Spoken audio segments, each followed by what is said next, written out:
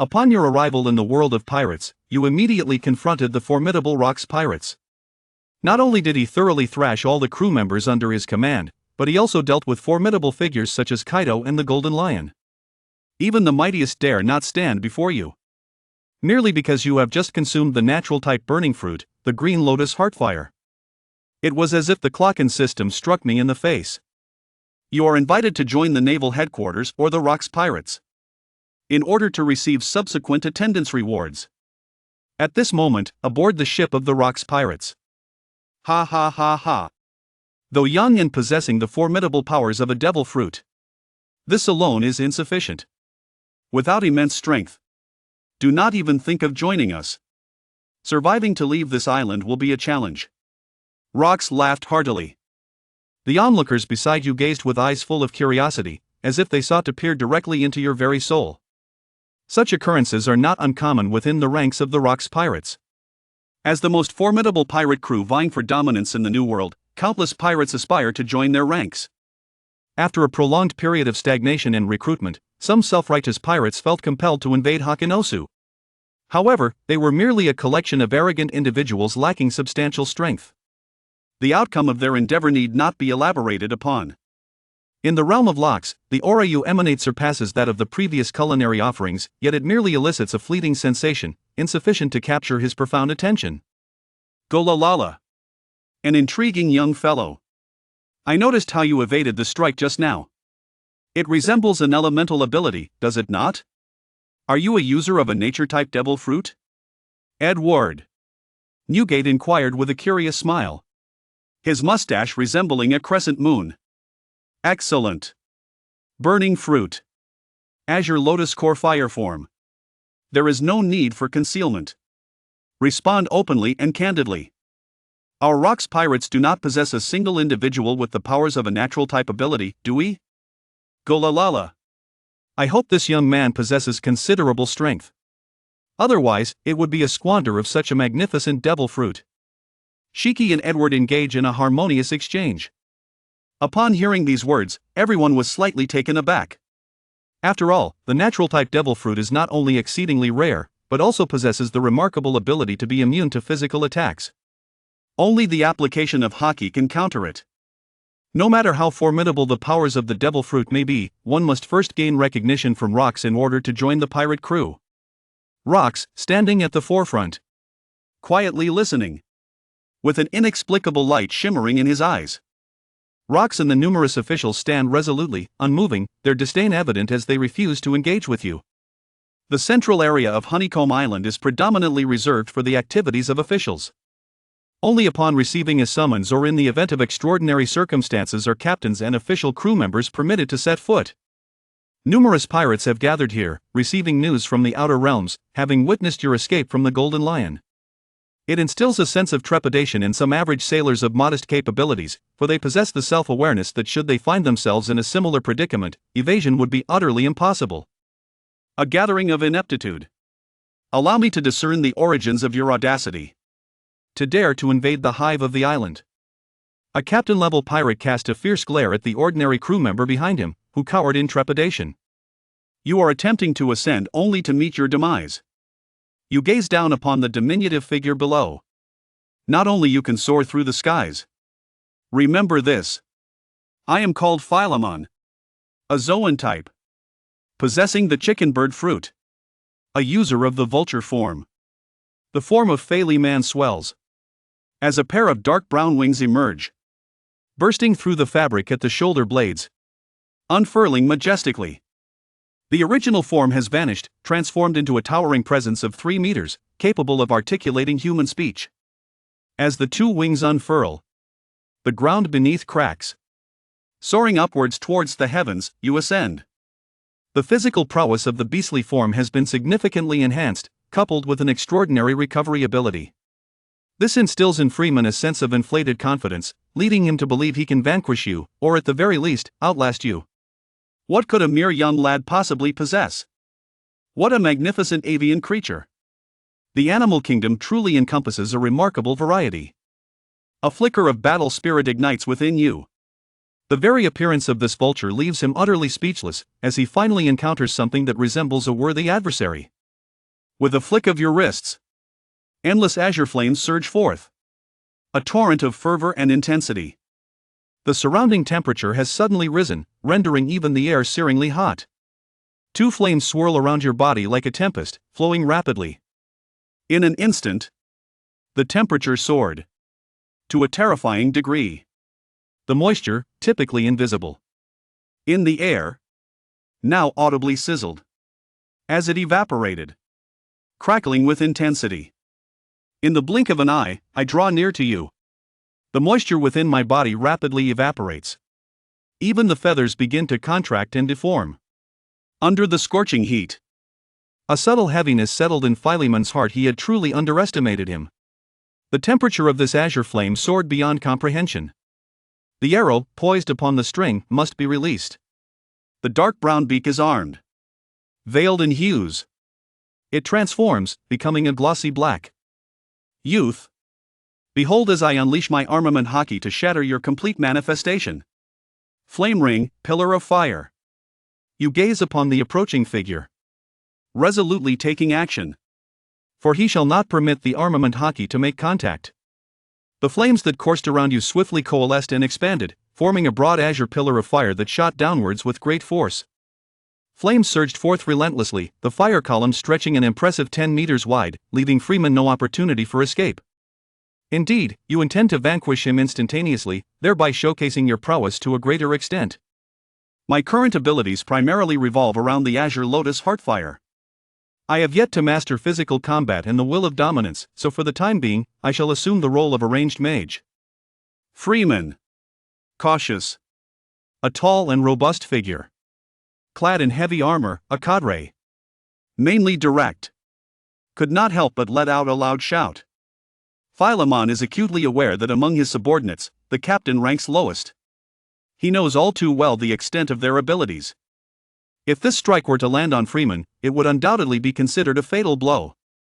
Just as the moments seemed to linger, the freedman in the sky remained unperturbed, while the vulture-like form of flight soared gracefully. Boom! He had just adjusted his angle when he was struck heated by a pillar of fire descending directly towards him. He was struck with immense force. The ground erupted, and a deep pit suddenly emerged. Cracks incessantly spread in all directions, crackling ominously. Flames roll with the currents of air, stirring up fragments of stone and swirling dust. The onlooking pirates hastily dispersed, seeking to avoid the touch of the azure flames. They witnessed the moment when Freeman was reduced to ashes in the blink of an eye. It was but a fleeting encounter with the flame, yet not even a moment's resolve could be sustained. Even amidst the scattering of the crowd, one is assailed by the oncoming wave of heat, feeling as though engulfed by flames. Indeed, it is truly a manifestation of the natural order. This temperature is one that ordinary flames cannot attain, as observed by Edward Newgate. Several officials have followed suit. However, this Philemon is rather incompetent, swiftly defeated. Suddenly, the Golden Lion Shiki spoke up, bringing forth a remark that was entirely out of context. Beside him, Wangji's expression was somewhat troubled. Who does not know that Freeman is the captain under his command? However, it soon occurred to me that if you were to gain recognition, you could invite him to join your ranks, perfectly filling the void left by Freeman. Oof.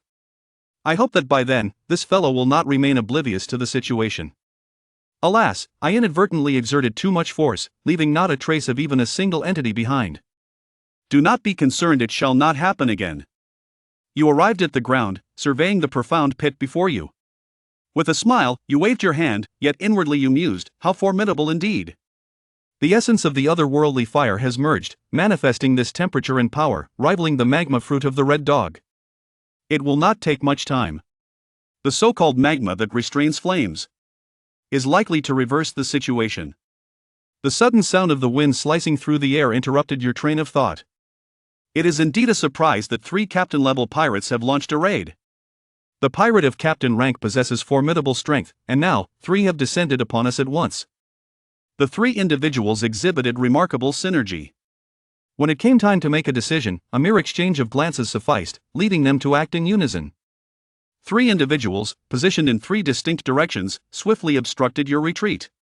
Behind, there stood a figure wielding a firearm, relentlessly unleashing a barrage of shots. The prowess of the 3 surpasses that of Freeman. Each one possesses the capability to defeat him. Their collaboration is not merely about explosive power and destructive force, it also necessitates the mastery of observation, perception, and a wealth of combat experience. Ha ha ha ha. Ha ha ha ha. Now this is becoming interesting. What would be his fate if he were unable to perceive the color of sound? Heh, I have yet to encounter a miner who exudes such charisma. How astonishing it is! The Golden Lion Shiki is currently engaging in conversation with several officials, while a young boy stands by. No one believes that this youth possesses the formidable power of the observation Haki. Indeed, this is the case. When three individuals disperse, it becomes impossible for one to decisively eliminate an opponent. While dealing with one adversary, the other two must also be able to launch their assaults. At this juncture, the assistance of observation Haki in combat becomes essential. You have yet to acquire the ability to witness. Simplicity exudes a commanding presence. Yet an alternative skill can suffice. The flame-eye gaze, derived from the comprehensive encyclopedia of fire-based abilities. Abandoning vision, relying on a thermal sensing system, enabling a 360-degree observation of foes, truly akin to the perspective of a deity. Sufficient to cope with the current situation. The azure flames surged from within, flooding the eyes. The black pupils on a white backdrop vanished without a trace, replaced instead by two blazing orbs of cerulean fire. Delicate wisps of flame drift from the corners of the eyes, an extraordinary sight, akin to a deity of destruction emerging from an inferno. Everyone suddenly feels as though they are being seen through, every action and movement seemingly anticipated by the other. At this moment, you possess the perspective of a deity, witnessing all that unfolds before you. If one approach fails to resolve the predicament, then employ a second. You shift your stance, tilt your head, and with a few subtle movements, you deftly evade the bullets that was passed from behind. Subsequently, the elemental compression of flames erupted, hurling backward with such swiftness that it swiftly reached the presence of the man before him. Swift and decisive. Without a hint of mercy. A fiery fist is unleashed. Scorching azure flames surge forth. Damn it! Is it the observation Haki? How could one be so young? The gunman's expression shifted dramatically as he silently cursed within. Meanwhile, the jets of flame permeate the earth, an unceasing torrent, as the clouds brew a terrifying onslaught. This is a manifestation of formidable power. Among the observing officials, the Golden Lion, was utterly astonished by the scene before him, rendered speechless in sheer disbelief. I had just mentioned that the other party would not possess the ability of observation Haki, yet I was swiftly proven wrong. This young man possesses remarkable talent. At such a tender age, he has already mastered the art of observation Haki, complemented by his formidable prowess in the elemental fire abilities. In a few years, he is destined to emerge as a formidable pirate upon the vast seas. Whitebeard chuckled heartily, his gaze unwaveringly fixed upon you, as if acknowledging your innate talent and formidable strength through his words. Everyone present gazed at you in astonishment. At such a tender age, possessing formidable abilities is one thing, however, the mastery of Haki as well is quite another. I often feel as though I do not belong to this world. The assailant was utterly unprepared for the fact that you could effortlessly evade the onslaught, and with remarkable swiftness, you launched a counteroffensive against yourself. His armament color initially enveloped the sea of fiery fists, consuming it entirely. The entire torso was scorched to a crisp, the limbs shrouded in an armor-like hue, as they fell, while the blood and moisture were evaporated away. The remaining two individuals were filled with horror. The death of their companion left them no time to feel anger. Just as the two were swiftly pursuing and were on the verge of catching up to you, an unforeseen turn of events occurred. The volcanic rocks beneath my feet suddenly became scorching hot, as a wave of suffocating heat surged upward, striking the crown of my head. Boom! The earth violently split apart. A dozen azure columns of flame surged forth. The scene was utterly terrifying. The entire surface is upheaved. Windswept sands and stones scatter. Heat waves ripple through the air. The two individuals reacted quite swiftly, deftly maneuvering and evading with remarkable agility. The impact in such a widespread assault is minimal. One may evade the first and second trials, yet it is not guaranteed that one can escape the third and fourth. In a single surge, before even striking, one has met their demise. How could it be possible that three captains were swiftly overwhelmed? When Philemon was defeated in an instant, I was merely taken aback. Now, I find myself utterly bewildered. His abilities are exceedingly formidable. Upon contact with his flames, the very essence of carbon dissipates into smoke, vanishing into mere ashes. Only with advanced armed color Haki can one withstand such power. Perhaps only the officials possess the ability to defeat him. The multitude of pirate children gasped in astonishment, instinctively taking 2 steps back, including their captain. Not a single soul dared to step forward thereafter. After all, no captain deems themselves capable of rivaling 3 opponents of equal caliber, let alone vanquishing them in an instant. Why must a good person's head be given away? It is akin to courting death. Such youthful yet formidable strength has never been heard of before. Are today's young people truly this astonishing? Observing the scene, Rokks wore a slight smirk at the corners of his mouth, showing no concern for the 4 pirate captains who had just been slain. To him, they were merely expendable pawns, easily replaceable at any moment. Countless pirates outside were eagerly awaiting the opportunity to join the ranks of the Rokks pirates. Only those with such capabilities as the cadres can assist him in realizing his ambitions. At a tender age, you possess remarkable insights and an imposing presence. With extraordinary talents, your fiery abilities are truly formidable. Upon joining the Rokks pirates, it will not be long before a significant ally is added, advancing the plan to overthrow the world government further. What is your name? My name is You Luo. You gazed at Rokks with poise and confidence, articulating your name with profound assurance. Haha, your abilities are indeed impressive. I grant you permission to join the Rokks pirates. Rokks surveyed the attendees and, noticing that no one had made a move for some time, took the initiative to speak and conclude the matter. The multitude of pirates fell silent, signifying their stance. Join the Rokks pirates. Mission check-in successful. Attaining rewards. The Master Swordsman's insights into the way of the sword. An encyclopedia of swordsmanship. The Supreme Great Blade, 1001 tales. The rewards have been automatically bestowed upon the host. The weapon has been securely stored in the inventory. As soon as Rokks finished speaking, a smile involuntarily crept across your face, and the crisp notification sound of the system echoed in your ears. Insights into the way of the sword and comprehensive techniques. Gradually, it has seamlessly integrated into the depths of my mind. My body, having endured countless trials, has forged an indomitable muscle memory. This task rewards directly by addressing a particular shortcoming. After all, true strength lies in excelling in every aspect beyond ordinary capabilities. At present, his physical techniques and the mastery of the 3 types of domineering power remain utterly incomprehensible. However, his abilities in both the Heartfire of the Azure Lotus and the swordsmanship are equally formidable, representing the pinnacle of strength upon the vast ocean. Even when faced with superiors, he remains undaunted. At this very moment, you are infused with the profound insights of the great swordmaster's way of the blade. The essence of an individual's temperament has subtly transformed, imparting a distinctly different impression than before. Faintly, the essence of the sword's intent sharpens, akin to a treasured blade yet to be unsheathed. Then how about becoming an official? You reflected upon your thoughts, gazing subtly at Rokks. To ascend to a leadership position all at once would undoubtedly alleviate a myriad of future complications. Your current prowess is nearly sufficient. With your innate talent, it may not take long for you to achieve your goals.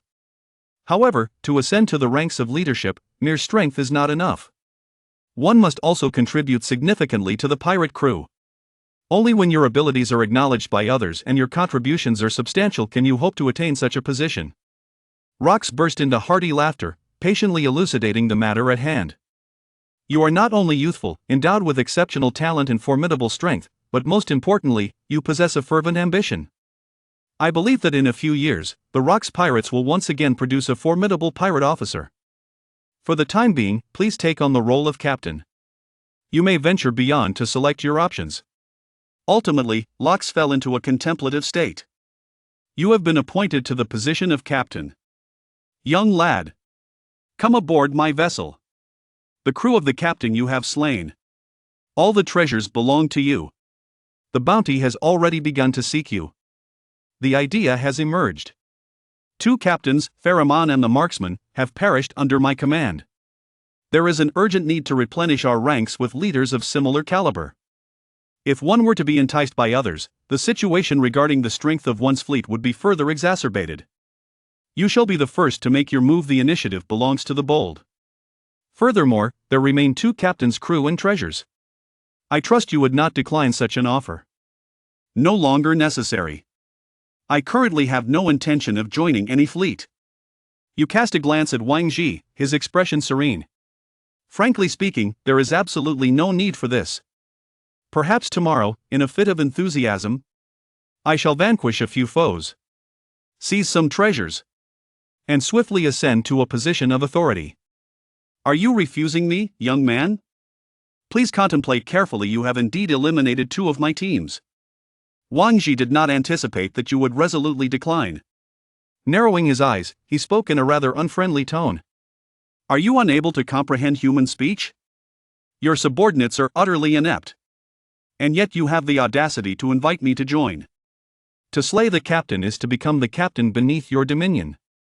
If I were to end your life, would that elevate me to a position of authority? You furrow your brow slightly. Wang Ji's words deeply unsettle him. Whether to join or not is my prerogative. Yet you dare to threaten me? I am not intimidated by you. I would rather perish than submit to you. Arrogance. With a modicum of strength, one becomes oblivious to the vastness of the heavens and the depths of the earth. Allow me to enlighten you. Before me, you amount to nothing. Upon hearing this, Wang Ji's fury soared to the heavens, and his eyes brimmed with a murderous intent. The overwhelming momentum of the stock seems to have surged forth, crushing everything in its path. You are truly arrogant, displaying such demeanor before the crowd, showing not the slightest regard for your own dignity. You perceive the chilling intent to kill, yet remain unperturbed, exuding an air of calm composure. With the prowess of a great swordsman, when the hands truly move, one can at the very least secure a position of dominance.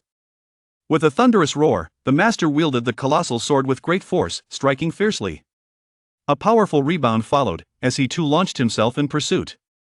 In response, Lux did not hinder him. He too wished to witness the extent of your prowess and just how far you could truly go. The colossal sword wielded by Wang Ji surged forth with an unstoppable momentum, akin to a fierce beast charging directly at you. The sword energy coalesces along the blade, potent enough to tear through the resistance of the air currents. Yet, this did not stir any emotions within your heart. In the face of the impending colossal sword, you remain unperturbed. In the midst of the azure lotus's core fire swirling, it stretches outward in a graceful arc to the right. Upon closer inspection, one might discern. The flames unmistakably take the form of a blade. Your primary consideration is to be able to conceal yourself while retrieving a weapon from your inventory.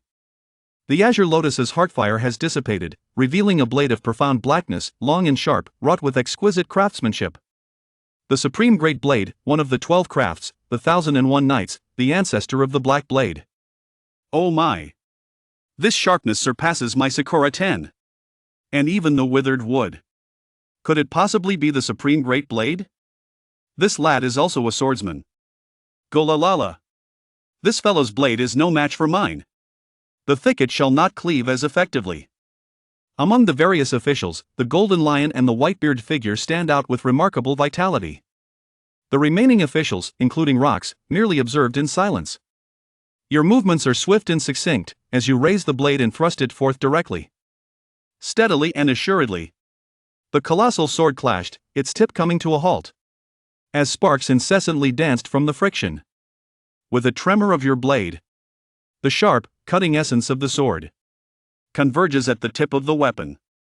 With a resounding crack, the sword energy that Wang Ji had concentrated upon the colossal blade was torn asunder, shattering with a thunderous roar. As 2 streams of sword energy collided, an invisible tempest was unleashed, directly affecting the surrounding sea surface from the heart of the island. With a swift thrust, Wang Ji seized the sword, leveraging the currents of air to propel his body into a lateral rotation, as the colossal blade descended once more with formidable force. Before it strikes you, you already sense a weight. A feeling akin to Mount Tai, pressing down upon you. The sharp sword intent emanating from you easily cleaves through the oppressive force. And then, in an instant, transcends into the heavens above. In the 16th year of the camp, a tempest of troubles ensues. From your elevated perch, you unleash 36 strokes of your blade.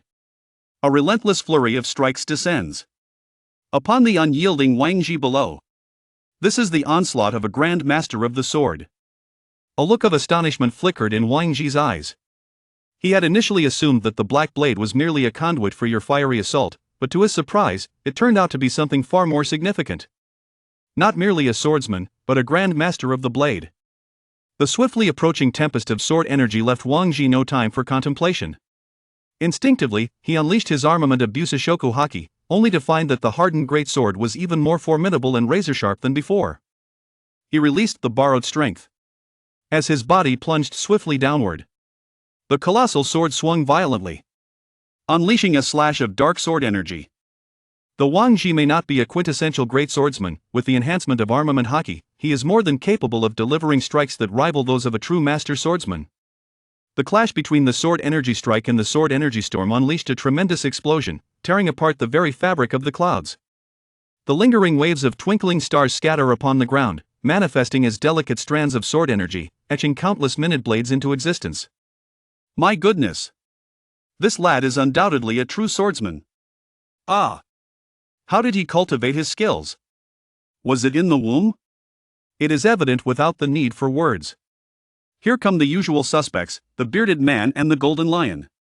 Rokks gazes at you with a subtle smile, appreciating your presence. Until now, Rokks has finally acknowledged you in earnest. Infuriated, Wang Ji felt a surge of shame and anger. Under the gaze of the crowd, he found himself at a loss. How could someone so youthful possess such audacity? It appears that I must truly showcase my genuine abilities, otherwise, what face would I have left within the ranks of the Rokks pirates? Upon this contemplation, the vividness of my experiences and perceptions bursts forth with unparalleled intensity. Meanwhile, your fiery gaze possesses an otherworldly essence, as azure flames fill your eyes, with wisps of fire dancing at the corners. Both parties vanished into the vast expanse of the sea, obscured from the pirate sight. Clang! The sound of clashing steel resonates endlessly, as the expanse of dispersing clouds continues to grow. At times, a strike of slashing blows lands upon the ground, while azure sparks hover gracefully in the air. At this very moment, only those pirates who have mastered the observation Haki can barely discern the trajectory of the clash between the two. Only the adept practitioners of observation Haki can be deemed as true spectators of this battle. In the blink of an eye, the two engaged in a fierce exchange of hundreds of strikes, as countless blades of energy and slashing attacks whistled through the air. The perceptive pirates, endowed with the ability to sense their surroundings, manage to evade the onslaught, while some unfortunate ordinary pirates fall victim to the sudden onslaught of sword energy. Amidst the continuous exchange of moves between the two, a fleeting opportunity arises. In this very moment, De Chen trembles, with your hands firmly grasping 1001. At this instant, his thoughts are crystal clear.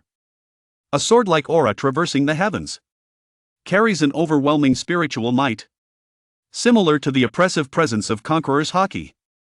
This is a moment when the principles of martial ethics are disregarded, as a sudden and formidable move is unleashed. Wang's pupils dilate in shock, his heart filled with uncertainty and doubt. Yet, this is the true sensation of perception, a realization beyond mere sword energy. There exists another force, one that stirs his spirit and evokes a profound resonance within his heart. In a hurried moment, the power of the armed color enveloped all. Wang executed his own fusion with a forceful strike following the display of his overwhelming might. The air currents are compressed, frantically swirling. In an instant, the airflow cascades. Wherever it passes, the ground is crushed. Deep pits and cracks continue to widen. Two slashing strikes collide, unleashing a powerful surge of air. Instantaneously, the waters surrounding Honeycomb Island become tumultuous and raging. In an instant, Wang Ji's sword energy was completely extinguished. The great impact resonated upon Wang Jihao's heavy armor, accompanied by a terrifying aura of spiritual might. With a resounding clang, Wang Ji's body was hurled backward. Landing on the ground, he staggered momentarily, before managing to regain his footing. His heavy armor is adorned with numerous sword scars, particularly a prominent gash across his chest that stands out remarkably, rendering him a pitiable sight. At this moment, Wang Ji was engulfed by a surge of anger, feeling an overwhelming sense of humiliation. Before the fight, you vowed with unwavering confidence that you are nothing before yourself. After the onset of the conflict, being completely suppressed was one thing. Now, to my astonishment, I have even sustained injuries. In his perspective, this is a disgrace. Ha ha ha, you truly are a monster, having actually injured Wang Ji. Only the golden lion laughs heartily in the sky. Upon observing Wang Ji, a fellow cadre, other officials couldn't help but stifle their laughter. The laughter that reached Wang Ji's ears was grating, igniting a fierce blaze of fury within his eyes. Young one, do not take pride in your accomplishments. Allow me to unveil my true prowess.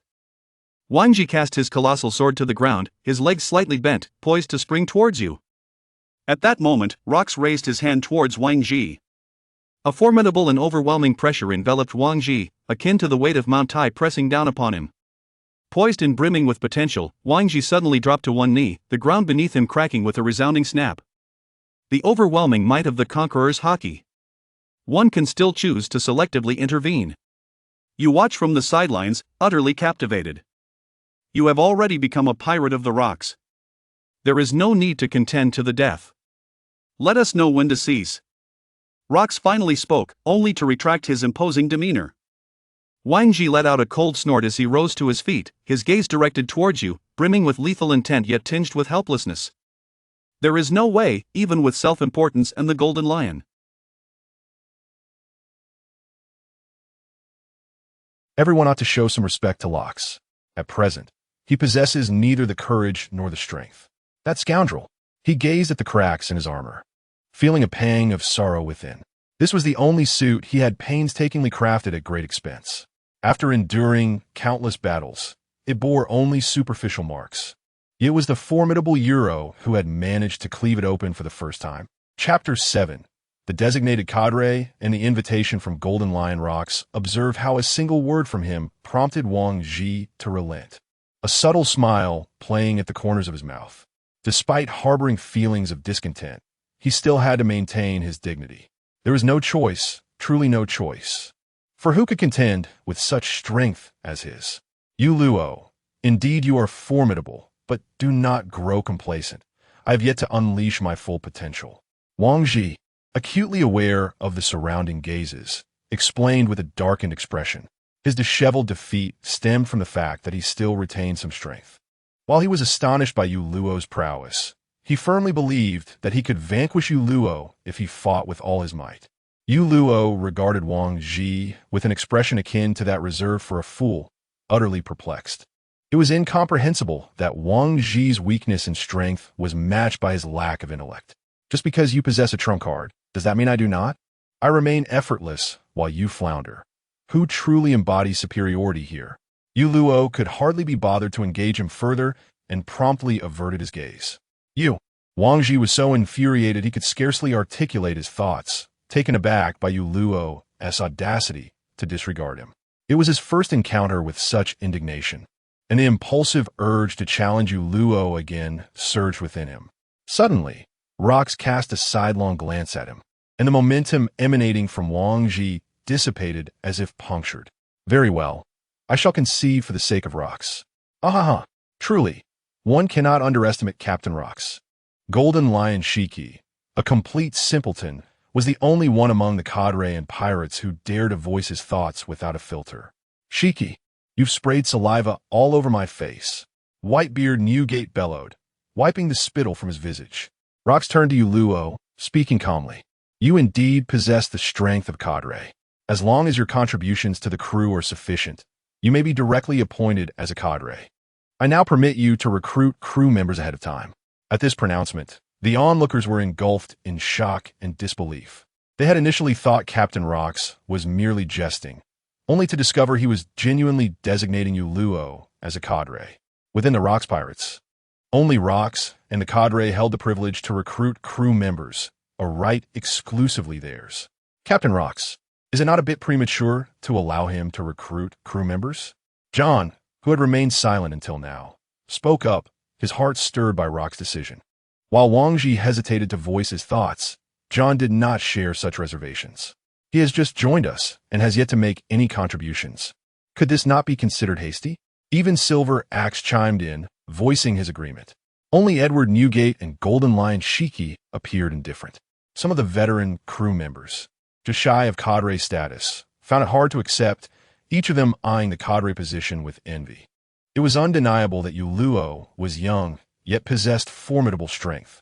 However, since the establishment of the Rokks pirates, No one had ever been appointed as a cadre immediately upon joining. Even if it were merely a provisional designation, the notion was difficult for them to swallow. Moreover, all the cadres, including Golden Lion Shiki, Whitebeard, Edward Newgate, and Silver Axe, had ascended to their positions through countless battles and struggles. After surveying the crowd, Rokks spoke with a hint of indifference. You have all witnessed You Luo's talent and strength. The contributions required for him to ascend to a cadre position are insignificant. You Luo curled his lip, dismissing the notion that it was merely a matter of some treasures easily within grasp. Moreover, he had no intention of joining any crew. Instead, he would establish his own fleet under my command. Should any of you harbor dissent, feel free to confront me. If you dare not, seek out You Luo. Suddenly, Rokks paused, revealing a smile that hinted at deeper implications. You Luo, who had remained silent for an extended moment, felt a twitch at the corner of his mouth. This Rokks, ever cunning, did not shy away from inciting animosity on his behalf. Rokks, you sly old fox, I truly appreciate it. However, You Luo was unfazed. He feared no one and had no immediate plans to recruit crew members. Having just arrived in the pirate world, he intended to savor the experience before considering future endeavors. Additionally, with formidable strength, finding crew members would not pose a challenge. You Luo maintained a stoic expression and nodded in acknowledgement. John, who had wished to continue speaking, found himself at a loss for words. Thus, the matter concluded, and it was time for our feast. Rokks bellowed joyfully as a monstrous crew member descended from the sky, uplifting his spirits. Wow, the feast is commencing. Let us indulge in drink and meat. A chorus of pirates erupted in cheers, swiftly springing into action. You Luo suddenly realized that the act of feasting in the pirate world was indeed a remarkable phenomenon. Within mere seconds, everything required for the celebration was prepared. Under the envious gazes of many, You Luo was escorted into the Skull Castle, the gathering place for the cadres and Rokks during the feast. Hey You Luo, sit beside me. Let's engage in meaningful conversation. You Luo, who had casually chosen a spot and was about to take a seat, was unexpectedly pulled to the side of the Golden Lion Shiki. After indulging in several rounds of drink, Shiki could no longer contain himself. He handed You Luo a cup of wine and inquired, So, You Luo, when do you plan to assemble your crew? Accepting the drink, You Luo downed it in one go and candidly replied, I have no immediate plans. After all, more people mean more complications. For now, I prefer to enjoy myself.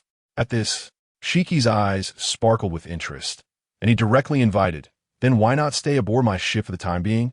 As fellow great swordsmen, we can exchange and hone our swordsmanship. While You Luo was now informally designated as a cadre and could not openly recruit, fostering a friendship was certainly permissible. After all, someone like You Luo, even if he did not become part of Shiki's crew, could never be an enemy. They could only be allies.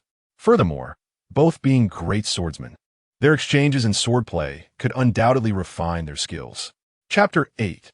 Targeted by the matriarch, are you staying on your ship? Yoloth pondered. Indeed, I am the mightiest and most genuine swordsman within the pirate crew. Our exchanges and sparring would undoubtedly lead to rapid advancement. At this point, Shiki the Golden Lion felt a swell of pride. Nevertheless, he spoke the truth. Among the Rokks pirates, aside from the seldom engaging Rokks himself, Shiki possessed the most formidable and pure swordsmanship. His abilities derived from the float fruit were acquired only after he achieved mastery in swordsmanship and were merely utilized as a means of attack, with swordplay as his primary focus.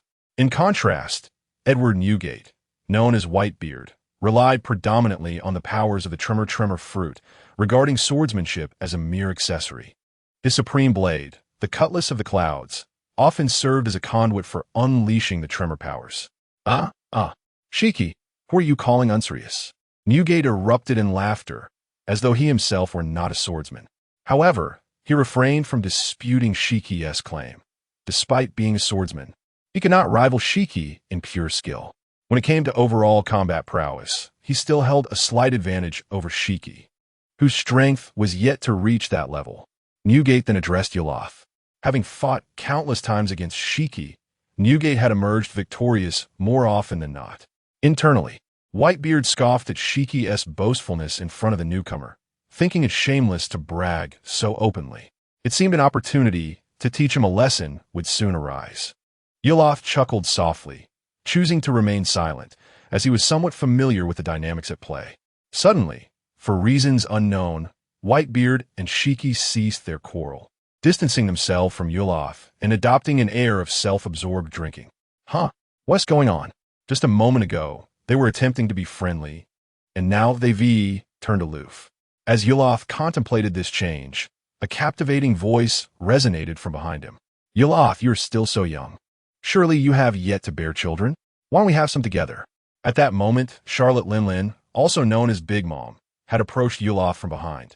Initially, she planned to court You Luo after the banquet, but upon witnessing Haki's initiation, she could no longer hesitate.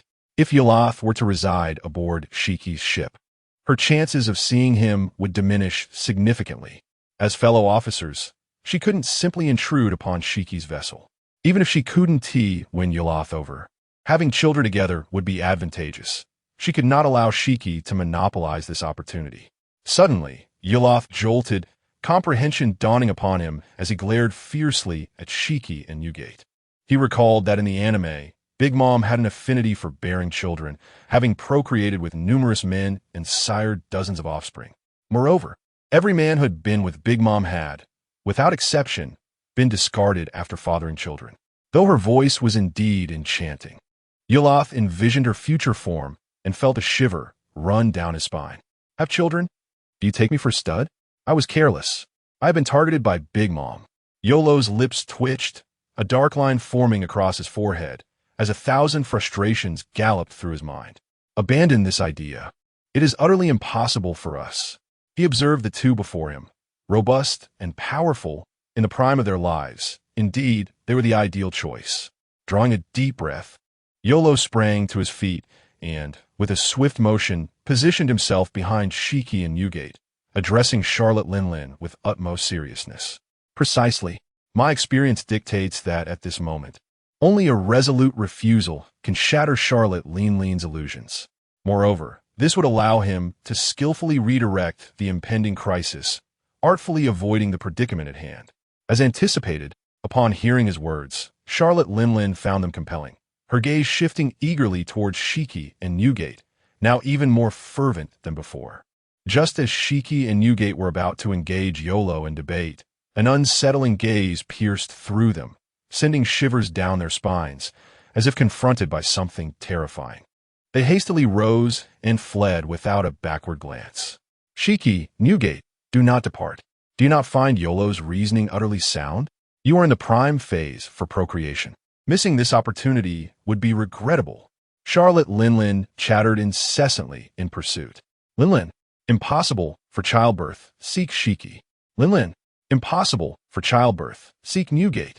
Both Whitebeard Newgate and Gold Lion Haki exclaimed in unison, mimicking You Luo's earlier tone, each attempting to shift the blame onto the other. No need to be modest. Both of you should father a few with me. Evidently, their intentions not only fell flat, but also landed them in a precarious situation. You Luo, overhearing the last of the tumult, could not help but click his tongue. What brazen words from the Big Mom. Meanwhile, John, Silver Axe, Wang Ji, and the others, gathered around their drinks, remained silent, yet their eyes reflected sympathy. Each had once been targeted by Charlotte Linlin and understood the current sentiments of Haki and Newgate. Young You Luo is quite amusing. Haki and Newgate had just escaped Linlin's grasp, and now they find themselves ensnared once more. Silver Axe laughed heartily, a hint of schadenfreude in his tone. Like You Luo, they too had rejected Charlotte Linlin's advances. Although she was undeniably formidable, these ambitious individuals held her in little regard. You Luo raised his glass towards Silver Axe. Captain Silver Axe, forgive my predicament. I did not anticipate being targeted by Charlotte Linlin upon my arrival. Do not take it to heart. This is merely Linlin's personal inclination. Which of us has not been under her gaze at some point? Silver Axe gestured with his cup. Acknowledging that his previous opposition to You Luo's appointment was merely a precaution, he recognized You Luo's strength. After consuming several cups of wine and exchanging pleasantries with the group, You Luo departed the castle, intending to seek out Gold Lion Haki. He was quite interested in honing his swordsmanship aboard Haki's ship. though he had not had the opportunity to express this earlier. Surely, Shiki and Newgate had managed to extricate themselves from Charlotte Leanlean's clutches by now. Uros contemplated as he made his way towards the pirate ship of Shiki. Chapter 9. Naval Shock. A monstrous rookie? The revelry outside the banquet far surpassed that within, as numerous pirates flitted from table to table, engaging in boisterous conversation and imbibing copious amounts of alcohol. Shortly after Euro departed, one pirate, observing his inebriated comrade, flickered with intent and stealthily rose to his feet, slipping away unnoticed. He made his way to a secluded stretch of coastline, glancing around cautiously before concealing himself behind a massive rock, where he carefully retrieved a din mushy, dialing a number. Marine Headquarters, Marine Ford, Admiral S. Office. At that moment, Admiral Steelbone Kong was engrossed in discussion with Sengoku, Garp, and Zifa. The growing influence of the Rokks pirates in the New World had rendered the station Navy forces nearly ineffective. Sengoku, weary and lined with concern, expressed his thoughts. The disparity in formidable power had indeed widened. The recent addition of Kaido to the Rokks pirates had enabled him to withstand the assaults of 3 vice admirals from the New World single-handedly. Zifa, too, wore a grave expression, nodding in agreement. Suddenly, the din mushy on the table interrupted Steelbone Kong's contemplation. He held absolute trust in Sengoku, Garp, and Zifa. Promptly answering the call, "This is Hive Island." The voice came through immediately. The atmosphere grew tense among the four, for Hive Island was the stronghold of the Rokks pirates. "Admiral Kong, a remarkable newcomer has emerged within the Rokks pirates." The undercover agent spoke in a hushed tone, yet the gravity of his words was unmistakable. "A remarkable newcomer? You must be referring to Kaido, who can battle 3 vice admirals alone. I'm already aware of this." Steelbone Kong replied in a neutral tone, even as Sengoku, Garp, and Zifa exhaled in relief, assuming it was merely routine intelligence. "No, it is not Kaido. It is an even more terrifying newcomer." The agent's excitement was palpable, his voice rising slightly. "What? A newcomer more fearsome than Kaido? Elaborate." Steelbone Kong felt a surge of anxiety. The agent would not speak without substantiation. "Today, a young individual, seemingly under 18, breached Hive Island alone, annihilating 3 captain-level pirates with the power of the Mera no Mi." A youth under 18? Indeed, but that is not all. He subsequently demonstrated mastery of observation Haki and the prowess of a great swordsman. Such youth, wielding a Logia-type ability, could be comprehended. After all, luck played a role. However, mastery of observation Haki and the skill of a great swordsman signified an elite level of power. Could such potential truly reside in a mere youth? At this revelation, the four were momentarily struck dumb, unable to articulate their thoughts. "Please continue," Steelbone Kong urged, inhaling deeply. "Yes." Furthermore, he engaged Wang Ji without utilizing his fruit abilities and utterly overwhelmed him, ultimately earning a designated position among the cadre from Rokks. The agent's excitement crescendoed to the point of near loss of control. "Impossible," overwhelmed Wang Ji. Upon hearing this, Steelbone Kong was taken aback, his previous composure vanishing without a trace. Even Sengoku, Garp, and Zephyr felt a ripple of unease in their hearts, exchanging glances filled with concern. The officers of the Rokks pirates were each endowed with formidable strength. Figures such as the Golden Lion Shiki and Edward Newgate, known as Whitebeard, possessed power on par with Sengoku, Garp, and Zephyr, while Wang Ji may not have ranked among the strongest within the ranks of the Rokks pirates. He was still a genuine officer, albeit slightly inferior to the others. The fact that this young man could overpower Wang Ji implied that he had already attained the strength of an officer. Steelbone Kong suppressed his incredulous thoughts and inquired, "What's the name of that newcomer?" "He's called Euro." "Someone is looking for me. I must end this conversation." The undercover agent hastily hung up the phone worm after uttering the name. Steelbone Kong showed little reaction to this, yet the four remained silent, their minds reverberating with the intel relayed by the undercover agent. After a long pause, Garp broke the silence, nonchalantly digging his nose as he spoke. "Why do such monstrous newcomers always join the Rokks pirates? Why not our Navy?" Well, having finally spoken up, he still managed to utter nonsense. "Truly, I am Garp. Cough. Cough. Sengoku shot Garp a stern glare, but Garp remained unfazed, tilting his head as if he hadn't seen it. Zephyr, who usually maintained a serious demeanor, displayed a look of helplessness. During this period, Steelbone Kong held considerable authority. The three cast a glance at him and slowly exhaled. Recently, the Rokks pirates had welcomed numerous newcomers, particularly Kaido and this You Luo. I believe we cannot allow this situation to persist. Sengoku, having emerged from his astonishment, gravely analyzed the current circumstances. Sengoku was correct. If we wait for these newcomers to grow, the strength of the Rokks pirates will significantly increase, making it far more challenging for us to confront them. Zephyr strongly agreed with Sengoku's assessment.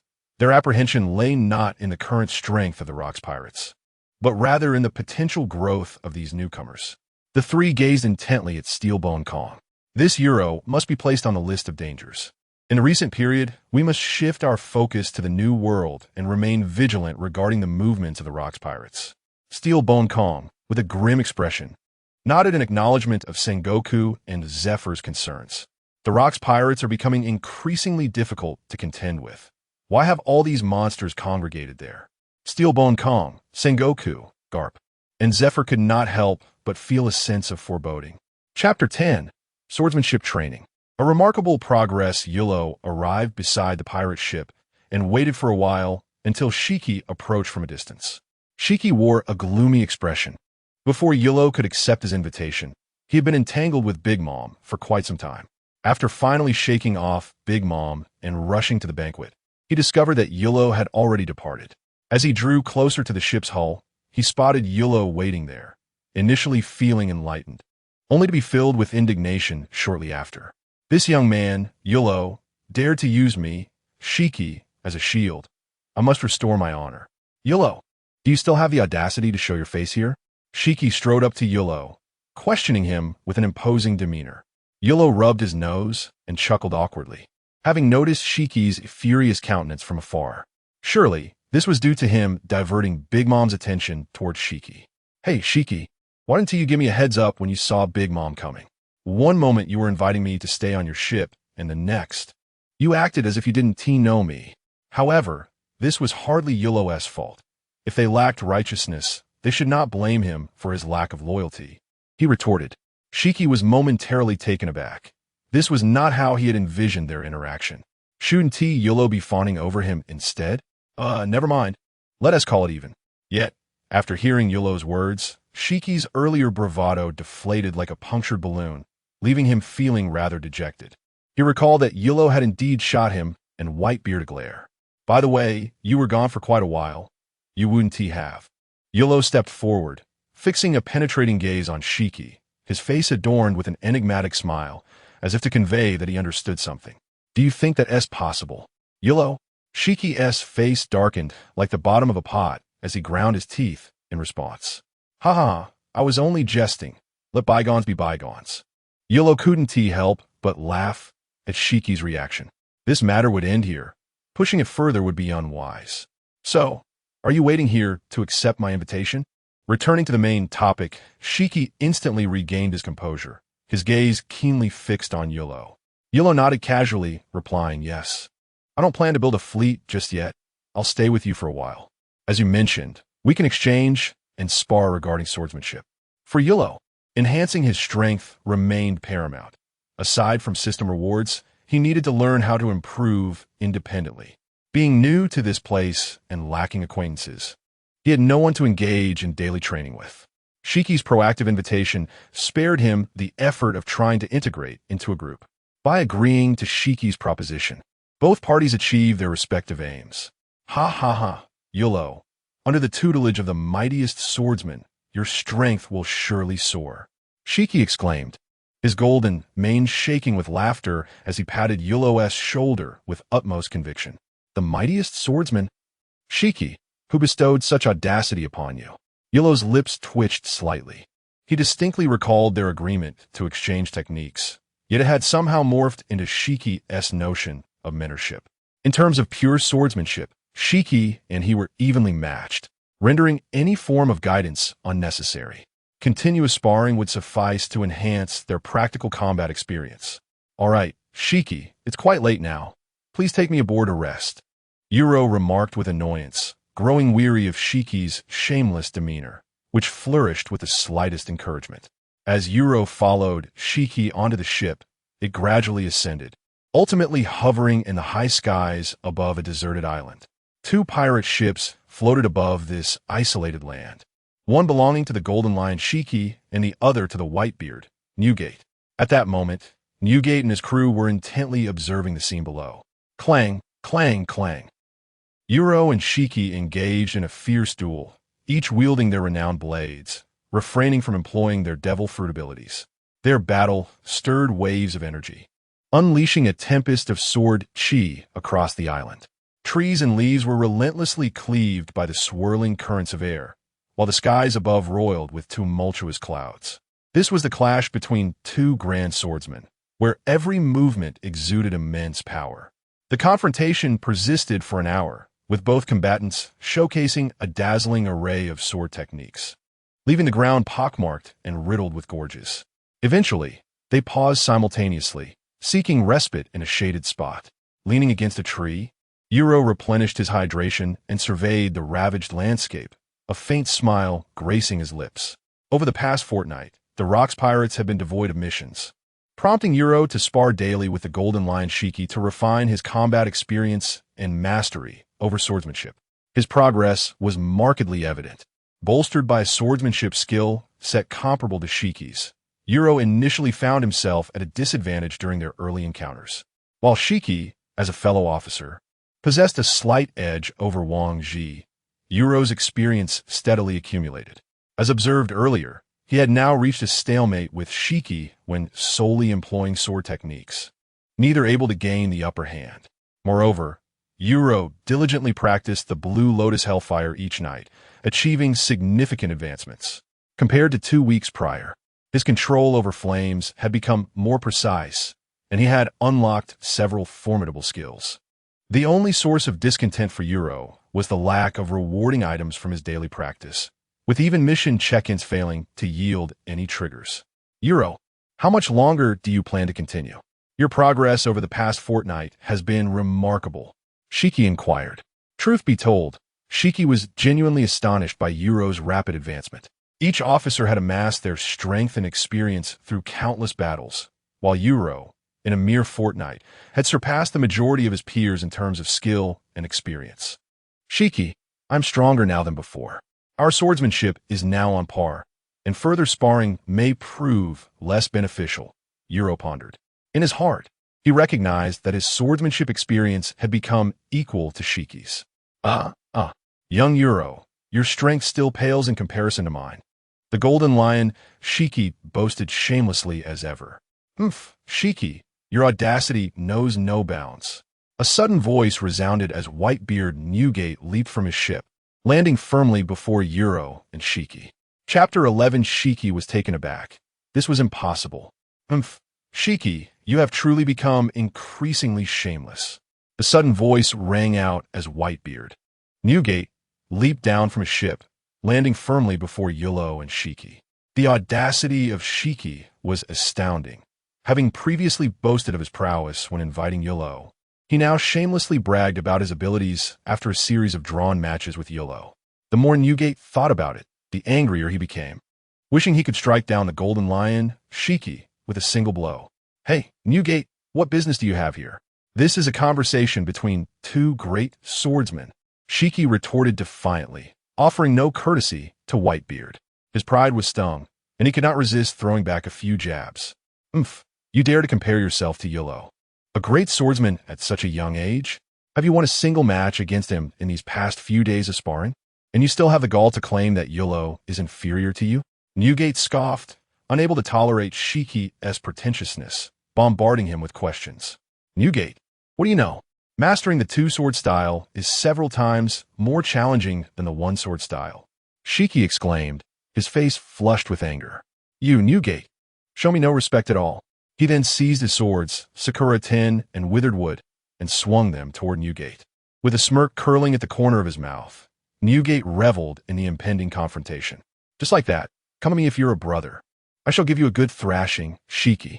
You Luo, accustomed to such situations, retrieved 3 bottles of liquor from his inventory. Authentic Wuyanya, his daily reward. He opened one bottle and tossed the other 2 towards Shiki and Newgate. As the 2 were on the verge of a fierce clash, they suddenly caught the intoxicating scent of the liquor and instinctively reached out to catch the flying bottles. Newgate, I shall let you off today. Shiki sheathed his dual blades, issuing a solemn warning to Newgate. Oomph. Newgate snorted, deciding to postpone his plans to thrash Shiki. Gulp, gulp. The strong liquor flowed down their throats, bringing unrestrained pleasure. And both Shiki and Newgate ceased to pay attention to one another. At that moment, You Luo remarked with a hint of mischief, Shiki, you cannot best me in swordsmanship. There is no shame in that. No need to use the difficulty of the 2-sword style as an excuse. Cough, cough. You Luo, what do you mean I cannot best you? Besides, the 2-sword style is indeed significantly more difficult than the 1-sword style, all right? Shiki retorted, slightly choked, his face turning red with indignation. Then let this final sparring session determine whose swordsmanship is truly more challenging. You Luo said with a graceful smile, picking up his sword. 1001 Nights and walking toward the shore. Ah, this suits me perfectly. Shiki exclaimed, momentarily surprised, before his eyes sparkled with excitement, bursting into laughter. You Luo, you are still too young. Although you possess the skills of a great swordsman, you lack the wisdom that comes with it. Who does not know that the more one wields a sword, the greater the challenge becomes? The single sword style is the simplest, while the dual sword style doubles the difficulty, and the triple sword style is even more arduous. This is precisely why the ocean is predominantly populated by masters of the single sword style. Over the past fortnight of sparring, Shiki has been continuously astonished and must concede that You Luo possesses formidable strength and talent. However, the proud Shiki would never admit defeat. He believes that if he were to adopt the single sword style, he too could achieve You Luo's accomplishments. It seems this opportunity presents itself for him to showcase his advanced swordsmanship, to earn some respect and make it known to the young You Luo that surpassing him is no easy feat. You Luo, how shall we engage in this contest? Do not claim that I, the Golden Lion Shiki, am bullying the youth, he declared haughtily as he approached the seaside, with Whitebeard following closely behind. After a fortnight of sparring, we are well acquainted with each other's techniques. We shall each demonstrate a technique from the other's sword style. The stronger shall prevail, and the weaker shall be vanquished. You Luo appeared confident as he succinctly explained the rules. No problem. Victory is assuredly mine. Shiki responded with increasing confidence, crossing his arms in a posture that suggested he held the winning card. After having battled You Luo for 2 weeks, he was already well versed in all of You Luo's sword techniques. With his experience, he felt he could comprehend half, if not more, of them, granting him considerable assurance. Observing Shiki's arrogant demeanor brought a smile to You Luo's face. Within You Luo's comprehensive guide to swordsmanship lay the essence of Shiki's techniques, and without any external assistance, Shiki was bound to lose. Whitebeard Newgate, feeling quite displeased, thought that Shiki was far too self-satisfied. He genuinely wished to send Shiki plummeting to the ocean's depths. I shall go first. 36 troublesome winds. Shiki charged ahead, wielding his Sakura 10 with one hand, unleashing a dazzling flash as 36 sword energies shot forth in rapid succession. However, unlike before, these sword energies did not coalesce into a storm of blade winds, but instead darted chaotically across the ocean's surface, ultimately vanishing into the depths. Shiki turned back, grinning with pride. What do you think? The single sword style is quite simple. I almost fully comprehended your technique. My dual sword style is far more challenging. Is that all? You Luo chuckled lightly. Golden Lion Shiki, you are undoubtedly one of the world's top swordsmen. Yet you chose to use the technique I employ most frequently, and it is also the simplest. The irony is that you have yet to master its perfect execution. Observe closely, summoning a withered branch with one hand. You Luo gripped his dual swords tightly, a glimmer of golden light igniting in his eyes as strands of sword energy began to coalesce along the blades. Shiki felt a jolt of shock, and even Newgate's eyes widened in astonishment. They were all too familiar with this sword energy. Lion slashed the waves. In the next instant, You Luo swung his blades with ferocity, unleashing a massive golden arc that cleaved through the sea, creating a chasm that was unfathomably deep and seemingly endless. The onlookers aboard the pirate ship above were equally captivated, their hearts racing in disbelief. How terrifying! This is You Luo's true strength. Yet, it was not over. If they were to play, they would do so to the fullest. Before the chasm could close, You Luo leaped into the air, once again striking with lightning speed, his dual blades dancing like a swarm of demons. Lion, Thousand Cuts Valley. Amidst the dazzling spectacle, a torrent of gleaming blades surged forth. Each strike as formidable as the last. The once tranquil surface of the sea now roiled with tumultuous waves. Haki stood in stunned disbelief, glancing between the tumultuous sea, the imposing figure of You Luo, and then back to the formidable Newgate. The onslaught, and the Thousand Cuts Valley. How could this be possible? At last, Haki's mind grasped the reality, propelling him into the air, his expression one of utter incredulity. Chapter 12. The Roger Pirate's Misadventure at last. Haki's mind began to grasp the situation, soaring into the air with an expression of utter disbelief. Am I the legendary Golden Lion Haki, or are you the Golden Lion Haki?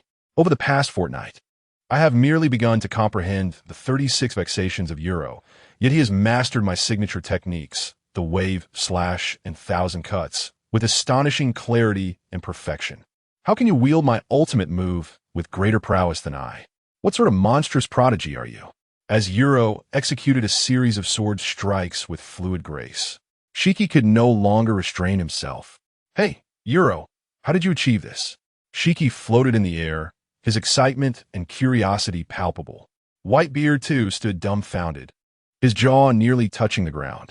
During these 2 weeks, You Luo had been in constant company with him and Haki, and Whitebeard was well aware of You Luo's daily routine. Morning workouts, daytime sword training, and nighttime manipulation of flames, with no dedicated practice on his swordsmanship. Remarkably, You Luo had completely grasped the sword techniques Haki had spent years perfecting through countless battles. Such talent is unprecedented. If he continues to live, he may even surpass Rokks. For even Rokks lacks such innate ability.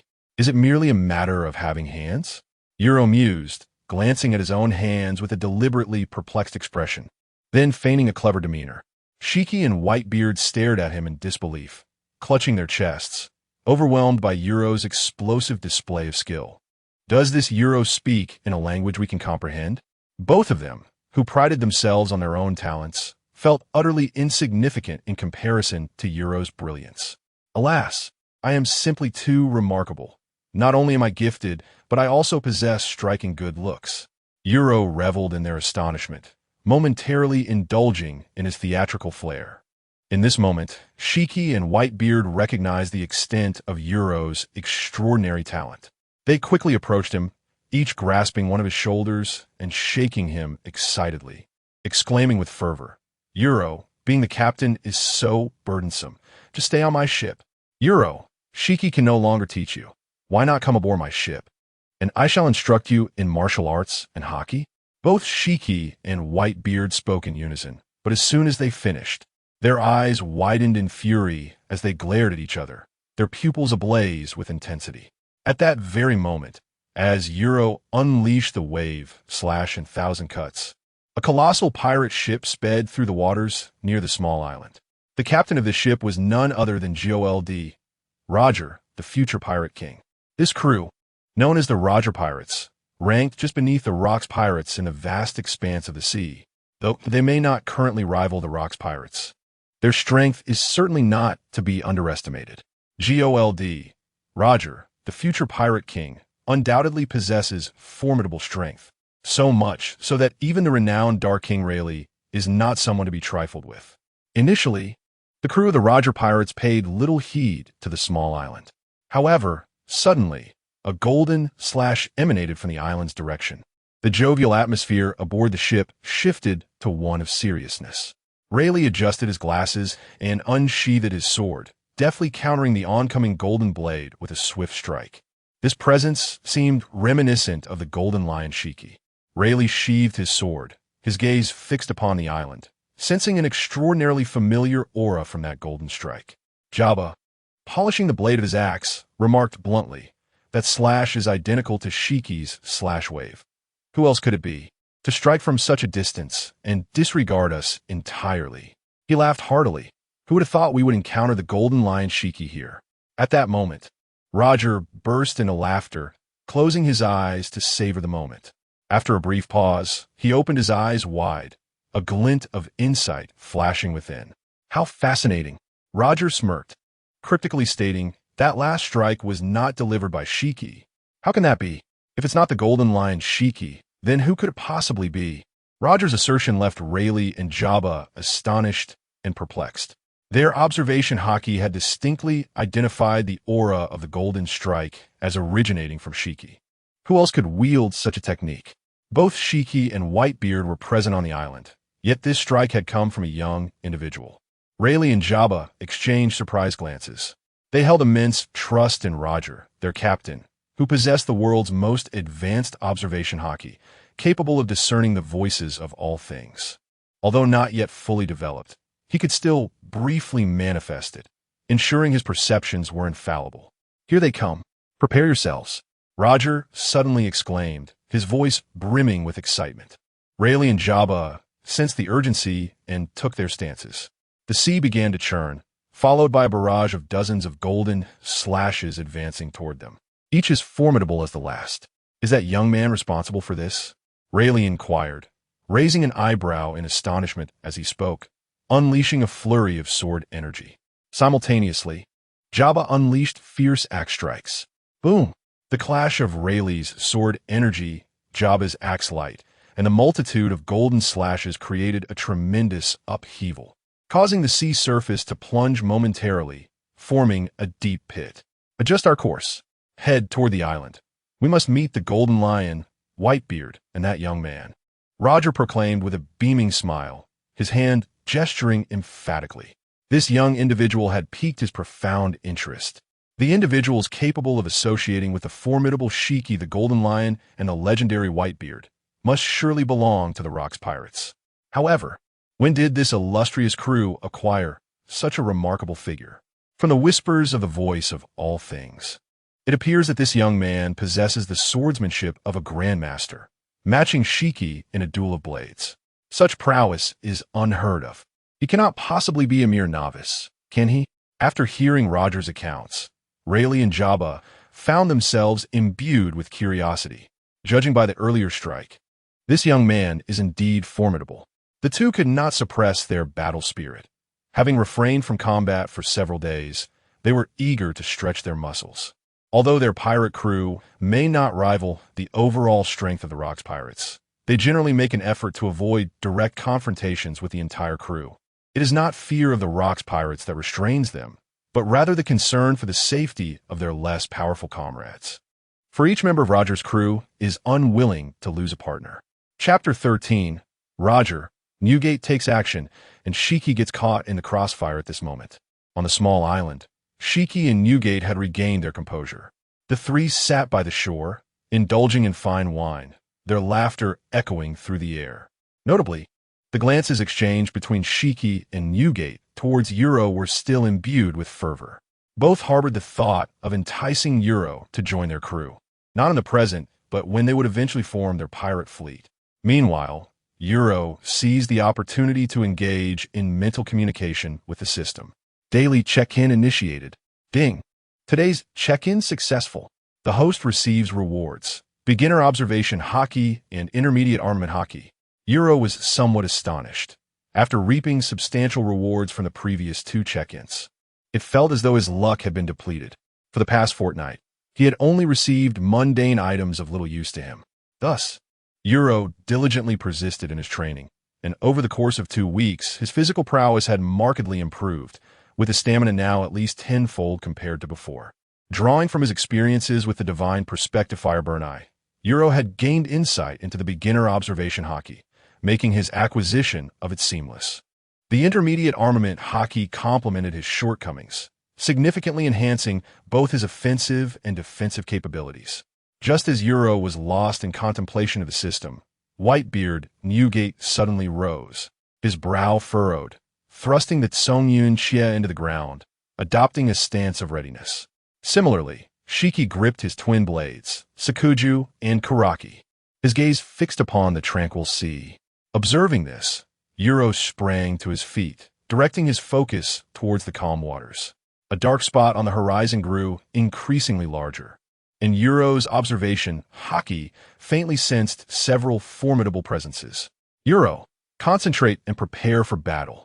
Newgate's voice rang out, laced with gravity. Their forthcoming adversaries were not to be underestimated.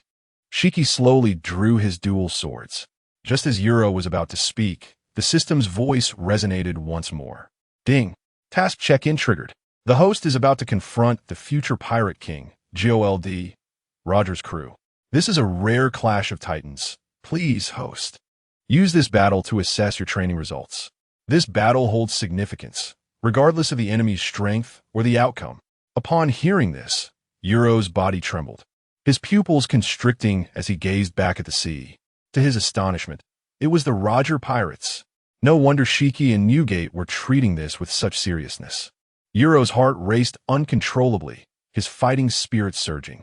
This was not merely a desire to battle a strong opponent, but also a test of his strength after 2 weeks of rigorous training. A moment to evaluate his current capabilities. The Roger Pirates vessel was now not far from shore, within sight of both parties. Ha ha ha. Newgate, Shiki, long time no see, Roger declared from the ship's bow, hands on his hips, laughing heartily, exuding a carefree demeanor. Roger, this time I will definitely defeat you, Newgate proclaimed, raising the Tsongyun Xie and striking towards the sea.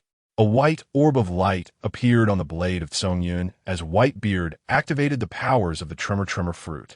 This orb, imbued with a terrifying force of vibration, caused the air in contact with it to rupture, leaving behind a network of white fissures as though the very fabric of space were being shattered.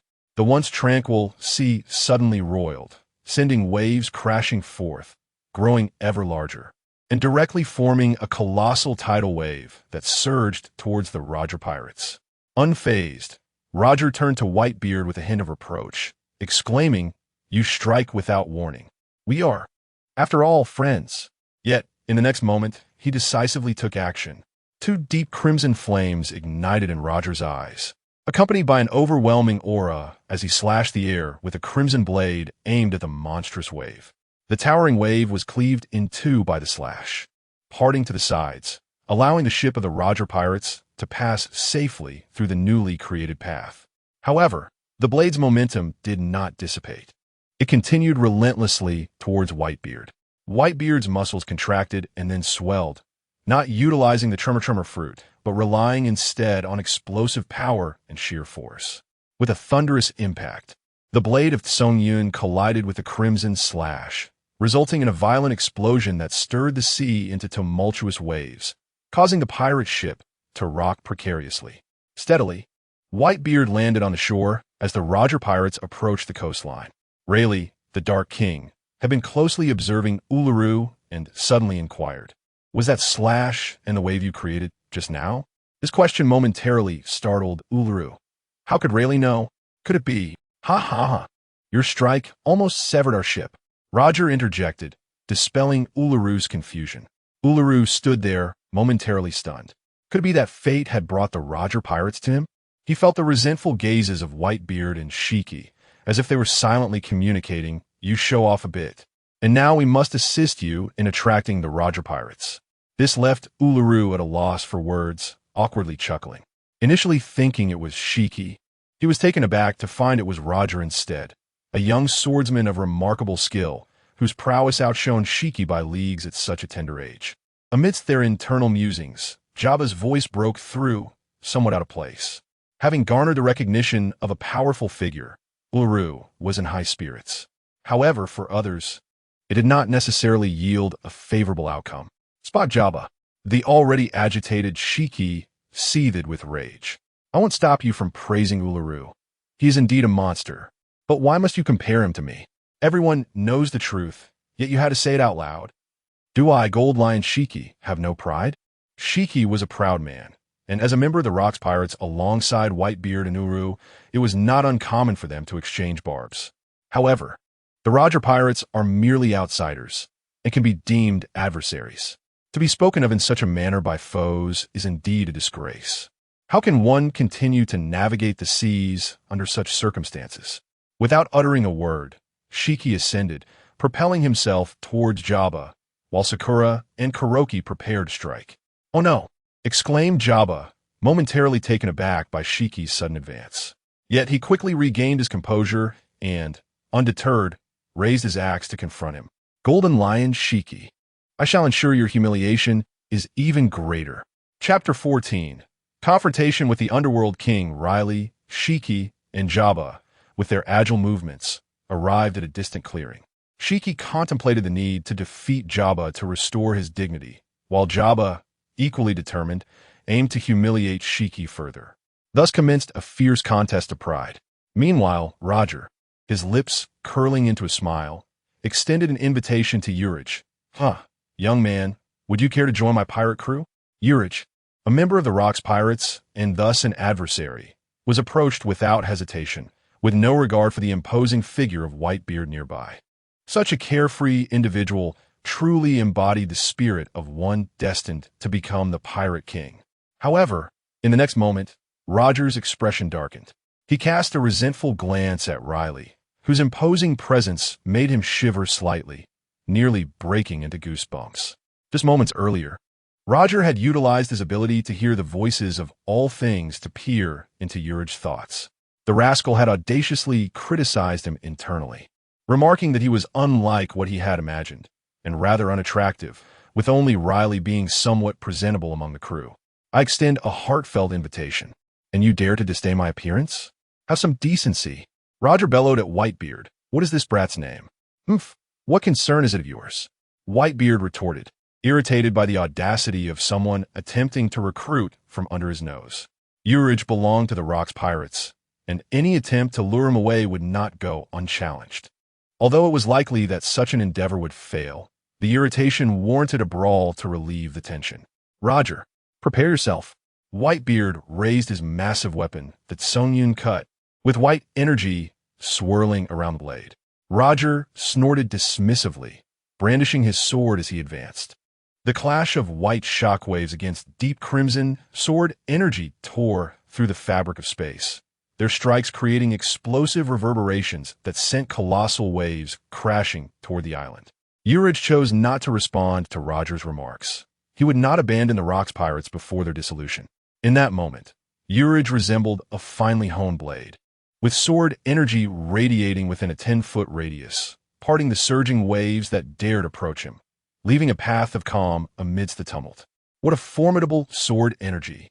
"Young man, your swordsmanship is commendable, yet still too youthful," Riley remarked, intrigued but not overly concerned. Even with the prowess of a grand swordsman, sheer combat strength could not rely solely on technique. With that, the Underworld King Riley raised his hand and unleashed a blade of radiant light, emanating a chilling aura as it locked onto Urich.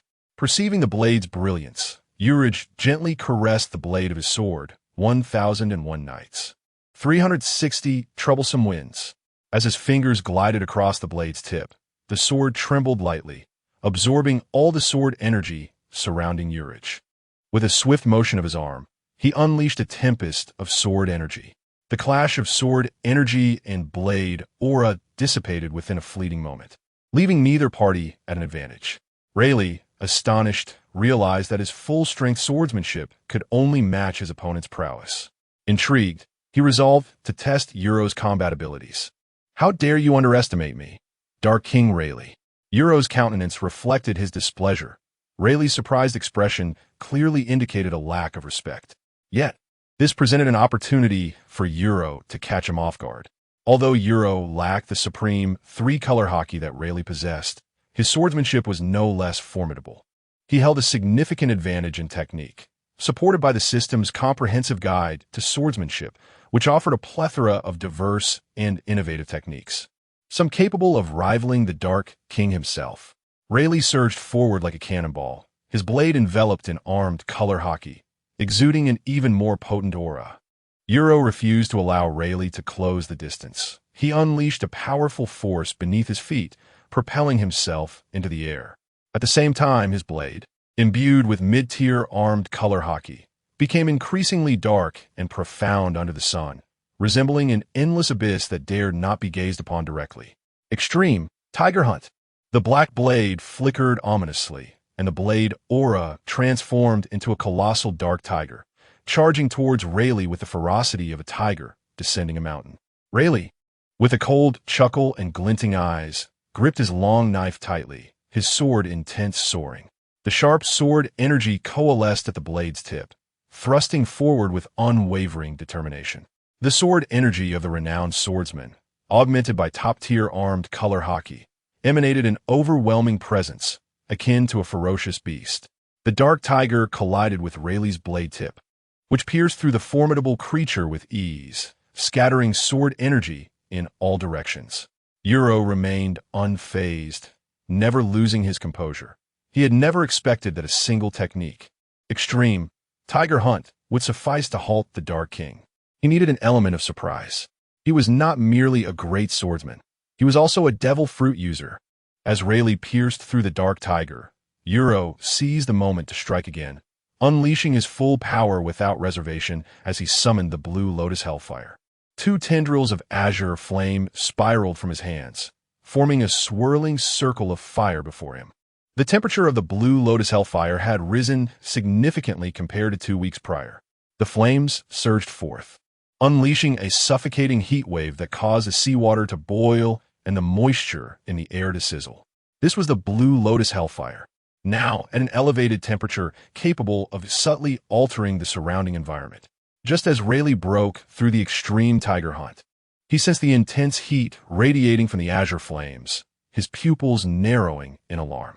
Ultimately, he had underestimated You Luo. He never anticipated that You Luo was not only a great swordsman, but also a devil fruit user, and this temperature surpassed even that of volcanic lava he had encountered. The flames seemed capable of igniting the very seas, leaving one profoundly shaken. You Luo, noticing Rayleigh's astonished expression, activated his skill. If not now, then when? Great Flame Ring, Pillar of Fire. The azure fire pillar erupted, swiftly bridging the distance between them. Oh my goodness, this is bad, Rayleigh exclaimed in alarm, realizing his oversight. At that moment, he was positioned far too closely. Should he be struck head-on, he would either perish or sustain grave injuries. Rayleigh, be cautious. Roger, engaged in battle with Whitebeard, instinctively sensed the impending danger and could not restrain himself from warning Rayleigh. However, Rayleigh had no time to respond to Roger. He deftly leveraged the air to alter his trajectory and swiftly darted to the side. The azure flames were exceedingly perilous, and he needed to escape their range of attack without delay. He had no desire to be wounded by an inexperienced adolescent pirate. Chapter 15, Rayleigh, please wash cut. In style as Qinghua drew near to Rayleigh, he was immediately struck by an intense heat that seemed to penetrate his very being. Sweat poured from his brow, and he felt as if he were ensconced within a volcano, drenched in perspiration, his clothes utterly soaked. This azure flame was extraordinarily terrifying. Rayleigh, overwhelmed by the oppressive heat, couldn't help but mutter a complaint. The azure fire column, with a diameter of a staggering 10 meters, posed no obstacle to Rayleigh's remarkable speed as he swiftly evaded its lethal grasp. However, as he brushed past the menacing flame, a wave of dread washed over him. Just as he exhaled a sigh of relief, a terrifying sight unfolded before him. The azure fire column shifted, veering towards his position. Though it had only deviated slightly by a dozen meters, it instantly enveloped him once more within its deadly range. This was the culmination of You Luo's relentless training over the past fortnight, honing his control over the flames to an astonishingly precise degree. What on earth? It can adjust its trajectory? Rayleigh's expression changed dramatically, and he cursed inwardly. There was no time for contemplation. He immediately summoned his utmost strength, enveloping himself in the pinnacle of armament Haki, the dark crimson aura swiftly enveloping his entire form, from forehead to toe. There was no time to evade. He could only brace himself for the onslaught. The azure earth fire surged forth with a ferocious intensity, instantly engulfing Rayleigh. The flames seared his body, Yet they were thwarted by his formidable armament Haki. Ultimately, Rayleigh possessed the highest level of Haki, rendering him impervious to the searing of the azure earth fire, thereby blocking the attack. However, the extreme heat emanating from the azure earth fire continued to envelop him, relentlessly roasting his body. This was no mere ambient temperature.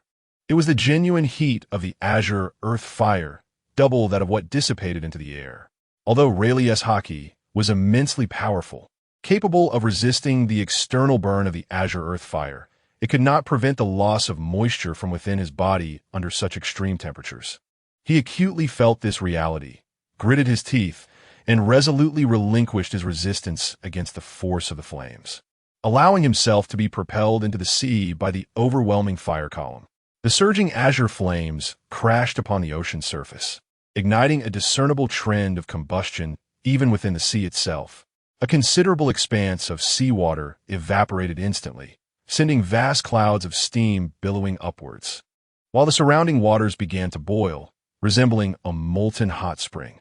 Numerous fish and shrimp were scalded to death, filling the air with a charred scent, accompanied by the faint cries of sea creatures in distress. Below the surface, several enormous shadows darted away, hastily fleeing the area. The onlookers, witnessing the tumultuous scene upon the sea, could not help but swallow hard. This was utterly absurd. They had never before encountered such a terrifyingly monstrous ability of a devil fruit. The seawater mitigated some of the flame's heat, and Rayleigh, submerged in the ocean, found his body somewhat alleviated from the torment. Rayleigh, you have been careless, underestimating your opponent. Roger, amidst the battle, had long recognized that You Luo was no ordinary foe, and thus had been closely monitoring the confrontation between Rayleigh and You Luo. He was certainly aware that Rayleigh had underestimated his opponent. Even initially, he harbored a similar notion. None of them anticipated that, in addition to his exceptional swordsmanship, You Luo possessed a formidable devil fruit ability. Roger believed that, under the circumstances, Rayleigh's choice was exceedingly prudent. Had he been in Rayleigh's position, he would have made the same decision. As he unleashed his supreme Haki, he also felt the gradual depletion of moisture within his body, leading to a significant drain on his stamina. Even if he managed to endure until the fiery column dissipated, he would be on the brink of exhaustion. Ha ha ha! Roger, You Luo is a genius, already designated as an officer by Captain Rokks. Newgate suddenly erupted into laughter, his eyes brimming with admiration for You Luo, and his words laced with boastfulness and provocation directed at Roger. Oomph! And what of it? My ship is not devoid of talents either, Roger retorted with a scoff, feeling a tinge of envy. Indeed, his crew boasted a few prodigies, yet they paled in comparison to You Luo. Simultaneously, he felt a pang of jealousy.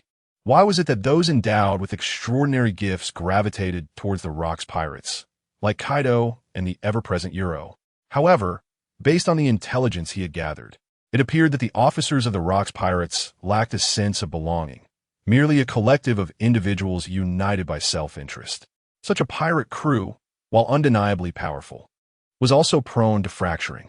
Shiki and Jabba were suddenly drawn to the commotion, witnessing Rayleigh being engulfed by the azure flames, plummeting into the sea. You Luo's flames have intensified. Shiki laughed heartily, his surprise mingled with an acknowledgement of You Luo's prowess. How is this possible? Jabba, however, was genuinely astonished, questioning his own vision. Concerned for Rayleigh, he could not help but think that if he were in Rayleigh's shoes, the outcome would likely be similar. Moments passed, and Rayleigh had yet to resurface from the ocean, which piqued You Luo's curiosity. This was unexpected. Rayleigh had clearly underestimated his opponent, caught off guard. But surely he wouldn't succumb so easily. Rayleigh, are you all right? Roger and Jabba began to voice their concerns, and even the crew members watching from the pirate ship shouted in alarm. After a moment, Rayleigh's head slowly emerged from the water. Oh my, Rayleigh, you've changed, Udo exclaimed, laughter bubbling forth as he found the situation hilarious. The atmosphere shifted dramatically upon Rayleigh's emergence. Everyone erupted into laughter, with Roger, Newgate, Shiki, and Jabba being the loudest. You Luo could hardly contain his amusement, pondering if he had been too benevolent, even providing his opponent with an unexpected makeover. As Rayleigh surfaced, His clothes remained pristine. Yet atop his head, he was bald. Gazing at the shimmering blue sea, one could easily spot a glistening, wet bald head reflecting the sunlight. At this moment, Rayleigh's countenance was as grim as if he had just consumed something repugnant, his gaze towards You Luo brimming with resentment. As a formidable figure in the New World and the vice-captain of the Roger Pirates, when had he ever encountered such a troublesome affair? While he could disregard Roger and the others, certain pirate crew members required a stern reprimand. Otherwise, where would his authority lie in the future? What are you staring at? What are you laughing at? Just wait until I return to deal with you. Boom! Rayleigh's imposing aura surged momentarily, instilling a sense of gravity among the crew, who promptly adopted a serious demeanor. Ah, he then turned his attention towards the barely contained laughter of You Luo, who offered an awkward smile and instinctively waved his hand. Chapter 16. Kaido's discontent, however, in Rayleigh's eyes, the situation had taken a different turn. His gaze fell upon You Luo, who brazenly laughed and waved his black blade. In the face of such provocation, Rayleigh refrained from confronting him. An odd feeling enveloped him, as if all the eyes in the room were fixated upon him, rendering him vulnerable and profoundly uncomfortable. With a cold huff but no words, he turned and leaped onto the ship. Though he could defeat You Luo, it would take a considerable amount of time and hold little value. It was wiser to depart. Ultimately, the purpose of his visit was to witness a young man whose swordsmanship rivaled that of the legendary Haki, and he had achieved that, even gauging You Luo's prowess. Moreover, altering their course had been a spur-of-the-moment decision. They had more pressing matters to attend to. As for reclaiming his dignity, that could wait for another occasion. Nearby, Roger and Jabba, observing Rayleigh's retreat, also chose not to prolong the confrontation, swiftly making their way back to the pirate ship. Whitebeard, Newgate, and Haki did not intervene. Returning to the shore, You Luo sheathed his black blade, the searing blue lotus dissipating as he settled between Haki and Newgate. The battle had concluded. You Luo gazed silently into the distance, watching as the Roger pirates vanished from sight. What an extraordinary feat, You Luo! Even the Dark King Rayleigh fell prey to your trickery. Whitebeard exclaimed, setting the Kanjiunki down and taking a seat, lavishly praising him. From this day forward, the Dark King Rayleigh shall be known as Bald King Rayleigh, Haki quipped. It must be my striking handsomeness and favorable fortune, Uro replied nonchalantly. Rayleigh underestimated me. I merely caught him off guard.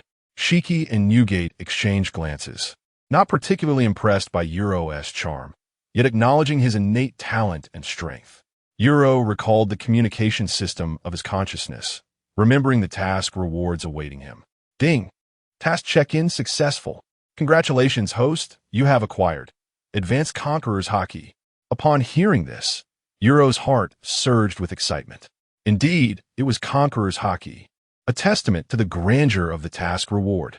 This power, said to possess royal qualities, awakens in only one in a million. It is innate, untrainable, and its intensity can only be enhanced through one's strength and charisma. Even among the ranks of the Rokks pirates, only a select few possessed this formidable Haki. Among the crew beneath the officers, apart from You Luo, only Kaido had awakened Conqueror's Haki, underscoring its rarity. You Luo couldn't help but smile as he recalled Rayleigh's expression before departing. Rayleigh was likely contemplating revenge for a future encounter. Yet, it seemed he would have no such opportunity now. With Advanced Conqueror's Haki already in his possession, all that remained was to elevate his observation and armament Haki to the same level or directly acquire them through system rewards. At that point, even if Rayleigh unleashed his full strength, he would find himself no match for You Luo. You Luo, Haki, and Whitebeard returned to their pirate ship, suspended in midair, amidst the cheers of their subordinates, to commence a grand feast in celebration of You Luo's burgeoning prowess. There was no urgency to return to Hive Island. If any pressing matters arose, Rokks would inform them via the snail phone. Meanwhile, aboard the Roger pirate's ship, Rayleigh pondered the capabilities of You Luo. He had initially been intrigued by You Luo's swordsmanship, but was now even more captivated by the overwhelming and fearsome flames he had witnessed.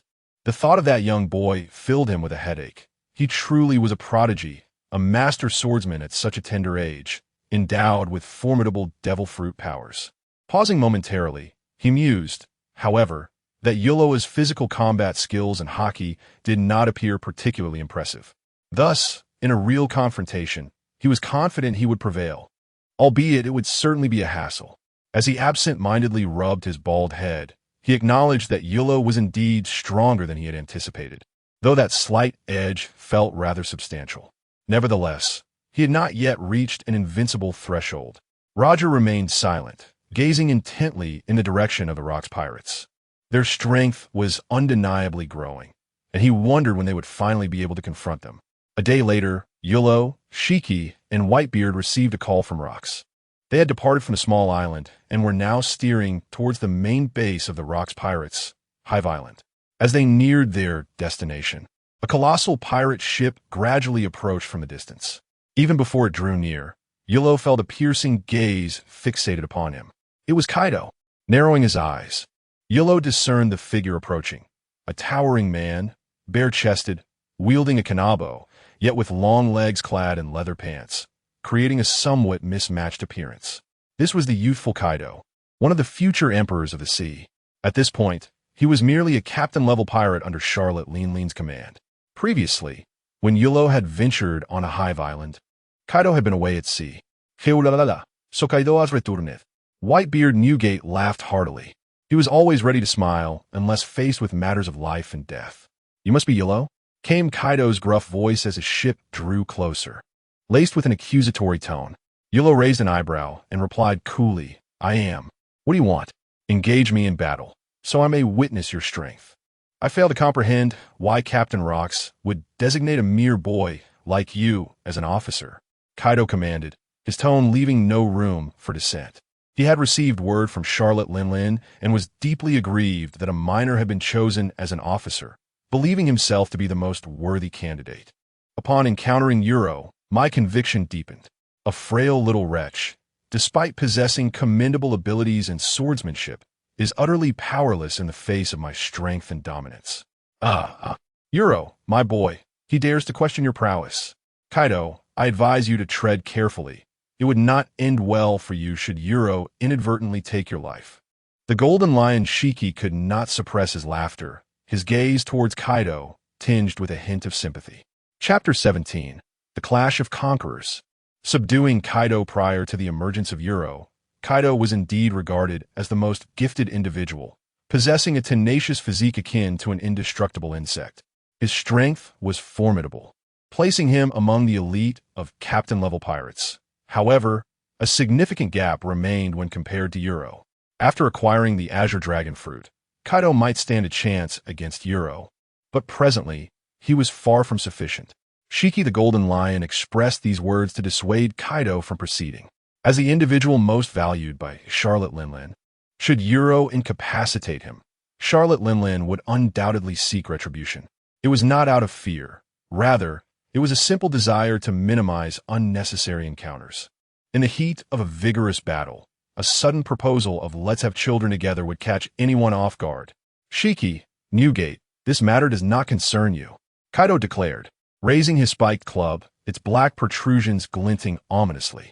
Internally, he seethed, feeling underestimated by Haki and Newgate, who clearly did not fathom his true capabilities. The notion that he might inadvertently kill You Luo, merely to protect him and intimidate Kaido into retreating, was laughable. Dream on. Kaido was no fool. The more they spoke, the more he perceived You Luo's abilities as unremarkable. Perhaps Rokks believed in You Luo's vast potential, envisioning a future where he surpassed him.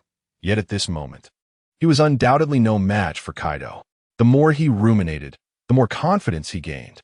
Haki and Newgate fell silent, merely observing quietly. Recognizing that this confrontation was ultimately a matter between You Luo and Kaido, and it was best left for them to resolve. Finally, You Luo spoke, his tone dripping with disdain as he coldly retorted, my cadre was designated by Captain Rokks himself. If you have grievances, seek him out instead of flaunting your bravado before me. What is the matter? Do you bully the weak, thinking me an easy target? With that remark, You Luo's provocation was evident. He casually invoked Rokks, recalling how Rokks had initially drawn enmity towards him.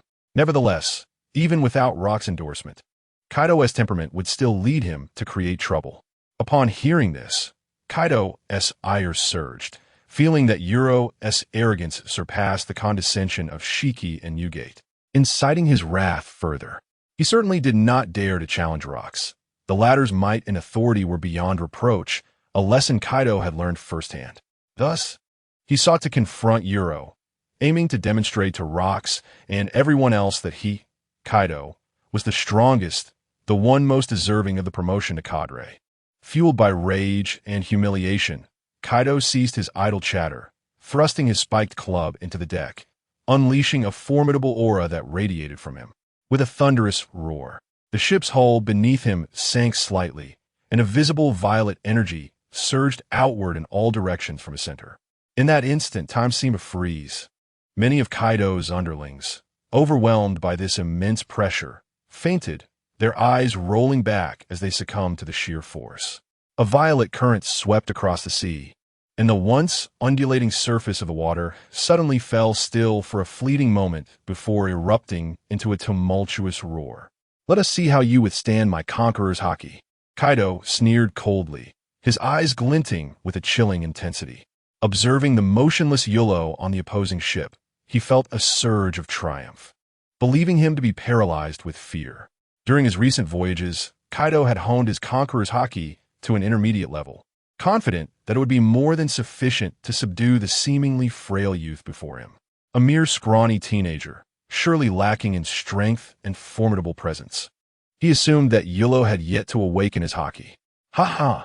Prepare to bow before my might.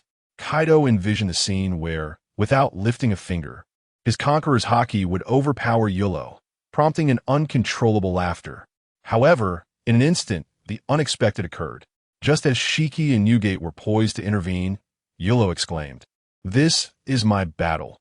Allow me to handle it." His blood surged with excitement. Conqueror's Haki. He too possessed it and was eager to test it against Kaido. Shiki and Nugate exchanged puzzled glances, unaware that You Luo had awakened a conqueror's Haki that rivaled their own advanced abilities. Despite their confusion, their trust in You Luo had solidified over the past weeks. As Kaido's violet aura approached You Luo, less than a meter away, You Luo's pupils constricted, a profound light flashing within them. A tremendous force, as if capable of devouring the heavens and earth, surged from his being, scattering the clouds above. In an instant, Kaido's Haki was thrust back, allowing sunlight to penetrate the previously obscured sky. Yet, in a heartbeat, darkness enveloped the scene. This was You Luo's conqueror's Haki. What on earth? Conqueror's Haki? Shiki and Nugate gasped in astonishment, startled by the sudden emergence of You Luo's power. They braced themselves, anticipating a spectacle at Kaido's expense. The black current first firmly repelled Kaido's Haki and then expanded dramatically. With an even more domineering presence than Kaido's, it swept toward the sea. You Luo's conqueror's Haki, vast and unfathomable, relentlessly suppressed Kaido's, the violet aura retreating under the weight of the black current, gradually contracting. The ocean was suffused with You Luo's formidable presence, causing Kaido's Haki to retreat into his body. The force of the black current staggered Kaido, who stumbled back several steps before regaining his composure. "This is impossible. You two possess Conqueror's Haki." Kaido was utterly bewildered, his expectations shattered, disbelief etched across his face. In a brief clash of wills, he found himself bested without the slightest chance of retaliation. You Luo, the seemingly frail boy in Kaido's eyes, possessed a Conqueror's Haki that surpassed his own. As Kaido's mind slowly regained clarity, he stared in shock at You Luo, grappling with the notion that such an imposing Haki could emanate from an adolescent. Is this even possible? Despite his self-proclaimed talents, it was simply unattainable. As Kaido unleashed his Conqueror's Haki, the inhabitants of Hive Island felt an overwhelming presence. Within the grand hall of the Skull Castle, figures such as Rokks, Wang Ji, Silver Axe, and John swiftly sensed it. Wang Ji found himself perplexed. Could it be that someone else had intruded upon Hive Island? Or was it a person endowed with Conqueror's Haki? At that moment, Rokks remarked, "This is Kaido's Conqueror's Haki. After months of sailing, I never anticipated he had reached an intermediate level of mastery. We should investigate." Just as Rokks and the others were about to rise, a second, formidable surge of Haki suddenly manifested. A second wave of Conqueror's Haki. Quickly, something must be afoot. The figures of Rokks and his companions paused momentarily before employing their physical prowess, vanishing from their positions in an instant. Chapter 18. The Shock of the Crowd. The surprise of Rokks, Wang Ji, Silver Axe, John, and others are all exceptional masters of the sea, possessing formidable physical prowess and speed akin to lightning. Within mere moments, they appeared at the shoreline. The pirates gathered on the shore hastily parted to create a pathway, with Rokks and his companions standing resolutely at the forefront. Not far away on the sea, Kaido unleashed his Conqueror's Haki, poised to envelop Shiki and Whitebeard's ships. Suddenly, an even more potent wave of Conqueror's Haki emerged, overwhelming Kaido's force with an unstoppable might, forcing him to retract it back within himself. This earth-shattering display of Haki did not emanate from Shiki or Whitebeard, but rather from Urich. At that instant, Wang Zhijian, Silver Axe, and the gathered pirates could not help but widen their eyes in astonishment. The scene before them was nothing short of breathtaking. Most were left utterly stunned, yet at the forefront, Rock's eyes gleamed with a spark of brilliance, his lips curving into a subtle smile.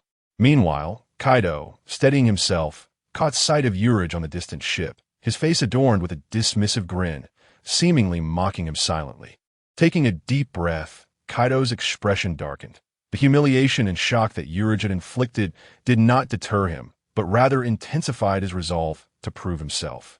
As the waves surged, the pirate ship swiftly approached the coast.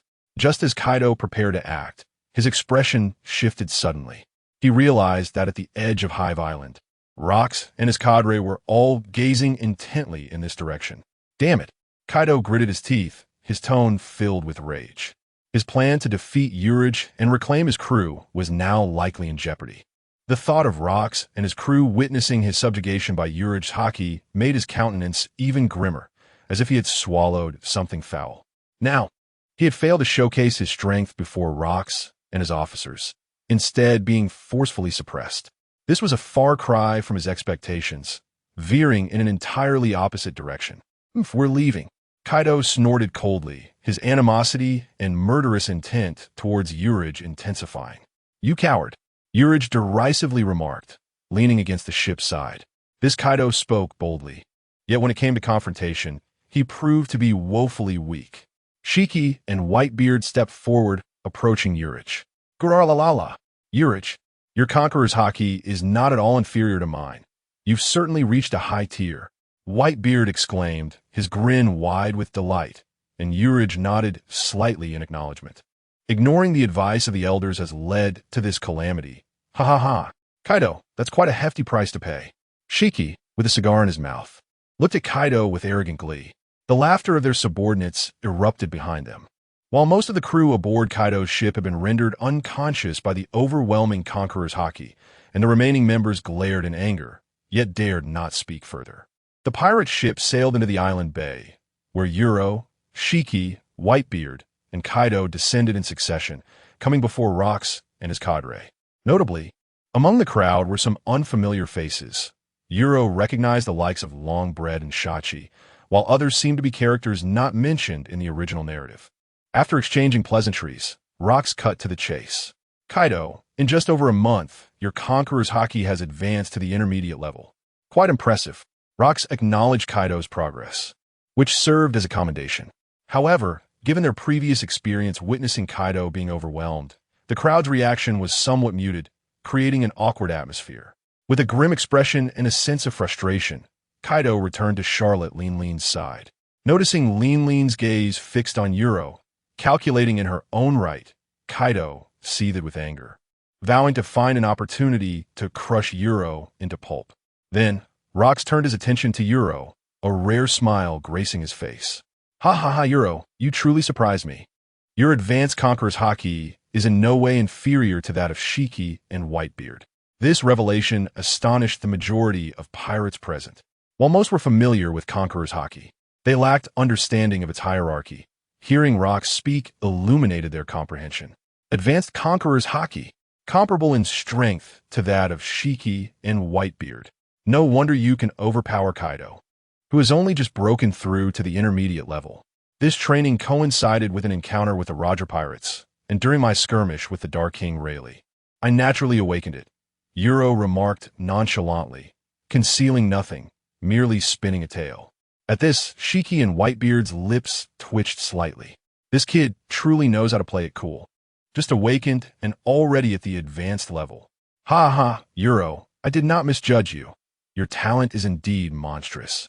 For someone like you, awakening Conqueror's Haki is no surprise. Achieving an advanced level must be a culmination of your own strength. Little did Haki and Whitebeard imagine that Rokks genuinely believed him, even stepping forward to pat Uro on the shoulder with an expression of approval. However, I did not expect you to encounter Roger and his crew. How was your battle with the Dark King Rayleigh? As far as I know, he is quite formidable. Rokks swiftly shifted his focus, his eyes gleaming with curiosity. Uro's talent and strength genuinely delighted Rokks. Captain Rokks, it was like this. Haki and Whitebeard briefly explained the circumstances, and the onlooking pirates leaned in attentively. Quite impressive. To catch the Dark King Rayleigh off guard and inflict significant damage, your overall prowess is not far behind his. Rokks offered his perspective, and the likes of Wang Ji expressed astonishment while nodding in agreement. In such a short time, Uro had grown even stronger. Wang Ji unconsciously furrowed his brow, still contemplating the day he might defeat Uro. At this very moment, Rokks' ambition swelled further. The prodigious talent of Uro and his rapid ascent in strength filled him with immense confidence, prompting him to prepare for the execution of his plans. The fact that Uro could contend with the formidable Dark King Rayleigh, such prowess undoubtedly marked him as one of the stronger members among the ranks. Surrounding pirates whispered among themselves, engaged in fervent discussions. When Uro was initially designated as a cadre, many seasoned crew members expressed their discontent. However, they were now entirely convinced. Were they in his position, they would likely falter within mere 10 exchanges against the Dark King Rayleigh. Unbeknownst to him, the perception of many pirates towards Uro gradually transformed, with some gazes even tinged with admiration and respect. Chapter 19. The Cadre Meeting, Navy Strategies. Well, now that you are all gathered, we have a significant operation to discuss. Let us return to the Grand Hall, announced Rokks.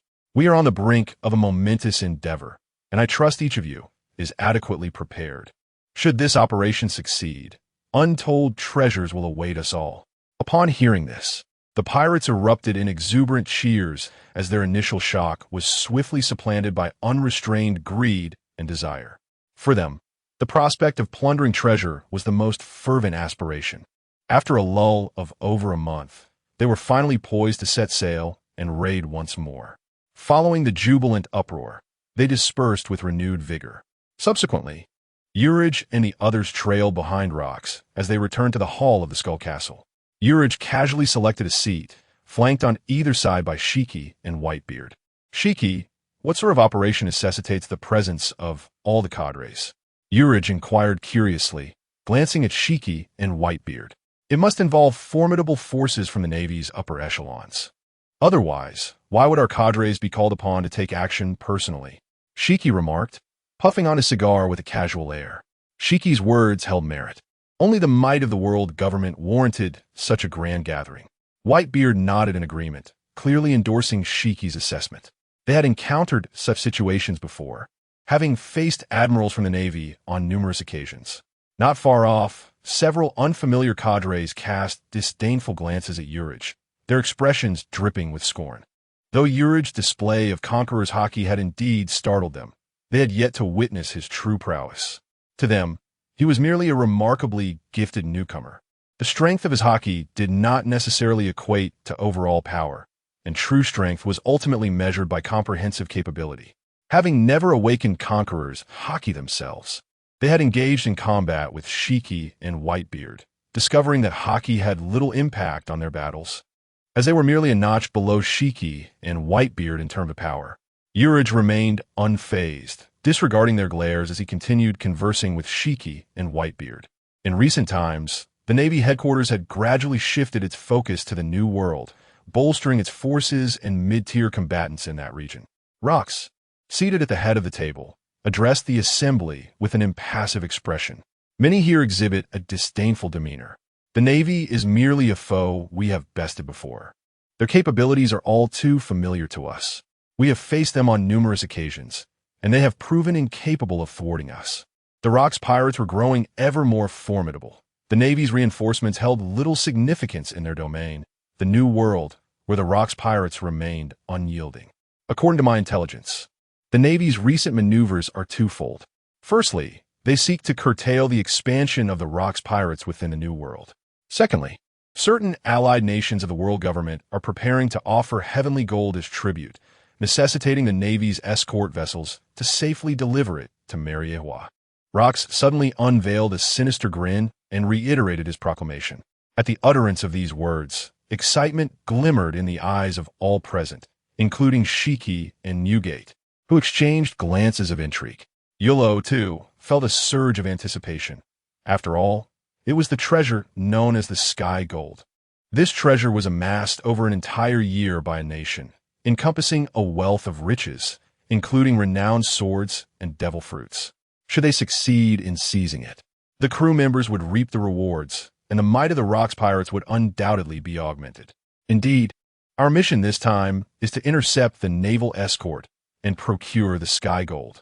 Rokks rose from his seat, his palms striking the table as he spoke with fervor. At this juncture, the crew members were already brimming with exhilaration. At long last, they were setting sail, and this venture promised to be nothing short of thrilling. Sky Gold. An abundance of treasure. The mere thought of plundering the Sky Gold sent John into a frenzy of excitement, his mind consumed with visions of opulence and desire. John, your greedy demeanor makes it seem as though you've never laid eyes on treasure before, sneered an anonymous crew member, casting a scornful glance at John. Upon hearing this remark, You Luo couldn't help but recall Captain John from the original narrative, who, after the disbandment of the Rokks pirates, met his demise at the hands of his own crew due to his insatiable greed. While we harbor no fear of the Navy, do not let your guard down, Rokks cautioned, surveying the assembly with a piercing gaze. Among the higher-ranking naval officers involved in the escort were the formidable candidates for Admiral Sengoku and the Blacklist Zephyr. Rokks began to unveil the perils associated with their undertaking. John's expression hardened, the flames of greed within him dimming somewhat. Sengoku and Zephyr were powerful adversaries capable of contending with Haki and Newgate, indicating they possessed at least comparable strength. This operation involved the Navy escorting 2 shipments of Sky Gold. I will lead Haki, Newgate, and You Luo to confront Sengoku and Zephyr's fleet, while the remaining officers will attend to the other shipment of Sky Gold. Rokks outlined the operational strategy. As You Luo lacked a fleet of his own, it was impractical for him to undertake any specific task. Thus, he would continue to accompany Haki and Newgate. You Luo had little to contribute, opting instead to listen in silence. All right, I've said all that needs to be said. To prevent any unforeseen changes at our base, those who have been preemptively informed shall remain behind to guard it. The treasure allocated to you shall certainly not be diminished, Rokks declared with gravity. He held Hive Island in high regard and had already arranged for his most trusted individuals to oversee its security. The crew would have a fortnight to prepare, during which not a whisper of their plans must escape. Rokks' commanding gaze swept over the assembly. Within the pirate crew, there were known informants for the Navy, a fact not lost on Rokks. Whether such an informant resided among the officers was still uncertain, yet he deemed it necessary to issue a warning. Should an informant indeed be among the ranks, he would not hesitate to act decisively. Rest assured, Captain, You Luo replied alongside the other officers. As the meeting adjourned, the officers departed one by one, with You Luo following Haki and Newgate back to the ship. The crew member who had mocked John during the meeting was named Jem. Upon his return to the vessel, he engaged in conversation and revelry with a few crew members, indulging in libations until the night deepened. As several sailors retired for the evening, only Jem and one crewman remained, exchanging a few words before Jem retreated to his quarters. The solitary crewman then made his way to the shoreline, concealing himself beneath a massive rock, cautiously producing a compact telephone bug, which he promptly dialed. The device emitted a sound, and a familiar visage materialized. "I am Steelbone Kong," came the resonant voice. In a fortnight, Rokks would orchestrate the plunder of 2 shipments of celestial gold escorted by the Navy. The crewman lowered his voice, yet his words remained distinctly audible. Within the office of Marshal Marineford, he delineated the precise operational plan. Steelbone Kong's demeanor shifted to one of grave seriousness. The operation primarily involved. The crewman disclosed everything without reservation. Upon hearing the plan, Steelbone Kong's expression grew somber. He understood that Rokks would not let such a bountiful treasure slip through his fingers. The crewman revealed that Rokks would be accompanied only by Haki, Whitebeard, and the newcomer, Urich. After imparting this intelligence, the insider swiftly terminated the call, igniting a spark of inspiration in Steelbone Kong's eyes. This presented an opportune moment to eliminate Rokks. The following morning, Steelbone Kong summoned Sengoku, Zephyr, Garp, and Tsuru. Upon observing Steelbone Kong's grave countenance, the 4 sensed the impending gravity of the situation and grew somber. Garp, appearing serious, nonetheless continued to munch on snacks. "Last night, we received word that the Rokks pirates are preparing to seize the celestial gold you are escorting." Steelbone Kong's statement elicited exchanged glances.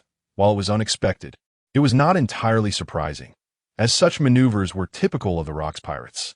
Rokks himself would lead Haki, Whitebeard, and the newcomer Urich to pilfer the celestial gold escorted by Sengoku and Zephyr, while the remaining officers would target the shipments escorted by Garp and Tsuru. Upon finishing his account, Tsuru suddenly widened her eyes. With only 3 officers accompanying Rokks, one being a newcomer, this was indeed a fortuitous opportunity. Her gaze sparkled with determination. Typically, as captain, Rokks seldom intervened directly, often surrounded by numerous officers. Yet, in this instance, he had chosen to bring only 3, one of whom, despite possessing remarkable talent, was still regarded merely as an average officer, Urich. Such a rare opportunity would not be overlooked by the Navy. "We shall alter the escort plan, allowing Zephyr and me to escort the celestial gold that Garp and Tsuru were originally tasked with. Simultaneously, we shall augment our forces, hiding Garp and Tsuru aboard my ship for a surprise assault on Rokks. Meanwhile, the naval escort fleet would proceed, as usual, drawing the officers seeking to plunder, thereby ensuring Rokks would receive no assistance." Sengoku nodded. The strategist he was, promptly proposing a counter-strategy. After a moment of contemplation, Steelbone Kong looked towards Tsuru. She solemnly nodded in agreement, clearly in favor of Sengoku's plan. "Very well. Let us proceed according to this plan. You may all go and prepare diligently." Thereafter, Steelbone rose to his feet, having determined the subsequent arrangements. Indeed, warring states, Garp, Zephyr, and Crane nodded solemnly in affirmation. Subsequently, they departed with purposeful strides. Chapter 20. Seizing the golden treasure from the skies, the arrival of Rokks' nightfall enveloped the scene. After parting ways with Whitebeard and Haki, You Luo did not retire to his quarters for rest. Instead, he stood alone on the deck, embracing the sea breeze and gazing at the nocturnal seascape, lost in contemplation. With half a month remaining, he anticipated significant personal growth during this time. You Luo's mind wandered to the exhilarating prospect of participating in the first mission of the Rokks pirates, which involved seizing the golden treasure from heavens. Half a month is neither excessively long nor unduly short. You Luo's abilities had undergone a remarkable transformation. Through relentless combat practice, his mastery of observation Haki had progressed from the beginner level to the intermediate level. Similarly, his proficiency in armament Haki had seen considerable advancement, nearing an advanced standard, with a breakthrough seemingly imminent. The progress in these 2 forms of Haki brought You Luo a measure of joy. However, the daily check-ins mandated by the system remained a source of annoyance, as it appeared that only after enduring a fortnight of lower-tier periods could he hope to receive 1 or 2 higher-tier rewards. In addition to honing his Haki, You Luo had diligently focused on enhancing his physical prowess, aspiring to elevate his physique rapidly. By the 3rd day, he began engaging in unarmed sparring sessions each morning with Whitebeard. Newgate. Admittedly, You Luo's physical strength was somewhat lacking. Thus, Newgate applied a modicum of his superior strength to conduct rigorous training. Initially, You Luo could only endure half an hour.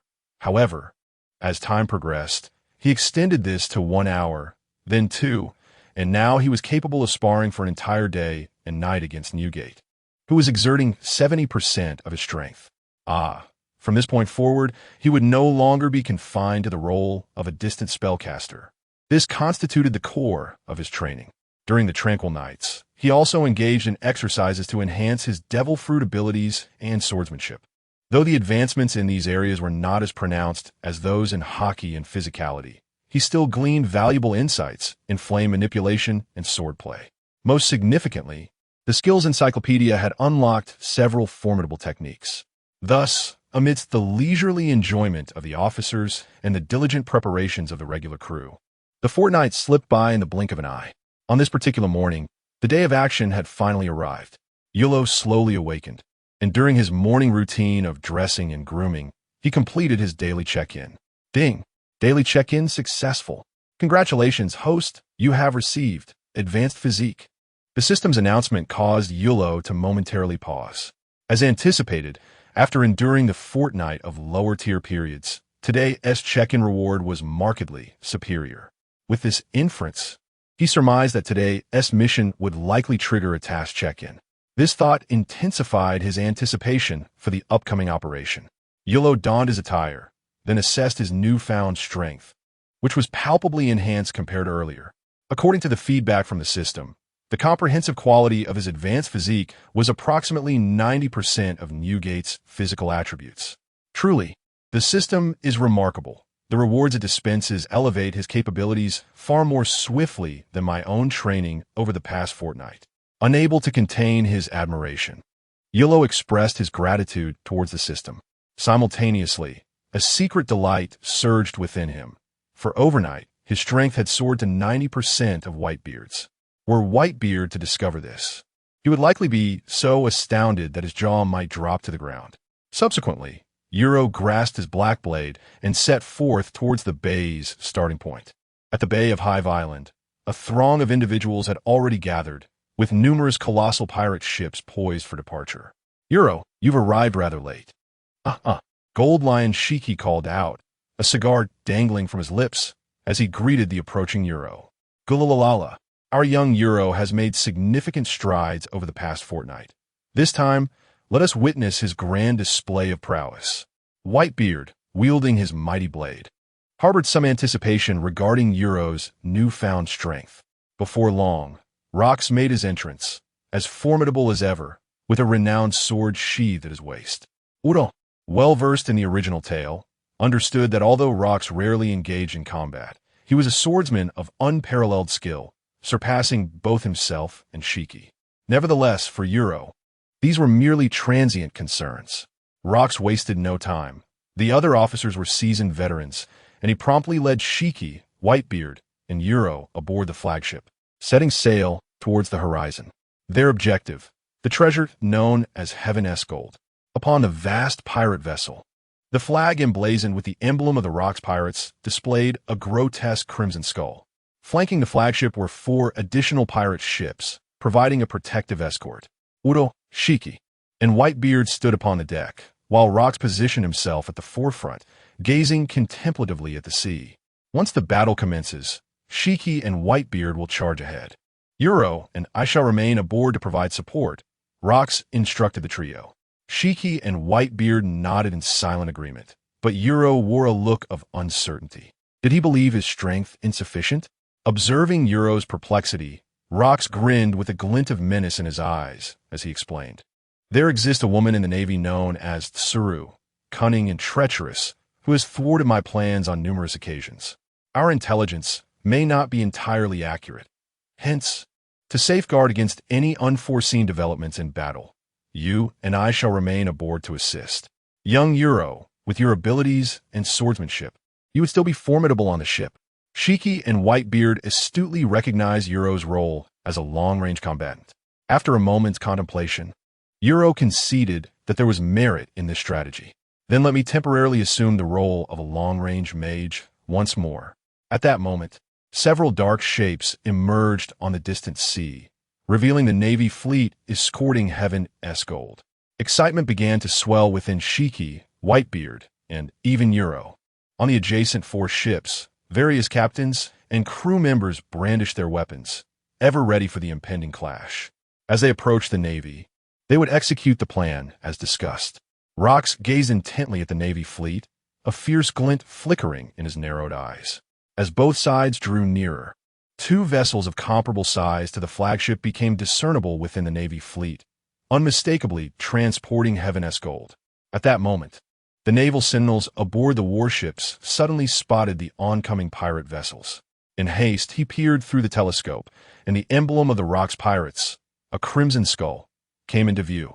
Instantly, he was gripped by fear, his complexion paling as he stumbled backward a few steps. It is the Rokks pirates. The Rokks pirates are upon us. As these words escaped his lips, they reverberated across all the warships, prompting the naval soldiers to brace themselves and prepare for battle. On the flagship, Sengoku and Zifa stood at the bow.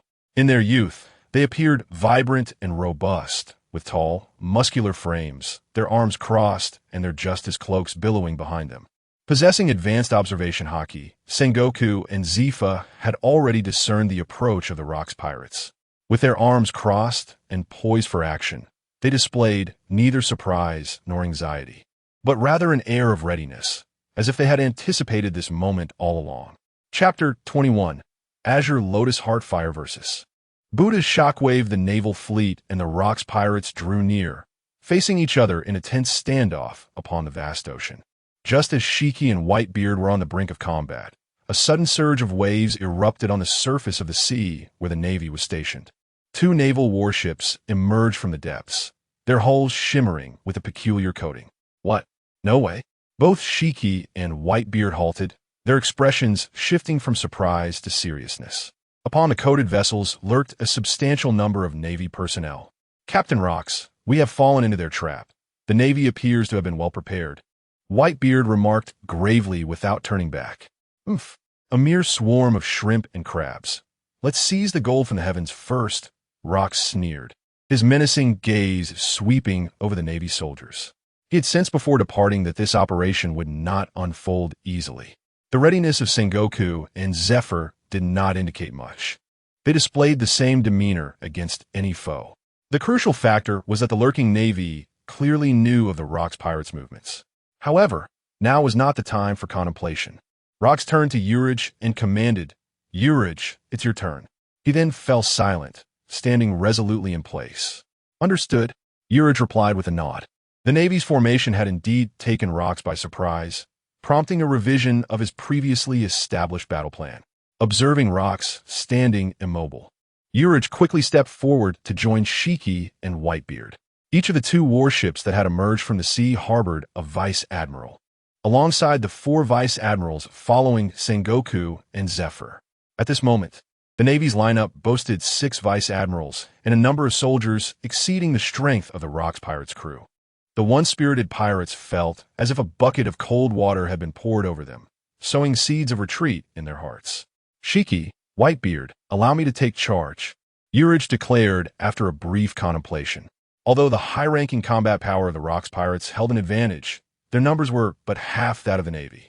Should things continue this way, their crew would face total annihilation. While Rokks often treated them as mere cannon fodder, they were, in this critical moment, an essential force. Thus, it was decided, before the battle commenced, they would eliminate the lesser soldiers. Oh, how do you plan to do that? Haki and Whitebeard inquired, somewhat astonished, as they began to grasp You Luo's intent. First, we eliminate the small fry, You Luo stated solemnly and straightforwardly. Yet Sengoku, standing opposite them, possessed the conqueror's Haki and could easily counteract the intimidation. Whitebeard furrowed his brow, speaking uncertainly, but Sengoku could use his Haki to nullify the effect. I will engage Sengoku to restrain him. If I fail, Whitebeard will strike immediately. You Luo formulated a plan in his mind, speaking with gravity. Heavenly Fire Lotus. As his words fell, azure flames erupted from You Luo's right hand, continuously surging forth, and under his command, the flames coalesced into a palm-sized, transparent azure lotus. You Luo retracted his hand, gazing at the fiery lotus as it ascended into the heavens until it vanished from sight, a faint smile gracing his lips. "Is this Yuro's new technique?" Shiki murmured in bewilderment, his curiosity fixated on the disappearing flame. He had distinctly sensed the azure flames compressing into the lotus, harboring within it a terrifying energy. The pirates were well aware of the formidable might of the azure flames, their unease alleviated somewhat. At that moment, above the naval fleet, they perceived the once colorless sunlight subtly tinged with a blue hue, accompanied by an unsettling rise in temperature. "What is this? Is a fruit user?" Sengoku and Zephyr, both endowed with Haushika Haki, sensed the impending danger simultaneously. Instinctively, they looked up and witnessed the clouds overhead shatter with a resounding roar. A colossal, translucent azure lotus, large enough to engulf all the warships, descended ominously. In an instant, Sengoku, Zephyr, and the naval personnel were overwhelmed by a searing heat wave cascading from above. The intensity of the heat was staggering, and both Sengoku and Zephyr sensed that the azure lotus concealed a dreadful power within. Sengoku's countenance darkened as he gazed skyward. Should this attack land, the Navy would undoubtedly suffer grievous losses. Before the battle even commenced, the morale of the Navy troops would be shattered. This opportunity to eradicate Rokks was hard-earned and must not be squandered. "That azure fire lotus is formidable. Exercise caution," Zephyr cautioned, in the face of such a vast-scale assault. Sengoku, as a devil fruit user, held a greater advantage in countering the threat than Zephyr. "Do not worry, I will intercept it," Sengoku replied gravely, feeling the pressure exerted by the azure fire lotus as it plummeted towards the naval fleet, the temperature around them escalating. "Behold!" Sengoku's roar echoed in the ears of the onlookers, including Yulo, who remained attentive. Standing at the bow of the ship, Sengoku tore off his justice cloak and immediately activated his devil fruit powers. A radiant figure of gold arose, transforming into a massive golden Buddha. Even the warship beneath Sengoku felt the weight of this colossal entity. The golden energy surged as it concentrated in his right hand, unfazed by the azure fire lotus. Sengoku thrust his gigantic palm upward. Buddha shockwave. The pulsating power from Sengoku's palm hurtled toward the azure lotus. At this moment, Sengoku was in peak condition, his strength rivaling that of Whitebeard and Newgate. "That move should be thwarted by Sengoku," Shiki exclaimed, his eyes wide as he spoke to Yulo beside him. "Just wait and see," Yulo replied with a mysterious smile. Sengoku's shockwave struck the central region of the azure fire lotus, the formidable force halting its rapid descent. Crack! Crack! The lotus began to show signs of fissures. However, the situation for Sengoku was equally dire, as though he were enveloped in molten lava, the searing heat penetrating deep into his very being. Had it not been for the protective capabilities of the fruit, his body would have long since succumbed to the relentless scorching. Gritting his teeth, Sengoku suddenly exerted greater force, shattering the azure fire lotus with a resounding explosion. The Navy personnel collectively exhaled in relief, yet the temperature in the air showed no signs of abating. Just as Sengoku prepared to relinquish his Buddha form, a cry of alarm pierced his thoughts. "Sengoku, be cautious." It was Zephyr's urgent shout. Startled, Sengoku glanced to see the fragments of the azure fire lotus transforming into streaks of blue flames, hurtling towards the ships below. Heavenly fire meteor! This was the inferno that Urij had compressed within the fire lotus moments earlier. Once the azure fire lotus shattered, these flames would surge forth, launching yet another assault. Even if the azure fire lotus remained intact, under Urij's command, they would convert into an offensive strike. A torrent of azure flames cascaded from the sky, resembling a shower of meteors streaking across the firmament. "Your technique, it can alter itself?" Shiki exclaimed, utterly astonished, his mouth agape in disbelief. Had he not witnessed it firsthand, he would scarcely have believed it. The spectacle was nothing short of magnificent. Yet, what if the ship laden with celestial gold were to catch fire? "Fear not, Shiki. All these flames are under my control, and with Sengoku and Zephyr present, they would surely not stand idly by," Urij reassured him, sensing Shiki's apprehension. Urij's intellect is truly remarkable." Whitebeard laughed heartily, having observed the unfolding events and grasping Yur's strategy. Only then did Shiki's worries begin to dissipate.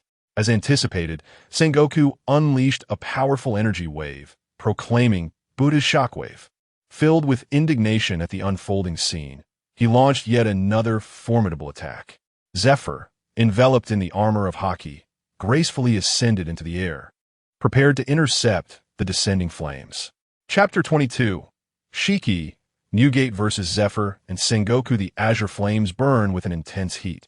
Do not touch them. Merely disperse them into the sea, Sengoku admonished with a somber expression, addressing Zephyr, who had come to assist him. Understood, Zephyr replied gravely, nodding in acknowledgement. The two commanders unleashed their powers simultaneously. It is Commander Zephyr. He has also made his move. The naval soldiers aboard the warships exclaimed, witnessing the synchronized actions of the two vice-admirals, which instilled a sense of reassurance among them. This was a far cry from the trepidation they felt when the Rokks pirates had unexpectedly appeared. In the distance, on the pirate ship, You Luo's smug smile briefly flickered as he awaited this moment, when Sengoku and Zephyr were wholly consumed by the task of countering the raging flames, leaving them vulnerable to distraction. You Luo's pupils constricted as a domineering aura surged forth. Conqueror's Haki. The clouds scattered and the sea roiled. A black torrent of energy erupted, sweeping across the entire naval fleet with alarming swiftness. The soldiers beneath the rank of officer suddenly felt an overwhelming pressure descending upon them, akin to a mountain pressing down. Before they could react, their vision blurred and they collapsed to the ground, unconscious. In an instant, the numerical advantage on the battlefield shifted dramatically as the majority of the Navy soldiers succumbed to unconsciousness. The expressions of Sengoku and Zephyr in the air morphed into shock and fury. Damn it! Both men's eyes widened in disbelief. As a strategist, Sengoku quickly realized this was the tactic of the Rokks pirates, designed to divert his attention. By initiating an overt display of power, they aimed to immobilize him, leaving them free to unleash their own conqueror's Haki, incapacitating a significant portion of the Navy soldiers in one fell swoop. Thus, the Navy's numerical advantage was rendered null. All Navy personnel, heed my command. Surround the Rokks pirates. Allow not a single one to escape. Sengoku bellowed, his heart aflame with murderous intent.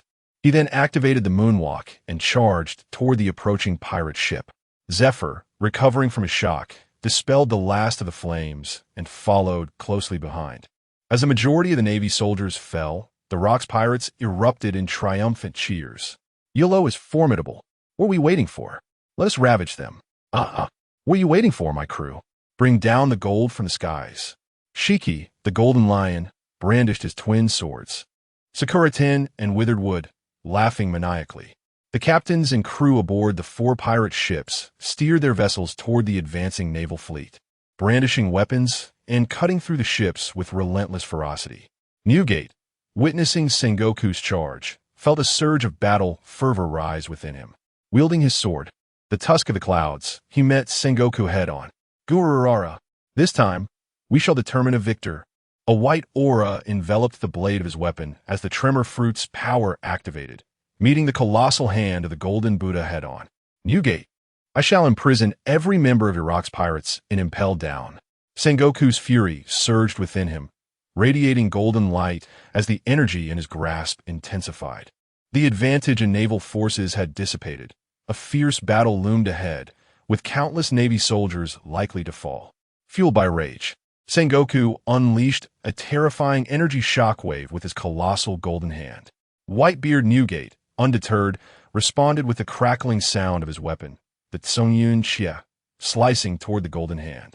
As it cleaved through the air, white fissures appeared, as if the very fabric of space were fracturing, creating a truly terrifying spectacle. Boom! Boom! Boom! The Tsongyun Xie collided with the golden hand, generating a massive shockwave and tremor that intertwined.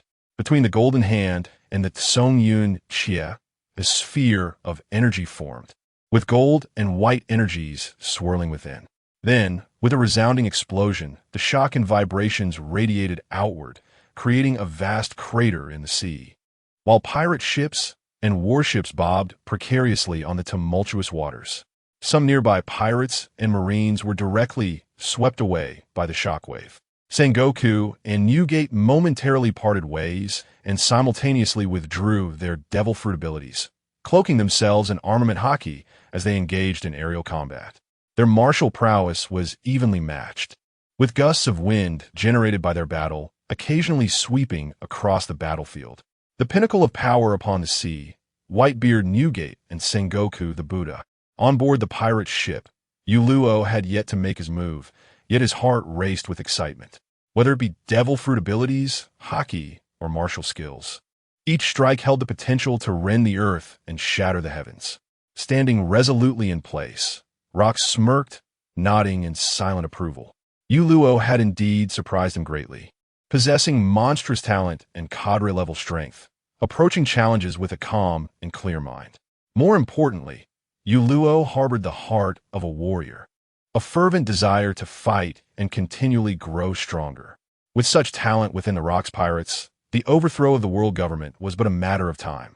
In the skies above, the clash between the Golden Lion Shiki and the Black Arm Zephyr was equally fierce and magnificent. As a user of the float fruit, Shiki claimed the sky as his domain, his agility granting him a distinct advantage. Clang, clang, clang, clang. Sakura, tin, and dry wood relentlessly struck at Zephyr, who adeptly transformed his arms, cloaked in armament Haki. Sparks flew with each collision. Ha ha! Golden Lion Shiki, are you merely tickling me? Zephyr mocked, employing the moonwalk technique from the six forms, deftly maneuvering through the air. After a series of exchanges, Shiki's Sakura, tin, and dry would had only managed to inflict slight discomfort. Suddenly, before Zephyr could finish his taunt, he was sent flying by a sudden slash. Ah, Zephyr, you've grown even more arrogant in this month apart. Shiki squinted, feeling quite displeased, as he continued to unleash strikes with Sakura, tin, and dry wood. Dare to mock me in battle? I shall see to your end. Lion's wave. Lion's thousand cuts. Taking advantage of the moment when Zephyr was struck away, Shiki's figure spiraled through the air with an agile grace, unleashing a flurry of slashes with each new position he occupied. Zephyr, steadying himself with the moonwalk technique, was immediately bombarded by a torrential downpour of sword energy. Goodness, so many! Zephyr exclaimed, his eyes widening in disbelief, as the overwhelming barrage sent shivers down his spine. The agility afforded by the moonwalk could not compare to Shiki's float fruit abilities, even with his observation Haki fully activated. Evading the imminent sword energy proved to be a formidable challenge. I have no choice but to endure this. Zephyr steeled himself, gritting his teeth as he unleashed his full combat prowess. As one of the rare masters of both Haki and martial arts, the seamless integration of the six forms in his hands produced an exquisite display of martial technique, with transitions between various moves appearing utterly natural. Countless combinations and extensions of the six forms erupted forth. In an instant, the air crackled with energy, clashing violently against the incoming sword energy. Boom, boom, boom. The explosive sounds echoed, and the forceful waves of energy propelled the Golden Lion Shiki upward. Zephyr landed on the battleship, taking a moment to catch his breath. The previous techniques had indeed been intricate and powerful, yet they were also quite taxing on his stamina. This was still manageable for someone with his exceptional physique. Had it been an average individual, they would likely have been exhausted after just a few moves. On the battlefield, the clash of blades and the surge of energy filled the air as the Navy and pirates engaged in chaotic combat. Sengoku, Whitebeard, Shiki, and Zephyr were evenly matched in the short term, unable to discern a victor. Among the captain-level pirates of the Rokks pirates, only two possessed sufficient strength to momentarily contest against the six Navy vice admirals, while the other four, being relatively weaker, were being overwhelmed by their counterparts. Conversely, on the lower tiers of combatants, due to some Navy soldiers losing consciousness, the Rokks pirates' crew gained a distinct advantage. Chapter 23. You Luo takes action to restrain Zephyr. You Luo gazed intently, lost in contemplation. The Navy had evidently prepared extensively, intent on capturing them all in one fell swoop. Continuing in this manner was untenable, the battle would only grow more entrenched. They had come to seize the celestial gold, and the longer the stalemate persisted, the more disadvantageous it became for them. Should reinforcements arrive for the Navy, they might not even succeed in acquiring the celestial gold. Casting a glance at the two ships laden with celestial gold, You Luo firmly resolved on a course of action. He stretched his limbs, a fierce determination igniting in his eyes. With a resounding thud, he launched himself towards Zifa, who had just returned to the warship. In the distance, Haki and Zifa were poised to engage once more when suddenly, both of them sensed an overwhelming aura rapidly approaching. "You Luo?" Haki exclaimed, taken aback by You Luo's direct assault. Who was this individual? He appeared to possess formidable strength. Zifa, aboard the warship, wore a grave expression. Facing both adversaries compelled him to summon every ounce of his focus. While he doubted You Luo posed a threat to him, the ever-watchful Haki was a different matter altogether. "Haki, I will hold Zifa at bay. You go for the celestial gold." You Luo called out to the astonished Haki as he closed in on Zifa. Understanding the plan, Haki swiftly diverted his attention from Zifa and sped towards the vessel containing the celestial gold. His abilities were now crucial. Once he made contact with the ship's hull, he could manipulate it to ascend into the clouds. Thus, the celestial gold would be secured, and even the Navy, no matter how powerful, would be unable to retrieve the ship from the heights. Witnessing this unfolding scenario, Zifa's heart raced. He could not permit Haki to slip away right under his nose. If the Golden Lion Haki successfully acquired the celestial gold, they would be forced to retreat. Not only would they fail to eliminate Rokks, but they would also lose the celestial gold, plunging them into severe trouble. Therefore, before vanquishing Rokks, it was imperative to prevent anyone from approaching the celestial gold. With urgency, Zifa propelled himself forward to intercept the Golden Lion Haki. "Fire Fist!" A sudden voice rang out, and in an instant, a wave of searing heat engulfed Zifa. You Luo unleashed the celestial blue flame, vibrant blue fire, surging from his fist, obstructing Zifa's path. Upon witnessing the inferno that barred his advance, shock flickered in Zifa's eyes, compelling him to halt abruptly. This was the very flame housed within the enormous blue lotus he had seen earlier. He had not anticipated that this fire was conjured by the young man before him. The mere presence of the azure inferno instilled a sense of peril within him, as though he stood before an active volcano. The newcomer officer You Luo, it was you who summoned that immense blue lotus in the conqueror's Haki, wasn't it? Zifa ceased his pursuit of the Golden Lion Haki and turned to confront You Luo, his voice grave. He had deduced You Luo's identity, despite his serious demeanor. His expression fluctuated between uncertainty and calm, devoid of excessive anxiety. For Garp and Tsuru were covertly observing, poised to lend their support at any moment. "Ha ha! The Navy's intelligence is indeed astute." "Indeed, it is I." You Luo smiled thoughtfully, revealing the profound implications of his words. It became evident that within the ranks of the Rokks pirates, there existed a traitor from the Navy. Zifa felt a tumultuous wave of emotions surging within him. This monstrous newcomer You Luo exceeded all his expectations. Whether it was the Azure Fire Lotus or the Conqueror's Haki, both were far superior to that of an ordinary officer. This was indeed what one might call a prodigious newcomer, deserving of the title monster. He dared not display even a hint of complacency and swiftly adjusted his stance. His armament Haki enveloped his entire being, for he could not afford to touch that azure flame, as it would surely lead to his own incineration. Utilizing the 6 powers, he executed both shave and moonwalk, seamlessly transitioning through the air at high speeds. His intention was to evade the onslaught of azure flames through rapid movement. As long as he could draw near to You Luo, the ensuing clash would be one of physical prowess. In the blink of an eye, he arrived before You Luo, his fist, cloaked in armament Haki, launched forth. The air around him stirred, generating ripples of pressure as he was on the verge of striking You Luo. Should You Luo fail to disperse the azure flames, he would be struck by Zifa's formidable blow. Predictably, as the black fist hurtled towards him, the azure heart of the flame dissipated, causing the surrounding temperature to drop ever so slightly. A flicker of delight crossed Zifa's mind. Without the use of his devil fruit powers, he thought to himself, let me show you the true meaning of defeat.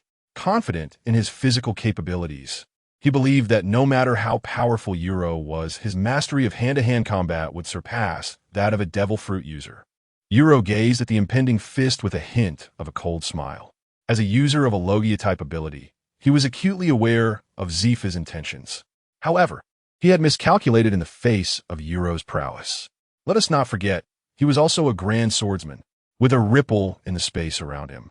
The legendary sword 1001 Nights materialized in You Luo's hand. As a black blade, it was now imbued with armament Haki, exuding a sharper and more menacing aura. You Luo positioned the blade before him, and with a resounding clang, Zifa's fist collided with the sword. The sheer force of the punch was shredded by the released sword energy, resulting in a momentary stalemate between the two. Is that a black blade? Zifa felt the tremor in his arm, and his pupils constricted in realization. A silent alarm ringing in his mind. Such a keen sword energy. In that moment, he recalled that You Luo was indeed a grand swordsman. Previously, You Luo had not wielded a renowned blade. How had this black sword appeared from thin air? With this thought, he withdrew his underestimation of You Luo, tensing every fiber of his being as if facing the legendary Captain Shiki. Zifa, your strength is akin to a mere tickle. You Luo taunted, echoing Zifa's earlier words to Shiki. With a steely gaze, he resolved to hold nothing back, eager to discover who among them was truly the stronger. Everyone boasts. Now show me your true strength. Zifa scoffed, his fists moving with an unpredictable grace, akin to a dance of chaos, as they clashed incessantly with the approaching black blade. Clang, clang, clang. The black blade flickered with cold light, the sound of clashing steel resonating repeatedly. As the saying goes, no matter how skilled one may be, one must still fear the cleaver. Gradually, Zephyr began to sense that, even with the armor of Haki enveloping him, the pain in his arms intensified with each passing moment. To his astonishment, he realized that You Luo's swordsmanship was indeed on par with that of the legendary Golden Lion Shiki. Chapter 24. Young Garp and Crane Zifa and Shiki frequently clashed, fully aware of Shiki's prowess in swordsmanship, which ranks him among the foremost swordsmen across the vast seas. While the oceans are home to many great swordsmen, there exists a hierarchy of strength among them. Initially, when the four of them received intelligence, they instinctively made assumptions based on preconceived notions. You Luo's youth led them to believe he was merely a novice among the formidable swordsmen. However, it has become evident that they were gravely mistaken and must re-evaluate this newcomer from the Rokks pirates. No, after this battle, the Navy must eradicate every member of the Rokks pirates. Despite their shock, the battle must continue, and Zifa, as a candidate for the position of admiral, refused to be outdone. He unleashed his armament Haki to its fullest extent, deploying the 6 powers without reservation. Finger pistol. The inky black index finger gathered immense power and pointed toward You Luo. Even at such a close distance, the air was rent with the sound of explosive force. You Luo, wholly focused on the fight, thrust his black blade forward. The flowing sword aura, infused with You Luo's intent, coalesced at the tip of his blade. Clang! The tip of the sword met the fingertip, representing not only a clash of armament Haki, but also a contest of swordsmanship against martial arts. Bang! The two powerful energies entwined, neither able to overcome the other, until they exploded apart with a resounding crack, sending shockwaves in all directions. The piercing force and razor-sharp sword energy swept across the battlefield, causing chaos in the sea and clouds. The warships and pirate vessels floating on the surface began to show numerous holes and gashes. Nearby, Sengoku and Whitebeard exchanged glances, and upon doing so, were taken aback. The scattered energies and sword auras surged towards them. Fortunately, both Sengoku and Whitebeard, proficient in observation Haki, merely tilted their heads to evade the onslaught. Goodness gracious! You Luo has made remarkable progress, managing to hold his own against Zifa. Whitebeard chuckled heartily during a lull in the battle. This lad, is that the newcomer? In stark contrast, Sengoku's expression darkened, reflecting a sense of urgency. How could this rookie You Luo have developed so rapidly? Initially, They believed their primary adversaries would be Rokks, Whitebeard, and Haki, but to their astonishment, this newcomer You Luo was engaging Zifa in a back-and-forth duel. It had only been a month since they received the intelligence. At this moment, Sengoku realized that they could not accomplish this mission alone. They needed to summon the hidden Garp and Crane into action. They must ensure the success of this operation. Haki floated in the air, heading towards the ship laden with celestial gold. The Navy soldiers below were powerless against him, merely watching as he soared overhead. However, Haki was quite entertained, occasionally unleashing sword energy downward, infuriating the Navy soldiers beneath him. Haki laughed heartily, circling the air before diving down towards the ship filled with heavenly gold. Several naval soldiers attempting to intercept Haki were swiftly sent flying. As he reached for the golden treasure above, a figure suddenly burst forth from a ship, delivering a powerful punch that struck Haki squarely, sending him hurtling downwards. Bewildered, Haki wondered what had just transpired. Had he truly been struck, and by someone so remarkably swift and strong? With a resounding thud, his body plummeted toward the ocean, stabilizing just before meeting the water's surface. However, the force of that punch had unleashed a fierce gust, creating a violent splash and a noticeable dent in the sea. "Is it you, Garp?" Shiki's expression darkened as he struggled to comprehend the situation. How could Garp be here? Wasn't he, it said, that only Sengoku and Zephyr would be present? Realization dawned on him. Could it be that Garp had been concealed aboard the ship, transporting the treasure all along? Meanwhile, a fierce battle raged between You Luo and Zephyr. From a nearby warship, another figure leapt into action. This agile individual swiftly approached You Luo. Vish froturbility, activate. A torrent of water-like attacks surged toward You Luo, who was engaged with Zephyr. The master swordsman, acutely aware of danger and equipped with advanced observation Haki, sensed the impending attack just in time. Elementalization. You Luo's body transformed into azure flames, evading the assault and reforming at a distance. "You are Tsuru." You Luo recognized the striking figure before him, the youthful form of Rear Admiral Tsuru, the future chief strategist of the Navy. At that moment, Haki was sent flying by Garp's unexpected punch, a scene that You Luo observed with a raised brow. Smiling, he remarked, the Navy certainly has its strategies, but your lineup seems somewhat lacking. Do remember, Captain Rokks has yet to make his move, and even I have not unleashed my full potential. Arrogance will lead to your capture. Impel Down has prepared accommodations for you." Zephyr approached Tsuru, his expression grim, snorting disdainfully. It was humiliating to be evenly matched with a mere child, only to be supported by Tsuru, a female soldier. Tsuru remained silent, her gaze fixed upon You Luo, her wise eyes seemingly penetrating his very being. Zephyr's words suddenly struck her. You Luo must be subdued. Otherwise, with his talent, surpassing Rokks would merely be a matter of time. "That's Garp," Tsuru exclaimed as she noticed Rokks, who had been observing from the pirate ship. Narrowing his eyes, his expression finally shifting. The events he had speculated about had come to pass. From the moment the Navy's concealed soldiers had appeared, Rokks had been employing advanced observation Haki, enveloping the entire battlefield. He had long since detected the presence of two distinct auras within the Navy. Although they were cleverly concealed, they could not escape Rokks' keen perception. Is it akin to what I had surmised? Rokks murmured to himself, and then clarity dawned upon him. In his observation, there were no longer any hidden figures. At this moment, the entirety of the Navy's combat strength was revealed. However, this revelation left Rokks somewhat disheartened. Chapter 25. Rokks Strikes. You Luo unleashes his full power with just these few individuals. They truly do not know the heights of heaven or the depths of the earth. Rokks surveyed his surroundings, a look of disdain etched on his face. In that moment, he made his move, vanishing from the ship's bow in an instant. Gripping his long sword in his right hand, he charged towards Garp with remarkable speed, his fierce presence akin to a ferocious tiger pouncing on its prey. Rokks is struck. The naval soldiers were gripped by fear, their hearts pounding with trepidation. The captain has made his move. Charge! The pirates erupted in cheers, their excitement escalating. Garp, be cautious.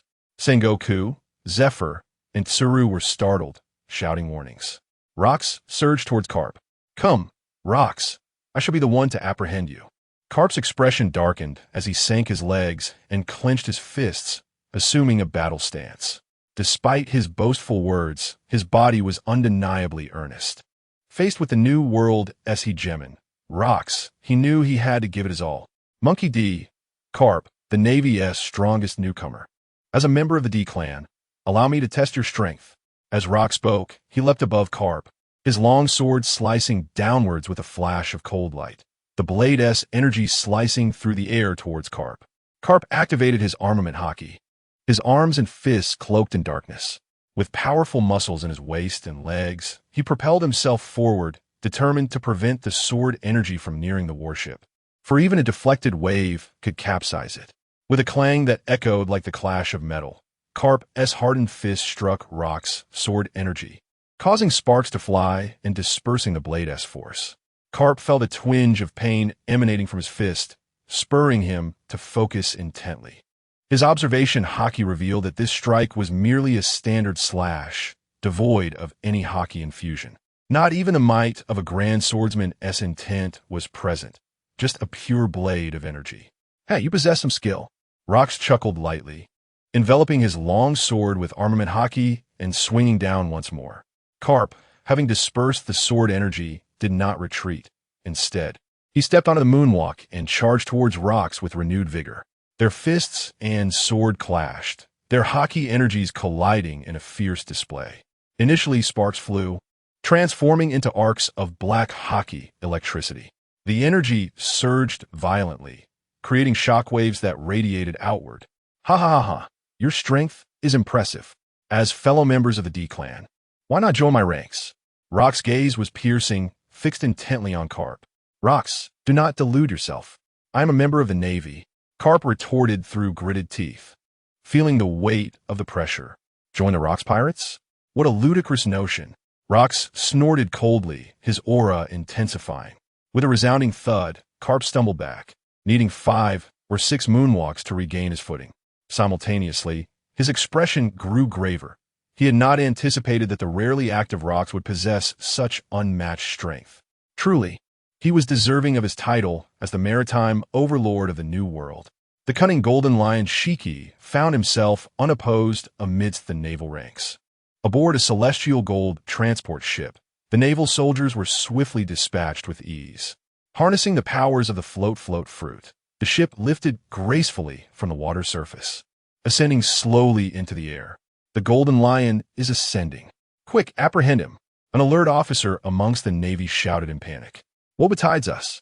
Sengoku and Garp turned their gazes towards the commotion, exclaiming in shock. Gahaha Sengoku, what are you looking at? Whitebeard laughed heartily, wielding his tremor-infused blade, striking down towards Sengoku without granting him a moment's respite. Sengoku gritted his teeth, resigned to confront this overwhelming assault. Garp, too, found himself wholly focused, knowing that a foe like Rokks would not permit any distraction. At this critical juncture, only Zifa and Tsuru stood a chance of thwarting Golden Lion Shiki. From a distance, Tsuru, having observed Urij for a prolonged moment, was roused by the cries of the panicking soldiers. She exchanged a glance with Zifa, silently conferring her thoughts. Zifa's expression turned grave as he slightly nodded. He then stepped forward, facing Urij directly, while Tsuru's figure flickered as she dashed towards Golden Lion Shiki. Oof. Urij snorted disdainfully, unwilling to let them escape his grasp. With a thunderous boom, the temperature in the air surged dramatically. Clutching a black blade in his right hand, flames of the blue lotus heart ignited in his left. Wrath of the Flame Dragon. Urij extended his left hand, gripping the air before him. The azure flames surged forth, morphing into a colossal 10-meter-long dragon that roared toward Tsuru. Zifa's expression shifted as he noticed this, his feet lightly treading as he prepared to intercept the azure fire dragon. Simultaneously, Urij's right hand was not idle. The intent of his blade surged skyward, reinforced by the armament Haki. 1,080 troublesome winds. With a single slash, he unleashed a storm of sword energy. Countless blade auras shot forth, coalescing into a tempest of sword energy several dozen meters long, cleaving through the ocean below. Parting the waters, as if they were mere fabric. "Tsuru, be cautious." Zifa's face transformed with astonishment and urgency as he warned Tsuru. The speed of the sword energy tempest was astonishing, resembling a genuine storm, closing in before her with no means of evasion. Bang, bang, bang. In a moment of desperation, Zifa unleashed several powerful energy blasts. Yet, they merely scattered a fraction of the sword energy, his attacks sinking into the abyss. "Ah!" Zifa roared, his aura surging to its zenith, the armament Haki enveloping him entirely as he crossed his arms before his chest. With a resounding clang, the sword energy tempest engulfed Zifa. Clang, clang, clang, clang, clang. The sound of clashing steel echoed, a fierce collision between sword energy and armament Haki. Meanwhile, Tsuru, hearing Zifa's voice, suddenly felt a wave of heat wash over her from behind, as if she were descending into a volcano. The crane gracefully executed the moonwalk in the air, turning with agility. Suddenly, a colossal azure fire dragon surged into view, its searing heat roaring as it lunged towards her. The intensity of such flames was truly terrifying. In an instant, she recognized it as the azure fire of You Luo. Without hesitation, she abandoned the moonwalk. Bereft of any empowering force, she plummeted directly towards the sea. Yet, this was insufficient, far from enough. At this velocity, she could evade the majority of the flames, but a small portion below remained unavoidable. The crane's combat prowess was somewhat inferior to that of the formidable trio, warring states, Garp, and Zephyr. Even Zephyr regarded her as a serious adversary, and she held no illusions of underestimating the challenge. She unleashed her full-armed Haki, concentrating it upon her upper body. Simultaneously, she activated the abilities of the wash-wash fruit, conjuring a 3-meter-long wave that stood as a barrier against the azure fire dragon. Hiss, hiss, hiss. The collision of water and fire echoed 3 times with a boiling sound before falling silent. In the next moment, the azure fire dragon whooshed past her, soaring into the distance. Even with just a brush, the encounter left the crane in dire straits, her body descending rapidly. Ah, indeed, what a remarkable crane. As for Zephyr, TSK, TSK, TSK. You Luo glanced at the crane and then at Zephyr, shaking his head in playful mockery. Chapter 26. The Golden Prize from Above. Garp's furious pursuit, the implication was clear. Compared to Crane, Zephyr was woefully inept. At times, one's intellect can dictate their approach to combat. After being engulfed by a storm of sword energy, Zephyr exerted all his strength to withstand the assault, ultimately succumbing to the force and being thrust downward. Zephyr, Crane, Sengoku, and Garp, filled with mixed emotions of fury and concern, let out a collective roar. This You Luo, anger surged within them, their teeth clenched in frustration. They had been monitoring the battlefield closely, and the plight of Zephyr and Crane was no exception. When You Luo made his move, the sharp sword energy and searing flames caught their attention. Seeing their comrades, Zephyr and Crane, injured and plummeting, ignited a blaze of wrath in Garp. He yearned to rush forward and rescue them immediately. Yet, he refrained from acting impulsively, maintaining his composure. Before him stood Rokks, and though he longed to charge ahead, he felt no certainty of success. Ah, Whitebeard. Sengoku, amidst his furious outcry, unleashed a shockwave that sent Whitebeard staggering back, then dashed toward the falling crane. Gururara. Where do you think you're going, Sengoku? Whitebeard's fists enveloped in a white aura struck fiercely to either side.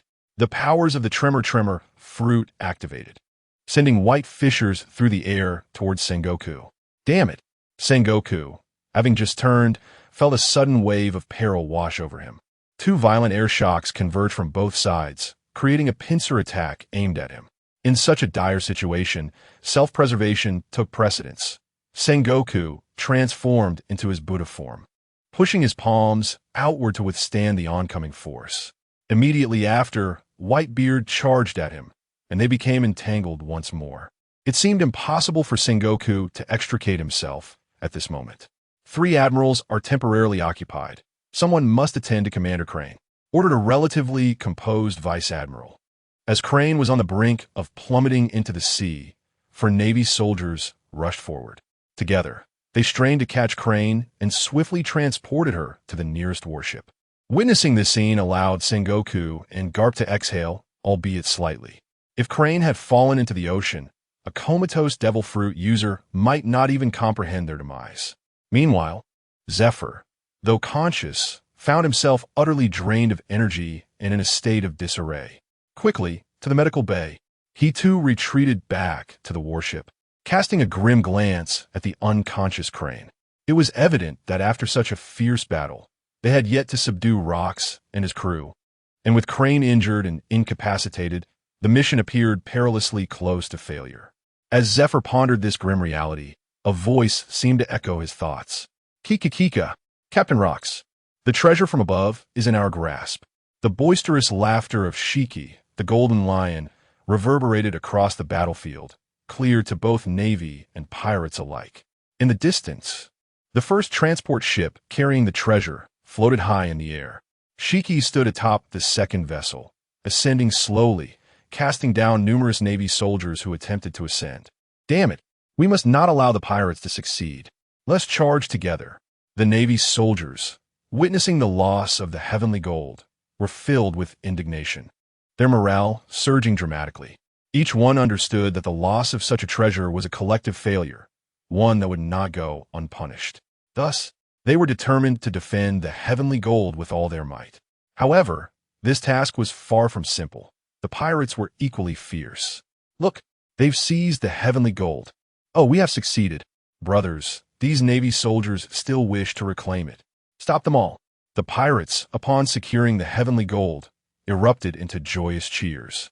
Driven by greed and desire, their spirits soared, and their fighting spirit intensified. With an exuberance reminiscent of intoxication, they charged at the Navy soldiers. Shiki, we have obtained the heavenly gold. You should retreat first. My men, do not linger in battle. Fall back in succession. Throughout the skirmish, Rokks, who had kept Garp suppressed, laughed and issued the retreat command. He had achieved his goal of seizing the heavenly gold, and there was no need to waste energy continuing the fight. Following his orders, the pirates ceased their offensive and erupted into a chorus of cheers. Under the Navy's machinations, not only had the tide turned, but they had also captured the heavenly gold. What a thrilling victory! In stark contrast, the Navy soldiers, witnessing the retreating pirates, wore expressions of utter despair. After all, they could not stop their adversaries from fleeing. Whitebeard, Newgate, and Sengoku were in an impasse. Gururura, Sengoku, shall we continue? Sengoku's face darkened as he fell into deep contemplation, torn by indecision. Seizing the opportunity, Whitebeard turned and departed. He, too, wished to end the conflict, finding the back and forth of battle tiresome. Even if he managed to suppress Sengoku slightly, victory would not come easily. Yuru looked down at the somewhat fatigued Zifa and remarked playfully, Zifa, your rest will carry on until the battle concludes. Zifa, who had initially worn a grave expression, turned dark with anger upon hearing this taunt, breaking his composure. After Yuru spoke, he transformed into a streak of fire and departed from the scene.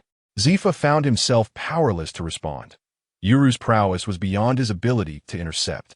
Rokks swiftly leaped a considerable distance, while Garp, consumed by rage, pursued him using the moonwalk technique. This operation had failed, the heavenly gold lost, and even Tsuru lay unconscious. Garp's usually calm demeanor was now overtaken by fury. While he could accept such losses, it was imperative that at least one officer remain for the sake of accountability to his superiors, which would bring him some solace. Otherwise, this Navy operation would be an utter humiliation. Garp, come back. We cannot let them escape. Sengoku too was filled with rage and resentment. Yet, as a strategist, he maintained his rational judgment. At this juncture, pursuing the pirates held no significance. Even if they caught up, victory was far from guaranteed. The plan had hinged on Tsuru being able to contain the newcomer Yuru, yet no one anticipated Yuru's formidable strength, which had rendered Tsuru combat ineffective in a mere exchange while simultaneously restraining Zifa. The absence of formidable power at the upper echelons rendered the Golden Lion Shiki an opportunist. Despite Sengoku's words, Garp remained undeterred, resolutely pursuing his target. Rokks and Whitebeard had already returned to their pirate vessel, and the captains and crew members followed suit. Under Sengoku's command, the naval soldiers halted their advance, their gazes filled with animosity towards the Rokks pirates. All units, return to the warship and take your positions. Keep pace with the advancing Vice Admiral Garp. Sengoku swiftly issued a new command, his tone laced with resignation. He had no other choice. He could not simply abandon Garp. Chapter 27. Ambush on Garp, the burning fortress to ensure Garp's safety. The naval fleet trailed closely behind him, albeit at a respectful distance.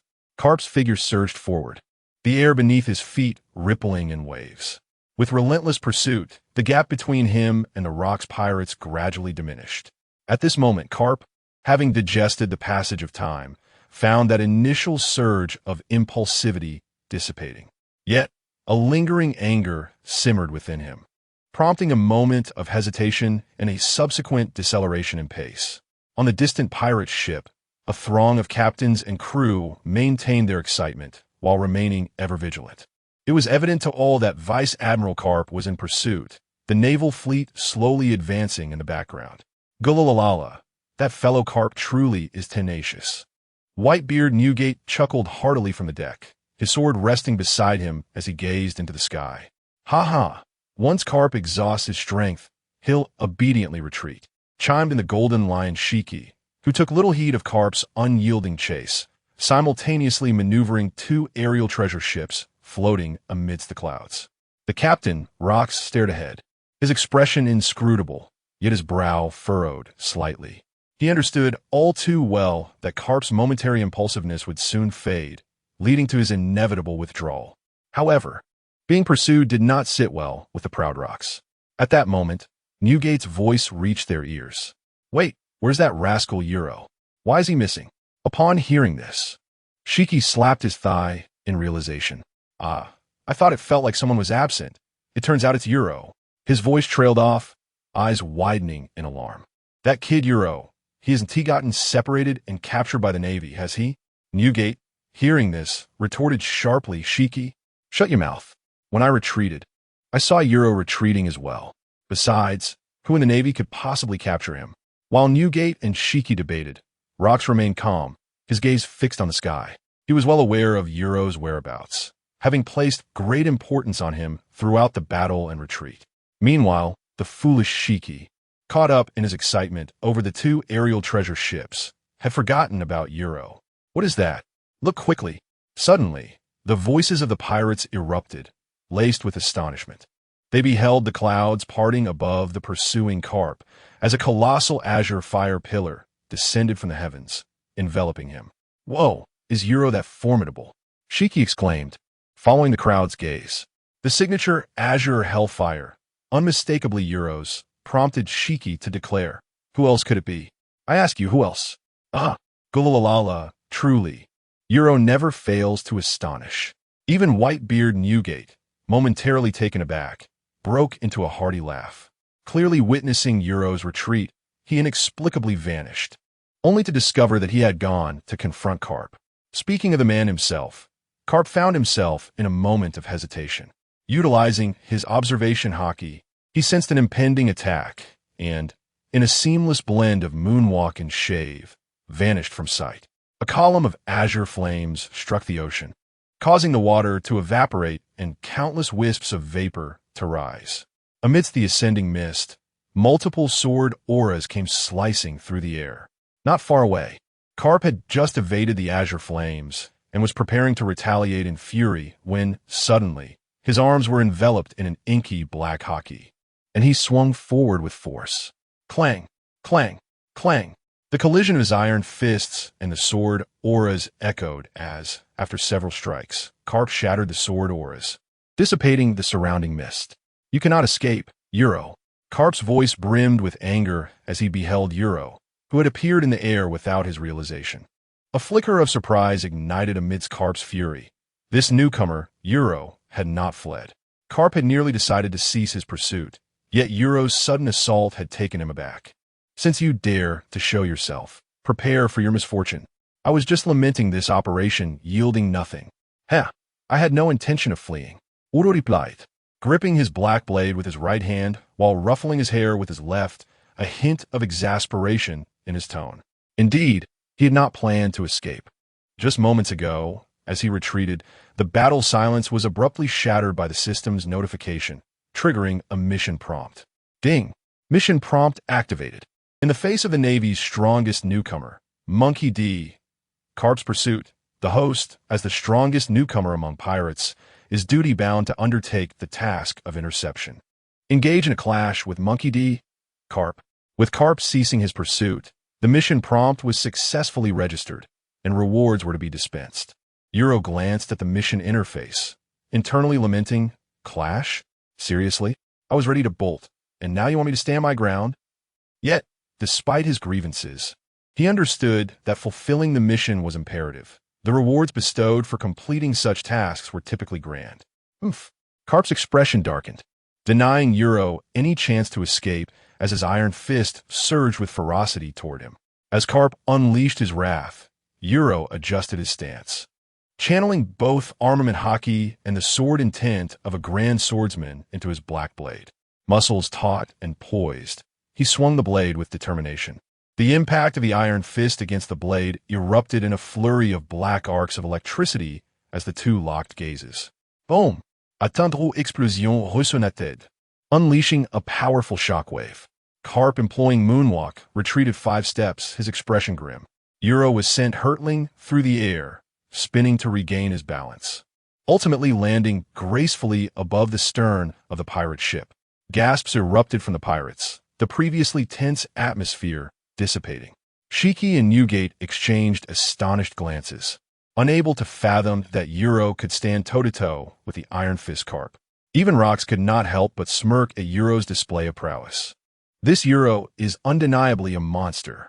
Zephyr recalled his own encounter with Uro, a wave of unease washing over him as he muttered to himself. In that moment, Uro suddenly sheathed his black blade. The scorching azure flames ignited, with the left hand grasping the scabbard, held aloft before him, while the right hand gently clasped the hilt. The cerulean heart fire continuously surged into the black blade, causing even the blade itself to ignite. Garp, witnessing this, believed that Uro would retreat back to the pirate ship and sheath the sword, thinking the confrontation was at an end.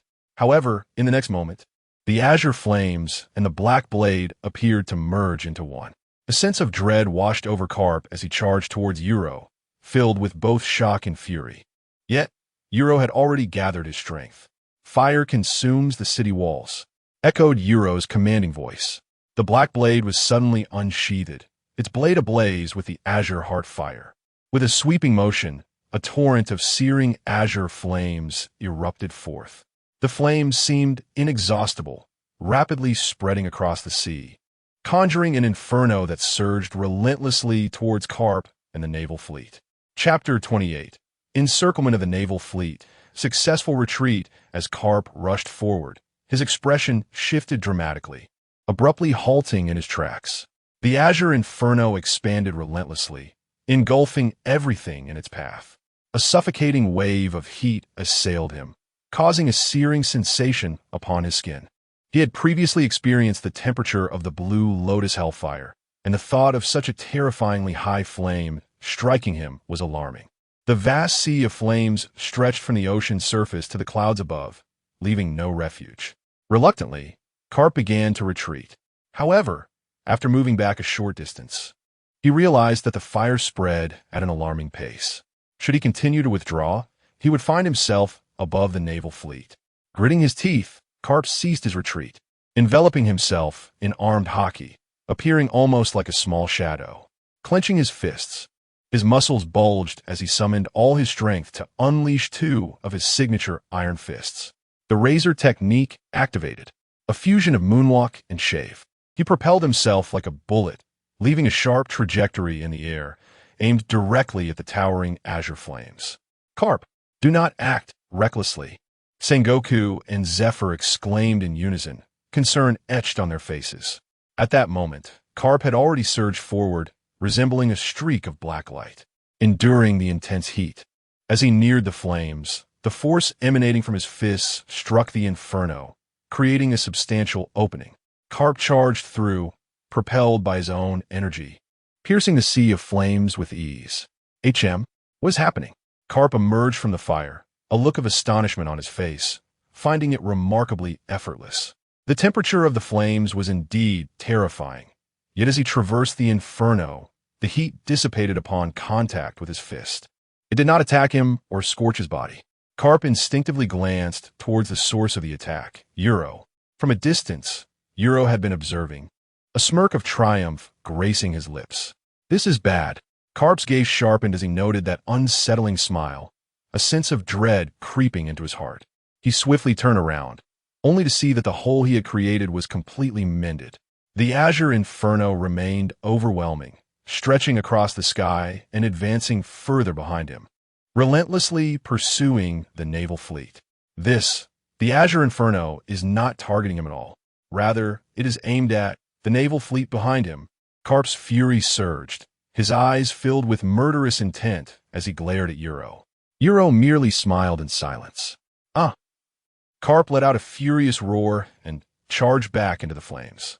On the other side, the naval personnel, witnessing Garp break through the fire, had not yet savored the relief when they realized the inferno's momentum showed no signs of waning, descending upon the entire naval fleet. Zephyr's eyes widened in horror. Quick, everyone retreat. Sengoku issued an urgent order for withdrawal. Upon hearing this, the naval soldiers were thrown into disarray, already sensing the terrifying heat emanating from the Blue Lotus hellfire. In their panic, they maneuvered their ships, altering their course. However, it was too late. The azure inferno raged fiercely, akin to celestial flames descending from the heavens, engulfing the entire naval fleet. The blue fire made contact with the ocean surface, producing a hissing sound as vapor billowed and spread relentlessly. A colossal ring of fire formed, with flames roaring all around, creating a towering barrier of fire reaching several dozen meters high, trapping the naval fleet within. Is this the true might of You Luo? The flames were indeed terrifying, impervious to water, and continued to evaporate the seawater. How could it not be? Even from this distance, I can feel the waves of heat. The captains and crew below were left in stunned silence, gasping in shock. No, it was the heat they inhaled. They murmured amongst themselves, exhilarated yet comically wiping away their sweat. Shiki the Golden Lion and Whitebeard Newgate had grown accustomed to such displays. After a moment of astonishment, they returned to their usual demeanor. Is the power of a Logia-type devil fruit truly this formidable? Shiki mused, unable to contain his astonishment. Ha ha ha. Shiki, it all depends on who wields it. With You Luo at the helm, it's hardly surprising. Newgate laughed heartily, generously praising You Luo. Even Rokks was visibly astonished, never anticipating that You Luo could develop such a formidable skill. You Luo observed the scene, having achieved his objective, and leaped gracefully from the sky, landing steadily back on his pirate ship. He settled down with a languid stretch against the ship's hull and declared, "Let us depart." He had intended to rest during his retreat, but the task activation from the system had delayed him until now. Retreat. Rokks waved his hand, and 5 pirate ships surged through the waves, swiftly exiting the sweltering waters. The atmosphere aboard Rokks' ship was jubilant. Not only had they successfully seized the heavenly gold, but they had also thwarted the Navy's covert operations. The final move, the fiery destruction of the city walls, was truly exhilarating. You Luo, you are quite the anomaly. Your strength has escalated at an astonishing pace. Shiki's tone was laced with a hint of envy. Such a formidable talent would evoke admiration from anyone. You Luo had already attained a level of power comparable to that of Newgate and Shiki. Shiki, you may call me a genius or say I am strong and handsome, but please do not label me as a freak. You Luo retorted through clenched teeth, his lips twitching at the comment. While I might tolerate being called gifted, being termed a freak is quite another matter.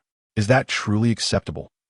All right, I understand. Shiki waved his hand dismissively, hardly paying heed to You Luo's words.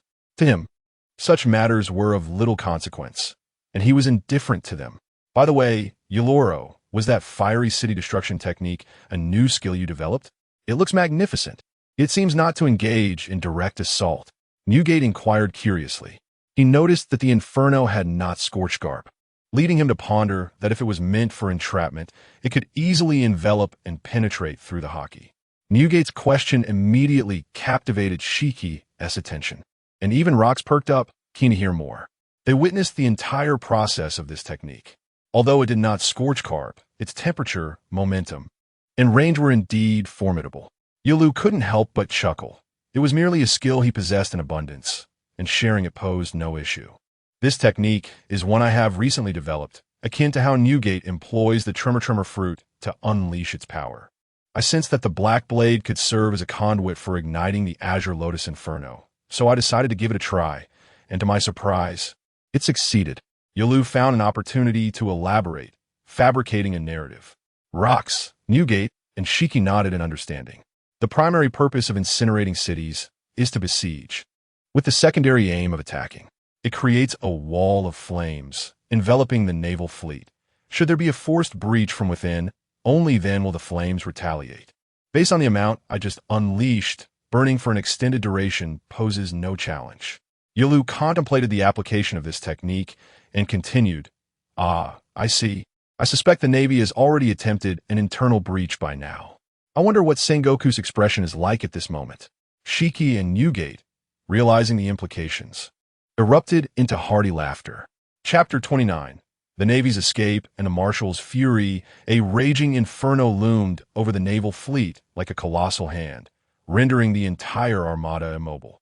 The searing waves of heat relentlessly assaulted the sailors, the air thick with humidity reminiscent of a sealed steam chamber. Sweat poured from every soldier, their garments saturated, while the weaker among them, suffering from rapid dehydration, began to feel parched and dizzy. Witnessing the plight of their comrades, the remaining soldiers succumbed to panic. Though they possessed slightly greater strength, it was merely a matter of time before they too would face a similar fate. Damn it! Garp and Zephyr ground their teeth in fury, their veins bulging as they clenched their fists tightly. These were their subordinates, and, under such circumstances, they could not endure for long. Great Buddha Shockwave. Sengoku transformed into a golden Buddha, hoping to disperse the flames with a powerful shockwave. His massive palm thrust forward, unleashing an intense wave of energy that struck the inferno, momentarily parting the flames to reveal a gaping hole.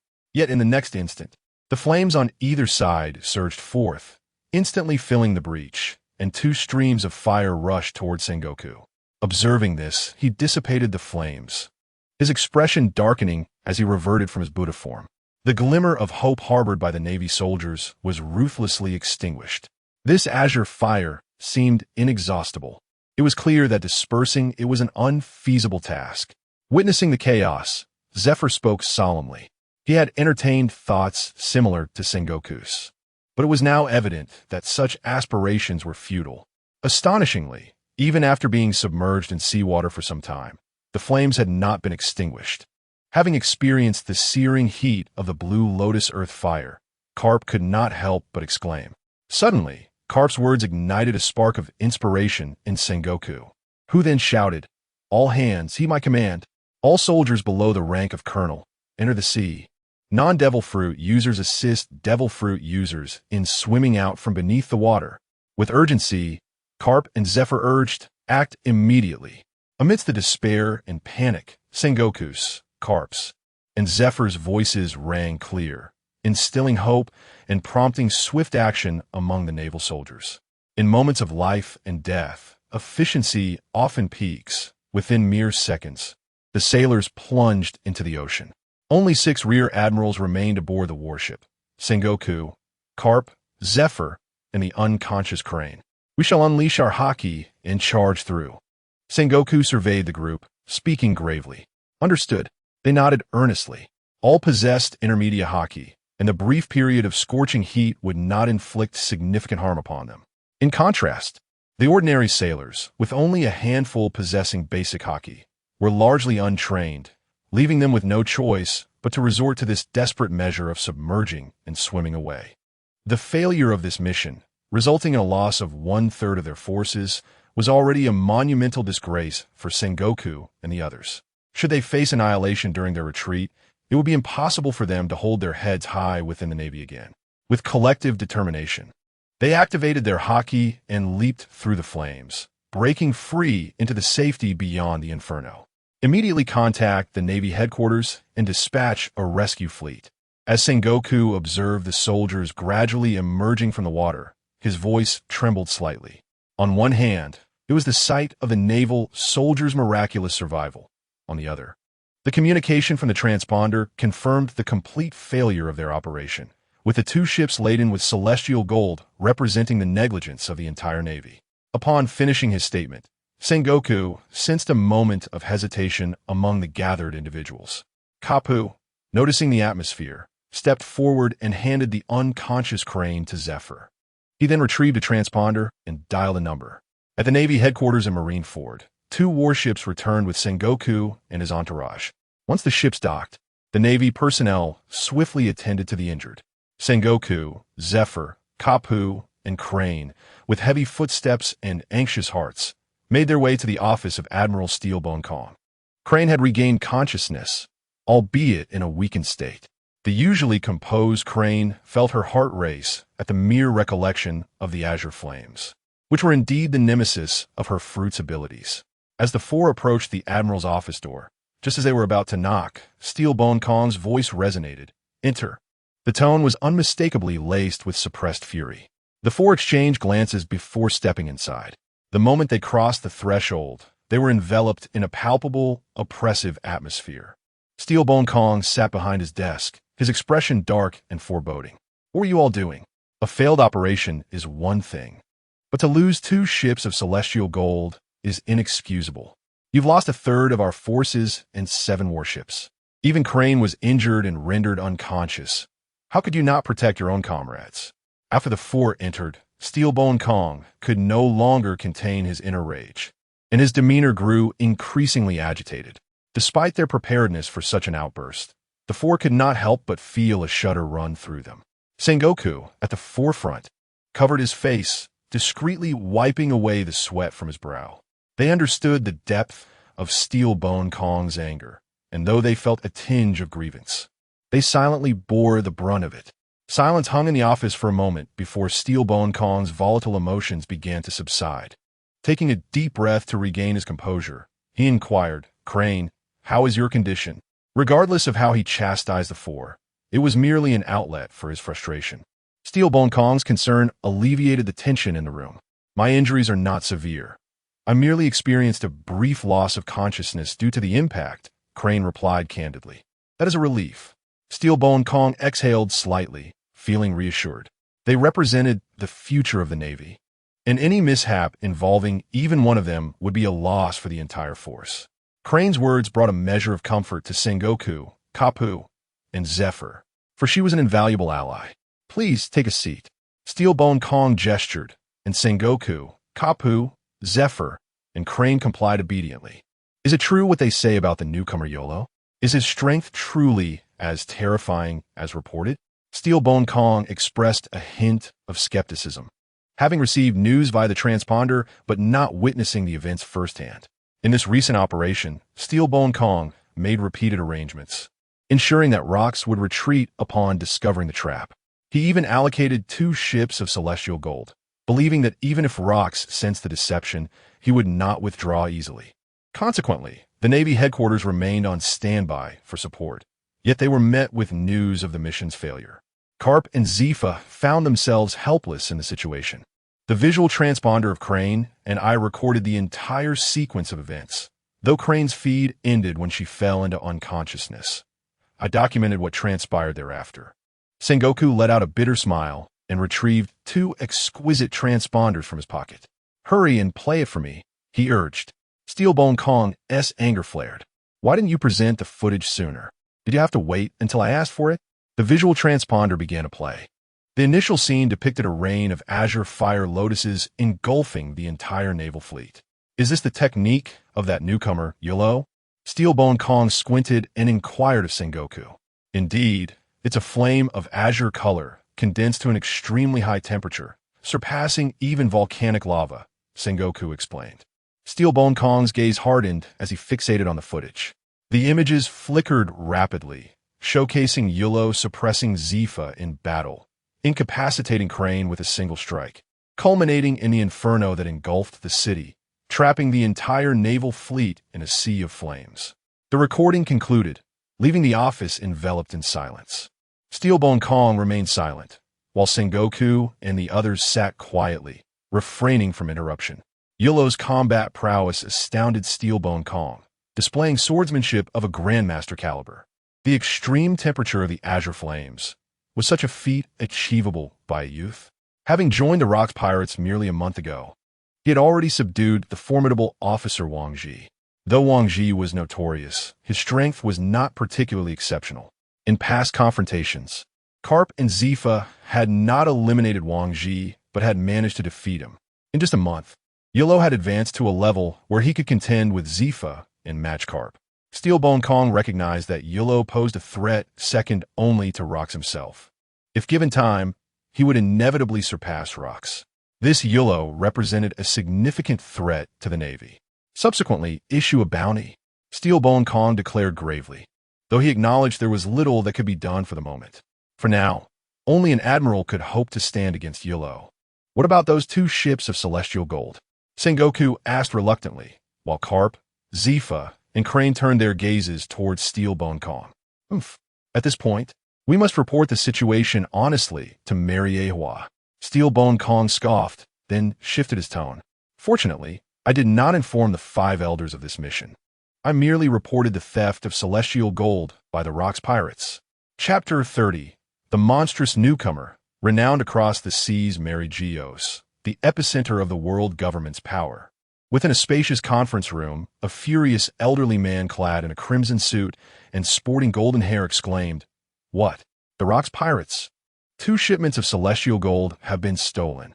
What in the world is the Navy doing?" The expressions of the 4 other elders mirrored his indignation. Their faces darkened by fury. A brazen assault on the Navy fleet and the audacious theft of celestial gold was a blatant affront to the celestial dragons, utterly disregarding the authority of the world government. Sengoku, Zifa, and Tsuru stood before the 5 power holders, dutifully enduring their reprimands. Garp, on the other hand, harbored disdain for the celestial dragons and would not even deign to set foot in Mary Geos.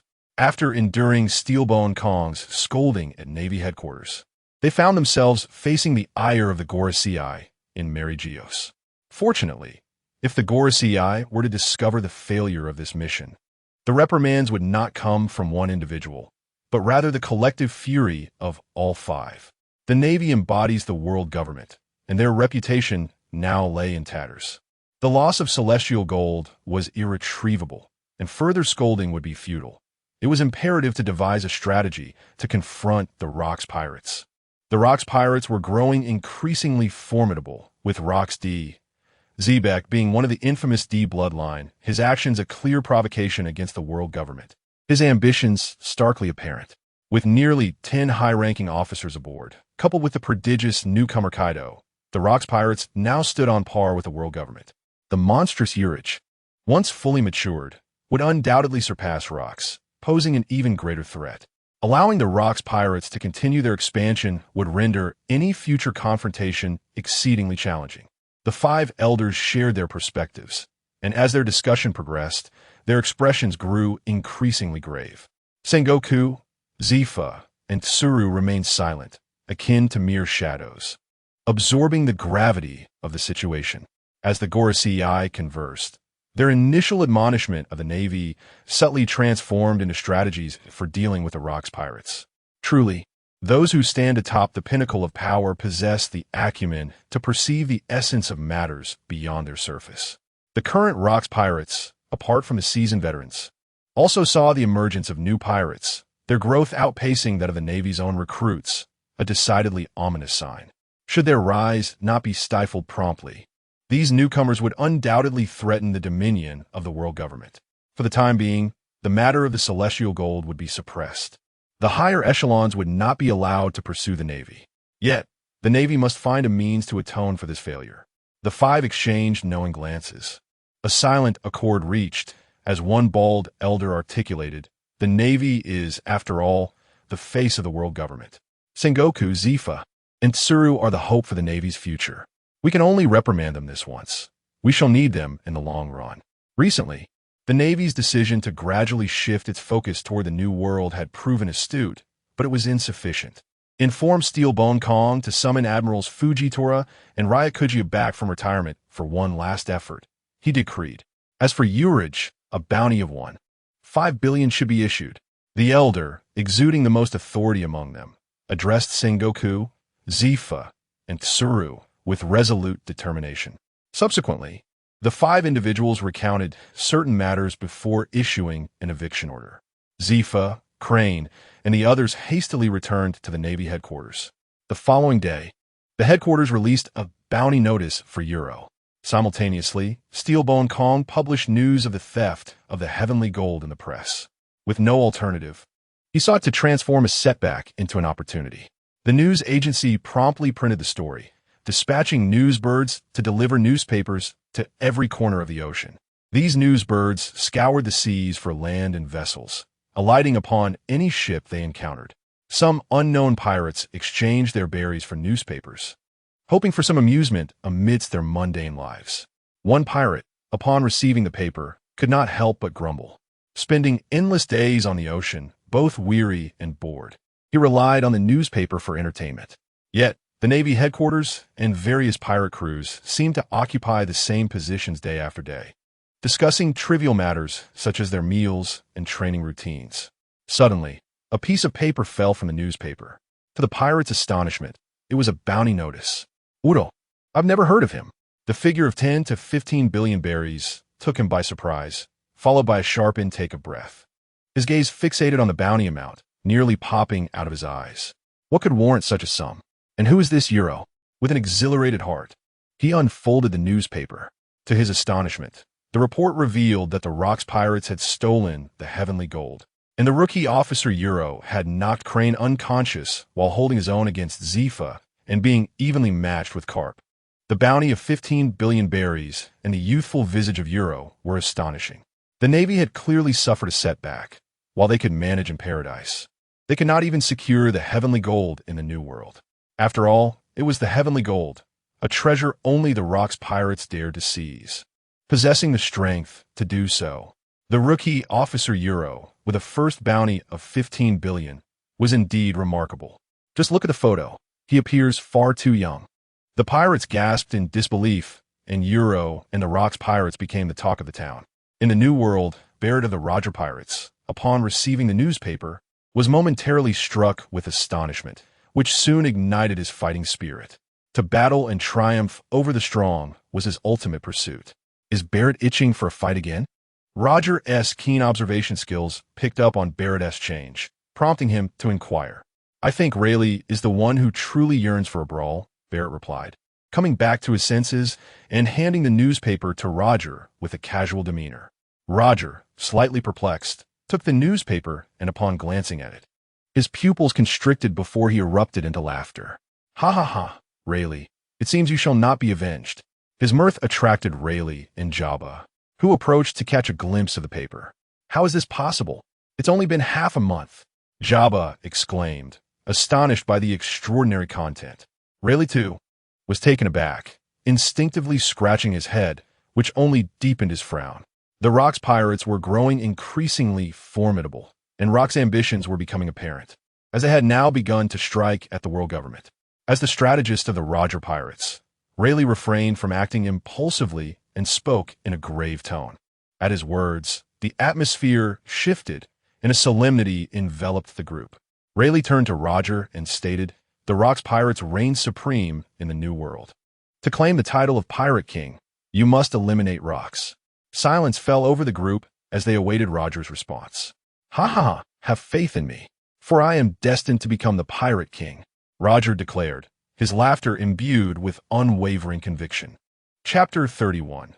The Navy's 6 styles and the distribution of celestial gold. As the news spread, everyone became aware of You Luo, the newcomer of the Rokks pirates, a young man whose initial bounty reached a staggering 5 billion berries. At this moment, The ships of the Rokks pirates floated amidst the clouds, with all eyes gathered upon the two vessels transporting the celestial gold. The treasures held within included not only riches, but also exotic fruits from various nations, exquisite wines, and rare specialties. Thus a grand banquet commenced. You Luo, in high spirits, savored fine wines and fruits, embodying a picture of indulgence. Yet beneath the surface, he was attentively reviewing the system notifications. Ding! Task completion successful. Reward: advanced mastery of the 6 styles, comprehensive encyclopedia of martial arts. The reward has been automatically granted to the host. Upon seeing this reward, You Luo felt an overwhelming joy.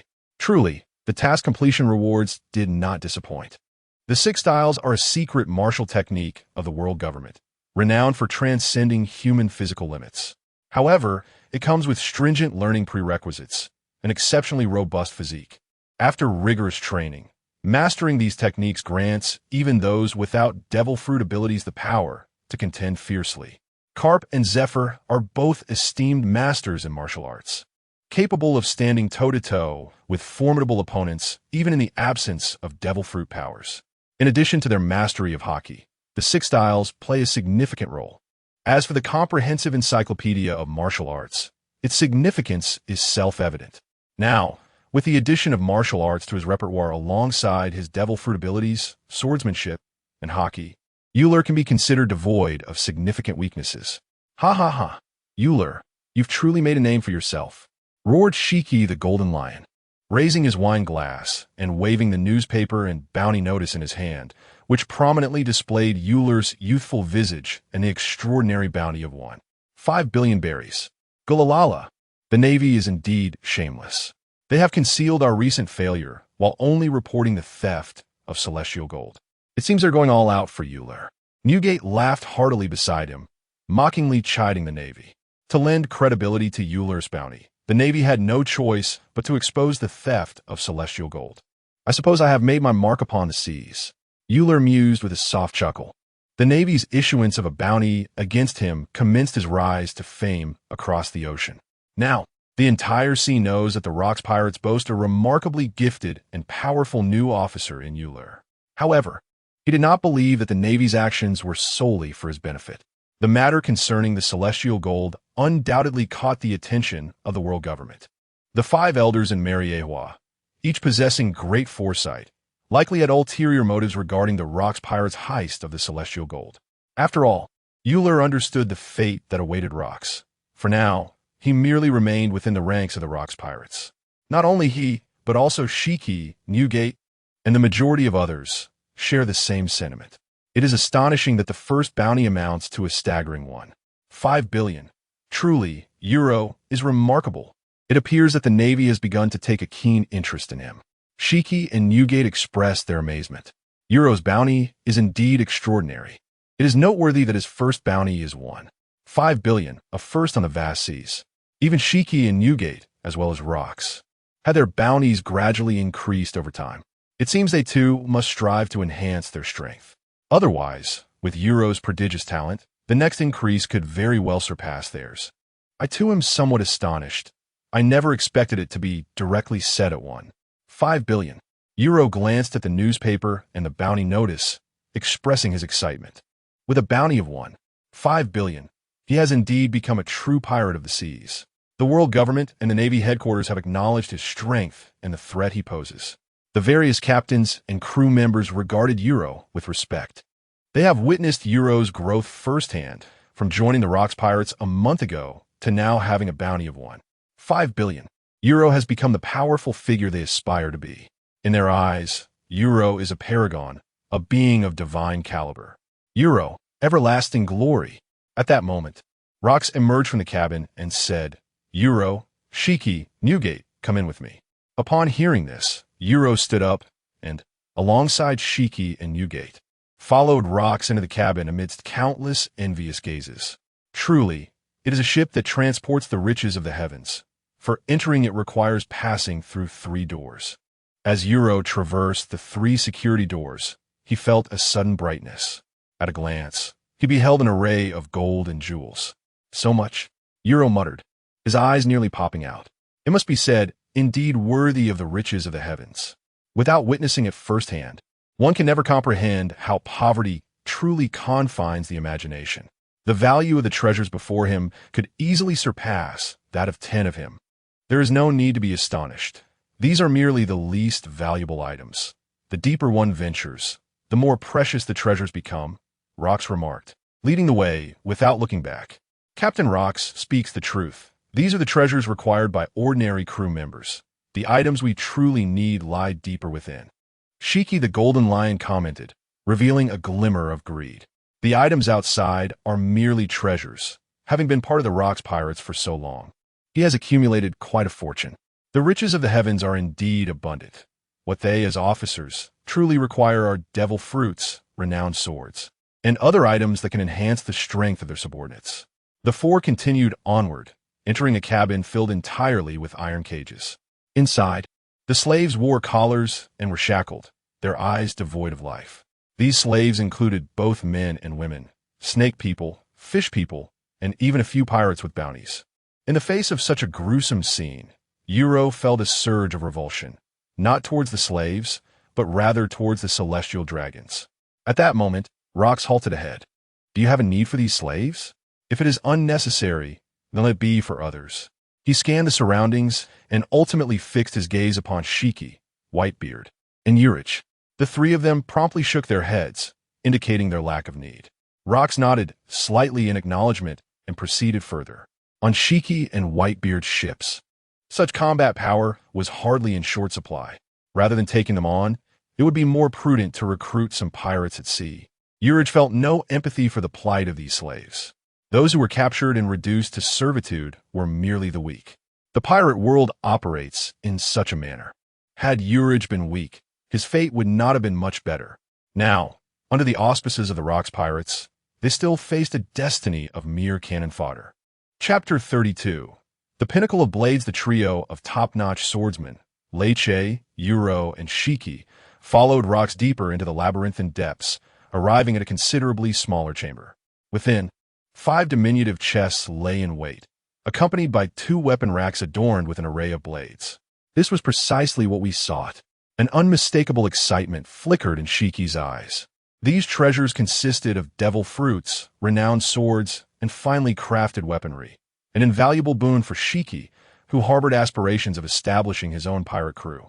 Certain crew members he valued had reached their limits, hindered by either subpar weapons or stagnant prowess. A worthy devil fruit could swiftly shatter those limitations and elevate their strength, while exceptional weaponry could unleash their latent potential in battle. Yet, such rare artifacts are seldom encountered in the mundane world. Fortuitously, fate had smiled upon Shiki this day.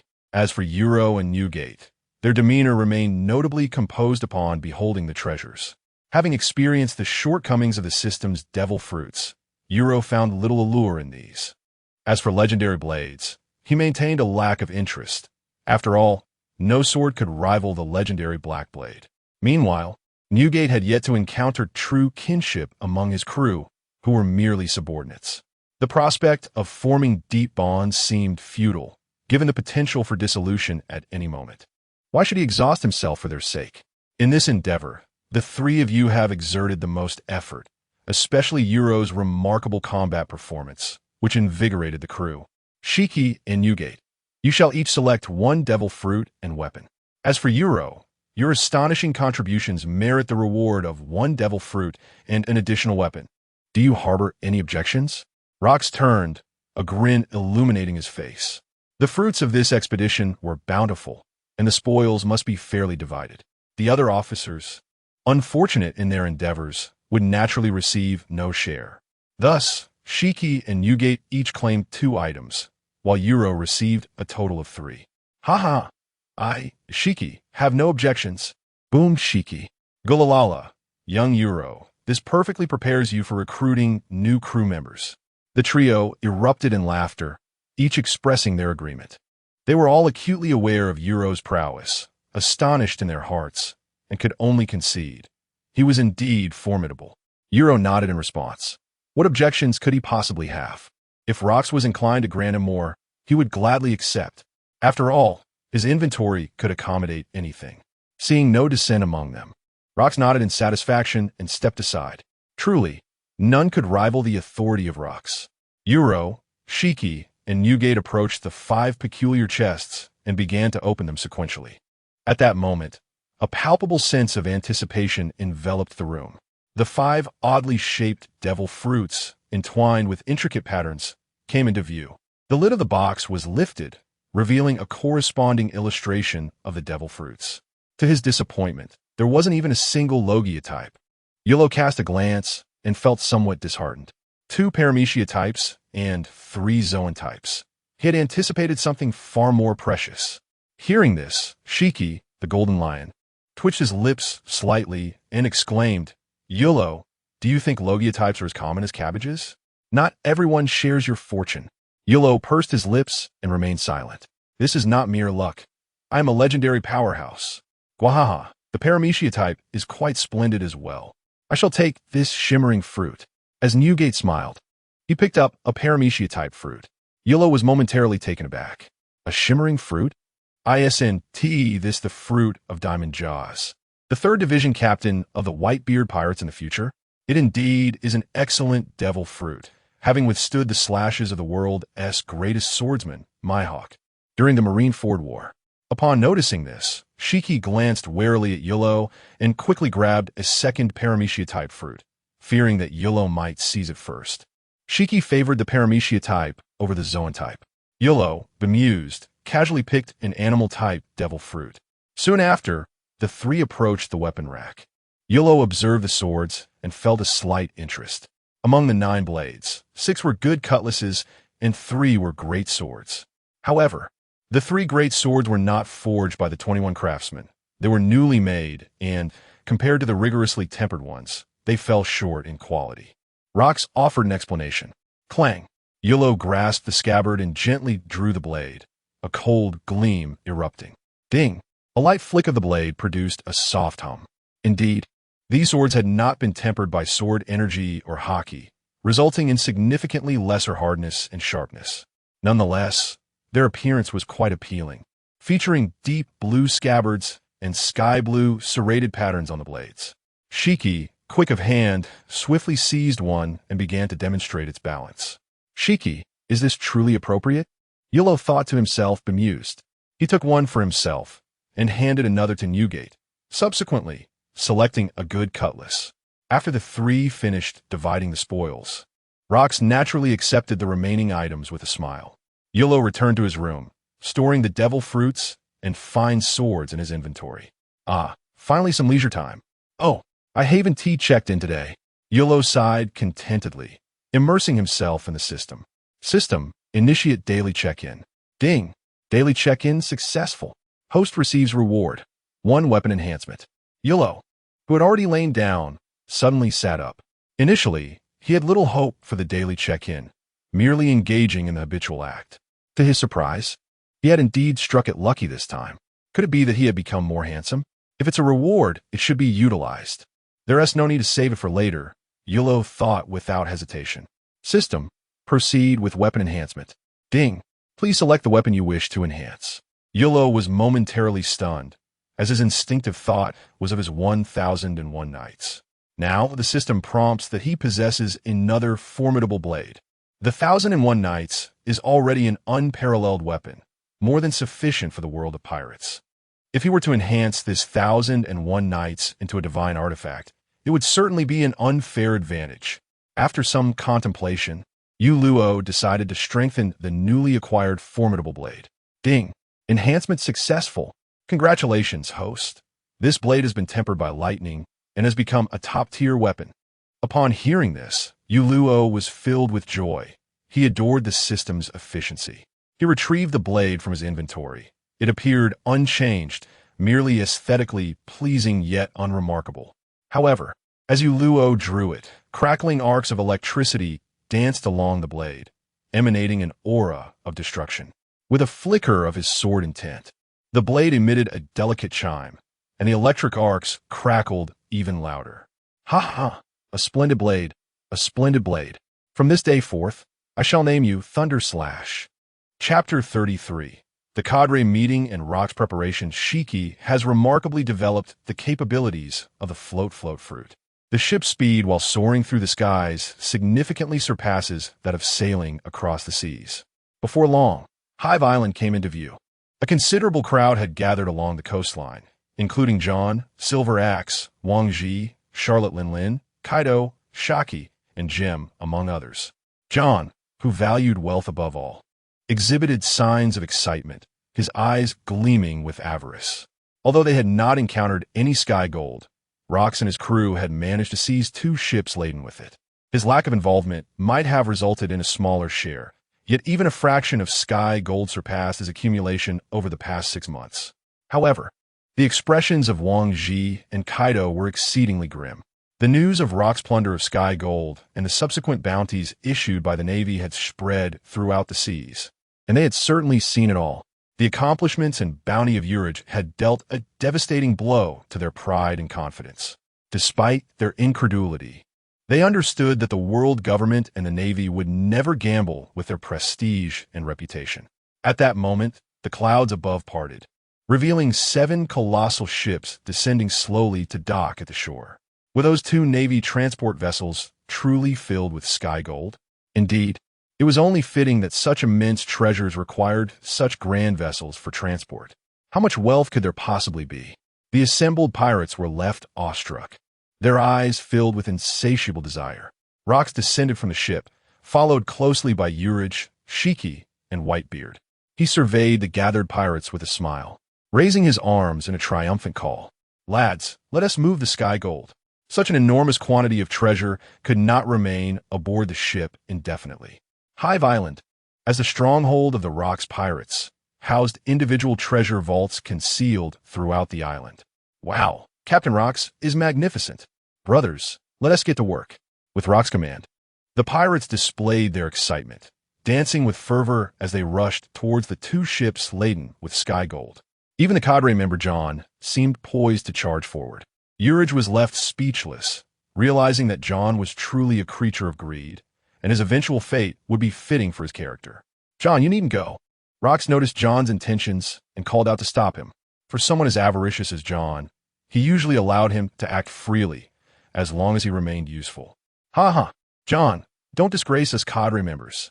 During the last meeting, Jim, who had mocked John's greed, seized the opportunity to taunt him once more. Hearing Rokks' words, John hesitated, retracting his foot and letting out a nervous chuckle. "What do you know? You don't understand anything." He shot Jim a furious glare, indignantly retorting, "I may not dare to confront Rokks, but you? I could take you down." "Umph." Jim scoffed dismissively, uninterested in engaging with him. "These tasks can simply be entrusted to the individuals below. Now, I call upon all the cadre members to gather in the conference hall."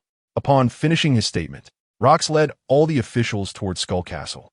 He harbored no concerns about the pirates pilfering the treasures from the sky. His men would keep a vigilant watch throughout. Moreover, everyone understood the implications of the forthcoming events, and those with any sense would refrain from such treachery. Inside the conference hall, individuals such as You Luo, Haki, and Whitebeard took their seats. The 2 cadre members who had previously mocked You Luo during the last meeting now cast approving glances his way.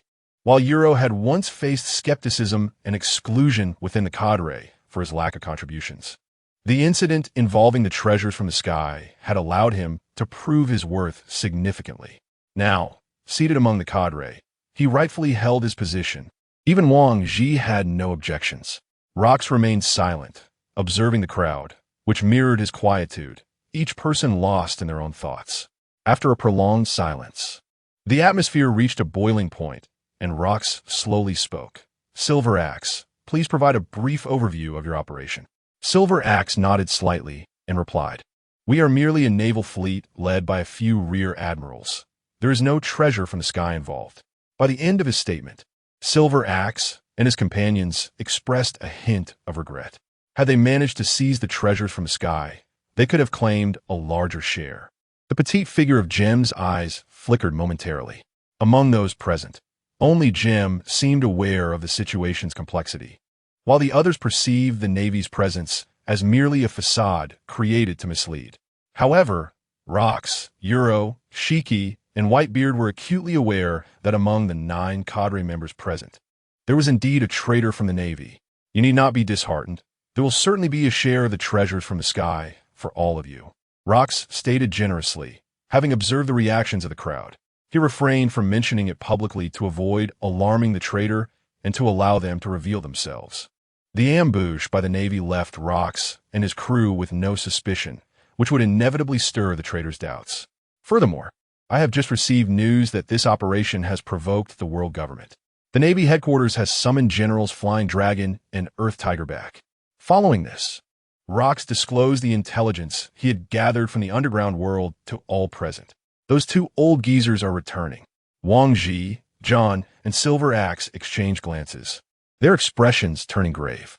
These 2 individuals were formidable adversaries. They were among the earliest members to join Rokks' pirate crew. In the preceding years, it was these 2 who frequently clashed with the Navy. Eventually, Sengoku, Garp, Zifa, and Tsuru rapidly ascended within the Navy, leading to Steel Bone Kong's decision to promote them. Meanwhile, the aging generals Flying Dragon and Earth Tiger were nearing retirement, thus handing over their responsibilities to Sengoku, Garp, Zifa, and Tsuru. They are exceedingly challenging opponents. A flicker of trepidation crossed Wang Ji's eyes as he recalled his earlier arrogance and self-proclaimed exceptional strength. The outcome resulted in a frantic escape, leaving no room for retaliation. After being pursued for 3 days and nights, it was ultimately Rokks who intervened to rescue him. In comparison to the nearly peak-level figures of the warring states, Zifa, Garp, and Tsuru, these 2 admirals, who have dominated for over 30 years, are undoubtedly more formidable adversaries. The Navy's actions are evidently directed against us. With the Flying Dragon and Earth Tiger, along with the commanding presence of Admiral Snow Leopard at Navy headquarters, the top-tier combat strength of the Navy has been fully assembled. Rokks' words have consistently revolved around the Navy. Are we afraid of the Navy? We have long desired to grapple with the Flying Dragon and see just how much this old dragon's strength has waned. The Golden Lion Haki laughed heartily. His spirit ignited at the news of the Flying Dragon's return. Engaging with an admiral, that sense of pressure and exhilaration, is what propels his strength to new heights. Otherwise, battling against the likes of Sengoku, Garp, and Zifa, who are evenly matched, holds little significance. Haki is indeed correct. We're the strongest pirate crew. How could we cower before the Navy? However, with the Navy on high alert, it is not an opportune time for action.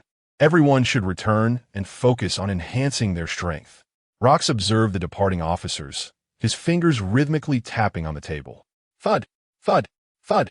The Navy, traitors, he chuckled. It seems I must prepare a delightful surprise for you. After a long moment, Rokks smiled, a profound and then menacing expression taking hold. The ruler of the New World shall not easily acquiesce. Chapter 34. The ambition of Haki and the challenge from You Luo as You Luo and his companions emerged from the conference hall. They were guided by John and the other officers to partake in the distribution of the spoils of the heavenly gold, as determined by the proportions set forth by Rokks. You Luo, Haki, and Newgate not only received their previously allotted treasures, but also a share of the newly acquired wealth. Observing from his sidelines, You Luo noted that the others had received a far greater portion, barely even half of what they claimed. This disparity was perhaps due to their lack of contribution. Meanwhile, they remained joyfully oblivious. As dusk fell, bonfires were ignited on Hive Island. The Rokks pirates, having successfully seized the heavenly gold, could hardly forego a celebratory feast. This gathering was markedly informal, devoid of the usual hierarchical divisions. All officers mingled freely with their subordinate captains and crew, sitting casually on the ground, drinking, feasting, and engaging in light-hearted conversation. You Luo, Haki, and Newgate shared a drink together. Haha, young You Luo, your contribution to the acquisition of the heavenly gold was paramount. Your position among the officers is undoubtedly well-deserved. Boomed Haki, exhaling plumes of smoke while indulging in his drink.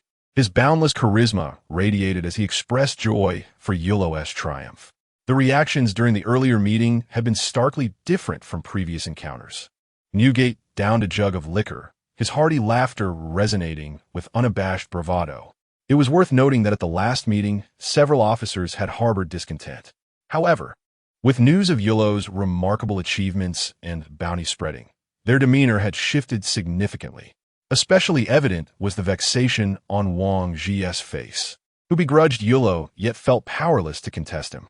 This spectacle brought great delight to Newgate, who couldn't help but chuckle inwardly. A group of bullies who fear the strong. It merely highlights my superiority, You Luo remarked, his demeanor notably composed. Sipping a modest cup of liquor, he exuded an air of profound confidence. Haki and Newgate nodded in agreement, recognizing the truth in You Luo's assertion. After all, actions speak louder than words. You Luo had always possessed innate talent and strength, yet he had chosen to remain somewhat low-key, reluctant to engage in petty rivalries. It was only through this recent endeavor that he had boldly proclaimed his prowess to the world. Before such formidable power, none dared to voice further objections. You Luo, I see you have no intention of assembling your own crew. Why not remain aboard my ship?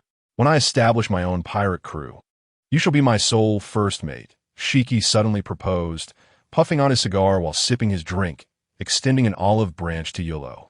Time waits for no one. In just a brief month, You Luo had risen to become a renowned pirate, no longer the novice who needed to hone his skills alongside Rokks. Having witnessed You Luo's potential from the outset, Haki had long contemplated keeping him. However, he had deemed it premature, preferring to wait until You Luo had acclimated to life aboard the ship. Little did he anticipate that You Luo's strength would soon rival his own. If he delayed any longer in making his offer, he might find himself in a position where he lacked the authority to invite someone stronger than himself to serve as first mate. Haki, I appreciate your kindness, but I must decline. You Luo speaks without a moment's thought, his words somewhat tactful. It must be acknowledged that Haki and Newgate have significantly aided him, and their camaraderie is quite pleasant. However, You Luo joined the Rokks pirates solely to enhance his prowess, using it as a stepping stone towards the pinnacle of the seas. A month has passed, and he has already matched Haki in strength. Before the dissolution of the Rokks pirates, he can remain aboard Haki's ship. Once the crew disbands, You Luo has plans already set in motion. Furthermore, in this world of piracy, with his extraordinary abilities, he will not be relegated to a subordinate position. Haha, your response aligns perfectly with my expectations. At that moment, Haki experienced a fleeting sense of disappointment, which quickly transformed into resolve.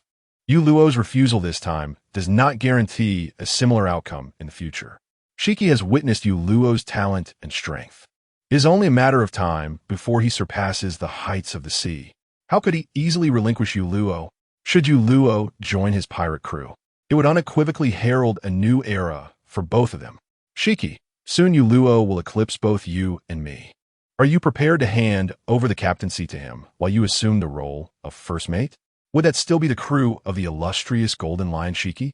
Whitebeard Newgate chuckled, causing a spray of his drink to splatter Haki's face. He was not mocking Haki, but merely stating the truth. Initially, Haki had seized the advantage with his swordsmanship, yet he never anticipated this outcome. You Luo is a veritable monster. No one can control him. Newgate lacks Haki's grand ambitions. He simply desires to connect with true family, gathering a multitude of sons to form a crew that resembles a family. Haki fell into contemplation, neglecting the drink on his face. Haki, do not despair. Let us see when you can defeat me. You Luo interjected, attempting to provide a hasty comfort, knowing full well that it would be exceedingly difficult for Haki to best him at this juncture. Yet, Haki did not share that sentiment. You Luo, let us engage in a grand battle. You Luo's words ignited a spark of hope in Haki's eyes, as if he had discovered a new realm. He believed You Luo to be his equal. As the saying goes, when two heroes meet on a narrow path, the brave shall prevail. As long as he is sufficiently courageous, ruthless, and fearless, success will surely follow. Haki, are you truly that serious? You Luo was taken aback. Did you genuinely take my words of consolation to heart? Suddenly, You Luo felt his tongue had betrayed him. Even Newgate was momentarily stunned, his drink halted mid-air. Who would have imagined that the Golden Lion Haki could be so fervent? Indeed, he is utterly serious. Shiki rose abruptly, radiating determination and fervor. Courageous and undaunted by adversity, You Luo was at a loss for words, intending to refuse, but then reconsidered. It was imperative to completely extinguish Shiki's aspirations. Ding! Task activated. Please engage in battle against the Golden Lion Shiki and defeat him. Rewards will be granted upon task completion. At this moment, the system's notification sounded. You Luo's eyes sparkled with delight. The arrival of the task was indeed timely, perfectly aligning with his own thoughts. Shiki, since you're so earnest, I, You Luo, shall accompany you to the very end. Moreover, I have long yearned for a duel with you, Shiki. You Luo also rose to his feet, his voice grave and resonant throughout the arena. Chapter 35. The Confrontation of Officers, a spectacle for the entire crew since Shiki was adamant about battling. You Luo decided to accompany him in this duel. Such an encounter would undoubtedly hone his skills, rendering him even more formidable. As for Shiki's prowess, You Luo had witnessed the entirety of his previous confrontation with Zephyr and was confident he could surpass Shiki. The commotion immediately drew the attention of the crew. What was happening? You Luo was challenging Shiki to a duel? Such officer duels were rare. Who did they believe would emerge victorious? Surely Shiki would triumph. For although You Luo was strong, he was still quite young. Youth alone does not guarantee victory. What a fallacy. After all, You Luo had managed to subdue Zephyr. Nearby crew members engaged in animated discussions, fervently debating the outcome, their faces alight with excitement. Life as a pirate is intrinsically tied to combat and plunder, and many thrive in this nature. Conflicts are often resolved through battle, a frequent occurrence among the lower ranks of the Rokks pirates. However, battles between officers are exceedingly uncommon. The rarity of such a formidable clash had them eager for the opportunity to witness it. You Luo's acceptance of the challenge invigorated Shiki, who paid no heed to the chaotic murmurings around him. He envisioned You Luo standing as his first mate, heralding the dawn of his era. Alas, Shiki. Newgate shook his head, letting out a sigh, unsure of what to say. He regarded the exuberant Shiki with a hint of sympathy. This fellow was not typically so naive. You Luo was far from an easy opponent. While the outcome of Shiki's victory remained uncertain, one thing was clear. You Luo would not be defeated so easily. Let us begin, You Luo. Watch me claim victory over you, Shiki declared, his voice resonating with confidence. Insufficient strength? Then experience shall suffice. You Luo quipped, raising an eyebrow in a provocative manner. The pirates observing were taken aback by his audacity. How brazen could one be? They understood that You Luo's strength was on par with Shiki's, yet victory would not be so easily attained. Newgate observed the confident yet arrogant You Luo, sensing the intense atmosphere. Shiki's initial excitement swiftly morphed into seriousness. Has your strength improved, You Luo? He inquired solemnly. Perhaps my physical abilities have seen slight enhancement, You Luo replied with a light-hearted smile. Seemingly unperturbed, Shiki's expression twitched slightly. He knew better than to underestimate You Luo's slight improvements. His gaze turned grave. Having frequently sparred together, both he and Newgate understood that You Luo's only weakness was his physical combat skills. An improvement in that area suggested an overall increase in his capabilities. Even Newgate, observing from the sidelines, felt a flicker of concern. This impending battle was likely to be exceedingly fierce. Anticipation swelled within Newgate. You Luo consistently managed to surprise those around him, and he hoped this occasion would be no different. The duel between You Luo and Shiki swiftly spread across Fengchao Island. The already vibrant atmosphere erupted into a frenzy. Pirates, upon receiving the news, hurriedly flocked to the scene. Even the cadres were stirred.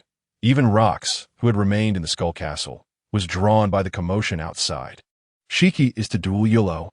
The shouts from outside left Rokks astonished yet curious. Wasn't You Luo always aboard Shiki's ship? The two seemed to get along well. How had it suddenly escalated to a fight? With his heart brimming with intrigue, Rokks unleashed his advanced kin Bunchika Haki, instantly enveloping the entirety of Hive Island. Now it makes sense. Moments later, Rokks came to a profound realization. Through his kin Bunchiku, he discerned the underlying reasons for the chaos. He paid little heed to Shiki's desire to have You Luo as his first mate. After all, every cadre harbored ambition. That was only natural. But that was a concern for another day. As long as he drew breath, the Rokks pirates would endure. Thus, You Luo and Haki would remain his subordinates, as long as they contributed to his plan to overthrow the world government. Who sailed with whom was of no consequence to him. However, Rokks held a deep interest in the duel between the two. He was well aware of Haki's talents and strength, while You Luo's current display of prowess led him to believe that he had yet to reveal his full potential. At that moment, the surrounding pirates had gathered around the two men. Let us go to the usual place. With one last swig of strong liquor, Haki's heart brimmed with fighting spirit. You Luo nodded and stepped forward alongside Haki. The onlooking pirates parted, clearing a path for them. Upon reaching the shore, they took flight in unison, heading towards an uninhabited island. This was the very place where You Luo, Haki, and Newgate frequently honed their skills. They typically practiced on deserted islands, let alone engaging in a full-scale battle. If they were to clash directly on Fengchao Island, the entire landmass might be obliterated. The so-called paradise for pirates, Hive Island, the stronghold of the Rokks pirates, would face the ire of all if it were destroyed. As the spectators observed, their blood surged with excitement, cheering wildly. Those who felt too weak to soar swiftly rallied their ships to follow. Nearly all members of the Rokks pirates gathered for this duel among the cadres. Dozens of pirate ships encircled the deserted island, converging from all directions to witness the event. Shadows streaked across the sky, solidly landing on the foremost ship. It was none other than Captain Rokks, along with cadres John, Wang Ji, Silver Axe, Gem, Charlotte Linlin, and a few other gifted and powerful newcomers like Kaido. Wow, Captain Rokks, he is actually here, exclaimed one pirate, and all the cadres are present. Do they truly place such importance on this battle? With the upper echelons of the Rokks pirates assembled, the atmosphere erupted once more.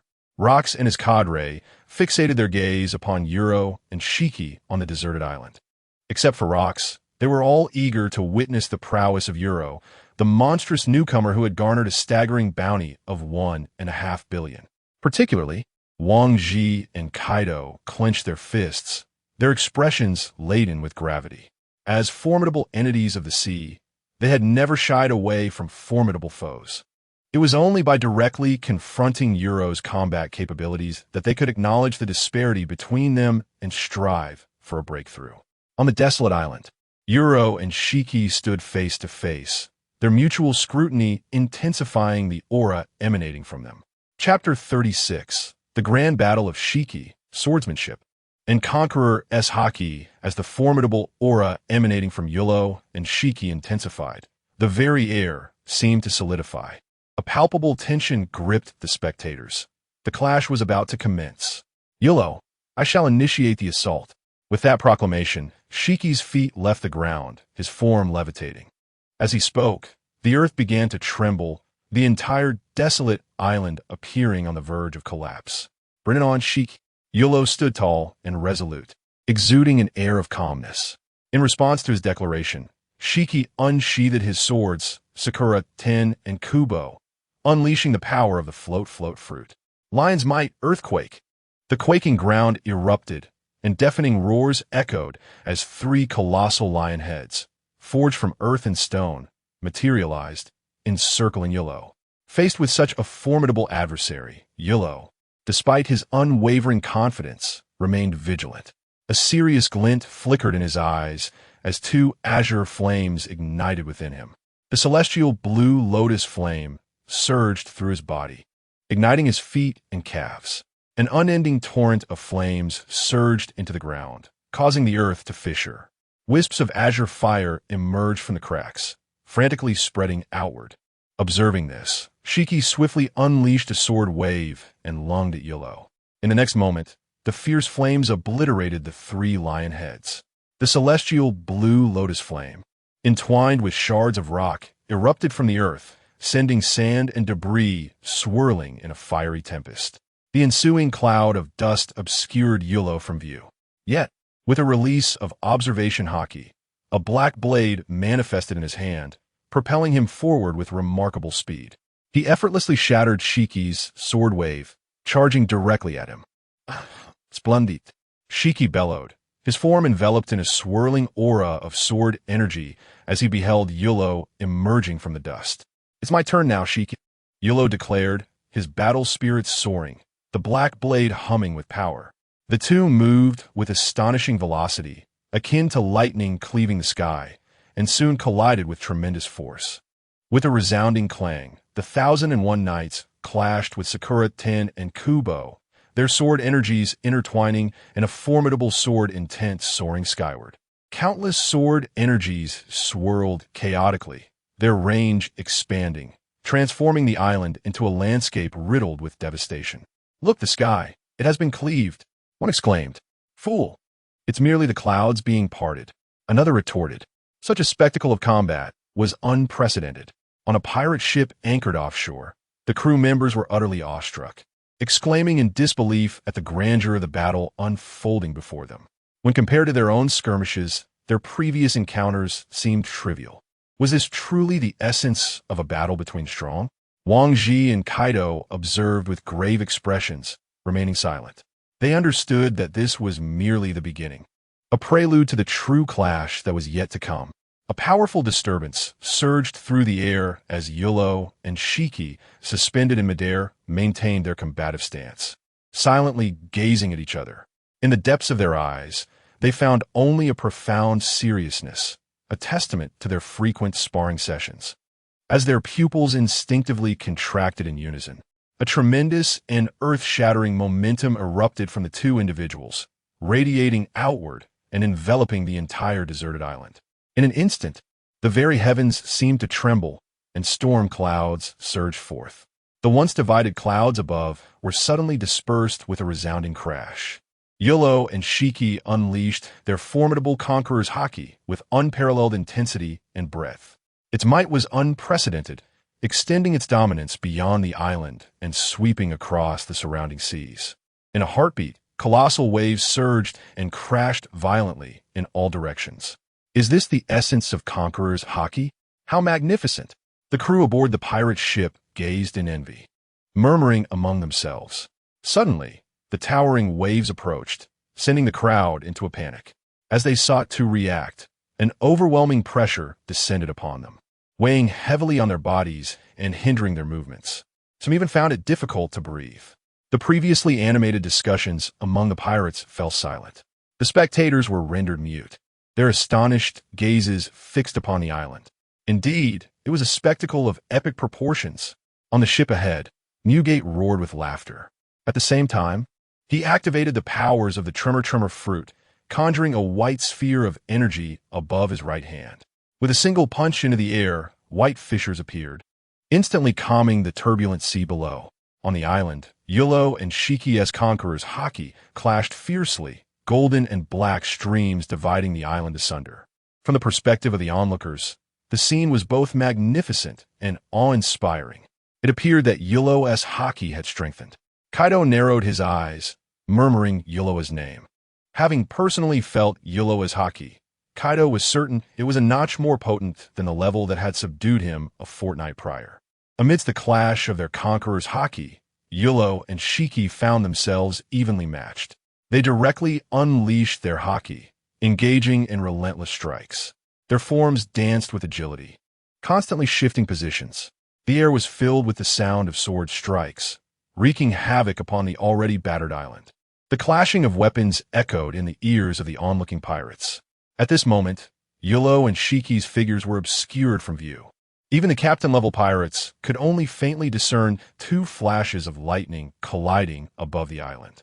Only figures like Rokks and Newgate could observe the unfolding battle with clarity. You Luo, you have indeed grown stronger," Shiki remarked gravely amidst the conflict. His expression was one of utmost seriousness. This was no ordinary sparring match. Only those who had truly battled You Luo could grasp the immense pressure of fighting against him. This overwhelming strain was several times greater than that felt while merely spectating. "Isn't that to be expected? What are you afraid?" You Luo taunted with a provocative smirk. "Fighting you is truly vexing," Shiki retorted with a scowl, his demeanor darkening. "Am I, Shiki the Golden Lion, afraid of you? Such flattery has gone to your head." In everyday life, he appears rather unassuming, yet when it comes to a confrontation, He exudes an air of arrogance. He yearns to deliver a thorough beating to You Luo, though such thoughts remain merely fleeting fantasies. With the might of a lion, the ground trembles. The clash of the conqueror's Haki and swordsmanship leaves no clear victor, as Shiki once again harnesses the powers of the float fruit. This time, the desolate island's surface heaves, giving rise to countless lion heads that soar toward the heavens. As You Luo wields his black blade with fervor, azure flames surge from beneath his feet, transforming into columns of fire. The azure pillars collide with the lion heads. Boom! Boom! Boom! The island quakes, and the air vibrates with intensity. The atmosphere across the entire island becomes chaotic, while the nearby sea churns incessantly. The fierce currents generated by this assault are scaldingly hot, causing the crew aboard the pirate ship to break into a sweat from the oppressive heat. Chapter 37. The unforeseen move, Shiki's Furia. You Luo is truly formidable. I must bear his child, Charlotte Linlin mused as she observed the battle unfolding on the island, even neglecting her dessert in her astonishment at You Luo's prowess. Witnessing You Luo's strength firsthand was far more impactful than reading about it in the papers. In such a short span of time, he had ascended to this extraordinary level. Surely, any child born of You Luo would possess an unparalleled future. Linlin, your fantasies are rather grand. Do you truly believe you could defeat You Luo? Newgate interjected, unable to restrain himself from dashing Charlotte Linlin's hopes. I will succeed eventually, Charlotte Linlin retorted, her displeasure evident as she fell silent. The truth was undeniable. At this moment, the prospect of vanquishing You Luo seemed exceedingly ambitious. Wang Ji and Kaido stood silently nearby, their minds racing with thoughts. Since the onset of the battle, You Luo had displayed an extraordinary mastery of flames, swordsmanship, and conqueror's Haki. They pondered whether they themselves could withstand such power. Deep down, they recognized their own limitations, yet were reluctant to admit it. As seasoned warriors, both Wang Ji and Kaido could discern that neither You Luo nor Shiki had yet unleashed their full potential. Wang Ji contemplated a chance for redemption, eager to prove his superiority over You Luo, while Kaido believed that You Luo was unworthy of a position among the officers, aspiring to usurp him. However, in light of recent developments, such ambitions now appeared utterly ludicrous. Ever since You Luo had begun to reveal his strength, the two had been measuring the widening chasm between themselves and him. Alarmingly, they realized that this gap was growing ever larger, making their hopes seem increasingly distant. Meanwhile, the other officers, such as John and Silver Axe, who had only read about You Luo's prowess but had not witnessed it firsthand, bore expressions of shock and even disbelief. There was no denying that You Luo's strength had surpassed their own. The fact that You Luo could match Shiki in battle served to confirm that, among the officers, his might was second only to Newgate's, excluding Captain Rokks from consideration. As astonishment washed over them, John and the others felt their expressions darken. The Rokks pirates were a crew that valued strength above all. Everything hinged upon power. For someone like Rokks, who harbored ambitions of overthrowing the world government, what he needed were individuals of immense strength. Newgate was a prime example, being the officer whose prowess was second only to Captain Rokks. Rokks had never interfered with Newgate's affairs as long as he could contribute when necessary. Even so, Newgate's status was slightly elevated compared to theirs. Initially, they had assumed You Luo would at best be their equal. Yet, given the current trajectory, it appeared he might soon surpass them, much like Newgate had done. Should this come to pass, their standing within the pirate crew would inevitably diminish further, leading to a reduction in the benefits they could reap. As the observers each harbored their own thoughts, the battle on the island intensified. Ultimately, You Luo unleashed his signature fire pillars, shattering countless lion heads. A dozen fire pillars struck the ground, unleashing a torrent of azure flames across the desolate island. In Shiki's eyes, a glimmer of brilliance flashed as he activated the powers of the float fruit. Lion's might, flame spiral, he bellowed, pointing at You Luo with his dual blades. Sakura tin and withered wood. In the next moment, a comical scene unfolded. After Shiki made his move, the arena remained eerily still. It seemed as if 6 dots appeared in the sky, followed by the flight of a raven. What is happening? Uro, equally bewildered, was adorned with numerous question marks above his head. Shiki, feeling the heat of embarrassment, wished he could vanish into the ground. A blunder, indeed. He felt utterly humiliated. Clearing his throat, he resolved to try again. Lion's Might, Flame Spiral. With a renewed focus, Shiki pointed his dual blades, fully activating the powers of the float fruit. Yet, the result remained unchanged. Now, it was Shiki's turn to be filled with questions. What was going on? Gulalala, is Shiki here to entertain us? Newgate, observing from the sidelines, leaned on his sword, laughing heartily. The ever-serious Wang Ji and Kaido nearly doubled over from Shiki's antics. Even the stern Rokks couldn't suppress a twitch at the corners of his mouth. What was happening? Was Lord Shiki conceding defeat? Hush, don't be ridiculous. This is Lord Shiki's strategy. Indeed, how could I not see it? Look at Lord Uro. He is utterly perplexed. This must be a successful tactic by Lord Shiki. Some bewildered pirates began to speculate. Suddenly, Shiki realized the crux of the issue. His face flushed with anger as he cursed. Damn it, Uro.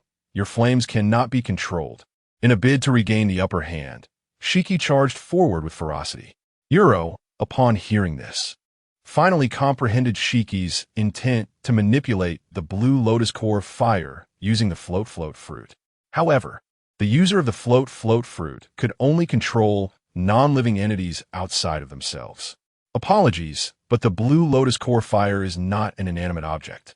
Even with a mere fusion of its essence, Uro's blue lotus core fire possessed a semblance of life. This left Uro both amused and exasperated. What was meant to be a blood-pumping duel had taken such a bizarre turn. Watching Shiki charge towards him, Uro recalibrated his mindset and met him head-on once more. Shiki's face burned with intensity. He yearned to determine the victor swiftly so he could retreat to his chamber for a month of solitude. Armored in Haki, his blades, Sakura 10 and Withered Wood, gleamed ominously. Lion Slash Wave. As Shiki moved with incredible speed, he unleashed a massive golden crescent slash aimed at Uro. This strike was mightier than the last, cutting through the air with a mournful cry. Uro, wielding his black blade, countered with a sweeping motion, severing Shiki's slash in two. Boom! Shiki's attack faltered, dispersing into a rain of tiny blades. Taste my technique. Lion Thousand Cuts Valley. Enraged, Shiki was eager to defeat Uro, unleashing a relentless barrage of sword energy. Each strike was more terrifying than the last. A veritable storm of golden sword energy that sent the observing pirates into a frenzy of screams. As the distance between the two narrowed, Hiankigu swiftly consumed You Luo at the moment of his strike. 360 troublesome winds. Yolu's faint exclamation resonated as a tempest of sword energy erupted from his position, scattering the countless sword strikes that had approached him and surged towards Shurji before him. Boom! Boom! Boom! The turbulent air generated by the sword storm rolled forth, stirring up a whirlwind of dust that enveloped Shurji. He found himself nearly unable to open his eyes, yet fortunately, his observation Haki was not in vain. He crossed Sakura 10 and Withered Wood, firmly blocking the oncoming storm of sword energy. At this juncture in battle, both warriors were beaded with a fine sheen of sweat upon their foreheads. This young man is indeed not so easy to deal with. Shurji panted slightly, murmuring his grievances.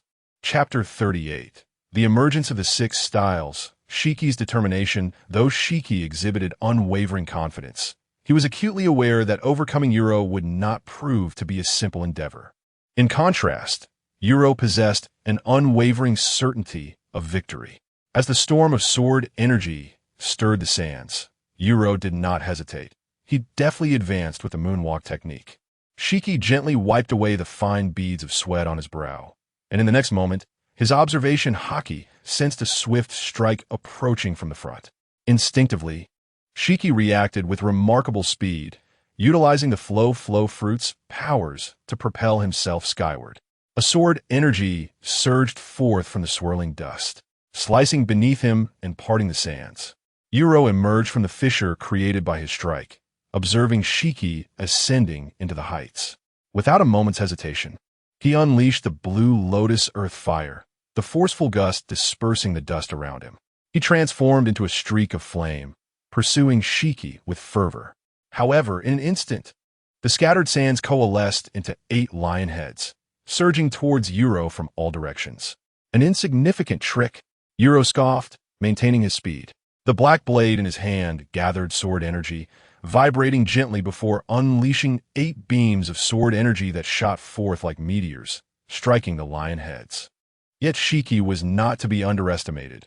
Under his command, the shattered lion heads quickly reformed, their might undiminished. Seizing the opportunity from his aerial vantage, Shiki wielded his swords. Sakura, 10, and Withered Wood. Lion, Thousand Cuts Valley. He unleashed a torrent of sword energy, a cascade overwhelming Yuro from above and below. Faced with such a relentless onslaught, Yuro's thoughts raced. It was clear that Shiki had resolved to triumph over him. This assault seemed unending, and rather than engage in a protracted battle for days, Yuro resolved to conclude the conflict swiftly. In the next moment, his aura surged dramatically. Just as the sword energy and lions were within striking distance, Yuro vanished from sight. The shave, a combination technique of moonwalk and shave from 6 styles. Yuro transformed into a shooting star, darting through the gap in the attacks, soaring across the sky. His speed intensified, leaving behind a black trail as he appeared before Shiki in an instant. Yuro's movement momentarily stunned Shiki. The 6 styles. Shiki quickly regained his composure, recognizing the technique from his frequent battles alongside Zifa and others. Yet before he could fully process the shock, his observation Haki heightened his senses. Yuro's ascent did not falter. He executed a 180-degree backflip in front of Shiki. Storm leg, White Thunder. His right calf enveloped in armament Haki. He descended with a forceful strike. In a frantic moment, Shiki crossed his swords, Sakura, 10, and Withered Wood, to defend. Clang! The immense force of the strike impacted his blades, sending Shiki plummeting downward, struggling to regain his balance. Goodness, is this what you meant by a slight improvement in physical techniques? Shiki's hands trembled slightly, the gravity of the moment reflected in the tension of his expression. How could he not recognize it? This was evidently an advanced application of the 6 styles. Even among the Navy, those who mastered it were few and far between. Is this the 6 styles? John, who was observing the battle, could not help but exclaim. Having frequently interacted with the Navy, he possessed a modest understanding of the 6 styles. However, it paled in comparison to the formidable display by Yuro. To be precise, this was an advanced technique of the 6 styles. Silver Axe, standing nearby, was somewhat astonished and spoke gravely. In the past, he had delved into the 6 styles for the purpose of honing his own martial skills. However, after grasping the basics, he ceased his training upon realizing that progress was painstakingly slow, requiring relentless effort to achieve mastery. Could it be that Yuro had only recently acquired this technique, having never showcased his martial prowess before? Silver Axe recalled Yuro's first encounter with the Navy, which had occurred just days ago during the skirmish with Zifa over the golden treasure in the sky. Zifa happened to be a master of the 6 styles. Suddenly, his eyes widened, and he dared not contemplate further. After all, it was simply unbelievable. Silver Axe's remark left everyone astonished. They began to realize that they had seriously underestimated Yuro until this point. How deeply hidden his abilities were. It seems we've misjudged him, sighed Officer Jam, noticing the lack of reaction from the crowd and choosing to remain silent thereafter. Wang Ji and Kaido were both astonished, feeling an overwhelming pressure. The path to surpassing Yuro appeared endless. Gulalala, Yuro is about to unleash his full power. Let us see how that scoundrel Shiki responds. Whitebeard Newgate said with a hint of schadenfreude, seemingly eager to witness Shiki being thoroughly beaten. Ignoring Shiki's taunts, Yuro was solely focused on concluding the battle swiftly. His figure flickered again as he charged towards Shiki below.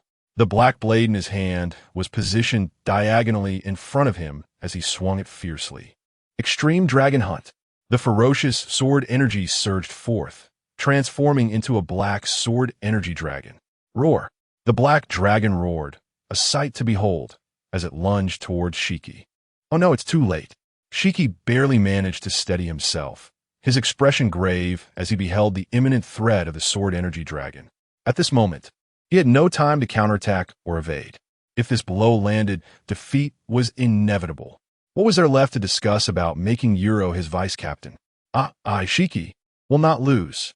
In that instant, Shiki roared, his aura surging to its peak. The armament Haki was fully activated, enveloping his entire body in an instant. The black glints of his dual blades crossed in front of him once more in defense. Clang! The sword energy dragon instantly engulfed Shiki, dragging him downward and creating a massive crater upon impact with the ground. As the sword energy dissipated, Shiki's figure emerged. Truly, Yuro was impressive. With an array of techniques at his disposal, Shiki gasped, marveling at the situation. He appeared unscathed, though the grip on his blades was compromised. His palms cracked from the tremendous force, with a few drops of blood falling to the ground. In an effort to preserve his combat strength, Shiki had done his utmost to protect his body, yet his hands felt numb, and both Sakura and the withered tree continued to tremble slightly. You Luo descended slowly, gazing at Shiki as he inquired, "Shiki, how does this move feel?" He hoped to dissuade Shiki from pressing on, for continuing the fight could truly become a matter of life and death. After all, this was merely a wager between friends. There was no need for desperation. "Young You Luo, I must concede that this move is indeed formidable," Shiki replied, his expression grave. However, he swiftly shifted his tone, adding, "But to defeat me, you still have a long way to go." Taking a deep breath, the fire of battle ignited within him as he bellowed with fervor. If it were so simple to vanquish You Luo, it would hardly merit his utmost regard. The golden lion, Shiki, had long been prepared to risk everything for his ambitions. Chapter 39, The Outburst. The sword technique, wounding Shiki Gulalala, blood flowed from Shiki. "Bravo, You Luo." The ever-watchful Newgate erupted into hearty laughter, his voice tinged with exhilaration. It had been ages since he had dealt Shiki a proper thrashing, and witnessing You Luo draw blood from him brought an undeniable sense of satisfaction. "What? Lord Shiki has been injured. Is it possible? Is Lord You Luo truly this formidable?" Newgate's voice reverberated throughout the arena, stirring the crowd of pirates who could not discern the battle's intricacies into a frenzy of astonishment. Gasps of disbelief erupted, their expressions a tapestry of shock. They soon began to speculate amongst themselves, pondering who would ultimately prevail. Amidst the ravaged isle, Shiki's resonant voice left You Luo momentarily taken aback. How could he be growing stronger as the battle raged on? Yet, upon witnessing Shiki's resolute demeanor, he realized this was the very essence of a warrior's spirit. This was the attitude befitting a true champion. This duel was not merely a clash between him and Shiki. It was a confrontation between titans. Thus, to unleash his true power was the utmost respect he could show to Shiki.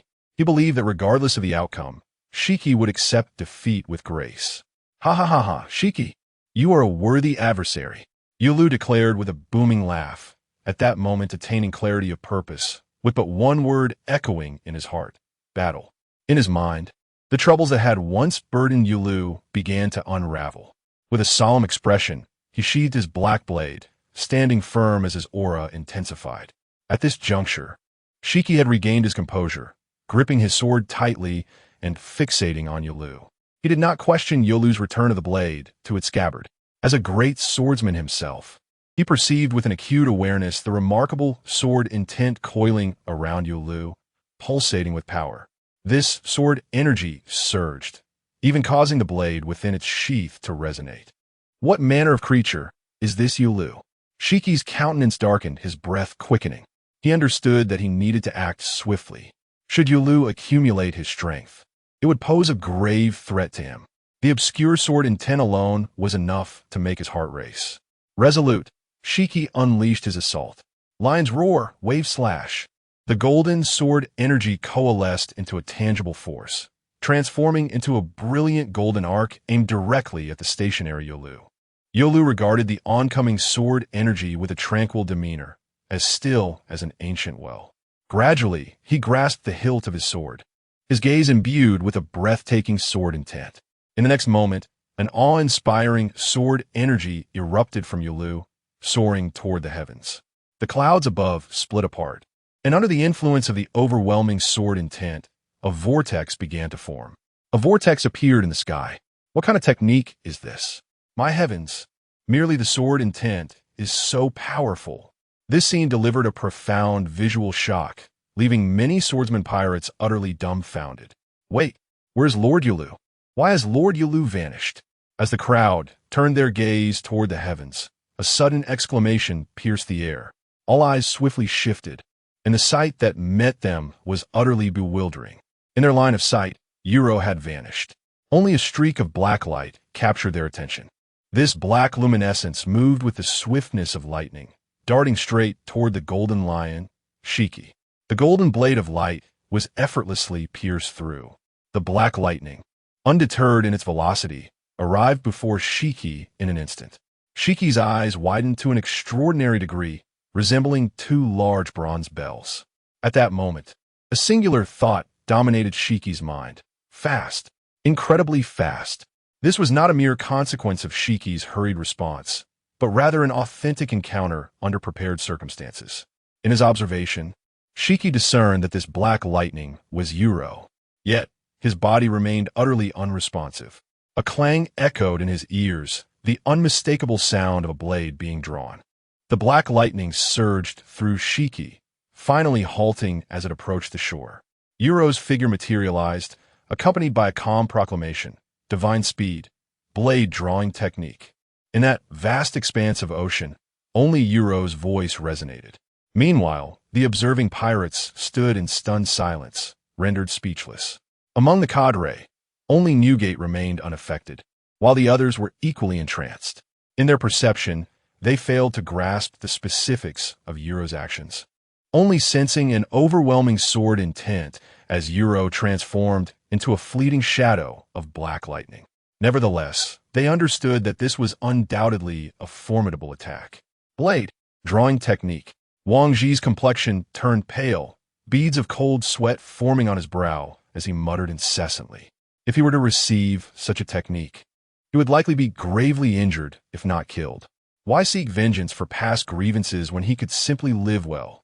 What a splendid swordsmanship, exclaimed Rokks from the forefront, finally breaking his silence. He expressed his admiration for You Luo with a series of commendations. Newgate, what are your thoughts on You Luo's blade drawing technique? Rokks' voice suddenly rang out, rousing everyone from their stupor. If it were me, I would surely be wounded. Newgate pondered for a moment before responding gravely. The cadre's expressions hardened. It seemed even Newgate could not emerge unscathed from such a technique. Hey, look over there. A pirate cried out in terror, collapsing to the ground as he pointed toward the distance. The sky is splitting, the sea is splitting, even the deserted island is cracking. My goodness, is this the work of a human being? The other pirates followed his gaze, collectively gasping in astonishment. It was the most magnificent spectacle they had ever witnessed. In the sky, the endless clouds parted, as if unveiling a gateway to the heavens. On the ocean, a chasm stretched for miles, an abyss that seemed to have no end, remaining gaping for an extended period. Fish floated to the surface, their blood staining the waters crimson, resembling a ghostly sea of blood. On the deserted island, the ground began to slowly fracture, centered around the path You Luo had traversed. You Luo turned to gaze at Haki, who stood motionless in the distance, his black blade stained with blood. Drip, drip, blood trickled down the blade. Haki felt as though he had been transported to another world, disoriented by the events that had just transpired. Yet, a sharp pain radiated from his chest, abruptly awakening him to the reality of his injury. Suddenly, he sank to one knee, propping himself up with his sword, Sakura 10, and the withered tree. Such swift swordsmanship, such keen sword energy. Haki gasped for breath, his serious countenance briefly illuminated by a flicker of astonishment. He touched the wound on his chest, reacquainting himself with a long-forgotten sensation of pain. In the past, he had regarded You Luo's swordsmanship as comparable to his own. After their confrontation, he felt the weight of pressure. However, this particular draw of the sword stirred something deep within Haki for the first time. Fortunately, due to his unwavering use of Haki, the wound was not excessively deep, merely slicing through flesh. Nonetheless, it was not to be underestimated. Chapter 40. Shiki's Hidden Card. The external application of armament Haki. It is essential to acknowledge that his armament Haki has reached a formidable level of mastery, despite the dual defenses of hardening and wrapping. You Luo's swordsmanship is still capable of piercing through the armament Haki to inflict injury upon him. Were it not for Shiki's own swordsmanship, there would be no absolute assurance of overcoming the advanced hardening and wrapping of armament Haki. One can only imagine how razor-sharp this technique of drawing the sword must be. Kneeling on one knee, Shiki's aura has diminished somewhat. Blood drips slowly from the wound on his chest. You Luo's swordsmanship momentarily stirs a thrill within him. It is quickly supplanted by more intense battle fervor. Ha ha ha! You Luo, you truly are ruthless. If I had not maintained my armament Haki, I might have perished at your hands. Shiki, having sheathed his Sakura tin and withered wood, rises steadily to his feet. As he stands, a fierce expression gradually contorts his face, culminating in a menacing grin moments later. Once upright, the wound on his chest is laid bare before the onlookers. Lord Shiki has sustained a gash on his chest. He has lost a significant amount of blood, and what a long scar it is. Is it possible that You Luo's swordsmanship has breached the armament Haki? Aside from Rokks and his cadre, all present are left in disbelief. Without question, the swiftness of the sword-drawing technique led them to believe Shiki would be unable to withstand it. Yet, they never anticipated that the sharpness of the technique could indeed pierce through the advanced armament Haki, leaving a wound that extends from his left shoulder to his right abdomen. This is the sensation. Shiki muses, glancing at the injury on his chest. Externally terrifying and grotesque, it is merely a wound of flesh and blood. The intense pain does not deter him. Rather, it evokes a sense of nostalgia for a feeling long forgotten. Now, with formidable strength, few upon the sea could inflict harm upon him. Yet, he has ascended from weakness to strength through relentless struggle. In his earlier days, such injuries were commonplace. Experiencing pain once more reignites the heart of a warrior within Shiki. You Luo gazes at the golden lion Shiki, who stands with his back turned, slightly surprised. Clearly, he had underestimated Shiki. He initially believed he could inflict significant damage, only to find that he had merely caused a flesh wound. Upon reflection, it makes sense. A man who would require the combined forces of Sengoku and Garp to capture at Marineford would not be easily defeated. If you truly perish, I shall personally lay you to rest, You Luo states calmly. As adversaries, You Luo holds a deep respect for Shiki, confident that the sentiment is mutual. You Luo's response makes Shiki's lips twitch. You are quite bothersome in battle, You Luo. Shiki turns to face You Luo, who stands at a distance. Uro, you are the most gifted individual I have ever encountered. For you, the advancement of power is as effortless as quenching one's thirst. However, I, Shiki, am no idle spectator. Allow me to demonstrate my own progress. Shiki declares with a sinister grin, his gaze ignited with fervent battle intent. His aura surged anew, akin to embers rekindling from the ashes. In an instant, he shattered his previous pinnacle and ascended to an unprecedented height. Oh, is that so? Then allow me to witness it. Upon hearing this, You Luo raised an eyebrow, displaying a hint of surprise. However, his expression swiftly morphed into one of solemnity. It seemed that Shurji's advancement was far from trivial. Reaching such a level of power as Shurji had attained, the path to further enhancement would not be an easy one.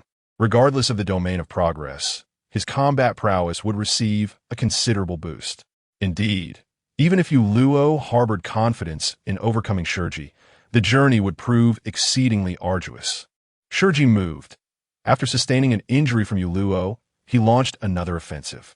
His entire being, alongside the Sakura, Tenku, was enveloped in advanced armament Haki, activating both hardening and entangling techniques simultaneously.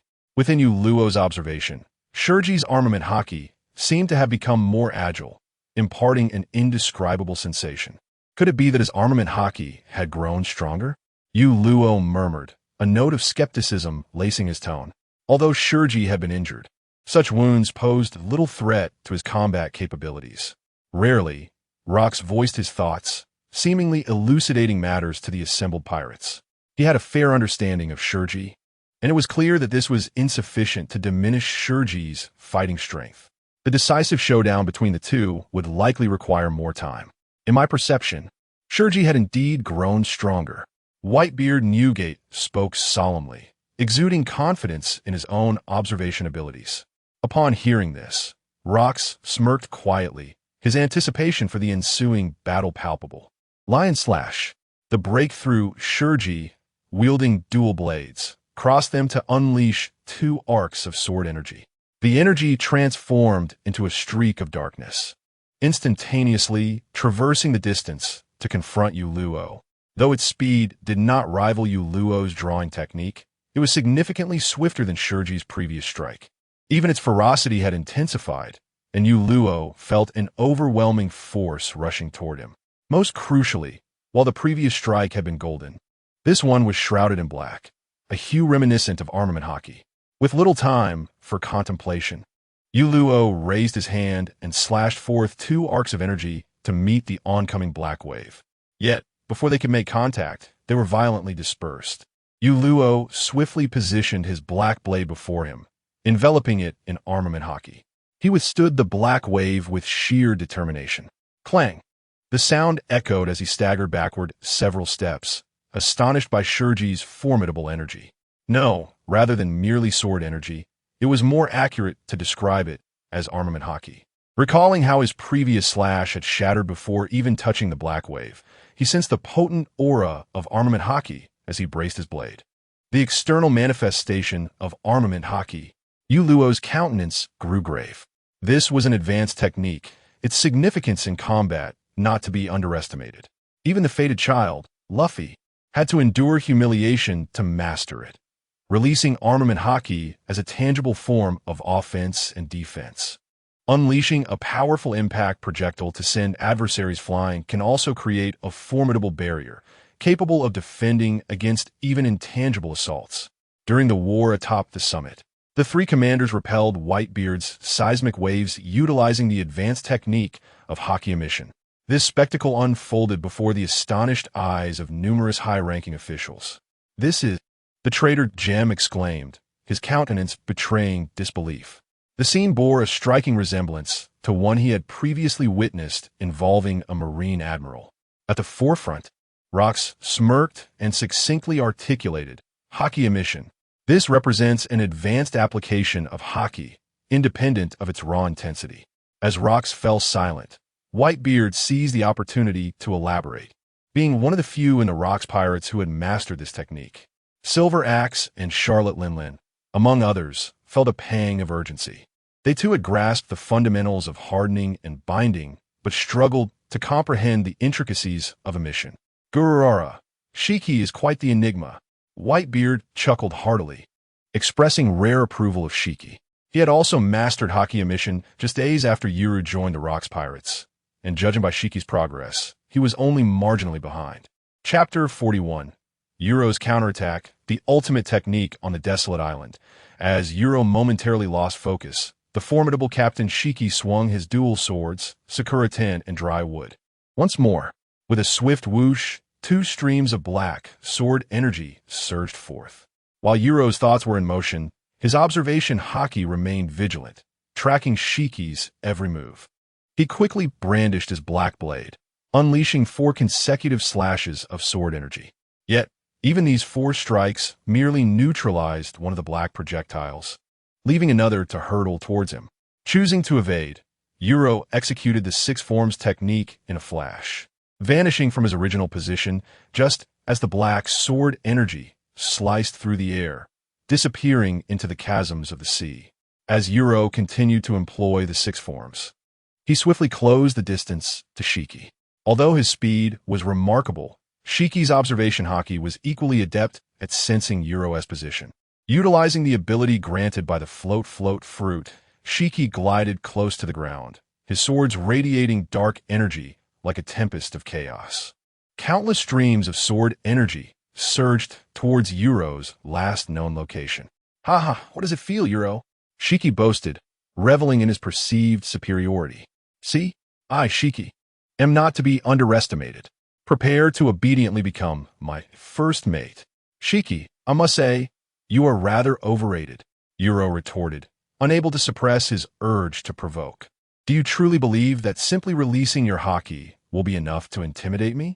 Despite Shiki's significant boost in both defensive and offensive capabilities, Yuro remained composed, confident in his ability to counter. His intent was merely to gauge the extent of Shiki's Haki release. Moreover, such a full-force display of Haki would undoubtedly demand considerable stamina and vigor. There was no telling how long Shiki could sustain this state while flaunting his prowess. Ultimate Dragon Hunt. With that declaration, Yuro leaped into the air, disregarding the multitude of incoming sword energies. He swung his black blade down fiercely, unleashing a fierce torrent of sword energy that manifested as a savage black dragon, roaring as it lunged towards Shiki below. The black dragon tore through the air, obliterating several streams of black sword energy in its wake. This technique is indeed impressive, but still lacks sufficient power, Shiki remarked, a hint of gravity in his tone. Bending his knees, he forcefully stomped the ground, vanishing from sight. This attack might not match the potency of his own black Haki slashes, but he had no intention of taking it head-on. Shiki understood that he could not maintain this state for long. His immediate priority was to defeat Yuro swiftly. Mid-air, Yuro prepared to evade the deluge of black Haki slashes, only to suddenly realize that Shiki had disappeared. What? He didn't choose to endure. Yuro was taken aback. This behavior was uncharacteristic of Shiki.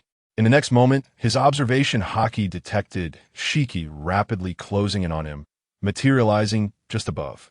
"Ah, take this." Shiki sneered, raising his swords, Sakura tin and dry wood, poised to strike down upon Yuro's head. Fortunately, Yuro had already sensed the impending danger and responded swiftly. With the black blade held high above his head, its surface was enveloped in a powerful manifestation of Haki. Boom! Bang! Shiki unleashed his Haki, generating a tremendous shockwave that sent Yuro crashing to the ground. The already ravaged earth exploded once more, violently sinking beneath the impact. The force of the blow stirred up a cloud of dust and debris, obscuring Yuro's figure. This strike from Shiki ignited cheers among some of his supporters. "Well done, Lord Shiki. I knew he was formidable. Lord Yuro is still too young." These individuals harbored grievances regarding Shiki's earlier injury, and now, witnessing Yuro's downfall, they clamored to vindicate Shiki. Just then, as the dust settled, Yuro's figure emerged, shrouded in a layer of deep black Haki. He was unscathed, merely having been knocked down. Of course, his lack of injury was due to his mastery of Haki. "Look, Lord Yuro is fine. What's wrong with being young? Youth brings resilience." Truly, Lord Yuro is remarkable. Upon seeing this scene, Yuro's supporters instantly retaliated, their words biting and sharp, leaving Shiki's admirers seething. Rokks, Newgate, and others observed quietly. Yuro always managed to surprise people continually.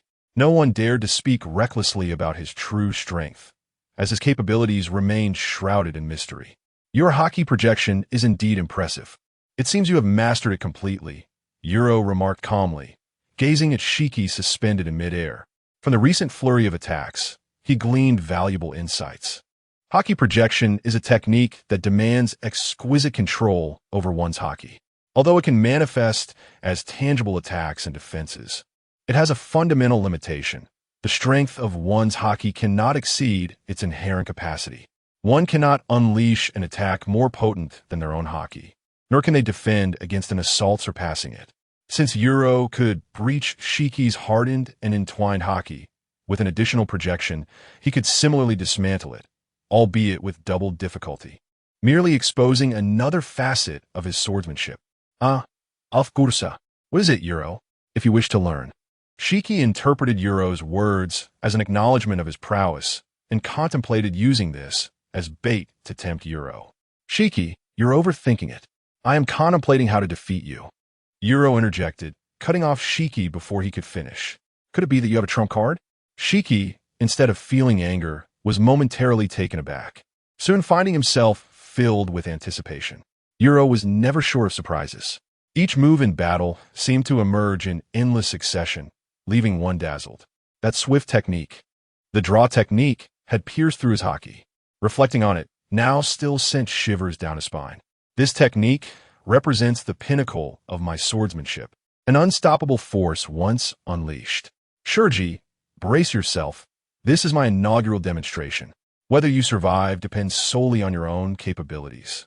You Luo's gaze is profound, his demeanor indifferent, as a palpable aura surrounds him. While diligently practicing the comprehensive swordsmanship outlined in the encyclopedia, he also engages in extensive personal exploration. Although he has yet to devise a signature move within a short span, he has thoroughly grasped a particular sword technique and subsequently integrated his knowledge. He has innovated a composite technique that primarily harnesses the elements of swordplay and fire, complemented by physical skills and dominance. This maneuver necessitates an exquisitely intricate synergy among its four components. Its range, velocity, and potency far surpass those of the lightning-fast draw technique, magnified several times over. The sole drawback lies in its considerable demand on physical stamina, as it is a multifaceted skill that simultaneously unleashes the forces of swordsmanship, fire, physical prowess, and dominance. Chapter 42. The decisive moment. The Azure Lotus Sword Song Yolo's demeanor was exceedingly serious, his tone imbued with gravity. Shiki's pupils constricted, and an involuntary tension coursed through him. He had unwavering faith in Yolo's ultimate technique. At this juncture of the battle, no one would dare to jest. "Ha ha, young Yolo, it is indeed an honor. If that is the case, let us settle this with a single strike." Shiki's muscles tensed, and Sakura and Kumu gripped their weapons even tighter. He inhaled deeply, unleashing his full-armed color Haki. All of his abilities were primed, and his aura reached its zenith. Yolo stood firm, wielding his black blade. Suddenly, the azure heart fire ignited, flames erupting from his entire being. With a powerful thrust of his calves, the ground beneath him shattered. The earth caved in, yet Yolo remained steadfast, fissures radiating outward. The surging azure heart fire gushed forth from beneath his feet, striking downwards. Instantly, the heavens trembled and the desolate island quaked. The azure heart fire continued its destructive path deep into the earth, causing the cracks to expand rapidly, spreading across the entire island. At that moment, wisps of azure flames escaped from the crevices. Crack, crack, crack. In an instant, the ravaged island became a chaotic collage of fragments. Look, the entire island has shattered. This desolate isle is bound to sink. The pirates, having experienced numerous shocks, had grown accustomed to such spectacles. Observing the island's collapse, they lamented in disbelief. Just as everyone assumed the island was destined for the depths, the surrounding waters suddenly boiled, releasing torrents of steam. Countless fish leaped from the water surface, desperately fleeing the scene. What is happening? It is so hot. The seawater had reached a boiling point. The rising heat enveloped them, making the pirates feel as though they were trapped in a steamer. Look! Suddenly, someone exclaimed, from the depths of the water surrounding the island. A colossal azure shadow burst forth, creating towering waves that surged violently. The pirate ships anchored nearby were all lifted by the immense tide, forcibly pushed back by 100 meters. The fragmented island, which should have sunk, was now cradled by a magnificent azure lotus. 36 lotus leaves gradually closed, enveloping the remnants of the island. This is simply spectacular. The pirates watched in awe, their speech faltering. The power of such a fruit was undeniably terrifying. Silver Axe's expression turned grave as he remarked, "What a remarkable development by Yolo." Newgate laughed heartily. Even he was somewhat taken aback. The azure flames could indeed encapsulate an entire island. Such mastery of ability was truly formidable. Within the azure lotus, jagged stones lay scattered. Shiki felt a thrum of anxiety at this display. Even with his armed color Haki fully unleashed, he could sense a suffocating heat emanating from Yolo. Could this young lad truly intend to endanger his own life? Shurji stared in astonishment at the composed You Luo, an overwhelming sense of terror prompting him to instinctively take 2 steps back. Yet almost immediately, he incredulously lowered his gaze to his own legs, realizing that just a moment ago, he had felt a flicker of fear. It seemed You Luo intended to prevent my escape. Shurji let out a bitter laugh, shaking his head in self-deprecation. Whether it was an instinctual reaction or a psychological effect, he knew he could not remain passive. His gaze hardened with resolve as he prepared to launch an attack. The scattered rubble around him began to rise, coalescing into dozens of majestic giant lions that surrounded the golden lion, Shurji. You Luo observed this scene, a smirk suddenly gracing his lips. The formidable intent of the great swordsman soared to the heavens, and the black blade in his hand vibrated violently, resonating with his will. The dark blade was enveloped in hardened armament, with sword energy wildly condensing and the azure lotus heart fire adhering to it. The combination of these four elements resulted in an unprecedented surge of power. Let us see what you've got. You Luo's body trembled as his voice echoed. He unleashed the full power of the sixth style, vanishing in an instant. So swift. From a distance, Shurji, fully focused, felt the hairs on his body stand on end and his pupils constrict sharply. In that fleeting moment, his observation Haki flared to life, desperately tracking You Luo's figure. This time, You Luo's technique was different from before. Previously, traces of his movement could be discerned, but now, his speed was unparalleled, with an exquisite control over the air currents that left no trace behind. Only when Shurji fully activated his Haki could he perceive You Luo's trajectory. Go! Shurji bellowed, swinging his cherry tenkuki. Roar! Roar! Roar! Dozens of giant lions howled, lunging at the rapidly moving You Luo. Naturally, these lions alone could not impede You Luo. With merely the air currents generated from his movement, he shattered them all. Shurji was well aware of this. It was merely a tactic to wear You Luo down. Lions, Thousand Cuts Valley. The next moment, he struck with his sword, his arms dancing like a swarm of demons. Countless black sword energies blotted out the sun, instantaneously sealing off You Luo's path. Ha ha ha! Shurji, prepare to meet my ultimate technique. Azure Lotus Sword Song. You Luo laughed heartily, gazing at the proximity of Shurji. He transformed into a streak of azure sword light, executing his blade technique with breathtaking speed. The dense black sword energies were pierced through in a single blow, shooting towards Shurji like a bolt of lightning. Armament Haki unleashed. Shurji's expression changed dramatically as he hurriedly employed his external technique, erecting an invisible defensive barrier around him. With a clang, the azure sword light passed through, producing a crisp sound of collision. Shurji felt a slight tremor against his defensive barrier and breathed a sigh of relief. Yet, the next moment, he was met with an increasingly sharp sword light. Clang! Clang! Clang! The resounding clash of metal echoed endlessly as the azure sword light continued to pierce through Shurji.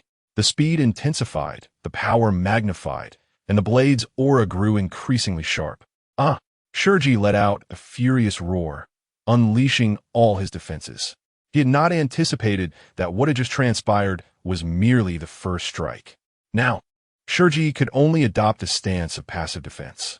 Against the azure sword light, he could manage to parry a couple of blows, but now, the onslaught was so swift that he struggled to react. It was likely that after successfully deflecting 2 or 3 strikes, he would be pierced by the subsequent azure blade. Curse it! Standing resolutely, Shurji's countenance darkened severely. He realized that his external defense, bolstered by armed color Haki, was on the brink of shattering. Meanwhile, the azure sword light surged forward with increasing speed, ferocity, and precision. Crack! Crack! At last, 18 streaks of sword light flashed past, and the defensive barrier shattered with a thunderous crash. Chapter 43. Rokks. Newgate strikes. What swordsmanship is this? The expression on Shiki's face changed dramatically, and he inwardly lamented the dire situation. The combined force of the 18 sword lights exceeded the limits of his Haki defense. Now his Haki had been disrupted, yet the azure sword light continued its relentless assault. Shiki attempted to re-establish his Haki, but the 19th sword light struck, slicing through his arm with a resounding clang. You Luo would not allow Shiki to regain his Haki so easily. Hiss! Shiki winced in pain, his movements interrupted by the sword light. His hardened Haki was shattered, leaving a gash upon his arm. Clang! Clang! Clang!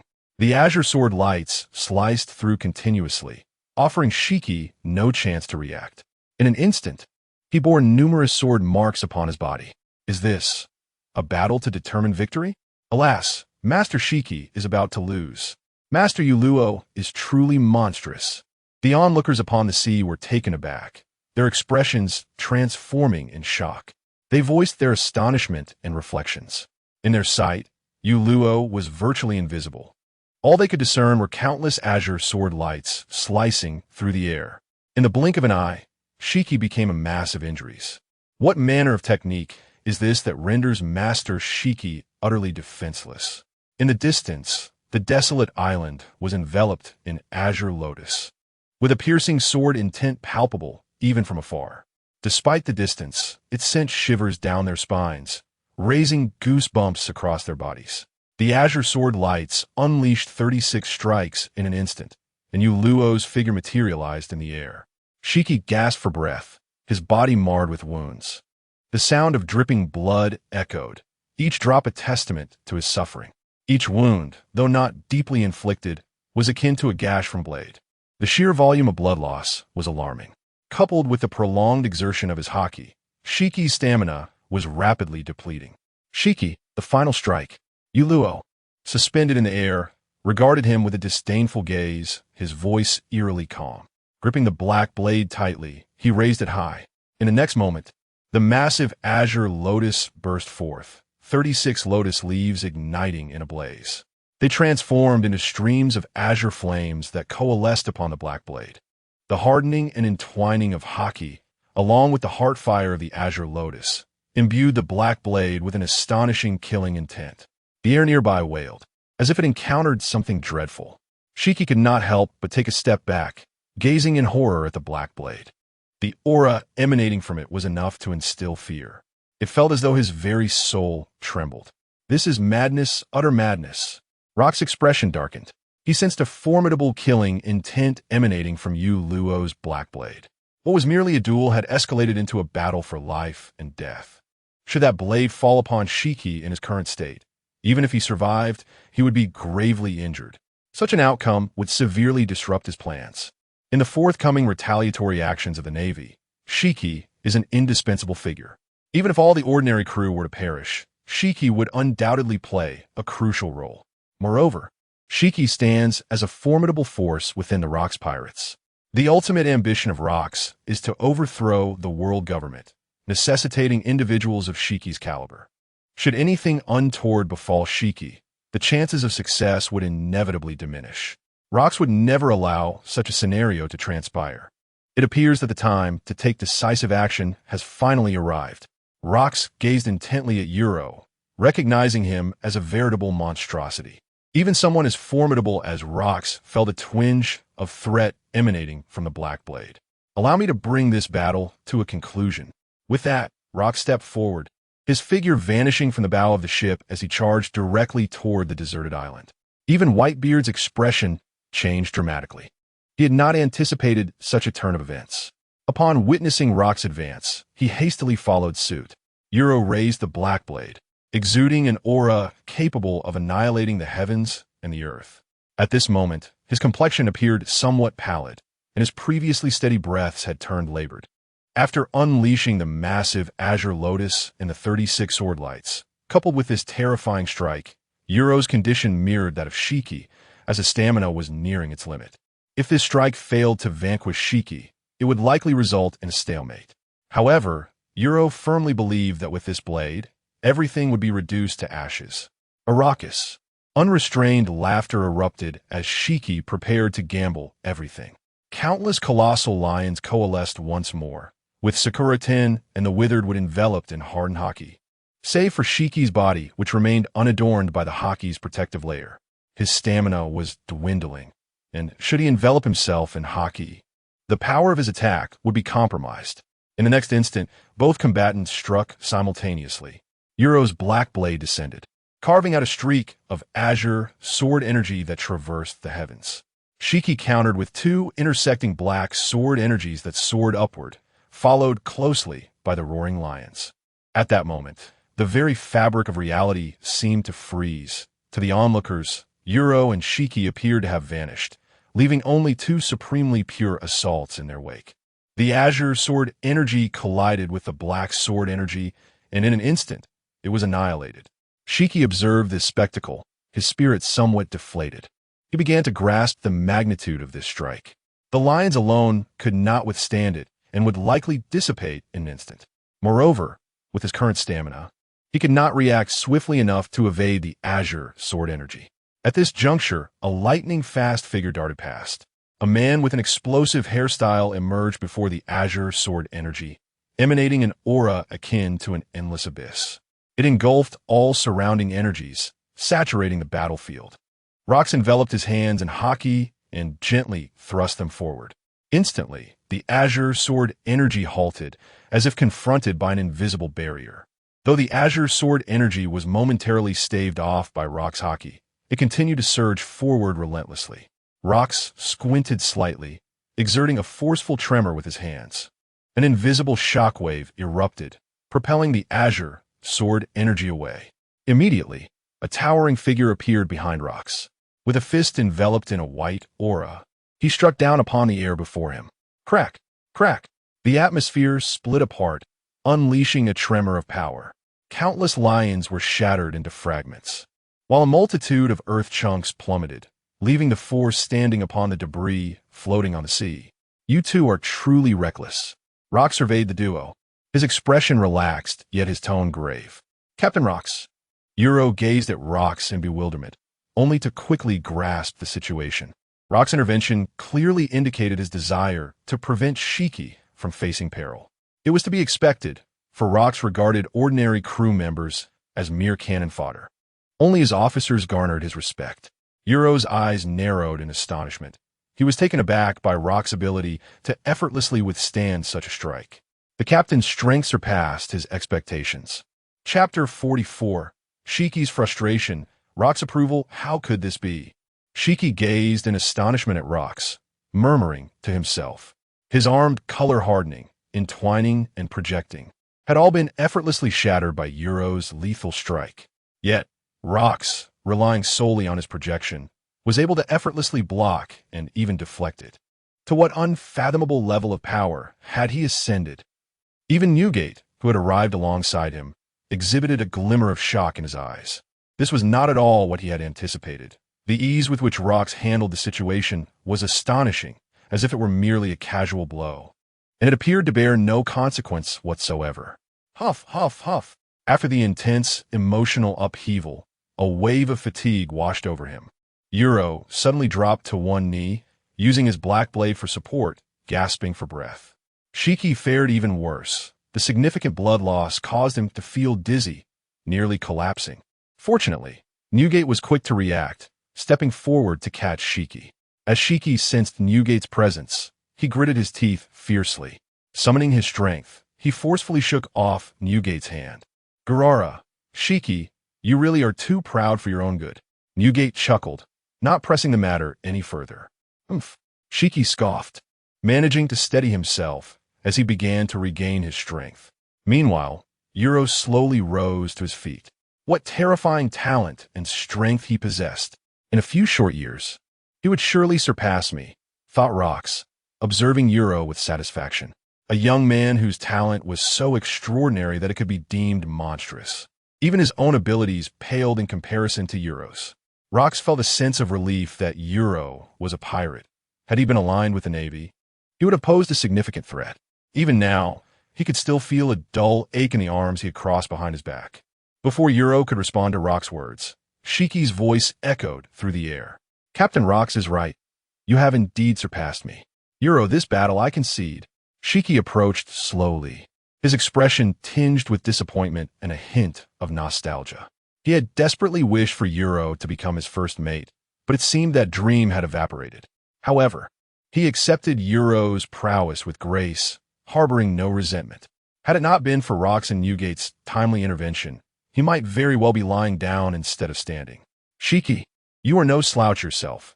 You have successfully mastered the projection of armed color, You Luo remarked, acknowledging Haki's progress as he noted the disappointment on his face.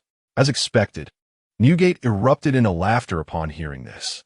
Gurara, Haki, who would have thought you would grasp armed color projection so swiftly? Newgate exclaimed, giving Shiki a hearty pat on the shoulder. The force of the blow nearly caused Shiki to collapse to his knees. Newgate, I'm not inferior to you. Shiki seethed, gritting his teeth, his gaze filled with ire, as if he wished to obliterate Newgate's head. Upon hearing the words, Newgate feigned ignorance and remained silent, primarily because Shiki appeared quite wretched, and he could not bear to further demoralize him. Very well, You Luo, take adequate rest, and Shiki, recover swiftly. In regard to the retaliatory actions against the Navy, they are set to commence in 2 months. Rokks fixed his gaze on Shiki before surveying the others, his voice low and somber. Upon hearing this, You Luo, Shiki, and Newgate could not help but adopt a serious demeanor. What about the mole? Newgate suddenly inquired, looking at Rokks. Even You Luo and Shiki perked up their ears. Ordinarily, there were matters they would not inquire about unless brought up by Rokks. However, with Rokks now taking the initiative to mention it, their inquiries seemed entirely justified. There is no need for concern. Everything is under my control, Rokks stated, gazing out at the sea, and then he took his leave. The three exchanged knowing glances, silently acknowledging one another before following suit. Rokks chose not to convene a meeting with the officers, but rather took this opportunity to inform the 3 individuals privately, clearly placing his trust in them, as the mole was not among their ranks. This was also to prepare them for the forthcoming actions. You Luo pondered deeply, given the current situation. The friction between Rokks' pirate crew and the Navy was incessant and intense. It seemed that the Battle of God Valley depicted in the anime was not far off.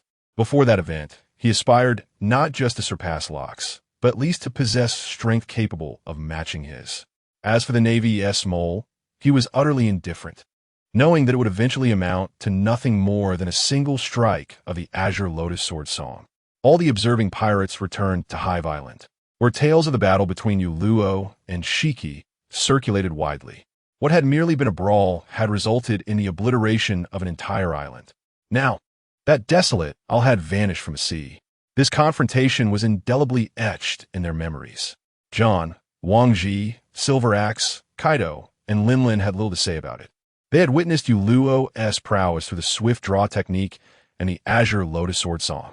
Particularly, Wang Ji and Kaido felt an overwhelming sense of inadequacy whenever they encountered You Luo on the island. As for You Luo, upon his return, he collapsed into slumber. It was not until the following morning that he awakened, feeling rejuvenated. Ding! Task check-in successful. Congratulations, host, for receiving the task reward. Advanced Armament Haki. With the ability to emit armament Haki, the task reward has been automatically granted to the host. As You Luo opened his eyes, he was greeted by the system's notification. Instantly, he felt a significant enhancement in both the quantity and intensity of his armament Haki. The techniques for utilizing emitted armament Haki flowed into him like muscle memory. The perplexing challenges he had faced before were now effortlessly resolved. A smile crept across You Luo's face. Waking up to such delightful surprises from the system allowed him to catch up to the likes of the Golden Lion Shiki in terms of armament Haki. Should a rematch occur, victory would be considerably more attainable for him. Suddenly, it dawned on You Luo that he had yet to check in for the day. System. Initiate daily check-in. Ding. Today's check-in successful. Congratulations, host, for receiving Advanced Observation Haki. Oh my goodness. The system indeed bestowed upon YOLO a remarkable surprise. Having recently acquired a high-level observation Haki, he now finds himself endowed with a high-level Conqueror's Haki as well. With these 3 forms of Haki reaching their pinnacle, YOLO unleashed his observation Haki, enveloping the entirety of Hive Island. The information he could perceive became significantly more intricate. At that moment, YOLO sensed the presence of Rokks at the entrance. Your Haki has advanced. Rokks inquired with curiosity as he stepped inside. He had felt it from outside. A powerful aura of observation Haki emanated from YOLO's room. Indeed, my observation Haki has ascended to a high level, YOLO replied, rising from his bed and nodding. Given Rokks' inquiry, it was evident that he had already discerned the change, leaving no reason for concealment. Chapter 45. The secret mission to slay the celestial dragon, is it so? Was it merely at an intermediate level before? Rokks gazed at Euro with astonishment, struggling to comprehend the revelation. He had keenly observed You Luo's previous battles, where You Luo's mastery of observation Haki had already seemed to rival that of a seasoned expert. Indeed, however, during those encounters it was augmented by the flame-eyed technique You Luo elucidated. Discerning Rokks' thoughts, upon first acquiring observation Haki, he had discovered its remarkable synergy with the flame-eyed technique. When utilized concurrently, the effectiveness of observation Haki was significantly amplified. "Ah, I see," Rokks exclaimed, a look of realization dawning upon him. After a moment of contemplation, he grasped You Luo's shoulder and declared, "In the coming days, I shall assign you a clandestine mission." Ever since the battle, our crew has been preoccupied with discussions, neglecting training and duties. Even I have noticed that Wang Ji and Kaido have been drowning their sorrows in drink for an entire day and night. I believe it would be beneficial to temporarily direct your efforts elsewhere. Coincidentally, I have a task at hand that pertains to my plans for retribution against the Navy. A secret mission? But I have no crew, You Luo replied, momentarily taken aback and appearing somewhat bewildered. With no crew at his disposal, he felt like a solitary figure. This mission does not require a crew. Solitary action will suffice. Initially, I intended to send Shiki, but he is currently injured and must recuperate for a few days. As for Whitebeard, he is not suitable due to his conspicuous stature, so I have tasked him with training the crew on the island, Rokks explained, his voice tinged with an air of mystery as he elaborated to You Luo. Then, observing You Luo's serious demeanor, he couldn't help but commend himself internally. What a clever little rascal I am. What is the mission? You Luo's gaze sharpened as he inquired solemnly. Suddenly, he recalled Rokks' words from the previous day. Coupled with the recent dialogue, the implications became exceedingly clear. Rokks had only mentioned him, Shiki, and Whitebeard, indicating that the mission was directly related to the plan for vengeance against the Navy. Thus, the only one capable of undertaking this task among the three was undoubtedly him. It concerns the celestial dragons, Rokks replied with a sly grin, unveiling a sensational piece of news. You Luo felt a chill run through him, and a subtle smile crept onto his lips. The celestial dragons, indeed, this piqued his interest. Within the ranks of Rokks' crew, the diversity of races was expansive, with numerous humanoid species encountered. Yet, he had never laid eyes upon a celestial dragon, the so-called aristocracy of the world. According to the intelligence I've gathered, after we seized 2 ships laden with celestial gold, the celestial dragons were incensed. The 5 elders commanded the Navy to redeem themselves, preventing the celestial dragon nobility from holding them accountable. In their impotent fury, the celestial dragons have turned their ire towards the 2 allied nations supplying the celestial gold. They will soon dispatch representatives to these nations. Although these representatives will have designated bodyguards, their strength pales in comparison to yours. Your task is to eliminate them. At the same time, it also diverted the attention of the Navy and the traders. For the past few days, naval scouts have been lingering around the periphery of their territory. Rokks remarked, a sinister smile gracing his face. Just as You Luo was about to speak, the system's voice interrupted him. Ding. Mission activated. Please proceed to the affiliated nation and eliminate the nefarious celestial dragons. Mission registration successful. Rewards granted. You Luo's heart soared with delight. The system truly understood him. He noticed that the system was becoming increasingly intuitive, often triggering missions or bestowing rewards based on his thoughts or needs. All right, no problem. I shall depart tonight. You Luo decisively accepted the task. He had long grown weary of Hive Island and saw this as an excellent opportunity to explore the outside world and eliminate a few celestial dragons. By the way, if you need crew members, you can select from the nations. There are indeed quite a few promising individuals among those who live there, Rokks casually reminded him. Having considered You Luo's lack of crew, You Luo nodded, not giving it much thought. Rokks was correct, yet he had not articulated the whole truth. Individuals living in those nations generally did not venture out to become pirates, especially not with a notorious crew like Rokks. Unless, of course, they were those driven to desperation. Then prepare yourself, Rokks concluded, rising to take his leave.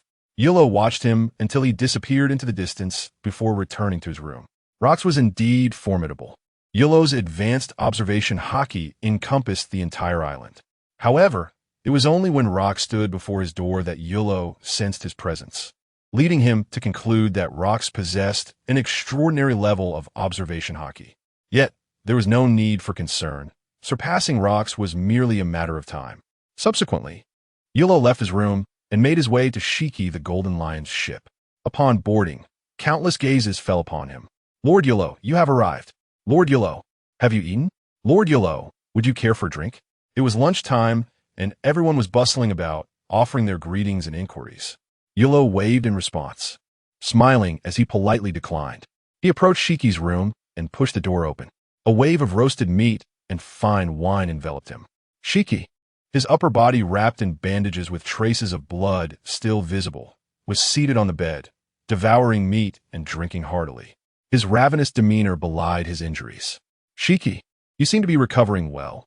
You certainly appear to be enjoying yourself, You Luo remarked with a smile, lifting a jug of wine for a drink. Ha ha, it's the young You Luo, Haki exclaimed with surprise, swallowing the meat in his mouth as he laughed at You Luo. With no defenses aboard his ship, he had thought it was merely crew members delivering food and drink. Observing Haki's vigorous state, You Luo was not particularly surprised. Those in the pirate world had remarkable resilience, with astonishing recovery abilities. Moreover, for a powerhouse like Haki, the so-called return to life was hardly an issue. It has only been a day and a night, yet I can leap joyfully. By the way, where is Whitebeard? You Luo inquired, noticing the absence of Whitebeard outside. Captain Rokks summoned him. Haki replied vaguely. Just as I suspected. Udo mules dinvardly. It must be to inform Whitebeard about the training of the crew. So, after our battle, have you gleaned any insights? Since returning yesterday, I feel my Conqueror's Haki has become significantly more agile. I estimate it will not be long before I master the technique of Conqueror's Haki infusion. Having feasted well, Haki spoke with a hint of pride, devoid of any trace of disappointment from the previous day. He held no particular feelings towards You Luo. Among the elite of the seas, one must possess such composure. Is that so? How splendid. You Luo expressed slight surprise, not anticipating that Haki had 1 foot poised at the threshold of Conqueror's Haki infusion after their duel. This technique is indeed more challenging than the external application of armament Haki. In comparison, the difficulty of armament Haki infusion pales in insignificance. However, it is merely a tentative grasp of the concept and should not be overstated. Chapter 46. Infiltrating the Royal Palace, the mightiest shield of the celestial dragons. CP0, it seems I have made no significant progress. A sly smile crept across You Luo's lips as an idea sparked in his mind. With a flick of his right hand, the wine jug on the table shattered with a resounding crack. Ha ha ha, young You Luo, this is nothing. Haki boasted, his pride swelling as he erupted into laughter. Yet, suddenly, his voice fell silent, his expression frozen. This is Haki unleashed. Realization dawned upon Haki, his complexion shifting dramatically. The triumphant grin vanished, replaced by sheer astonishment. Words cannot adequately describe his shock. He was utterly speechless. I find it perplexing that I awoke with such an ability. So this is what it means to unleash Haki. You Luo finit surprise. Murmuring to himself, as if he were an accomplished actor. As Haki regained his composure, the irritation of You Luo's taunts made his lips twitch uncontrollably. He cast a resentful glance at You Luo, his teeth clenched in frustration, yet he felt utterly powerless. You Luo's talent for theatrics was astounding. He refused to believe You Luo was unaware that this was indeed Haki unleashed. Suddenly, Haki's fingers involuntarily twitched. In that fleeting moment, he wanted to slap himself twice. What a fool he was to flaunt his prowess, only to be so thoroughly humiliated. He had initially contemplated imparting the technique of Haki to You Luo. Alas, he lamented, it was my own misguided sentiment. Are you here to invite me onto your ship? Haki scoffed, summoning more wine and meat. After all, he had lost the duel, and he would acquiesce to You Luo's requests. Not all. You have misinterpreted my intentions. I have no interest in you. You have your own path to tread. And so do I. You Luo managed to suppress his laughter, adopting a serious demeanor as he spoke. He had never entertained such thoughts. Someone like Haki would only serve to restrain him. It was only by following the example of those in the anime that Haki could truly shine. After all, the title of the Flying Admiral was one he had carved out for himself. Is that so? Shiki responded, slightly taken aback that You Luo expressed no interest in him. Although he fell short in comparison to You Luo, he was certain his future accomplishments would be commendable. He could not fathom what thoughts occupied You Luo's mind. However, it was for the best, as being subservient was not in his nature. Well then, I must take my leave, You Luo remarked, glancing at the time before turning to depart. He needed to prepare the eternal pointer. This was the downside of lacking a crew. He had to undertake everything personally. He collected the eternal pointer from Rokks, along with a multitude of other items, placing them all into the system's inventory. As night fell, he bid farewell to Rokks, Newgate, and Shiki before setting off. You Luo ventured alone to the seaside, where not a single ship graced the horizon. This was also the reason Newgate was ill-suited for this task. Solo missions did not require a vessel. Navigating alone was far less cumbersome. While Newgate was immensely powerful, he lacked the agility necessary for prolonged aerial maneuvers. Thus, You Luo, in good physical condition compared to Shiki, was the preferable choice. You Luo retrieved the Eternal Needle and confirmed the direction. Subsequently, the azure flames of the heart of the Blue Lotus ignited, coalescing into 5-meter-long azure wings. With a powerful flap, he soared into the sky, transforming into a streak of light that swiftly glided over the sea. The target location of this mission, member nation, was not particularly formidable. Among the more than 170 member nations of the world government, it could only be considered of moderate strength. 3 days later, You Luo arrived at the kingdom of Go-Dashing. At this moment, he hovered high above the royal palace. Even while passing through the harbor, he had noticed the luxurious ships belonging to the celestial dragons. Indeed, they were quite opulent. Utilizing his observation Haki, he enveloped the entire palace. Why is there only one? You Luo pondered aloud, slightly perplexed. From his sensory perception, he discerned that 3 celestial dragons had arrived, one father and a pair of siblings. It appeared to be a family of 3. Currently, only one middle-aged celestial dragon was present in the palace, while the whereabouts of the other 2 remained unknown, undoubtedly causing mischief elsewhere. After all, the celestial dragons were not known for their benevolence. Well, too bad for you. I'll deal with you first. You Luo grinned malevolently, a murderous intent flickering in his heart as he descended. The palace was heavily guarded, clearly designated to protect the celestial dragons, with several CP organization agents and combat personnel stationed outside. Their strength considerably surpassed that of the palace guards, yet they were still no match for You Luo. The palace itself was vast, with the celestial dragons residing in the central area, adorned with lavish opulence that surpassed even the royal palace. It was evident how much the kings of these member nations groveled before the celestial dragons. You Luo moved with remarkable speed, appearing before the palace where the celestial dragons resided. At that moment, the CP agents noticed him. Who are you? Do you not know that this area is off-limits? The CP organization members swiftly surrounded You Luo. The commotion attracted the attention of the palace guards. What's wrong? Do you not recognize me? You Luo said with a playful smile. His words stirred the memories of the CP agents. As direct operatives of the world government, their fundamental capability included comprehensive knowledge of the major pirates. You are Rokks D. Zebek. The CP agent's face turned pale with terror, and before he could finish, they all collapsed simultaneously. Not only them, but in that fleeting instant, You Luo's conqueror's Haki enveloped the palace, causing all who could not withstand it to fall unconscious. Clearing out the minor nuisances was one aspect. Notifying the Navy in time was another. You Luo entered the palace, and before him suddenly appeared 2 figures clad in white.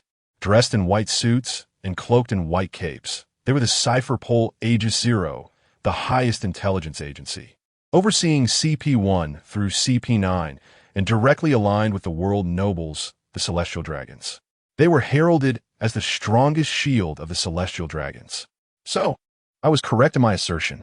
You Luo did not halt his advance, drawing closer to the 2 while murmuring to himself. Among the entire organization of the world government, only CP0 earns the regard of You Luo. As for CP1 to CP9, they merely gather intelligence and lack any substantial influence. The so-called strongest member of CP9 in 8 centuries, Rob Lucci, appears nothing short of farce. You Luo, with a bounty of 1.5 billion, are affiliated with the Rokks pirates. What brings you here? The expressions of the two CP0 agents darkened, their bodies taut as if facing a formidable adversary. No one anticipated that You Luo, who had gained fame by seizing gold from the heavens, would appear at this moment.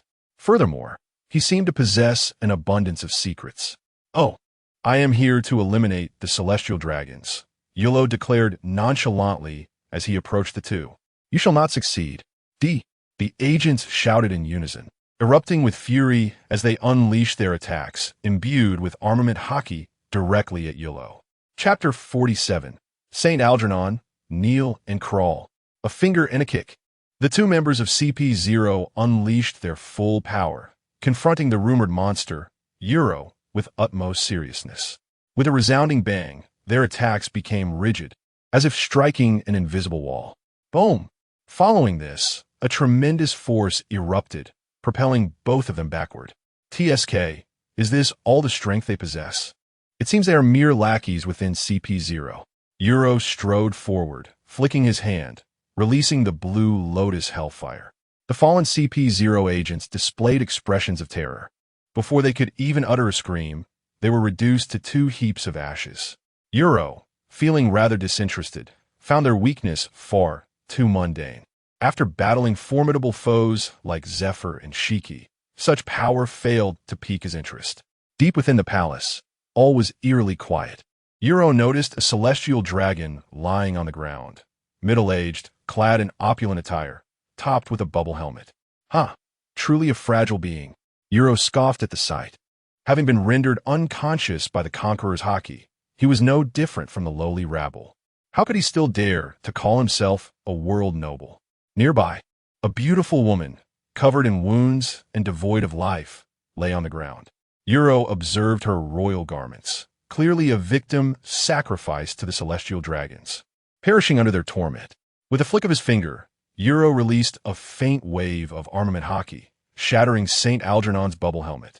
A scream erupted. The shock and pain jolting Saint Algernon awake. What is happening? Where is my bubble helmet? Damn it, this filthy air. I am breathing the air of slaves. Awakening, he bellowed in rage, nearly choking on his own fury. As a noble celestial dragon, how could he inhale the air of the lowly? If his kin were to discover this, he would never hold his head high again. Then perhaps you should simply cease to breathe. Uro's gaze sharpened, filled with icy disdain as he spoke coldly. Celestial dragons are truly loathsome. You vile commoner. It was only then that Saint Algernon finally noticed You Luo, his anger clouding his judgment as he screamed frantically. Bang! You Luo unleashed a burst of energy. Before Saint Algernon could finish his sentence, he was slammed into the wall, spitting out a mouthful of blood. The pampered celestial dragon was utterly defenseless. Where the CP0 agents? What are you doing? Hurry and come kill this commoner. Saint Algernon, trapped within the wall, wore a pained expression. Yet, he still maintained his arrogant demeanor, plotting You Luo's demise. Calling him a commoner repeatedly, he acted as though he were above it all. The 2 white-clad figures had already met their demise. No matter how loudly you scream, no one will come to your rescue. The voice of the celestial dragon was truly grating, and You Luo couldn't help but dig into his ears. Who are you? And what audacity do you possess to slay my guard? Are you unaware that I am a celestial dragon? The words of You Luo jolted him back to reality. The audacity of this individual to murder his protector was utterly inexcusable. I am the one who sees your treasure from the heavens, and I am also the one who seeks to take your life. You Luo remarked with a hint of intrigue as he slowly approached Saint Algernon. You dare to kill me? I am a celestial dragon. Do you wish to be pursued by a marine admiral? If you desire to live, release me at once. Saint Algernon gazed at You Luo in shock, seething with rage within. This lowly wretch dared to contemplate his demise, a blatant affront to the celestial dragons. However, now that he invoked the marine admiral, surely this would intimidate the peasant. Once freed, he would ensure this scoundrel suffered greatly. Truly, a celestial dragon, demonstrating such resilience even in dire circumstances. Such fools. You Luo found himself at a loss for words, exclaiming in irritation.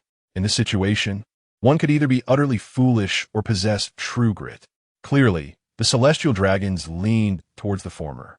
With a swift motion, You Luo stood before Saint Algernon and struck his face with a resounding slap. "You lowly scum. Ah, you are doomed. Ah, please stop. I beg you, spare me." The previously defiant Saint Algernon found himself begging for mercy after being struck. His face bruised and battered. His words came out slurred and indistinct.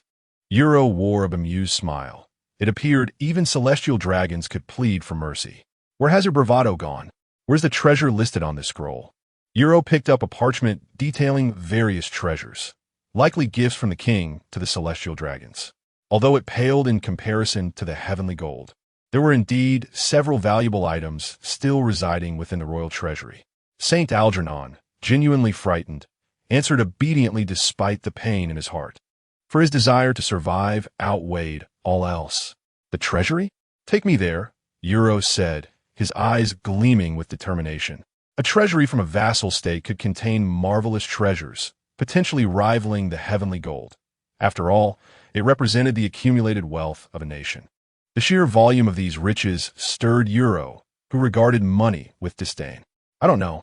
St. Algernon's eyes darted, his expression filled with reluctance as he attempted to mislead. He had traveled far for these treasures. How could he relinquish what was rightfully his? You would do well to think carefully before responding. You Luo's gaze turned icy. Flames of azure lotus ignited upon his right hand. Ah, so hot. The searing heat enveloped St. Algernon in an instant, rendering him dizzy and disoriented, as if his very being were on the brink of melting away. The thought of that fire consuming him was too terrifying to contemplate. I will take you there. I know where it is." The fearful Saint Algernon, succumbing entirely, was forcefully thrown to the ground by You Luo, who had dislodged him from the wall. Saint Algernon, appearing pallid and feeble, curled up for a considerable time before attempting to rise. "Kneel and lead the way." Suddenly, 2 blasts of energy struck, shattering his lower legs. "Ah!" Saint Algernon let out a wretched scream, the intensity of the pain rendering him nearly lifeless. "Is guiding you not sufficient? Why must you break my legs?" A profound sense of humiliation engulfed him. When had the celestial dragons ever endured such torment? In that moment, the desire for death flickered within him. You Luo followed closely behind, while Saint Algernon crawled ahead, moving forward in abject submission. Chapter 48.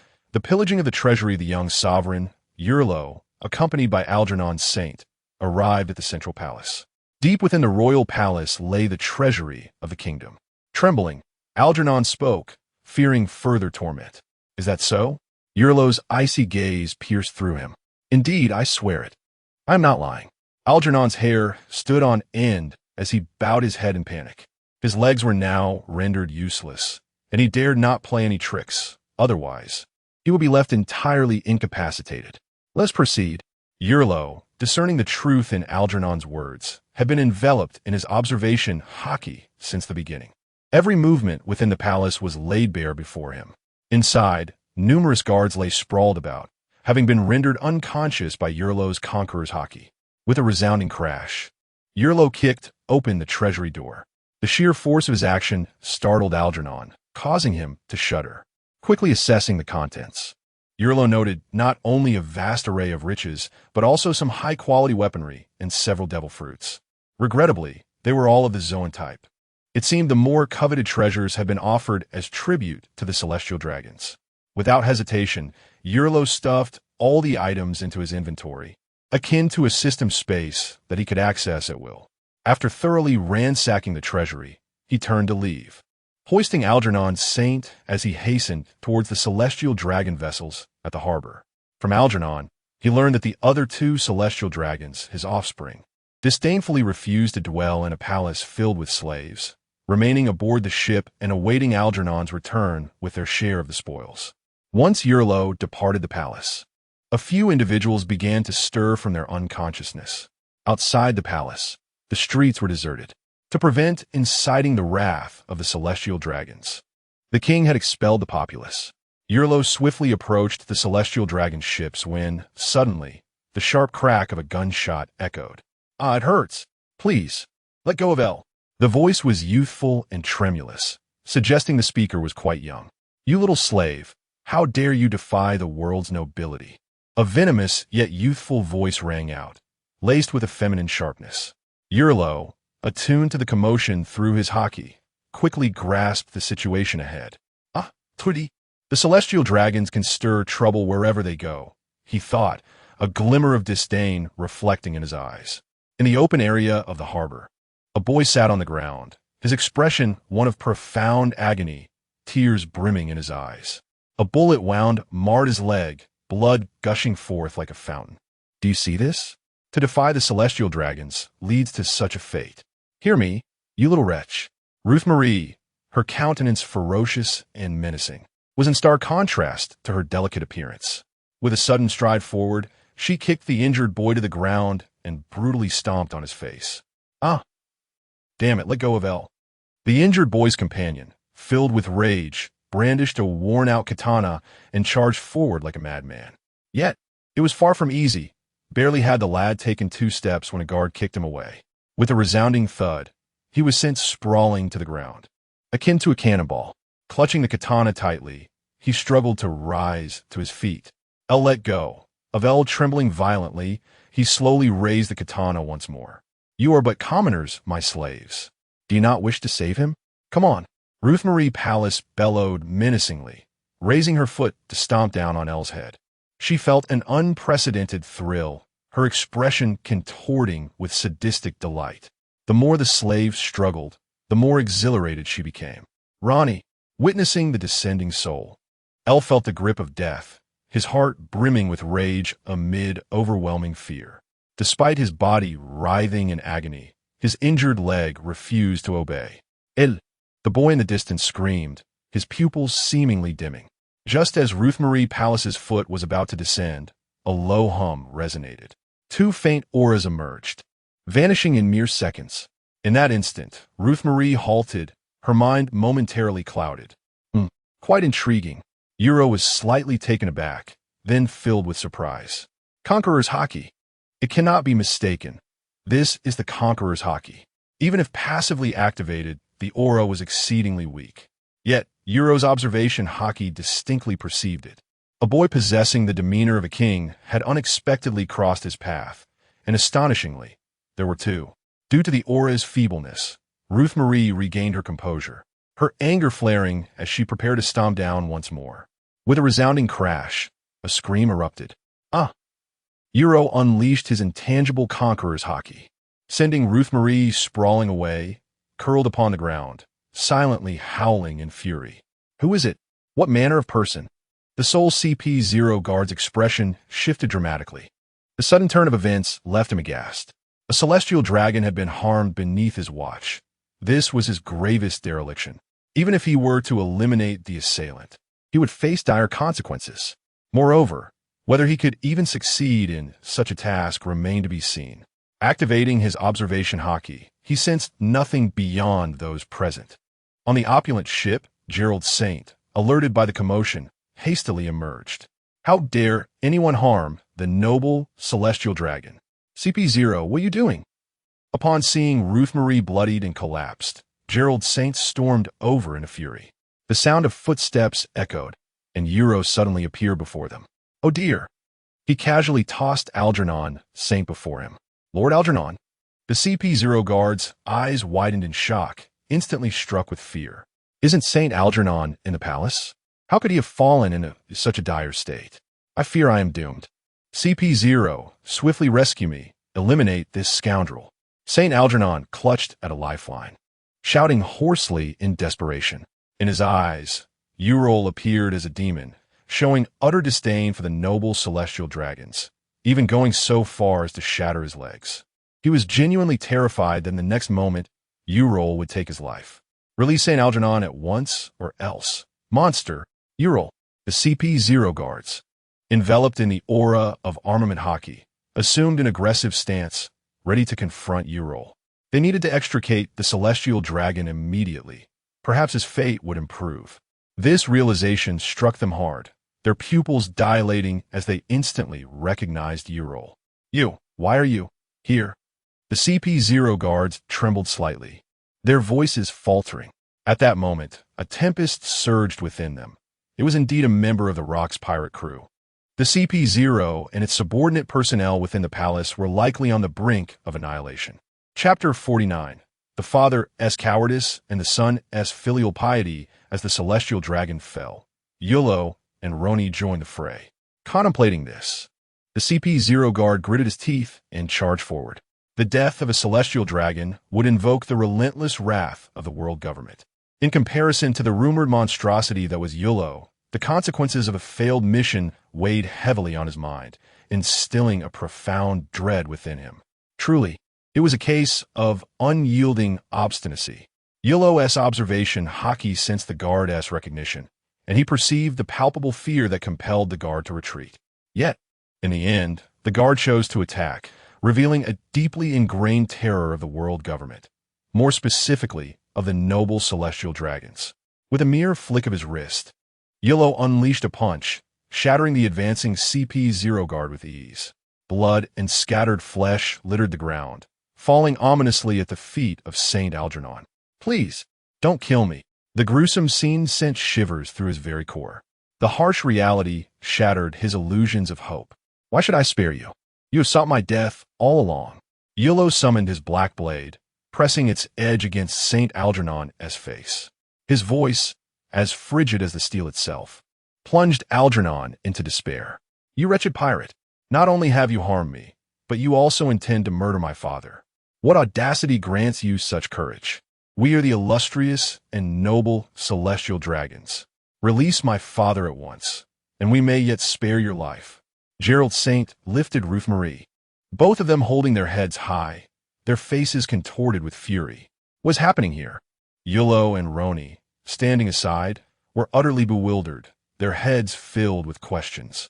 Was not the hostage in their savior's grip the father of a villain? Why then did these two villains still exude such arrogance? Unable to comprehend the situation, Roni shook his head vigorously, retreating to safety beside You Luo. "Silence, you two wretches." Saint Algernon's expression shifted dramatically as he suddenly erupted in a furious roar. "I implore you, shut your foul mouths." He had come to realize that You Luo was a fearless individual, indifferent to threats from Navy admirals. To him, the title of Celestial Dragon was utterly meaningless. As a coward clinging to life, he had no desire to meet his end. "If you wish to see me live, kneel before me." You Luo's voice remained cold as his icy gaze fell upon the pair. Beneath his indifferent exterior lay an overwhelming sense of incredulity. "For heaven's sake, understand your predicament. The guard is no more, and yet you continue to bellow. Truly, like father, like son, both equally foolish, surpassing one another in idiocy. Boldly spoken, you insolent." Though Algernon's furious shout had initially silenced them, You Luo's words ignited Ruth Marie's fury. She found his remarks utterly insulting. "Be quiet and come kneel before me." Algernon's thunderous command interrupted Ruth Marie, his body trembling violently as he felt the blade pierce his skin. "Father, you..." Gerald Saint and Ruth Mary Pallas gazed in astonishment at Algernon Saint. They had never anticipated that Algernon would utter such words. Kneeling before a lowly pirate would strip them of their status as celestial dragons.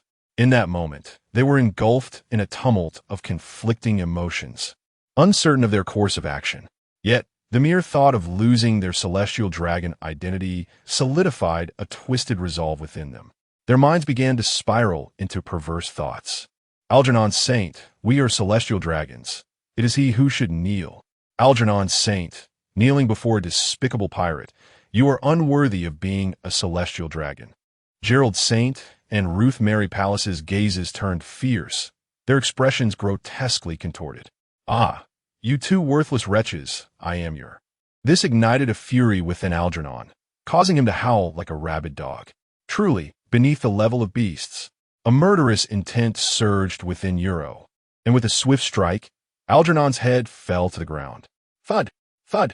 The severed head rolled to the feet of the two, leaving them paralyzed in terror. "He is dead.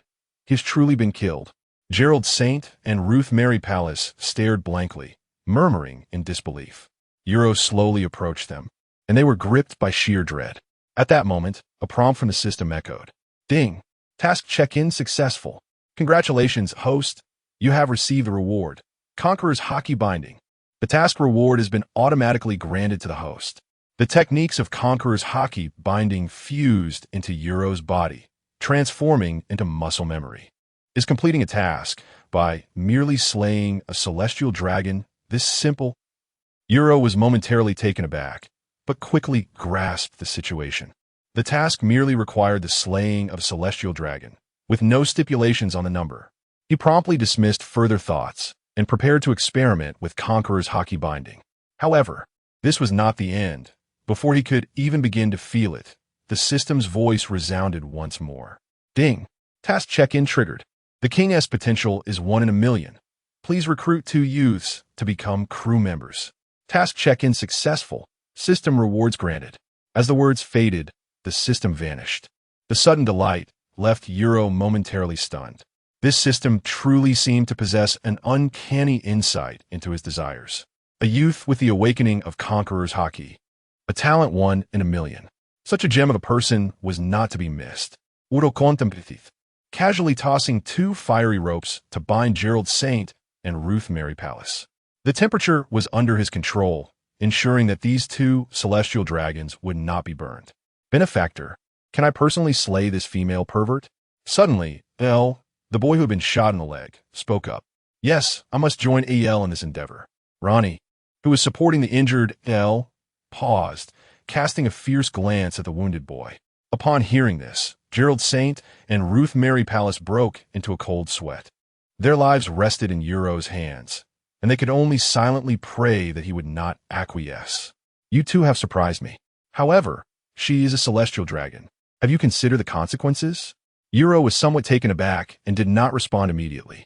The notion that these 2 youths intended to slay the celestial dragons was indeed audacious. Yet, was it not precisely such individuals that he sought? They possessed both talent and intellect, albeit their strength was lacking. You must be pirates, right? My name is El, and he is Ronnie. We are both orphans, unencumbered by ties. If it is not too much to ask, we would like to join you on your ship. El and Ronnie fell into silence for a moment before arriving at a bold decision. They were somewhat aware of the consequences of killing a celestial dragon. It was likely that, after Yuro's departure, they would face obliteration. Nevertheless, the desire to vanquish the celestial dragons burned within them.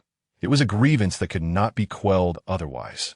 To them, Yuro appeared capable of effortlessly slaying the celestial dragons, possessing the strength to confront formidable foes.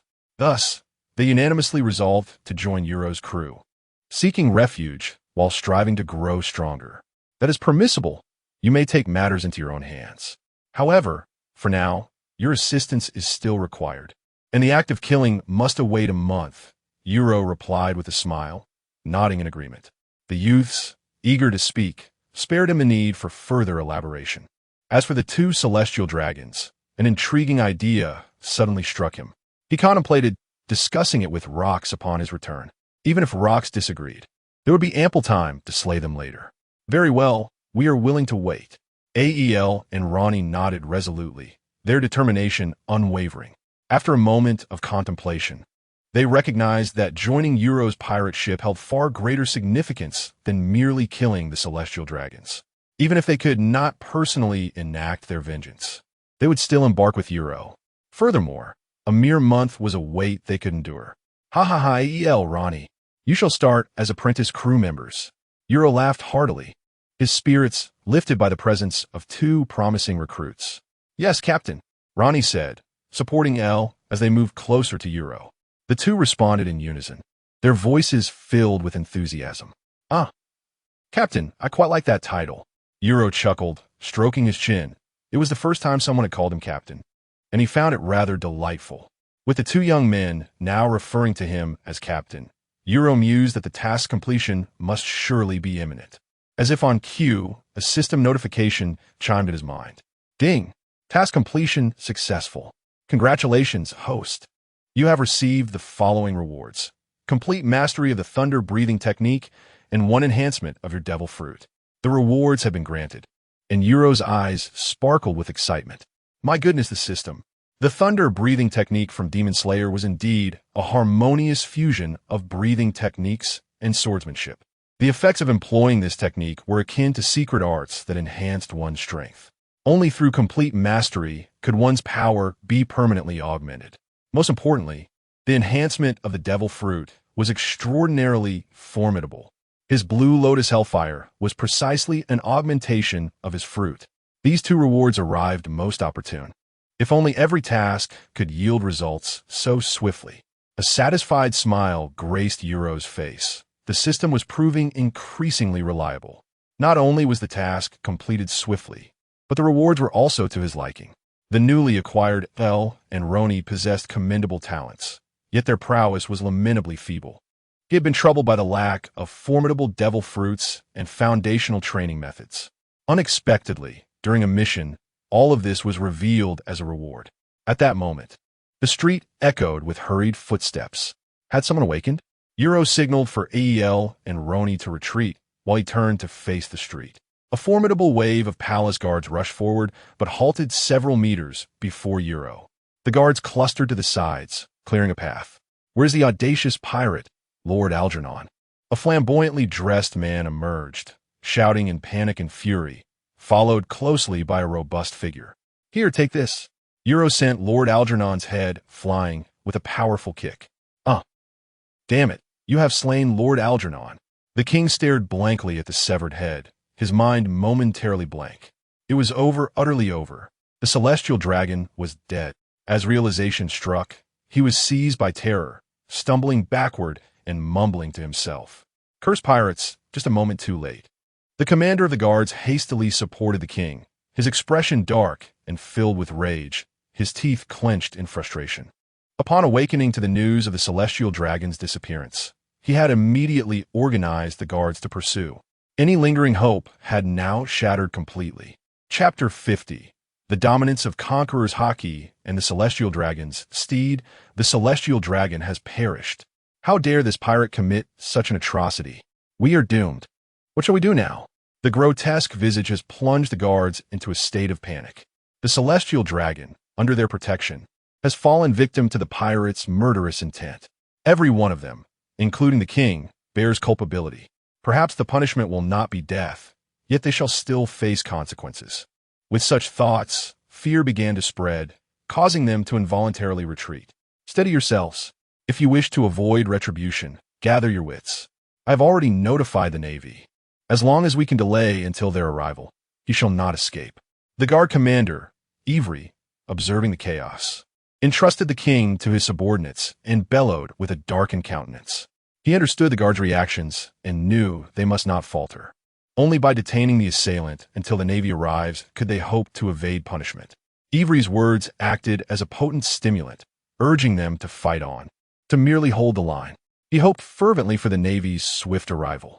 Upon hearing that the navy was en route, the guards visibly regained their composure. Yet, standing resolutely in the front, Ivry furrowed his brow, fixating on Yuro.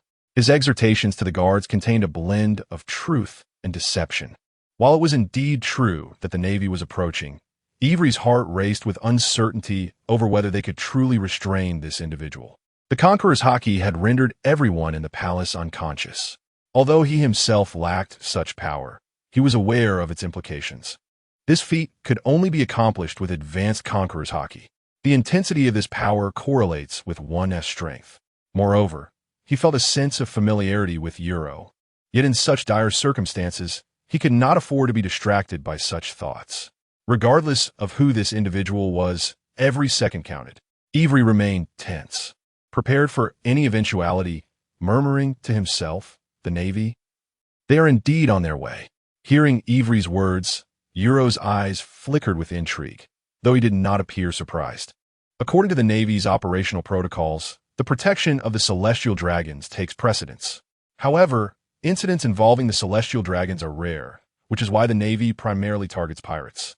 Yet, should a celestial dragon be harmed, the headquarters would undoubtedly dispatch a vice admiral. Delay? I have no time to waste with you. Yuro chuckled softly, a dark gleam passing through his eyes. An overwhelming aura surged forth as black currents enveloped his body. He unleashed a hint of Haki that cloaked all the guards. These dark currents, advanced conquerors Haki? Ivry felt the pressure mount, as if facing a formidable foe. The potency of this Haki was astonishing. Even a mere fragment exuded such an oppressive force. Suddenly, Yuro's appearance merged with a figure in Ivry's memory. Monster Uro. You are an officer of the Rokks pirates. Ivry's eyes widened in shock, the exclamation escaping his lips. He had recognized Yuro, astonished that he was an officer of the notorious Rokks pirates. Ivry's expression darkened to an extreme. How could they possibly delay any longer? If they continued to prolong this confrontation, death would descend before the Navy could arrive. Upon hearing these words, the guards turned pale and fell into a flurry of panic. The notorious reputation of the Rokks pirates instilled a greater sense of dread than that of the grim Reaper himself. Moreover, there was You Luo, the man who had seized the nation's celestial gold. Ronnie, Al, let us depart, You Luo commanded. With his observation Haki, he sensed the trepidation of Eve and the others. Realizing they dared not obstruct him further, unless they sought a rendezvous with death, Ronnie supported Al, obediently following You Luo. Noticing Al's injuries, You Luo furrowed his brow. You two, come forth and kneel. You Luo's gaze fell upon Gerald Saint and Ruth Marie, whose fuses had been transferred to their necks. With a mere thought, You Luo could extinguish their lives.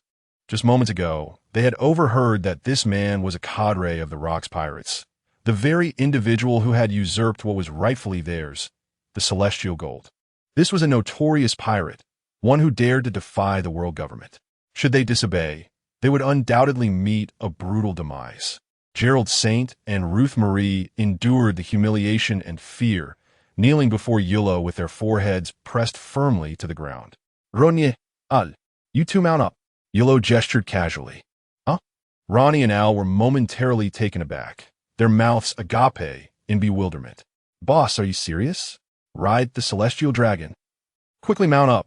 Let them carry you. You Luo reiterated patiently. Upon hearing You Luo's second request, Ronnie and Al finally grasped the situation. Al, I'll help you up, Ronnie said, nodding earnestly as he assisted Al onto one of the celestial dragons. Subsequently, Ronnie swiftly mounted the other. Gerald Saint and Ruth Marie, on the verge of tears, resigned themselves to the indignity of having Ronnie and Al sit upon them. They had never experienced such torment. The endless humiliation caused their faces to flush with rage. They had thought kneeling would suffice, only to find themselves becoming mounts. They had always ridden others, and now, for the first time, they were being ridden. Let's proceed, You Luo declared, not bothering to glance back as he took his leave. Gerald Saint and Ruth Marie, bearing Ronnie and Al, followed closely behind You Luo. Witnessing the once domineering celestial dragons now reduced to mere steeds for others brought a sense of exhilarating satisfaction to Ronnie and Al. Suddenly, they felt emboldened. If they could dare to slay celestial dragons, what was there to fear in riding them? Meanwhile, Eve and the guards behind were rendered speechless, astonished by the sight before them. The exalted celestial dragons knelt subserviently, bearing pirates as their riders. This was an unimaginable spectacle, one they had never witnessed in their lifetimes. Amidst the incredulous gazes of the onlookers, You Luo approached the celestial dragon's ship. The opulence of the vessel was staggering, rivaling even Whitebeard's Moby Dick. Ha ha, splendid. This ship is now mine, You Luo exclaimed, marveling at the massive vessel docked in the harbor. Such a grand ship was a rarity upon the vast sea, let alone one belonging to the world's noble celestial dragons. The aforementioned facilities and configurations are the most comprehensive and advanced. Such a rare vessel rightfully belongs to him. Board the ship, You Luo commanded with a wave of his hand, feeling immensely satisfied. After You Luo and his companions boarded, they discovered that some individuals remained on the ship. Judging by their attire, they appear to be slaves of the celestial dragons, temporarily retained in their original positions, expected to depart in half a month's time. You Luo held no interest in these individuals, as they possessed neither strength nor talent. Nevertheless, he required their assistance for the time being and chose to retain them for now, planning to eventually set them free. These individuals harbored a deep-seated fear of You Luo and dared not voice their thoughts. As long as You Luo spared their lives, they were willing to comply with his commands. A thunderous roar erupted as the colossal vessel departed the harbor, gliding slowly into the vast ocean. With You Luo's departure, the atmosphere lightened considerably.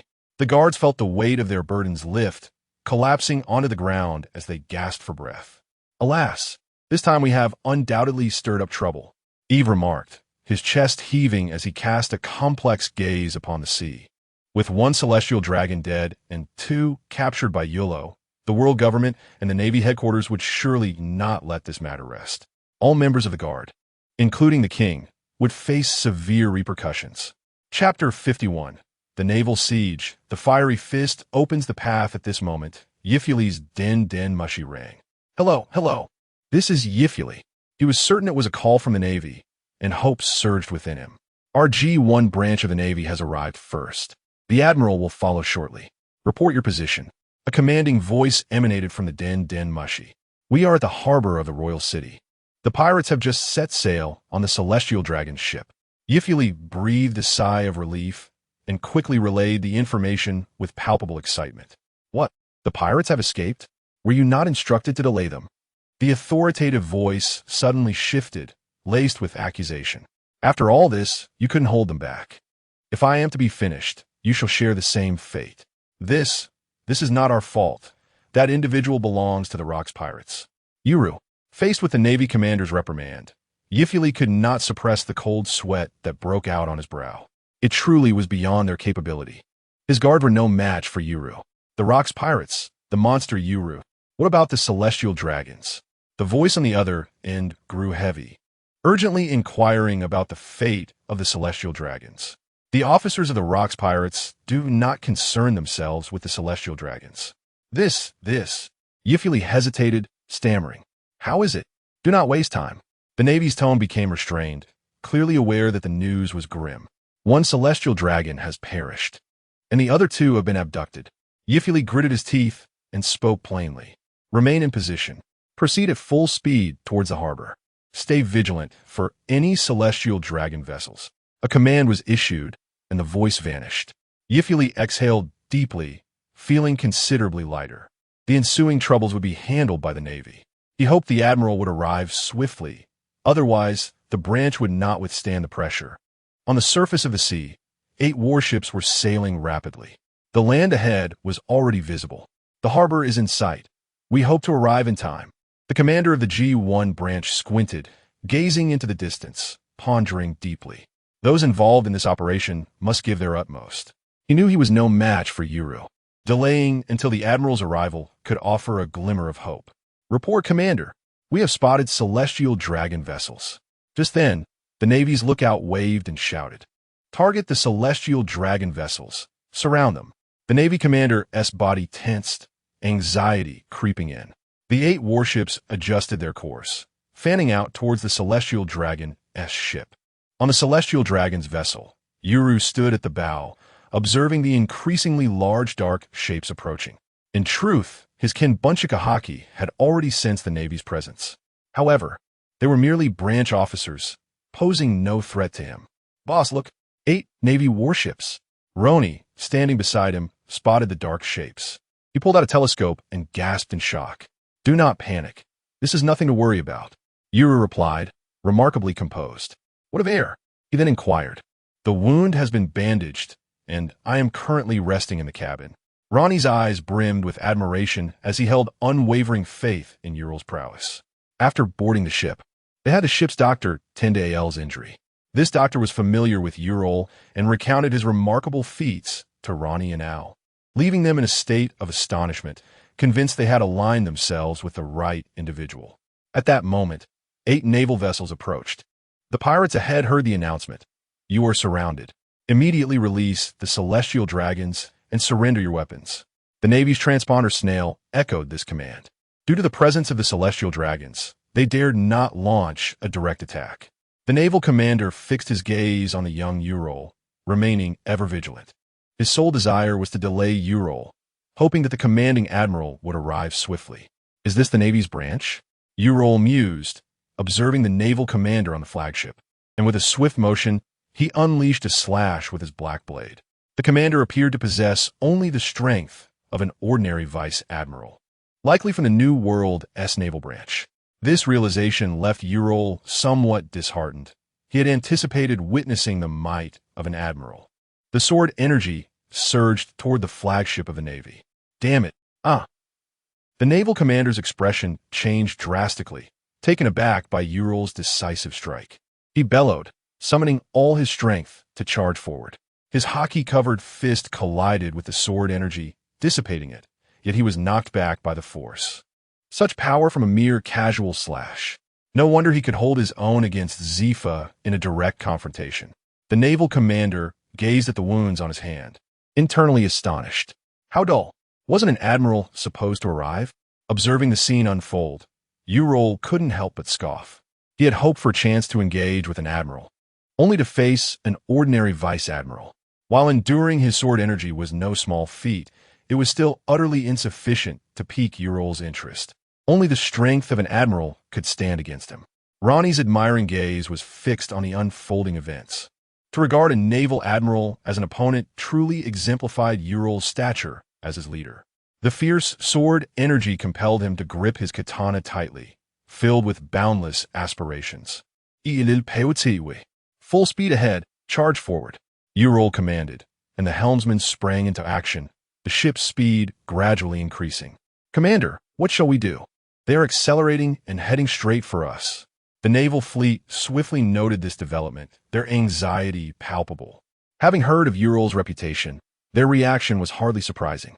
All ships, lock onto the target and fire. The commander's orders were issued, and the well-trained sailors immediately aimed at the target. Boom! Boom! Boom! Countless cannonballs erupted forth, creating a dense barrage aimed at You Luo's vessel. Ronnie was left dumbfounded, while the helmsman trembled in fear. This reminded You Luo of a vivid memory. Fire Fist. He leapt into the air, shouting with a hint of exhilaration. The blue lotus earth fire ignited, surging forth with fervor, the air growing scorching hot, unleashing waves of heat. Bang! Bang! Bang! The dark, ominous shells were struck by azure flames, erupting in a series of explosions in midair. The violent shock waves swept through the atmosphere, creating a large rift in the clouds above. You Luo gently descended back onto his vessel, facing the naval fleet head-on. Ronnie stood in awe, his mouth agape, having never witnessed such a spectacle. Prepare, give me more. The naval commander opposite would not easily concede, intending to wear them down with cannon fire. Yet, how could You Luo acquiesce to his desires before he could finish his sentence? With a flicker of thought, the lingering azure flames darted across the surface of the sea in a specific direction. Wherever they passed, the water ignited, with the azure flames weaving between two warships. Surging towards the horizon. Rise, flames of fervor. The azure flames burning on the sea leapt skyward, transforming into two towering columns of fire. This was a fiery path upon the ocean, stretching for thousands of meters, with no end in sight. You Luo's ship navigated through this inferno, and the fleet of coastal navy was utterly incapable of withstanding it. You Luo proclaimed with satisfaction, contemplating that this fiery punch, combined with the flames of fervor, must be worth at least 8 billion, a mere 1 billion less than 9 billion. Surely that was not excessive. How incredible!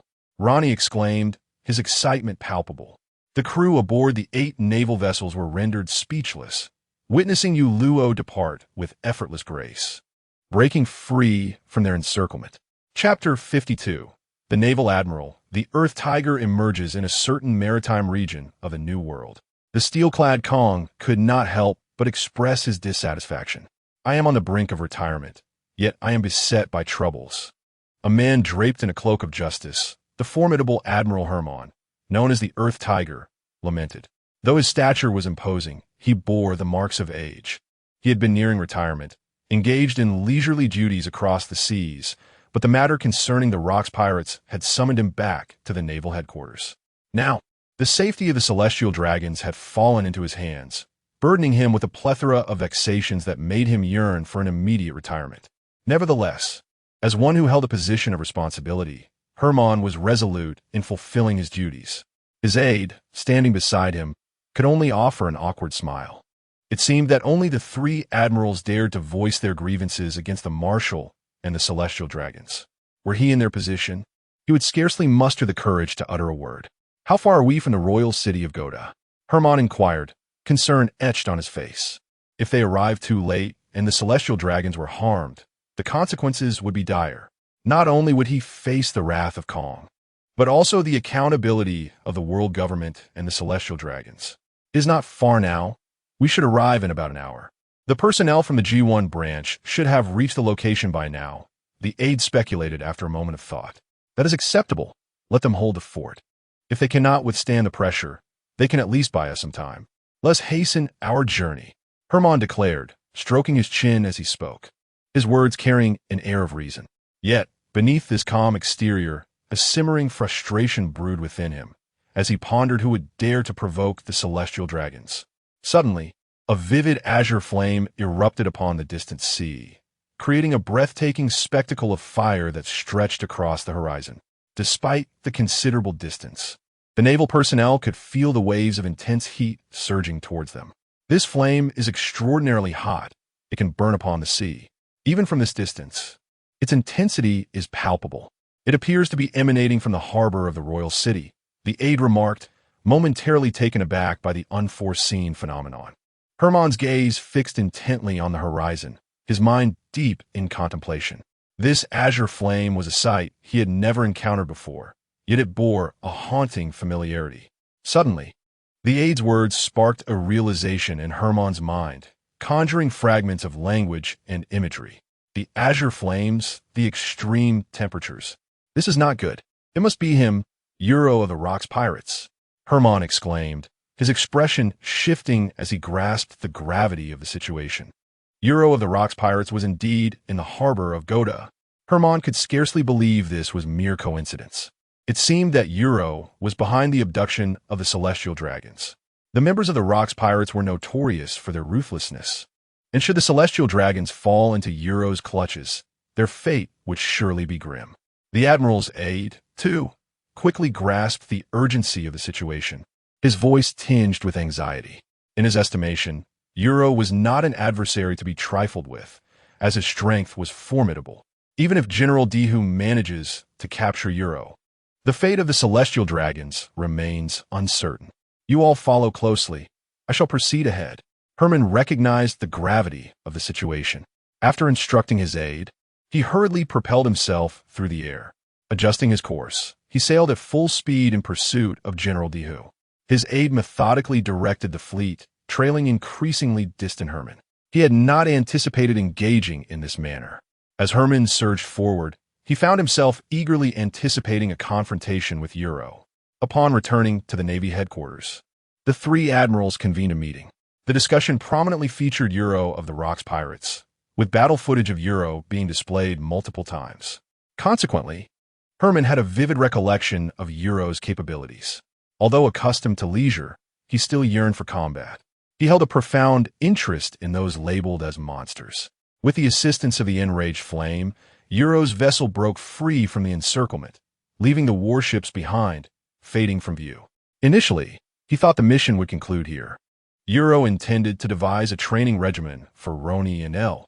However, unexpectedly, a formidable aura surged forth like lightning, piercing through his enraged flame. Euro reacted swiftly, dashing forward. Clang! The clash of dual blades erupted, and a surge of sword energy burst forth, an invisible sword intent sweeping across the surroundings. The two were evenly matched, locked in a standoff midair. "The Admiral has made a sudden appearance," Euro remarked with a smile, gazing at the man before him. He had seen the portraits of the three admirals at the Navy headquarters. Coupled with such an overwhelming aura and combat prowess, it could only be the formidable General Dihu. "Hermann, as a representative of justice in the Navy, I shall personally apprehend you," Hermann declared with rare seriousness, his tone steeped in righteousness.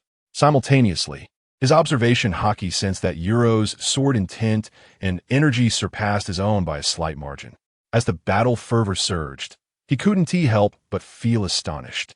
Indeed, the monster Euro's strength was not to be underestimated. He effortlessly parried the strike. "Your claim of apprehending me seems rather grand. First, You must defeat me. Euro paid little heed to Herman's words, for such a notion was utterly implausible. The Navy's intelligence likely remained stuck in the past. Following his full-scale battle with the Golden Lion Shiki, Euro's abilities had significantly advanced. Moreover, he had mastered the application of armament Haki and the Conqueror's Haki. At present, his strength was such that, if not capable of defeating an admiral, he could at least remain undefeated, provided the admiral was as formidable as he imagined. Euro leaned back, propelling himself higher into the air. Extreme Tiger Hunt. With his black blade, he struck forth, unleashing a massive black tiger that roared with overwhelming pressure, lunging towards Herman. Very well, Pirate Euro. Let me demonstrate the might of an admiral. Herman's interest peaked as he beheld Euro's sword energy manifest as a black tiger. He had never lost in the realm of tigers. He was, after all, a wielder of the ancient Zoan cat fruit, saber-toothed tiger form. Most of his developed swordsmanship was related to tigers. Tiger Fong Slash. Herman wielded his blade, unleashing a fierce torrent of sword energy that manifested as a formidable tiger, its elongated fangs rendering it a truly fearsome sight. The two titanic tigers born from the clash of sword energies collided with a resounding explosion, scattering remnants of sword energy in all directions, while a tempest of force surged forth. Is this the extent of your might as a naval admiral? Euro displayed a scornful smile, provocatively uttering the words. At some point, Euro had cultivated a habit of taunting his adversaries during battle, a trait even notorious Golden Lion Shiki found particularly irksome. We both understand that this is merely the beginning. Herman, however, remained unfazed by such provocations. His singular focus was on capturing Euro. With such an achievement, irrespective of the fate of the celestial dragons, his merits would suffice to overshadow everything else. Chapter 53. Clash with the Admiral, the confrontation of armament Haki in light of this. Let us resolve matters swiftly. Without further ado, Euro resolved to conclude the battle as expeditiously as possible. Herman, however, was not one to retreat easily. He was resolutely determined to capture him. Yet, in order to prevent any naval reinforcements, Euro could not afford to prolong the conflict. He aimed to experience the admiral's formidable prowess while finding a way to escape. Euro est swart un surged skywar, unleashing a terrifying swartora. The advanced armament Haki coiled and solidified, rendering the night even more profound and shadowy. With a strike, a crescent-shaped black sword energy cleaved through the heavens. Accompanying the razor-sharp blade was a tremendous shockwave. Wherever it passed, the surrounding space resonated with a thunderous roar. This was the manifestation of external armament Haki. Could it be that his strength had indeed heightened? Herman narrowed his eyes, murmuring in astonishment. Within the black sword energy of the crescent wave lay an aura of dominance. Having mastered external armament Haki for many years, he could not have misjudged this. Yet, the information he possessed seemed somewhat askew. During the naval conference, Zephyr had explicitly stated that Euro's talent was extraordinary and his combat capability formidable. Nevertheless, he had mentioned that Euro's armament Haki was somewhat inferior, merely reaching the pinnacle of the intermediate level. Otherwise, Zephyr would not have been so easily suppressed. But who could explain to him the nature of this advanced armament Haki? And how had Euro acquired such sophisticated application techniques of external armament Haki? Casting aside all distractions, Herman devoted himself entirely to confronting Euro. The Tiger Tooth Slash. This time, the Tiger Tooth Slash was even more potent, similarly enveloped in Herman's hardened and coiled armament Haki. Ultimately, it was propelled by external armament Haki, infused with sword energy. Thousand Cuts Valley. Euro, noticing Herman's seriousness, continued his relentless assault without sparing a moment's respite. Dozens of black crescent sword energies, even more formidable than the previous wave, followed closely behind, hurtling towards Herman with great speed. The crescent wave and Tiger Tooth Slash collided in midair, resulting in an instantaneous explosion. Euro's numerous black sword energies surged forth uncontested towards Herman. Your external armament Haki still lacks refinement. Herman scoffed, unfazed by the situation, as a vice admiral of the Navy. With a flourish, he activated his external armament Haki. His right hand enveloped in a pitch-black aura. He forcefully thrust it forward, unleashing an invisible shockwave. With a resounding bang, dozens of black sword energies were dispersed. The fierce airflow, mingled with scattered sword energy, radiated outward. The might of an admiral truly was formidable. Euro nodded, acknowledging the prowess he had just witnessed. Hermann's external armament Haki was adeptly controlled, intricate, and variable. In practical combat application, he surpassed Euro, who had only recently mastered external armament Haki. Is this what is referred to as a monster? Hermann's momentum continued to swell.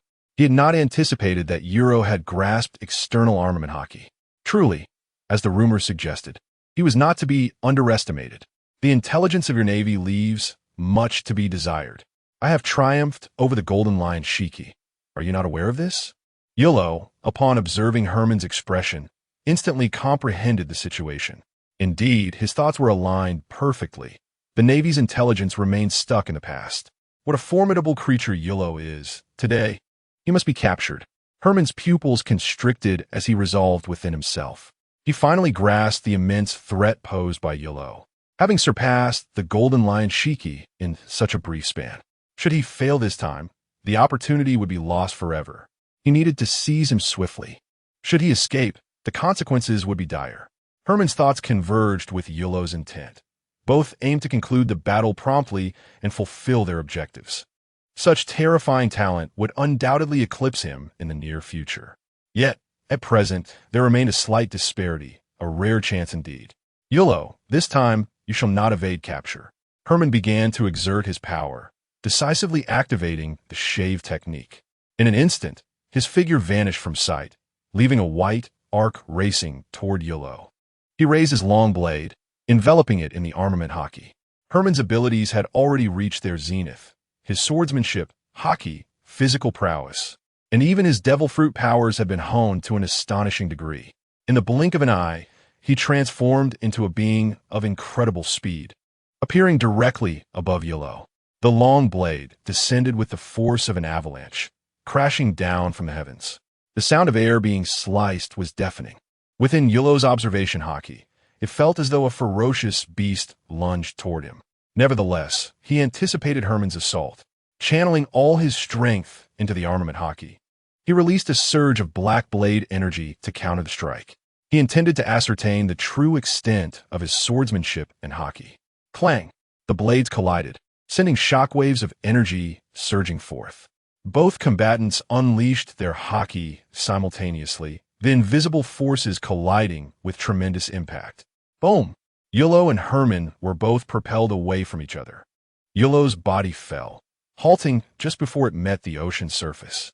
The overwhelming force struck the sea, creating a deep indentation as waves roared outward. Hermann, too, was cast into the air, struggling to stabilize himself with the moonwalk technique. The clouds above were shattered by the shockwave. Indeed, the might of Vice Admiral is formidable. You Luo's body ached from the external shockwaves of the released Haki. He felt as if his entire being were on the verge of disassembling. This clash had granted him insight into the Vice Admiral's prowess. Without comparing him to the other two, he had gleaned enough about this Earth Tiger Vice Admiral. Hermann's swordsmanship may not have surpassed You Luo's, but his Haki was marginally stronger. Strictly speaking, it could be classified as top tier among the elite. Yet, this was not the entirety of Hermann's strength. The most significant aspect was that he was renowned for his devil fruit abilities, rather than his physical skills, swordsmanship, or Haki. Thus, when he unleashed his devil fruit powers, Hermann would undoubtedly prove even more formidable. Faced with such a powerful adversary, You Luo felt no trace of fear. Let us not forget, he is a man endowed with primal might. Suddenly, he erupted with an extraordinarily powerful technique. This was his trump card.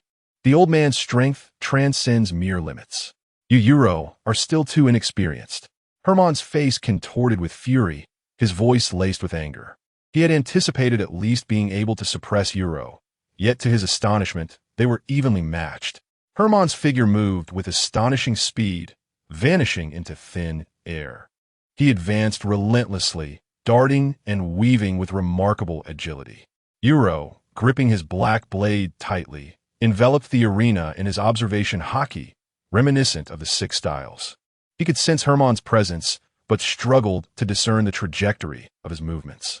Suddenly, a flash of steel cut through the air as Hermann's assault descended like a tempest.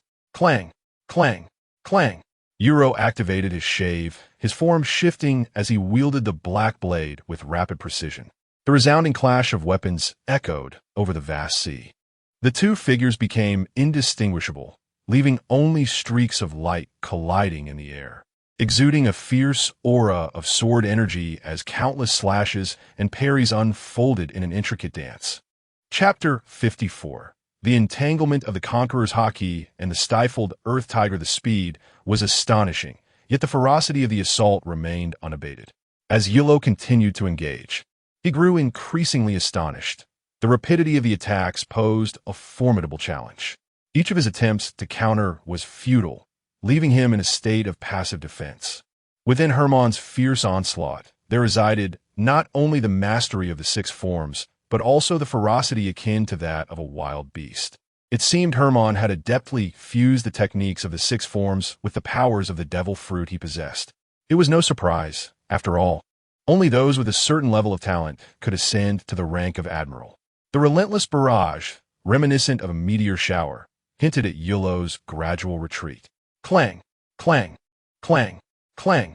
Each blow from Hermann bore immense power and an almost unparalleled speed. This was untenable for You Luo. He unleashed his observation Haki, employing his black blade for constant parries. After a series of blocks, he utilized the shave technique to alleviate the mounting pressure.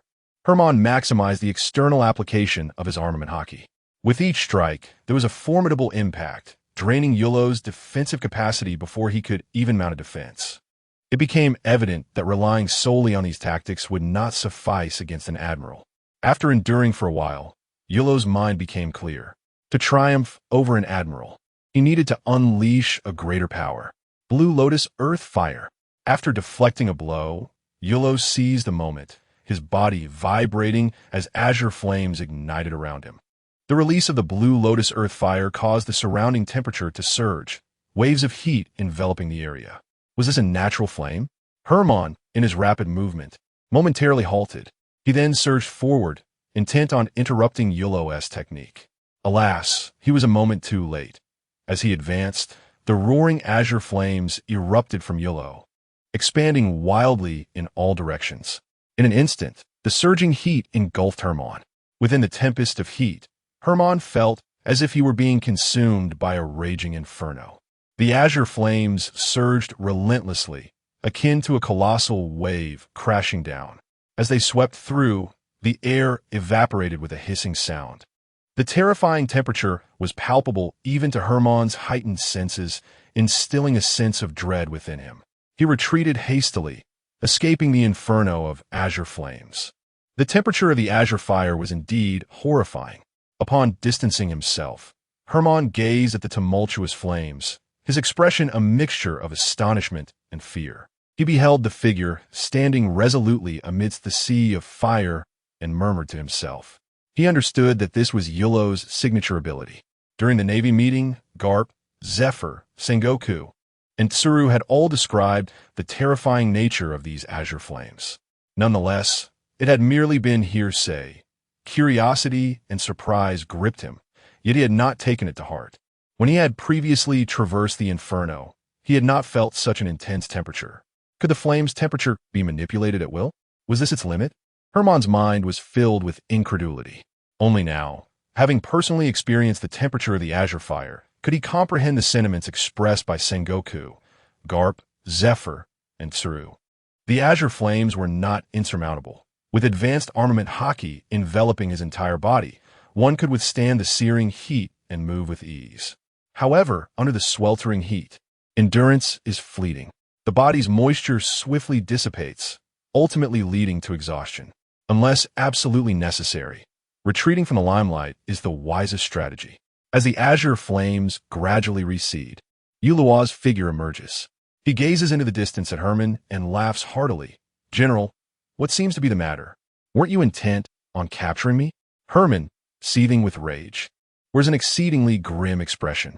With a roar, a resounding tiger's growl escapes him as he activates his fruit ability. His entire physique swells, fangs akin to swords protruding from his mouth, transforming him into a hybrid of man and tiger. This is the Zoan-type, ancient species, cat fruit, saber-toothed tiger form. After his transformation, Herman experiences a modest enhancement in strength, speed, and recovery.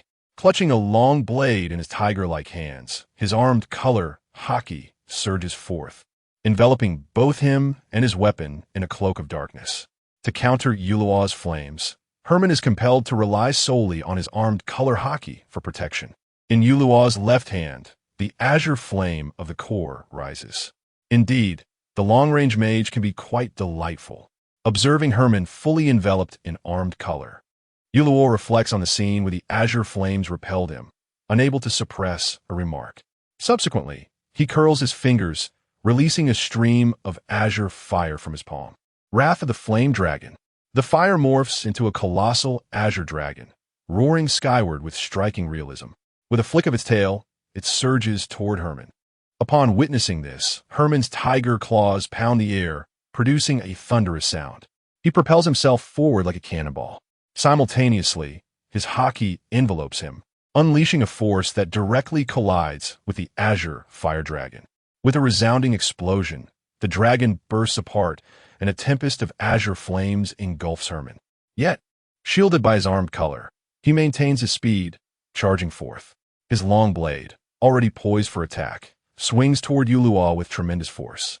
At last, I've been waiting for you. You Luo's lips curl into a smirk, reveling in the success of his scheme.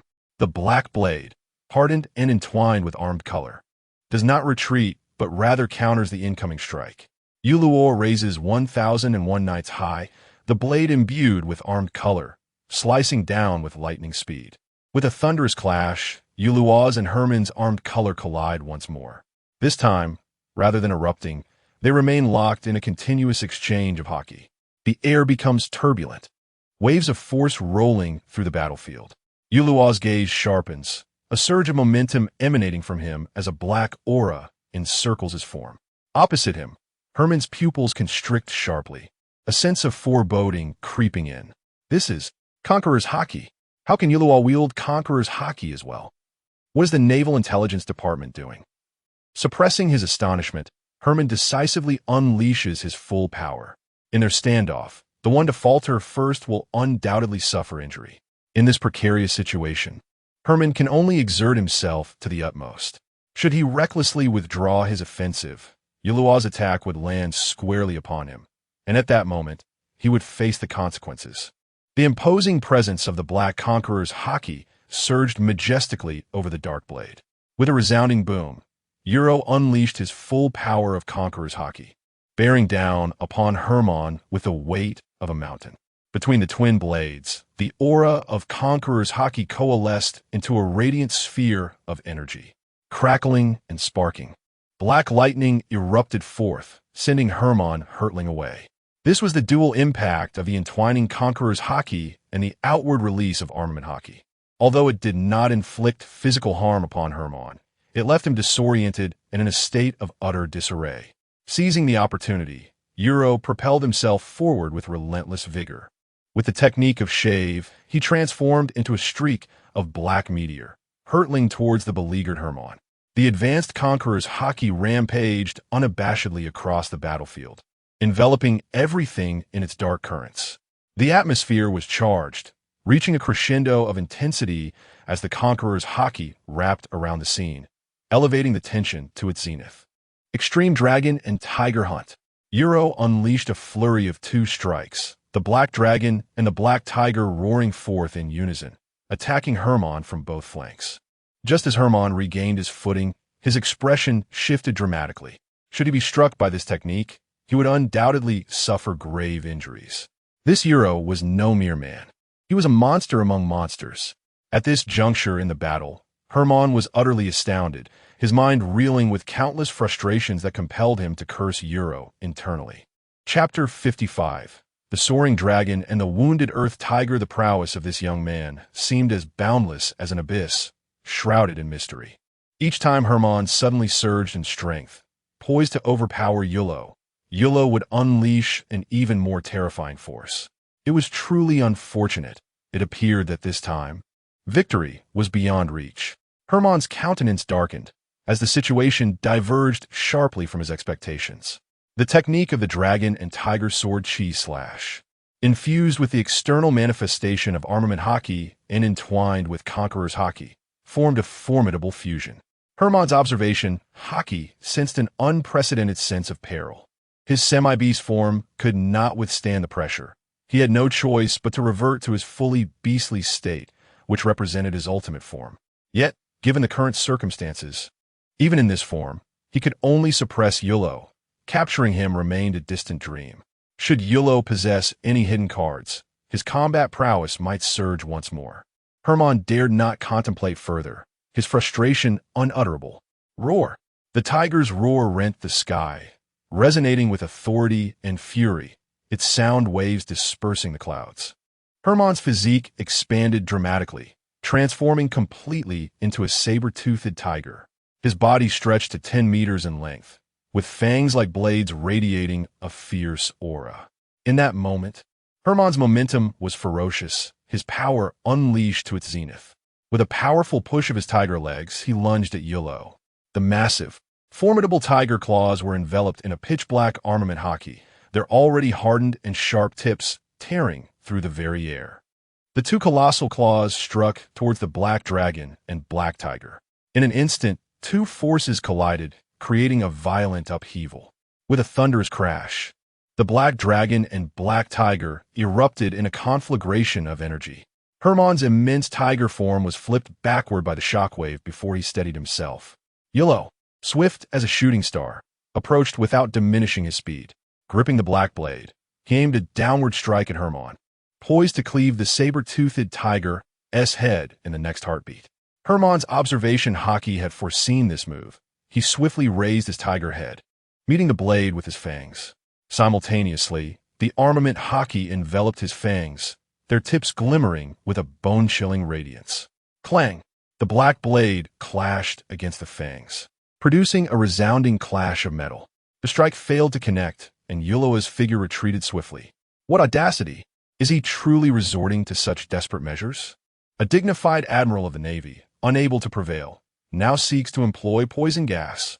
In the distance, You Luo halted, his expression darkening as he mentally cursed Hermann. The scent emanating from the tiger's maw was overwhelmingly potent, rendering words inadequate to convey its intensity. What is happening? Hermann pondered, Zolmavat bewildert. Sensing You Luo's inexplicable retreat, his face still twisted in discomfort. Hermann was perplexed. Was You Luo truly that formidable? In his most powerful state, he was confident he could suppress You Luo, yet this seemed excessive. Suddenly, Hermann glanced down at his fierce tiger form. Wait a moment, could it be that You Luo was frightened? Am I truly that intimidating?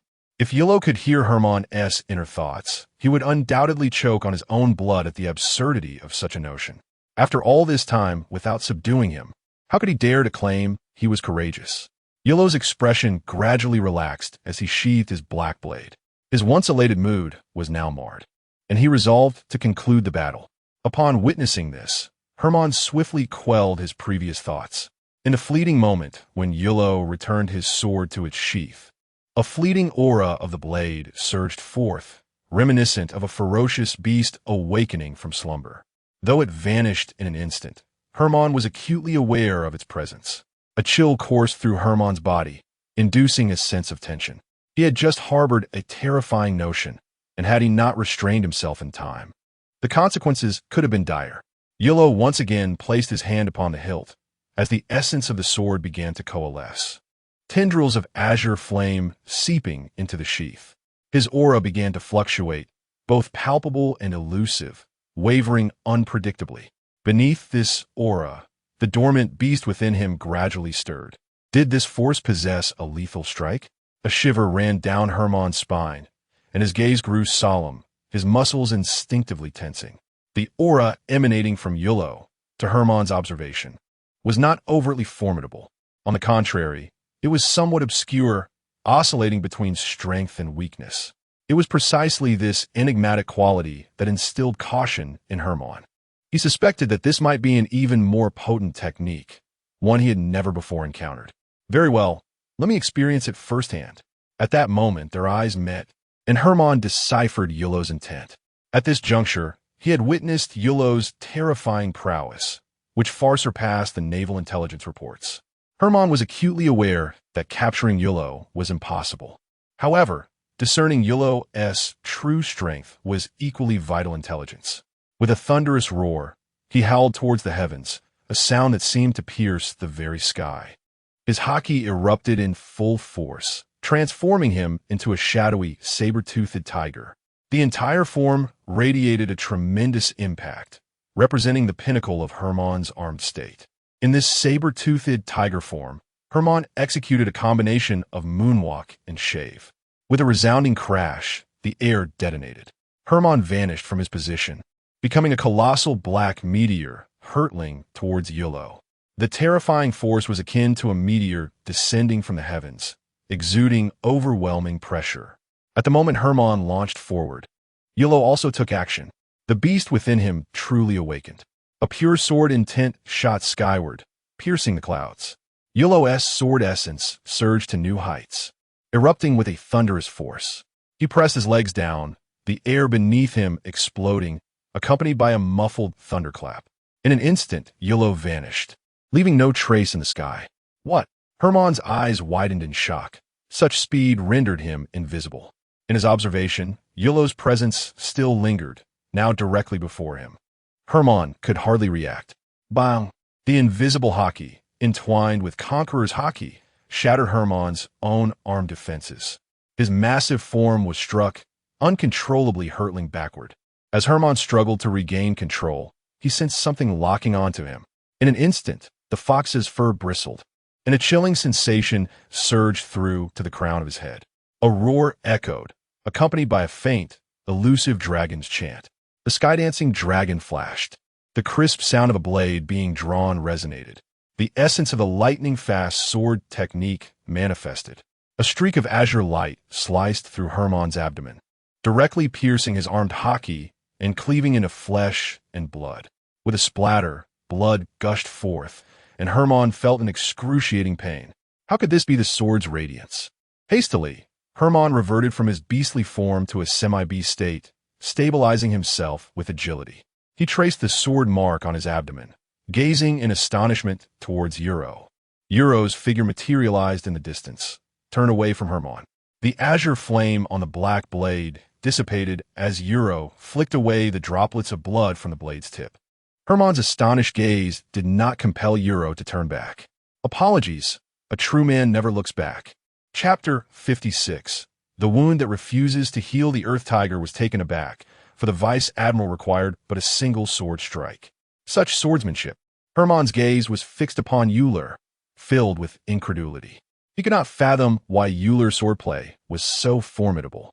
While his own swordsmanship was not as potent as his fruit abilities, he was still among the rare great swordsmen of the sea.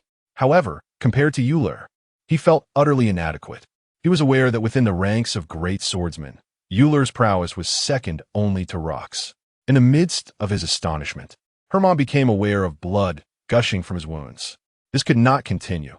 He must hasten his recovery. Otherwise, should You Luo launch another assault, he would undoubtedly be overwhelmed. As a Zoan-type devil fruit user, Hermann's bodily functions had been significantly enhanced. Even in his half-beast form, his recovery capabilities surpassed those of the average person. This was why, despite his advanced age, he had not experienced a noticeable decline in physical condition. Hermann immediately set about healing his wounds, but a shocking scene unfolded before him. Once the bleeding subsided, the healing effects diminished drastically, as if some force were obstructing the process. Each time he attempted to expedite the closure of his wounds, he felt a searing pain. Damn it, it is the azure flames. Hermann's countenance darkened, teeth clenched in frustration. You Luo's strike had been imbued with the blue lotus hellfire.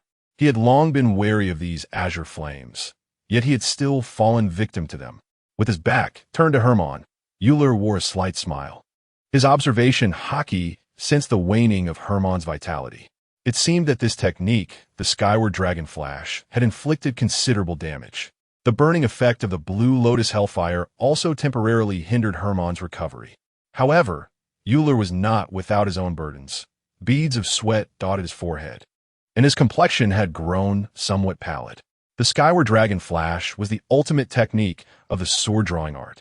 While its power had multiplied several times, it also demanded an immense expenditure of stamina. Had he not been facing the Earth Tiger, he would not have unleashed such a move. Even against the previous Golden Lion Shiki, he had only resorted to the sword-drawing technique. At that moment, naval ships arrived, swiftly approaching their location. 8 ships from behind and 1 from the front. "Ronnie, full speed ahead. We must not allow the Navy to surround us," You Luo shouted, his voice tinged with weakness. He had witnessed the Admiral's combat prowess firsthand. The immediate priority was to escape this place. "Captain, the Navy's cannons have already locked onto us," Ronnie replied with a wry smile, his voice revealing his anxiety. You Luo's shout had been loud enough for the personnel aboard the 9 naval vessels to hear. All at once, they redirected their cannons to target You Luo's ship.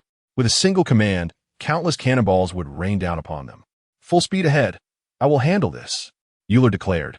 His Blue Lotus Hellfire entwined about his black blade as he swung it toward the sea. The flames manifested once more. A fiery path emerged upon the ocean, shielding the vessel and stretching far into the distance. "Hurry, break through at maximum speed," Ronnie exclaimed, a mix of excitement and urgency as he directed the helmsman to accelerate. You Luo paid no heed to Hermann and prepared to return to his ship. "Damn it, don't even think about escaping, ah?" Hermann, witnessing this, immediately attempted to pursue. Yet the pain halted his steps. The wound had not penetrated his vital organs, yet the agony surpassed his expectations. Any movement involving the muscles around the injury ignited a searing sensation. Despite having endured numerous pains, he found himself gasping in torment. "Commander, perhaps you should tend to your own injuries." You Luo suddenly turned, his tone laced with a teasing familiarity, as if advising an old friend. "Humph." Hermann scoffed, his expression dark and grim. Even without his injuries, he doubted he could retain You Luo. Moreover, with his current diminished combat capability, it was evident that You Luo would slip away. He was acutely aware of this, yet watching You Luo depart left a bitter taste in his mouth. He had arrived with unwavering determination to capture You Luo, only to find himself in such a disheartening predicament, the stark contrast gnawing at his sense of balance. You Luo made his way toward his vessel, subtly wary of Hermann behind him, anticipating a reckless assault despite his injuries. Should that occur, the situation would become precarious. Contemplating this, You Luo tightened his grip on the black blade. His current strength was merely at the level of a novice commander, while the seasoned General D who was still several notches above him. Otherwise, he would have already rushed in for the finishing blow. His ability to injure Hermann stemmed solely from his exceptional swordsmanship, a technique that demanded considerable stamina. He could not afford to exhaust himself with repeated strikes. Unless absolutely necessary, You Luo would refrain from employing such tactics. As You Luo prepared to flee, the question arose, why wasn't he General D who in pursuit? On a distant warship, the lieutenant's expression shifted, filled with confusion. Yet You Luo was mere moments away from breaching the fiery threshold. Clenching his jaw, the lieutenant resolved to act. He could not afford to wait any longer.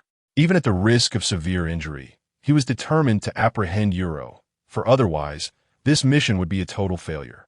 Instantly, he enveloped himself in armament Haki and, with a resounding thump, propelled himself forward with great force.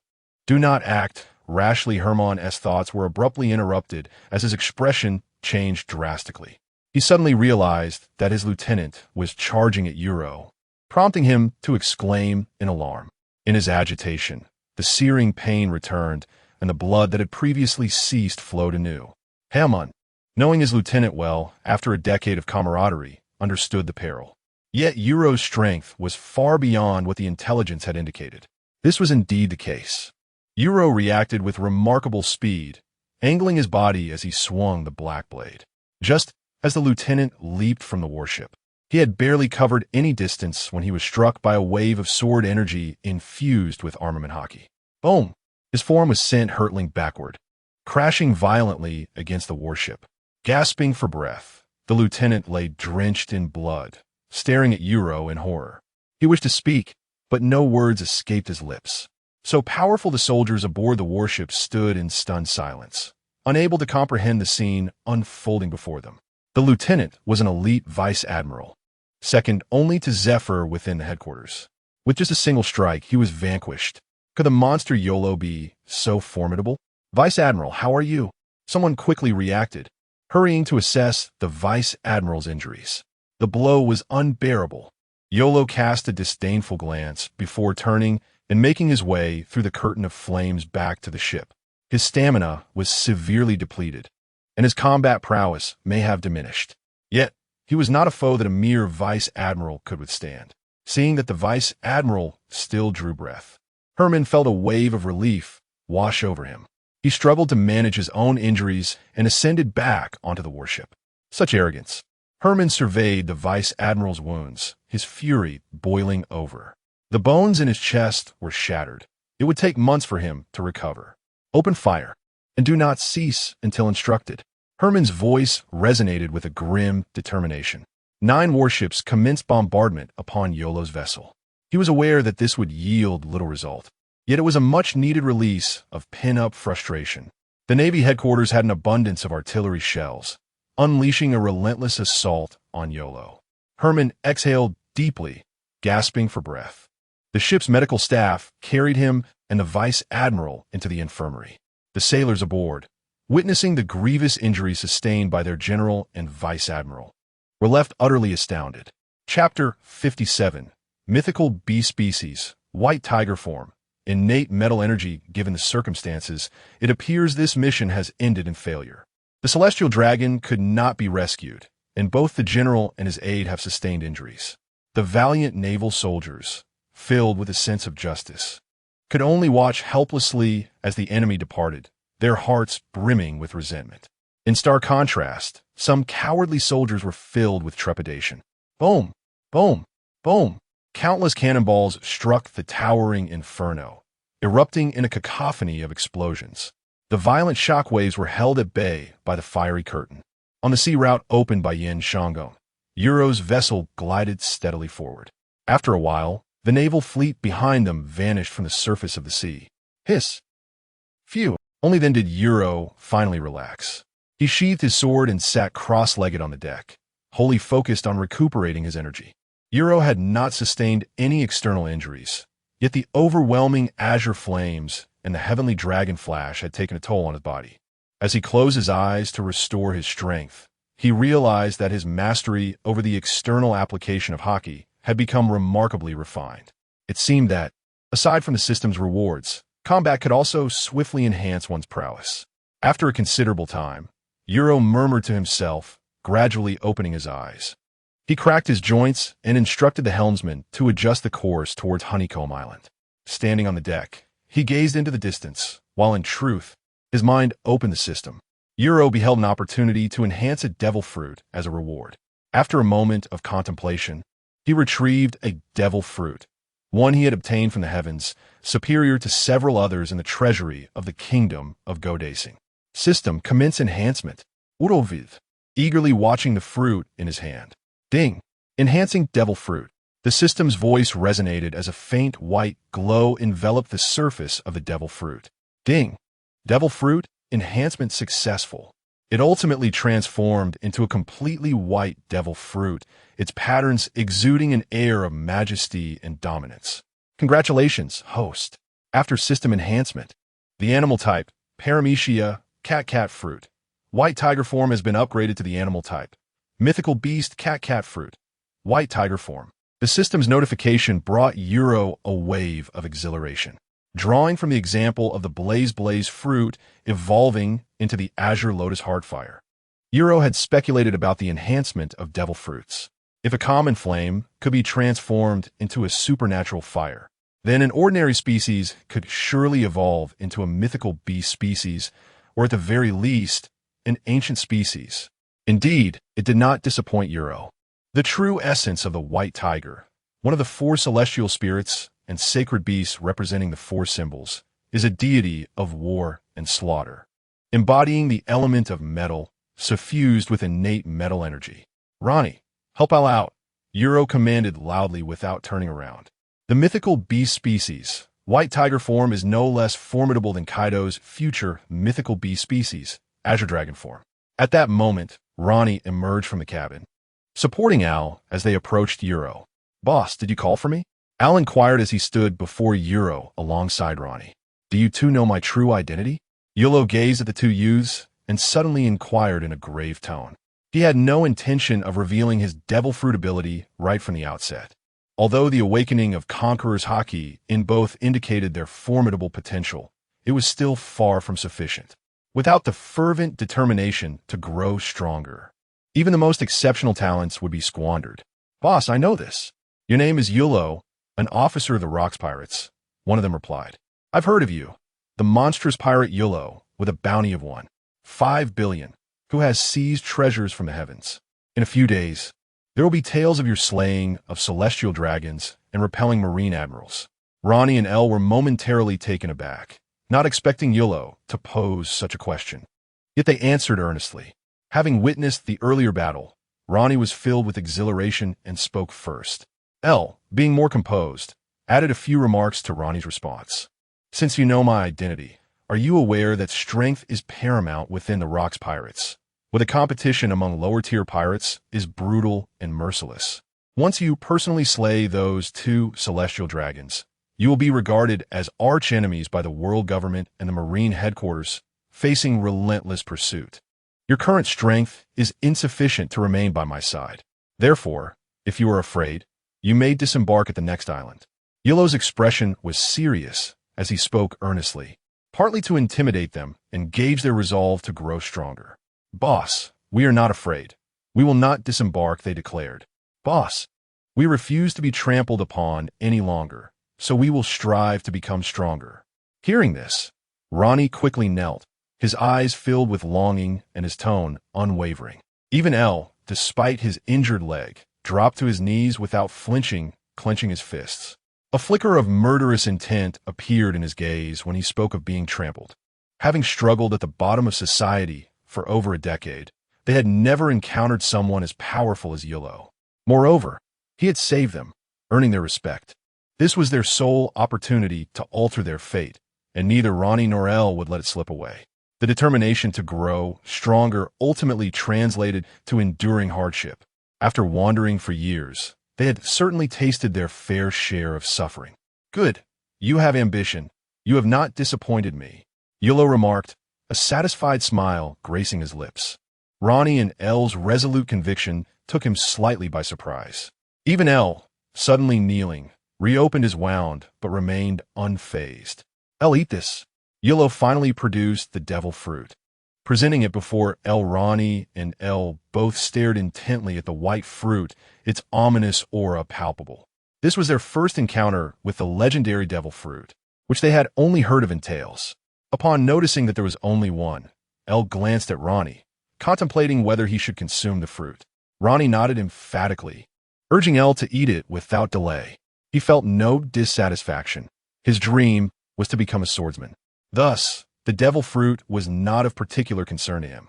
Ronnie believed that You Luo had prepared a delightful surprise for him. With a crunch, Ire seized the fruit and took a hearty bite, finishing it in mere moments. Observing this, You Luo remarked that the fruits enhanced by the system seemed exceptionally delectable. As Ire consumed the devil fruit, he felt a surge of energy radiating throughout his body, merging perfectly within him. "Ire, your leg injury has completely healed," Ronnie exclaimed, his voice brimming with excitement. He was astonished to see Ire's wounds miraculously mend after consuming the devil fruit. Ire's recovery filled Ronnie with genuine joy. With a mighty roar akin to that of a tiger, the air trembled as if disturbed by a force descending from the heavens, laden with an overwhelming sense of pressure. Ire transformed into a swirl of white mist, emanating an aura of sharpness and ferocity. Is this the innate essence of metal? Oros eilig flickert, and he felt a surge of astonishment. The mythical beast form of the white tiger indeed possessed formidable power. It truly lived up to its reputation as a sacred beast. Ire had just ingested the fruit, and the sharpness of this innate essence already rivaled that of his sword's cutting edge. This inherent advantage could indeed be complemented by swordsmanship. Yet ultimately, the abilities of the mythical white tiger would prevail. Much like Whitebeard Newgate, who, despite being a formidable swordsman, primarily relied on the powers of the Tremor fruit. Chapter 58. The Breath of Thunder. Rokks' delight, the innate energy of the metal element swirled and transformed into a standing tiger man. Resembling a semi-beastly form, yet remaining in a gaseous state, appearing rather unstable. With a resounding clang, You Luo extended his finger, enveloped in armament Haki, and forcefully flicked the tiger man. This act abruptly disrupted Al's tenuous control over his fruit's powers. Ouch, that hurts! The innate metal energy dissipated, revealing Al's form as he rubbed his arm in pain. Boss, the sacred beast white tiger is actually a mythical Zoan type. It feels incredibly powerful. Elixir. His fist clenched in excitement. After consuming the devil fruit, fundamental information related to it flooded Al's mind, allowing him to comprehend the classification of the fruit and recognize its formidable nature. Of course. I have no interest in mundane things, You Luo replied, his mood buoyant as he laughed heartily. This statement sparked a glimmer of anticipation in Ronnie, further heightening his expectations for You Luo's plans. However, Al, this is merely the beginning. I have reverted you to your original form with a single blow. You must persist in honing your body and better developing the fruit's abilities. You Luo's tone shifted, becoming serious as he admonished Al. Meanwhile, You Luo felt astonished, based on the force of his finger and the armament Haki. He had intended to pierce through the innate metal energy. To his surprise, this energy was even more resilient than he had anticipated, successfully withstanding his initial armament Haki. The metal element's innate energy could be considered a unique version of Haki. Don't worry, boss. I will strive to grow stronger, I replied, a flicker of shame crossing his face before he resolutely steadied himself. Although his transformation into the Tiger Man was not fully realized, the innate metal energy surrounding him made him feel impervious to blades. He had not expected You Luo to so easily subdue him. It seemed that his boss's strength was indeed unfathomable. Al thought with admiration as he gazed at You Luo. Ronnie, I see you've been holding on to that broken sword. Do you practice swordsmanship?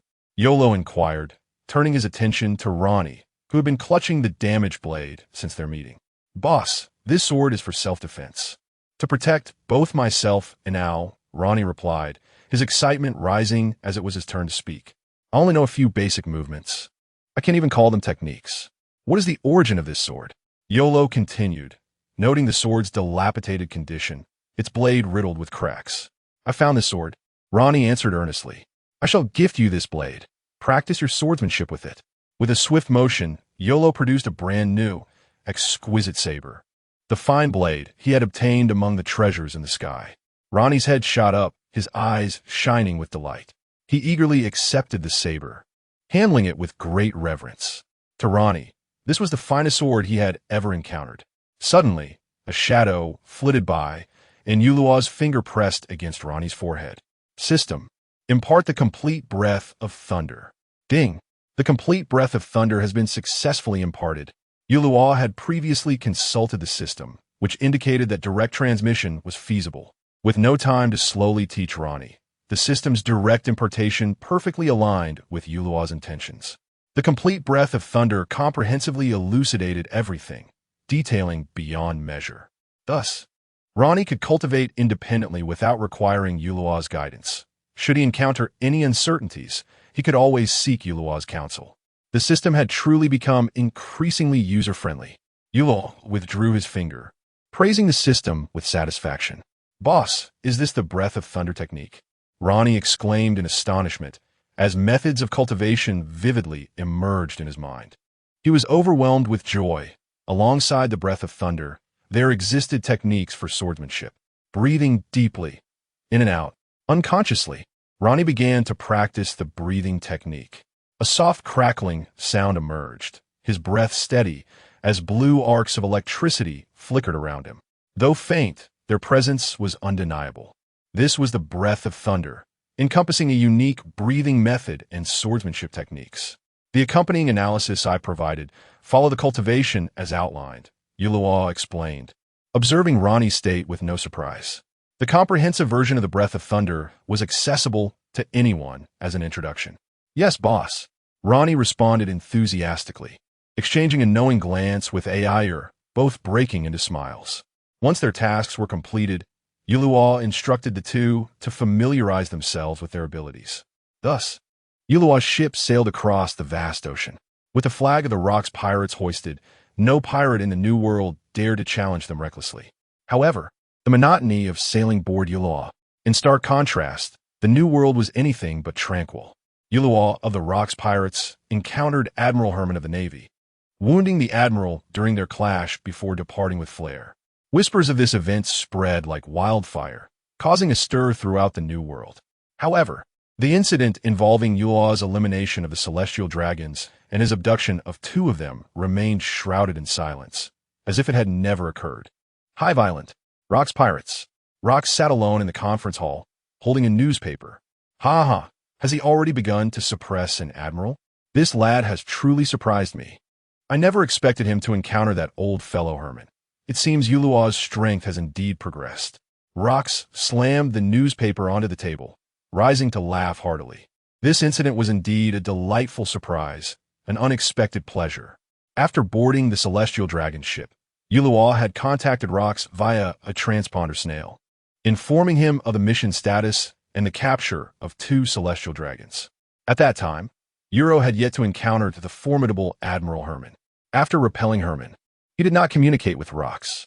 Therefore, it was only upon reading the newspaper that Rokks became aware of this event. Given Euro's remarkable rate of advancement, my plans are not far from fruition.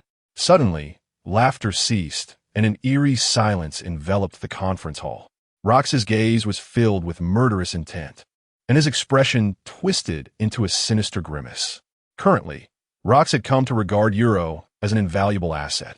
The talent and strength that Euro displayed had already garnered considerable influence. Previously, when Euro's bounty was announced, many pirates flocked to seek admission into the Rokks pirates. Now, with the added notoriety of wounding an admiral, one can only speculate how many more pirates will aspire to join.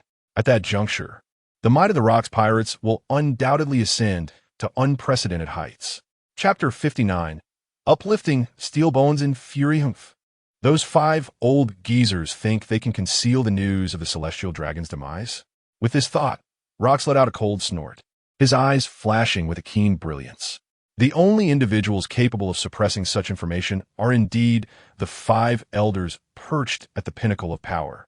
Rokks felt an immense displeasure.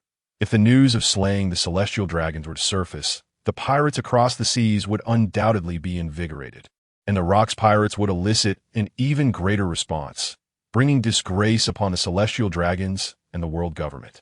However, it was evident that the 5 elders were not fools. They resorted to severe measures.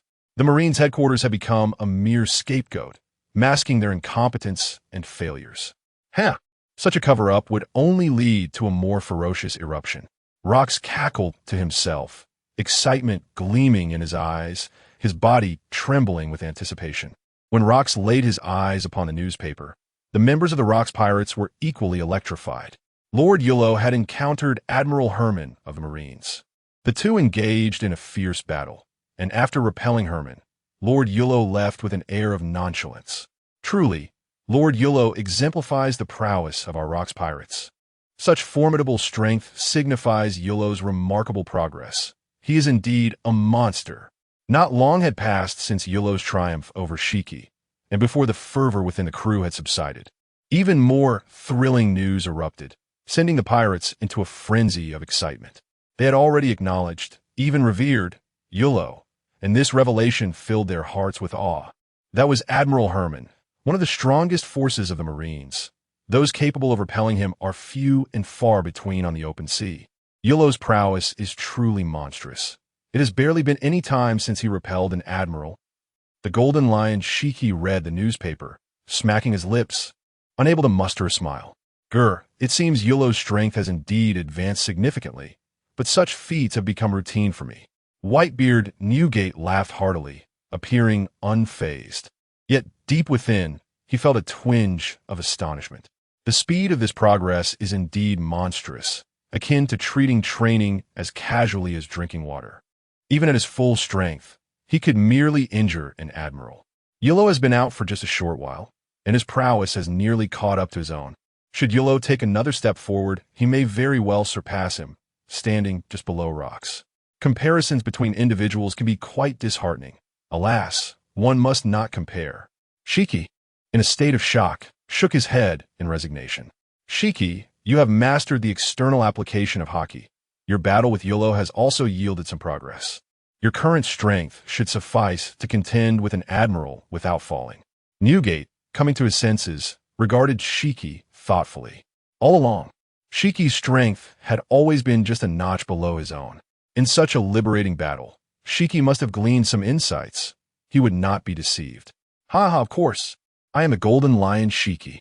Upon hearing these words, Haki immediately broke into a proud smile, swiftly dismissing You Luo from his thoughts. I may not be able to compare myself to that perverse You Luo, but I can certainly measure myself against you, Newgate. We have both mastered the art of Haki, and I am no less capable than you at this moment. Moreover, I have brushed against the threshold of Conqueror's Haki. It won't be long before I surpass you. As Haki entertained these thoughts, his spirits soared, and he cast a provocative gaze at Newgate. However, unbeknownst to Haki, Newgate had already begun to grasp Conqueror's Haki. From the look in Shiki's eyes, Newgate discerned his thoughts. He scoffed inwardly, thinking, arrogant Haki, you are but at this level. Meanwhile, Wang Ji and Kaido, upon seeing the newspaper, wore grim expressions. Just as they had rekindled their fighting spirit, You Luo's victory over the admiral doused them with cold water. Doubts about their own existence resurfaced, and they were filled with a sense of despair. You Luo, you monster, please leave some room for us to breathe. In the world government, Mary Geos, the surface appeared calm, yet chaos reigned beneath. Hermann reported the news regarding the celestial dragons, inciting their furious wrath. They cared not for the fate of the admiral. To dare slay a celestial dragon was an unforgivable sin. Even worse was the humiliation of forcing the celestial dragons to kneel and beg for mercy, treating them like mere steeds. Such acts were a provocation and an affront to the nobility of the world. Such individuals deserved 1,000 deaths. The family of Saint Algernon faced a collective boycott from the celestial dragons, who deemed them unworthy for tarnishing the dignity of their kind. Countless celestial dragons demanded that the Gorosei eliminate You Luo, where they would convene a meeting of the celestial dragon families. Under immense pressure, the Gorosei resorted to stringent measures, suppressing negative news to preserve the dignity of the world government and the celestial dragons. Subsequently, the five convened a meeting with representatives from various celestial dragon factions. And only after reaching a satisfactory response plan did the factions begin to calm down. Following the meeting, a multitude of CP1 to CP9 members swiftly surged towards the New World. Even the CP0, directly affiliated with the Celestial Dragons, initiated their own actions. On the other side, at the Marine headquarters in Marineford, Admiral Steelbone Kong convened a meeting of the admirals, including the Earth Tiger Hermann, the Flying Dragon Quincy, and the Snow Leopard Alat. Hermann, bare-chested with thick bandages wrapped around his abdomen, forced a wry smile. Just moments ago, the Gorosei had called, further igniting Steelbone Kong's fury. There was no avoiding it. The actions of the Gorosei and those celestial dragons were infuriating. They suppressed all negative news, placing the Marines' reputation at the forefront. Even if the Marines' prestige were utterly tarnished, they could not offend the dignity of the celestial dragons. Was the honorable Marine to serve as a mere shield? Hermann, the matter of the celestial dragon's murder has been suppressed by the Gorosei. Yet, the news of your defeat has spread across the seas. If you could have captured You Luo, none of this would have happened. Steelbone Kong's rage reached a boiling point, nearly causing him to lose his sanity as he unleashed his fury upon Hermann. And what is the intelligence department of the Marine doing? Are you truly unaware that the formidable Euro has vanquished the Golden Lion Haki? The Steelbone's frustration towards the intelligence department is reaching a boiling point. As a primary focus of the Navy, Euro's combat intelligence is of paramount importance. Ever since the aerial battle in the Sky Gold conflict, You Luo has been recorded in the Navy's archives as a force second only to the admirals. However, it now appears that his displayed might exceeds mere classification, showcasing power that is indeed only a notch below that of an admiral. This actual combat prowess, once revealed, caught them completely off guard. The failure to timely update combat intelligence has resulted in grievous consequences. The prior negligence regarding the theft of Sky Gold had yet to be rectified, and now, with an admiral being repulsed by pirates, the rescue of the celestial dragon has failed, leading to their demise. While the five elders may have managed to suppress the incident of Sky Gold, they find themselves utterly powerless to contain the tragedy of the celestial dragon's death. Chapter 60. The Naval High Command meeting the admiral was taken aback, addressing the marshal with a tone of regret. This time, the fault lies with me for failing to apprehend You Luo. Nevertheless, You Luo is indeed formidable. His swordsmanship is so powerful that it can shatter Haki, inflicting direct harm upon the body. Furthermore, that azure flame has the uncanny ability to impede wound healing. Even now, I still feel a dull ache. I harbor doubts that this is even a fraction of his true power. Herman, recalling the encounter, spoke with a hint of trepidation. Rising from his seat, he unwrapped the bandages around his abdomen, revealing a ghastly wound. Until just before the meeting, he had only managed to alleviate the burning sensation. And now, the injury had only just begun to heal, giving it the appearance of a fresh wound. This, You Luo's methods. Quincy and Alot exchanged glances, momentarily taken aback, their expressions reflecting a mixture of shock and disbelief. Having worked alongside Herman for many years, they were well acquainted with his vitality and recovery abilities, as he possessed the powers of an ancient Zoan, the saber-toothed tiger. Under normal circumstances, such an injury would have healed and scabbed over long ago. It was only now beginning to mend. Was it possible that the azure flame possessed such an effect, capable of hindering the body's recovery? The Dragon Admiral and the Snow Leopard Admiral shared a tacit understanding, their eyes betraying a sense of gravity.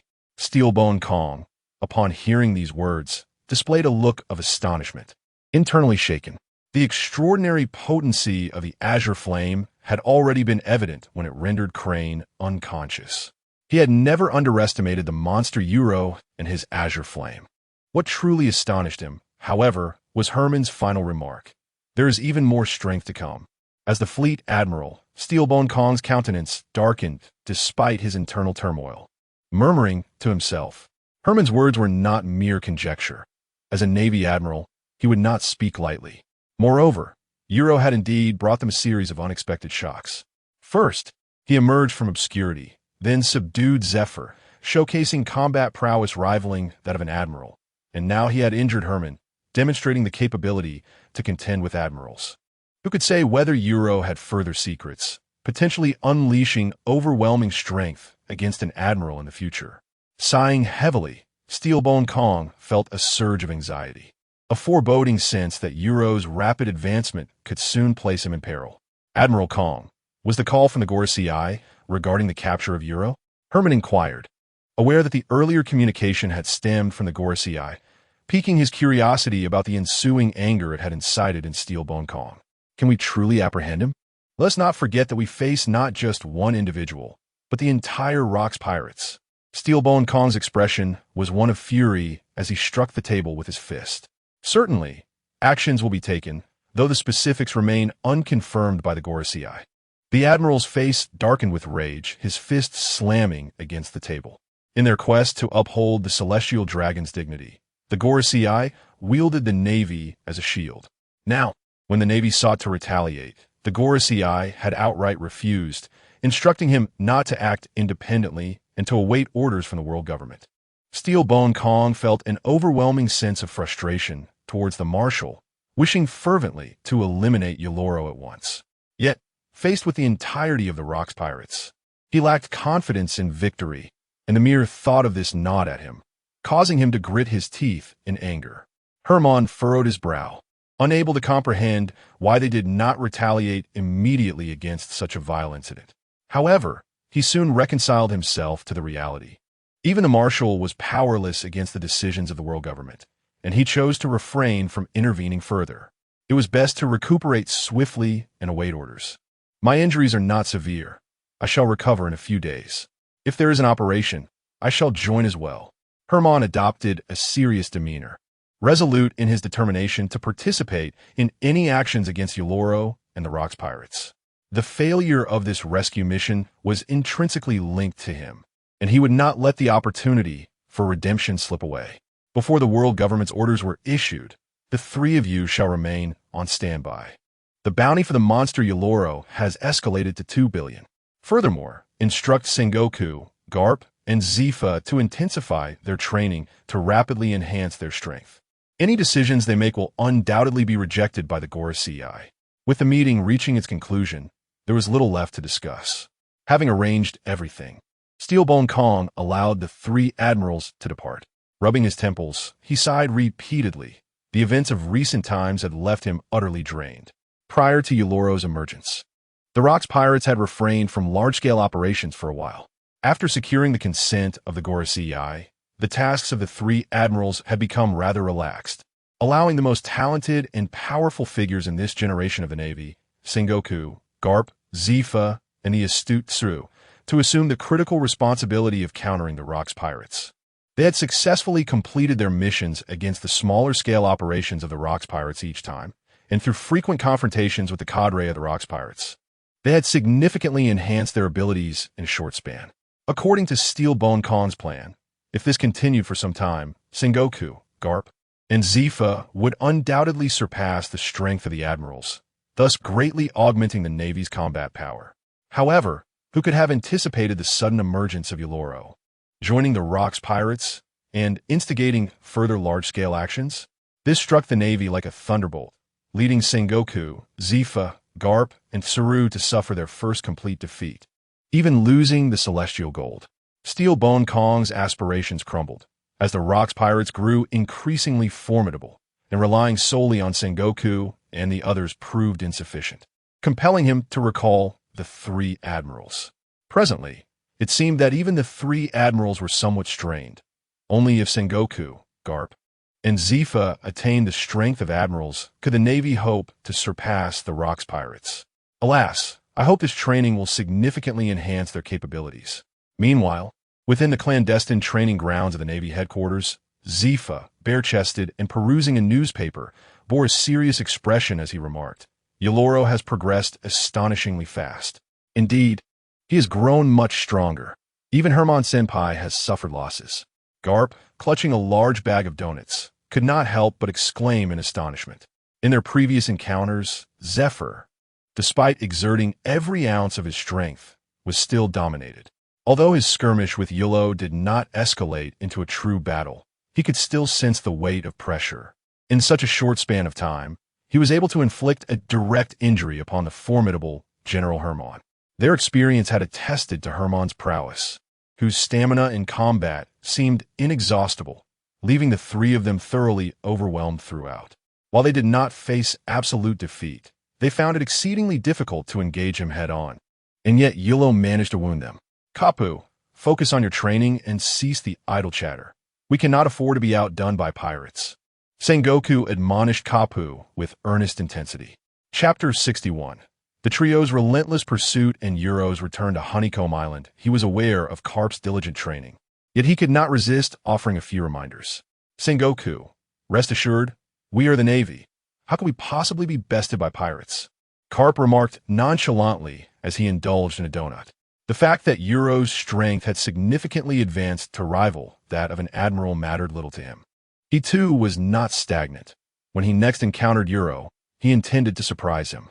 Sengoku, hearing this, felt a mix of exasperation and bemusement. He was curious as to the source of Garp's unwavering optimism, despite his claims that the Navy would never lose to pirates. Recent events had seen the Navy suffering consecutive defeats. "Sengoku, Garp, enough of the idle chatter. Come over and train," Zifa said, setting aside the newspaper without glancing back. Aware that he lacked Euro's innate talent, he resolved to train even harder. "Very well, Sengoku, Zifa, let's commence our training." With Zifa's call to action, and Sengoku's stern gaze upon him, Garp stuffed the remainder of the donut into his mouth and eagerly prepared for the session. Thus, Sengoku, Garp, and Zifa continued their fervent training, striving to enhance their capabilities. They all recognized the gap between themselves and You Luo to avoid being left behind. They needed to exert efforts several times greater than usual. Consequently, the intensity of their training escalated, yet the three remained undeterred in their enthusiasm. At present, the Navy had lost its dignity on the seas, while pirates grew increasingly rampant, particularly the Rokks pirates, whose power was on the rise. Only through relentless effort and a qualitative leap in strength could they hope to eliminate the Rokks pirates. In the waters of the New World, over the course of several days, You Luo's ship approached Honeycomb Island. Near a certain island adjacent to Honeycomb, You Luo released the celestial dragon slaves from his vessel. Many slaves, upon learning of You Luo's identity and deeds, eagerly sought to join his crew, desiring to become his shipmates. You Luo, however, unhesitatingly declined their requests. Having once been reduced to slaves of the celestial dragons, their strength was evidently insufficient, and their talents were unremarkable. You Luo held no interest in them, as their presence aboard his ship would serve no purpose. At this juncture, he sought only the elite. Those wishing to join his crew must first prove their competence and strength. As for the so-called cannon fodder, You Luo had no need for them, at least not at present. Nevertheless, considering the ship's daily necessities, he retained the helmsman, cook, and ship's doctor, while all others disembarked. Ronnie and El, through days of relentless practice, had begun to grasp the capabilities of their fruit abilities and the breath of thunder. Their spirits were high, and even their previously frail physiques had gained a measure of robustness. The magnificent ship sliced through the waves, revealing Honeycomb Island in the distance. "Captain, is that Honeycomb Island the stronghold of the Rokks pirates?" Ael gazed into the distance, where the island and its colossal skull structure came into view. Honeycomb Island was renowned as a paradise for pirates, and the immense skull building stood as their emblem. Anyone who encounters this scene for the first time cannot help but feel a profound astonishment. We have finally arrived, and the grandeur is truly remarkable. Ronnie clenched his fist, his expression brimming with excitement. The harbor along the coast of Hive Island is even larger than that of the port outside the capital of Goda. Furthermore, the number of pirate ships docked in the harbor is so vast that it is nearly impossible to count them. Having reached Hive Island, their journey as pirates is about to commence. Hee. You Luo stood at the bow of the ship, smiling silently. At that moment, a sharp-eyed pirate near the harbor first spotted You Luo's vessel. The pirates residing along the shore are akin to cannon fodder, lacking training tasks and lounging about idly. In the blink of an eye, many pirates gathered at the harbor. "Hey, look over there. A large ship is approaching." There really is a ship. Who dares to sail directly to Hive Island? By the way, does anyone else think the emblem on the ship resembles that of the celestial dragons? Indeed, it bears the mark of the celestial dragons, yet it flies our pirate flag. As You Luo's ship drew ever closer, the island's pirates finally recognized him. "Look, it's You Luo. The You Luo officer has returned." Ha ha ha. The You Luo officer has come back aboard a celestial dragon's ship. Moreover, You Luo has wounded a marine admiral. That is indeed a marine admiral. Truly remarkable, Uro. Your rate of advancement is astonishing. Naturally, You Luo was met with overwhelming cheers, predominantly from veteran crew members, with some hailing from the new recruits. Each and every one, without exception, a devoted admirer of You Luo. Amidst the jubilant shouts, the opulent ship docked, and You Luo disembarked first, followed closely by Ronnie and Al. You Luo waved to the pirates, signaling his intent to head towards the central skull castle. Just then, a boisterous laughter rang out. "Ho ho ho ho, Udo, you have once again astonished me. You have dealt a significant blow to that old man Herman, thus restoring the pride of the Rokks pirates." A gentle breeze swept through, and the figure of Rokks materialized directly before You Luo. For this covert mission, Rokks had aimed simply to eliminate the celestial dragons. That was his sole objective. As for the pursuit by the Marine Admiral, Rokks was not overly concerned. Although You Luo may have been no match for the Admiral, escaping was certainly feasible. However, what he never anticipated was You Luo confronting the Admiral head-on and even wounding him before departing gracefully. This revelation brought considerable delight to Rokks. The sudden appearance of Rokks silenced the gathered pirates. Their reverence for You Luo intensified, for this was none other than Captain Rokks. Among the returning officers, You Luo was the first to receive a personal greeting from Rokks. Captain Rokks, I nearly exhausted all my strength at that moment, You Luo said with a smile, jesting. Yet deep within, he felt a chill of astonishment. When Rokks appeared, even he could hardly comprehend the speed, which surpassed that of Herman by a notable margin. Gulalala, young You Luo, it seemed to have made considerable progress on this outing. In the distance, Newgate appeared, approaching Rokks with a hearty laugh, casting an admiring glance at You Luo. Ha ha, young You Luo, I presume you are unaware that your bounty has soared to 2 billion. Shortly thereafter, the golden lion Haki descended gently from the sky, presenting You Luo with a bounty notice. 2 billion? When did this happen? You Luo was momentarily taken aback, accepting the notice and confirming the significant increase to 2 billion. During the past few days aboard the ship, he had been blissfully enjoying the sea breeze, entirely oblivious to the happenings of the world beyond. You Luo felt that what he had accomplished was merely standard procedure. Chapter 62, New Ideas, Unforeseen Agreement. Ha ha ha. Young You Luo, this is quite a rarity. The golden lion Haki remarked with a sense of resignation. Observing You Luo's calm demeanor, Haki couldn't help but feel a twinge of sorrow. Were it Haki in You Luo's position, the increase in bounty would undoubtedly elate him. In stark contrast, You Luo remained unperturbed, displaying no signs of emotional fluctuation. Indeed, without comparison, one cannot feel the sting of disparity. In truth, You Luo had long anticipated the rise in bounty. His deeds, which had thoroughly humiliated the Navy, warranted such an increase. Gulalala, young You Luo, that's how the Navy operates. If they can't capture you, they raise the bounty, Whitebeard Newgate remarked nonchalantly, having witnessed such occurrences numerous times. Those with lower bounties were often ignored by the Navy, either due to a lack of manpower or because bounty hunters would step in, with the Navy merely compensating them. For notorious pirates like them, the Navy could hardly hope to apprehend, yet they had to appear active, hence the increase in bounties. Listening to Haki and Newgate, You Luo displayed a look of helplessness, rubbing his forehead. Since their arrival, their banter left little room for You Luo to interject. Whose bounty had truly increased here, he wondered, as they seemed more jubilant than he. Just as You Luo was about to speak, the voice of Rokks echoed forth. Ha ha, an increase in bounty is splendid. It tarnishes the Navy's reputation while elevating ours. Rokks approached leisurely, interrupting the trio's conversation. He had significant plans ahead and had no time for idle chatter. Haki and Newgate were not fools. They grasped Rokks' implication and awkwardly scratched their heads. Unlike Rokks, who regarded You Luo as a subordinate and valued his talent and strength, they considered You Luo a friend. The progression of You Luo's prowess and the rise in bounty genuinely delighted them. Less converse aboard the ship, You Luo discerned the seriousness in Rokks' gaze, surmising there was urgent business to discuss. That is of no consequence, Rokks responded, slightly taken aback, glancing at the opulent vessel. For him, the location of their meeting held no significance. Let us ascend. The celestial dragon ship boasts an impressive selection of fine wines. You Luo smiled and turned to lead the way. The celestial dragons truly lived extravagantly. This ship was nearly the size of his own Moby Dick.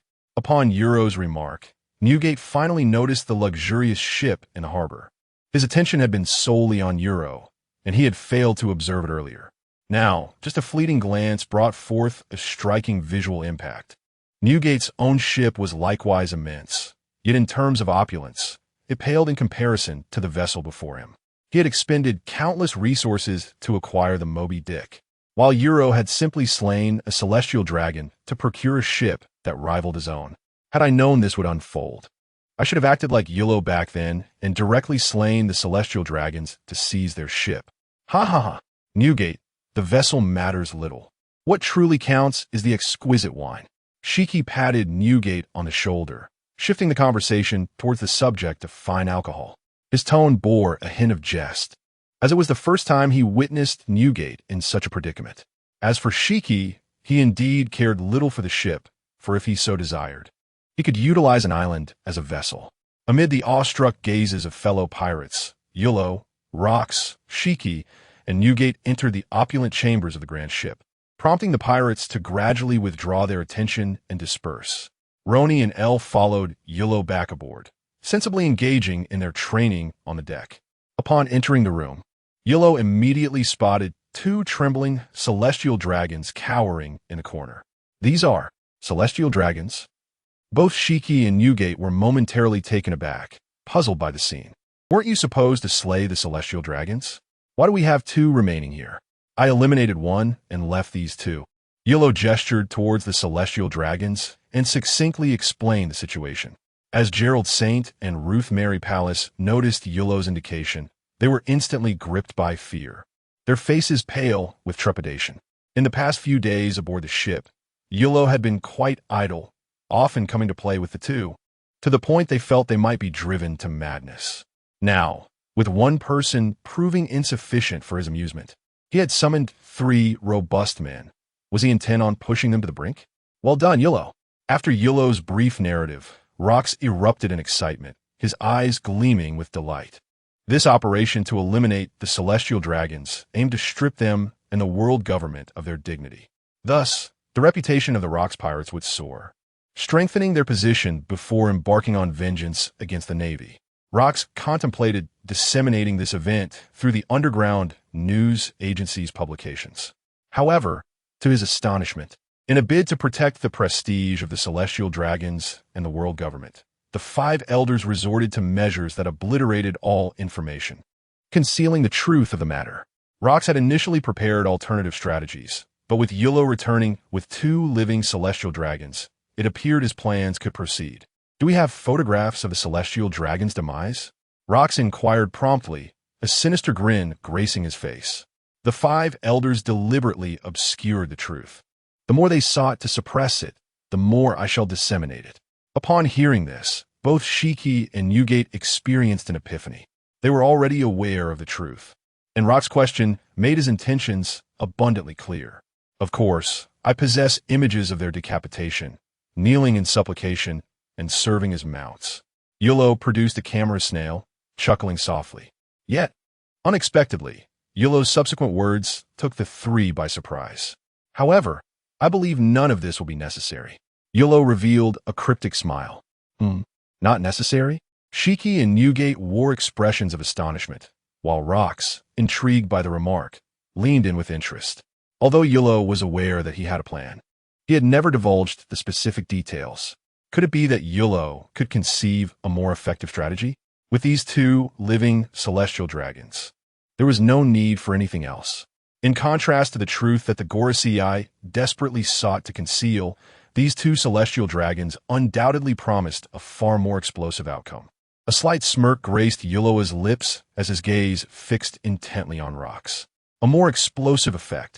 Rokks, resting his chin on his hand, his eyes glimmering with intrigue, pondered momentarily. As You Luo had articulated, delivering a more explosive impact was indeed a component of his overarching scheme.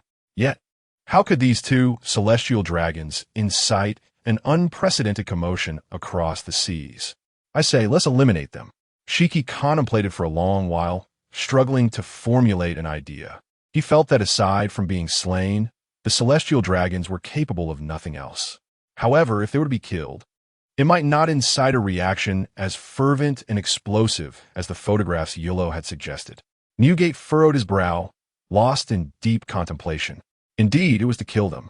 Upon hearing Haki and Newgate's words, a sudden epiphany struck Rokks. Haki and Newgate were momentarily taken aback. After all this deliberation, it was so simple. Wasn't this precisely what they had just discussed?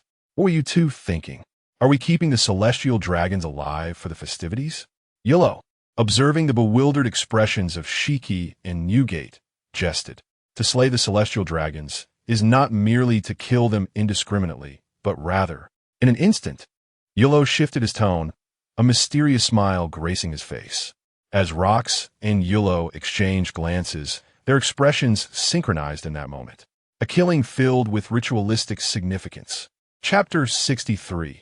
Secrecy finalizes the entire plan, an unprecedented assembly of the entire crew, though the voices of You Luo and Rokks were not loud. The words of Shiki and Newgate resonated like thunder, deafening to the ears. The two men trembled slightly, their pupils constricted, instinctively exchanging glances. It was as if a lightning bolt had struck their minds, and they simultaneously conjured a singular thought. As their expressions shifted, You Luo and Rokks' gazes turned ominous, prompting all four to cast their eyes toward the corner of the room. An eerie atmosphere enveloped the space, and four piercing stares bore down upon Gerald Saint and Ruth Marie, who were paralyzed with fear. Cowering in the corner, their eyes were filled with terror, trembling violently, sweat pouring down their faces. The celestial dragons, unaccustomed to physical exertion, possessed the frail constitution of ordinary humans, rendering them oblivious to the conversation between You Luo and his companions. Yet, the four pairs of glowing green eyes made it abundantly clear to Gerald Saint and Ruth Marie that their intentions were anything but benevolent. You Luo, Rokks, Shiki, and Newgate focused intently on the two living celestial dragons. Suddenly, they burst into synchronized, chilling laughter. In the eyes of the celestial dragons. The four towering figures with green glowing eyes inexplicably displayed sinister smiles. Having never encountered such a scene, the pampered and mentally feeble celestial dragons were terrified, groaning in fear. Their heads pressed against the floor, wishing they could burrow underground. This is my plan, the public execution of the celestial dragons. You Luo withdrew his gaze and, with a nonchalant demeanor, addressed the three before him. Gulalala, as expected from You Luo, this approach is indeed explosive. Newgate raised his cup and drank heartily, the liquor invigorating his spirit, his eyes ablaze with excitement. Though he was not inherently bloodthirsty, he harbored a profound disdain for the detestable celestial dragons, viewing them as beneath contempt. The prospect of a scheme that would utterly disgrace the world government and the celestial dragons was something Newgate could hardly desire more. Hiss. Kekekek, the very notion of publicly executing the celestial dragons is exhilarating. Shiki took a deep drag from his cigar, exhaling a cloud of smoke, exhilaration coursing through him. After a brief period of shock, he felt a stirring deep within, envisioning the scene, and found himself almost impatient for it to unfold. This approach would undoubtedly incite a greater reaction without impacting their subsequent plans. Rokks' eyes sparkled with brilliance as he remained silent for an extended moment. Once Shiki and Newgate concluded their thoughts, he expressed his agreement with You Luo's proposal. You Luo, your idea is commendable. Let us proceed with your plan. Rokks smiled, nodding in satisfaction. He had not previously considered You Luo's suggestion, yet his objectives remained crystal clear. Since You Luo's proposal better served his aims without jeopardizing his plans, he was inclined to embrace this idea, demonstrating the breadth of Rokks' vision. Subsequently, Rokks laid bare the entire scheme for revenge against the Navy. You Luo, Shiki, and Newgate all participated in the discussion, deliberating the plan's content and ultimately finalizing every detail. Creaking, the door swung open and Rokks stepped out first, followed closely by You Luo, Shiki, and Newgate. Roni and Air halted their training, watching the four depart. Suddenly, Rokks paused, casting an intrigued gaze upon the two. Roni and Air instinctively met his eyes, feeling as though they were plummeting into an abyss. Haha, newcomers indeed. Worth nurturing. However, Rokks quickly averted his gaze, laughing heartily as he disembarked. The oppressive aura was terrifying. Even his mere glance was formidable. Only then did Roni and Air exhale in relief, gasping for air. Gulalala, you two are still far from matching Captain Rokks. Newgate chuckled, his spirits lifted, offering a reminder. You Luo nodded subtly. After all, Roni and Air were just beginning their journey, and experiencing the pressure of a strong opponent would undoubtedly benefit their future training. To You Luo's surprise, the two exhibited a better response to Rokks' intimidation than he had anticipated. Indeed, Rokks' strength was not solely in his formidable combat prowess, but also in the overwhelming aura he exuded. In the entire Rokks Pirates crew, apart from the senior officers, no one could withstand a stare from Rokks. The reason Roni and Air did not faint was attributed to their possessive conqueror's Haki and Rokks' intentional restraint. Once Rokks departed, he immediately called back the officers who had been training outside. 3 days later, the officers returned one after another. In the vast open space beneath Skull Castle, where gatherings were typically held, all crew members of the Rokks pirates had assembled. Such a grand spectacle, with all crew members present, hinted at significant events unfolding. Do you think we're going to conquer the allied nations? Whether captain or crew, it was their first encounter with such a gathering, and various speculations arose within the crowd. The pirates whispered among themselves, excitement brewing even before the meeting commenced. On the steps before Skull Castle, Captain Rokks stood at the forefront, flanked by the officers. Among them, Wang Ji, John, Silver Axe, and others were aware of an important announcement yet remained uninformed about the specifics. Other than You Luo, Haki, and Newgate, the remaining officers stood solemnly in place, their expressions serious, though their hearts were filled with questions. They had been summoned back from their training on the islands on Rokks' directive. Yet after only a few days, they were called for an urgent meeting upon returning to Hive Island, the reason for which remained unknown. Cough, cough, silence. With the entire crew present, Rokks stepped forward, signaling for quiet. As his voice fell, the clamoring ceased abruptly. The pirates fell silent, the atmosphere growing still. In their hearts, Rokks commanded immense authority, and none dared to defy him publicly. All pirates stood erect, their expressions grave, eyes solemnly fixed on the line of figures upon the platform. Without further ado, at this grand assembly, a momentous action is to be announced. A subtle smile played upon Rokks' lips, as he reveled in the overwhelming sense of authority emanating from the astonished crowd below. In recent days, you have all witnessed how You Luo's cadre seized a celestial dragon's vessel, which astonishingly harbored 2 living celestial dragons, those very beings who reside in mightiest, priding themselves as the world aristocrats. As this declaration resonated through the hall, the pirates below were struck with an immense shock, their faces a canvas of disbelief. Countless pirates yearned to exclaim their astonishment, yet, stifled by Rokks' imposing presence, they restrained their voices. Upon the elevated platform, Silver Axe and others were equally taken aback. No wonder a full assembly was convened. It was indeed related to the celestial dragons. Moreover, it involved 2 living, breathing celestial dragons. Though they harbored a profound disdain for these noble beings, wishing for their swift demise, the reality remained that the celestial dragons, ensconced within mightiest, generally held little regard for venturing out. The cadre of the Rokks pirates could hardly launch an assault on mightiest. They were all marked men, with bounties on their heads. Any approach towards mightiest would be met with fierce naval resistance. Furthermore, despite their formidable strength, the cadre lacked the capacity to engage in such a bold endeavor.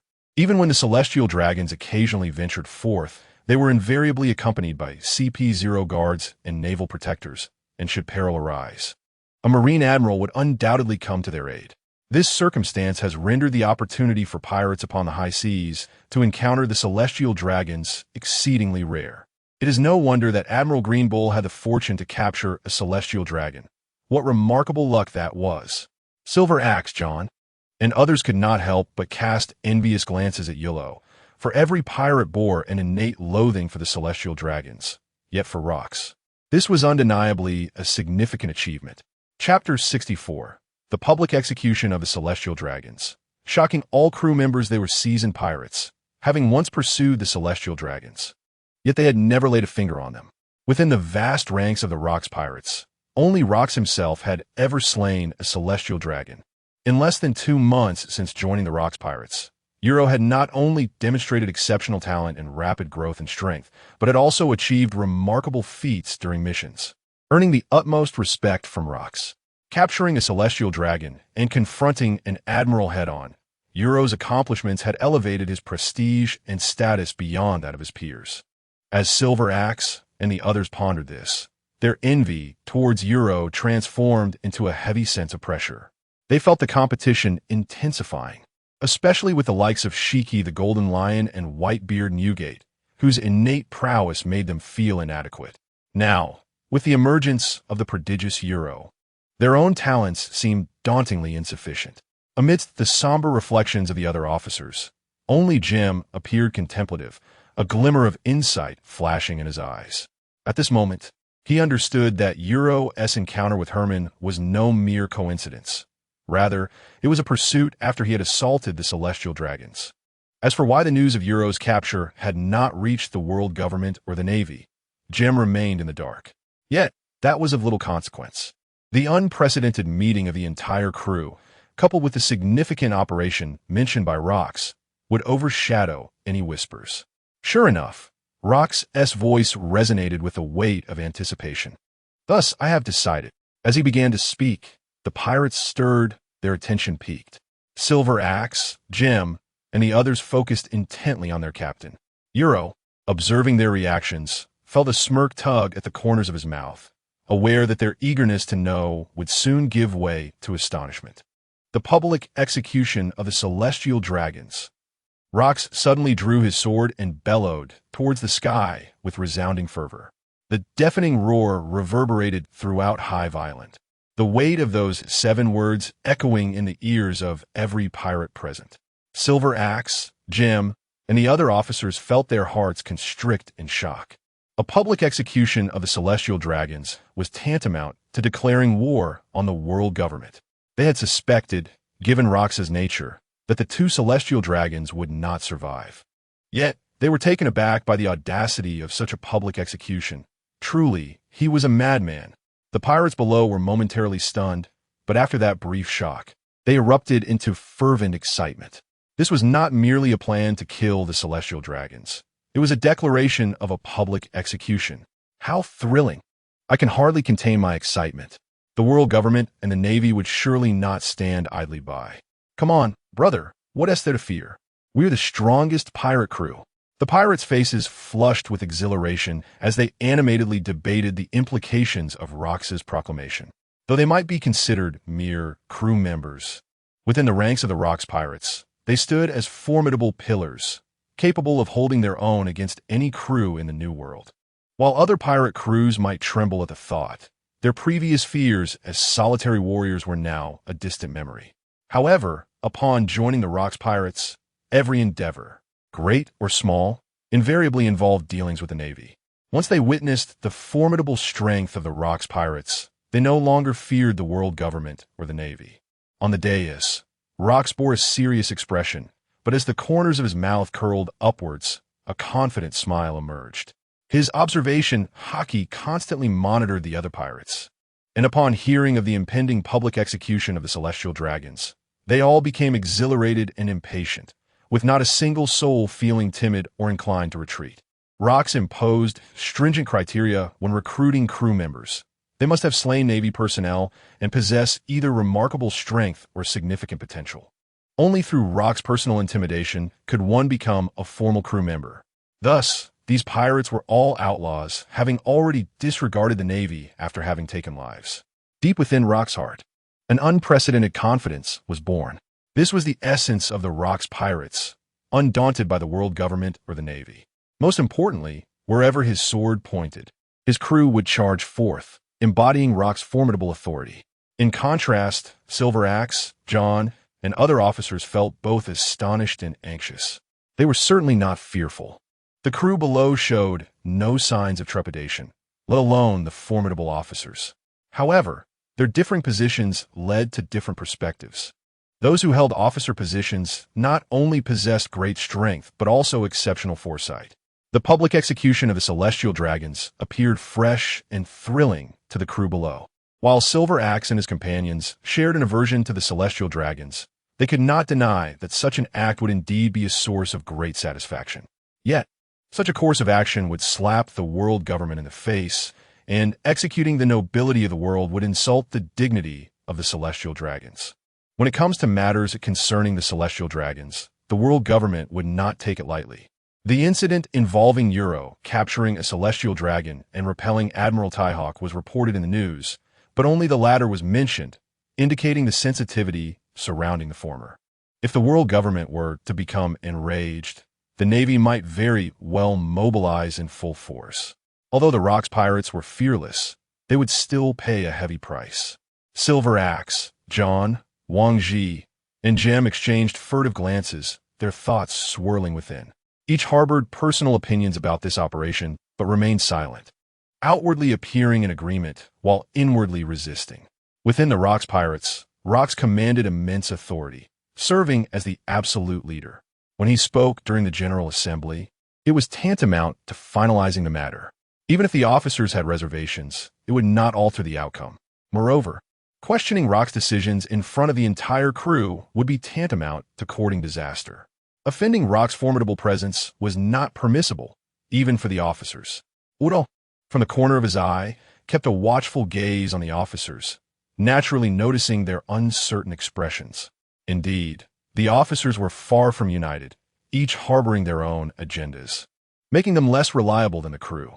The dissolution of the Rokks pirates was thus anticipated. "Cough, cough, my dear comrades. Please remain calm," Rokks announced, raising both hands and pressing them down as the pirates had finished their discussions. With a light cough, the plaza fell silent, all eyes now focused on the dais. This marks the most monumental operation undertaken by the Rokks pirates in history. Each fleet is assigned a distinct task, which I shall delegate to the officers shortly. I implore you all to prepare diligently. There must be no room for error. Rokks surveyed the gathering, his voice booming as he paused for effect. The pirates clenched their fists, enthusiasm radiating from their very beings.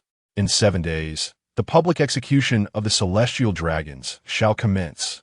As Rokks' proclamation resonated through the air, an overwhelming aura of murderous intent surged forth, piercing the clouds before dissipating.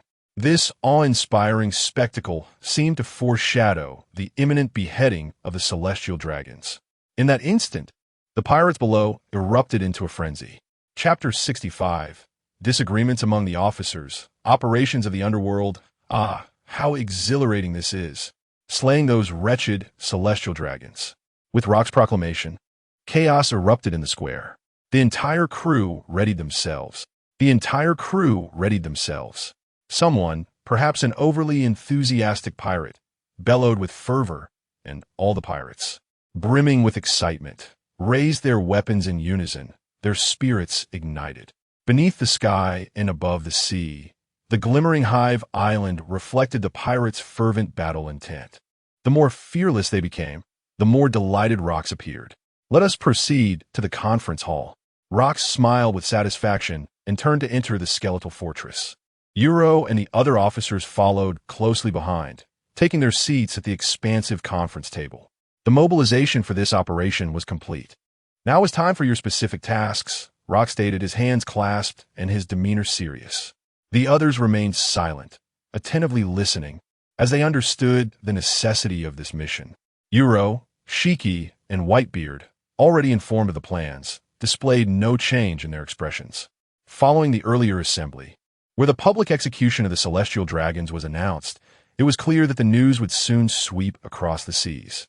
The world government and the Navy would undoubtedly dispatch numerous spies and informants at the first opportunity to ensure the operation proceeded smoothly 7 days hence. The execution site would be Hive Island, our stronghold. Rokks surveyed the room and revealed the chosen location for the execution. This detail had been previously agreed upon with You Luo, Haki, and Whitebeard as a primary point to disclose. Despite some dissent among the other officers, they recognized the necessity of the execution and adopted a participant's mindset. However, when the location was revealed, Silver Axe, Gem, and others were taken aback, caught unprepared. According to their expectations, the execution site should have been an outer island, preferably distanced from Hive Island. After all, Hive Island, as their stronghold, was the foundation of Rokks' pirate crew, housing many treasures and personal belongings. "Captain Rokks, would it not be somewhat inappropriate to execute the celestial dragons here?" Greed momentarily caused John to hesitate, and after a brief contemplation, he cautiously posed the question. He valued wealth above all, with half of his fortune concealed within Hive Island. Upon hearing his inquiry, Silver Axe and others turned their gazes towards Rokks, sharing his concerns. After all, this was their stronghold. Should a fierce battle with the Navy ensue, would it not lay Hive Island to waste? In such a case, even if the operation succeeded, the loss of Hive Island would render the victory meaningless. "Do not worry, I understand your thoughts. If we were to place the execution site on an outer island, no matter how we arranged it, it would not be as secure as Hive Island. The spies of the world government and the Navy could easily infiltrate. Furthermore, should the entire crew be dispatched to an outer island, Hive Island would inevitably be left vulnerable, and your concerns would still come to fruition. Rest assured, the execution site is on Hive Island, but that does not imply that our defenses are likewise positioned there. A smile curled at the corners of Rokks' mouth, his eyes gleaming with wisdom. He was acutely aware of the little machinations of the officers. After his remarks, the officers pondered for a moment, only to come to a sudden realization. The intelligence agents of the world government's CP organization, along with the Navy scouts, possess a certain level of competence. When faced with Hive Island, the crew is exceedingly familiar with its defenses, rendering the scouts' attempts to probe the perimeter somewhat futile. However, should the scene shift to the outer islands, the crew of the Rokks pirates, along with the agents of the world government and the Navy, would be equally unfamiliar. In such circumstances, it would be considerably easier for the world government and Navy scouts to gather intelligence. Thus, it is evident that Rokks places significant importance on the operation to decapitate the celestial dragons. Understanding this, John nodded in agreement, signaling that he had no further objections. "Haha, I told you so." Captain Rokks would never allow the Navy to breach his doorstep. The Golden Lion Haki chimed in, laughing heartily as he puffed on a cigar. Indeed, he played his part convincingly, as if genuinely unaware of the machinations at hand. The officers fell silent, attentively listening as Rokks elaborated on the specific operational arrangements. James sat at the back, appearing to listen intently while secretly reveling in delight. "Ha ha ha, splendid. Executing the operation on Hive Island will surely render the Navy's scouts ineffective. If Steelbone wants to gather intelligence, he may have to come to me for a trade. This could prove quite profitable." The meeting continued until dusk when the officers gradually departed, and the pirates in the square had long dispersed, preparing for the impending operation in 7 days. As You Luo left, he exchanged a glance with Rokks before exiting the conference hall alongside Haki and Newgate. Navy prepared to face Rokks' vengeance. In the vast and desolate conference room, a mysterious smile adorned Rokks' face, his eyes sparkling in the glow of the setting sun. The underworld, also known as the Dark World, is in this era not under the control of the Don Quixote family, but rather a collaborator of Rokks, who has, under Rokks' influence, become the shadowy puppeteer of the underworld. The intelligence that Rokks typically acquires comes not only from spies within the pirate crew, but also through channels in the underworld. At this moment, within a dimly lit room, darkness enveloped everything, rendering visibility nearly impossible. It was only when someone pushed the door open that a faint yellow light illuminated the space.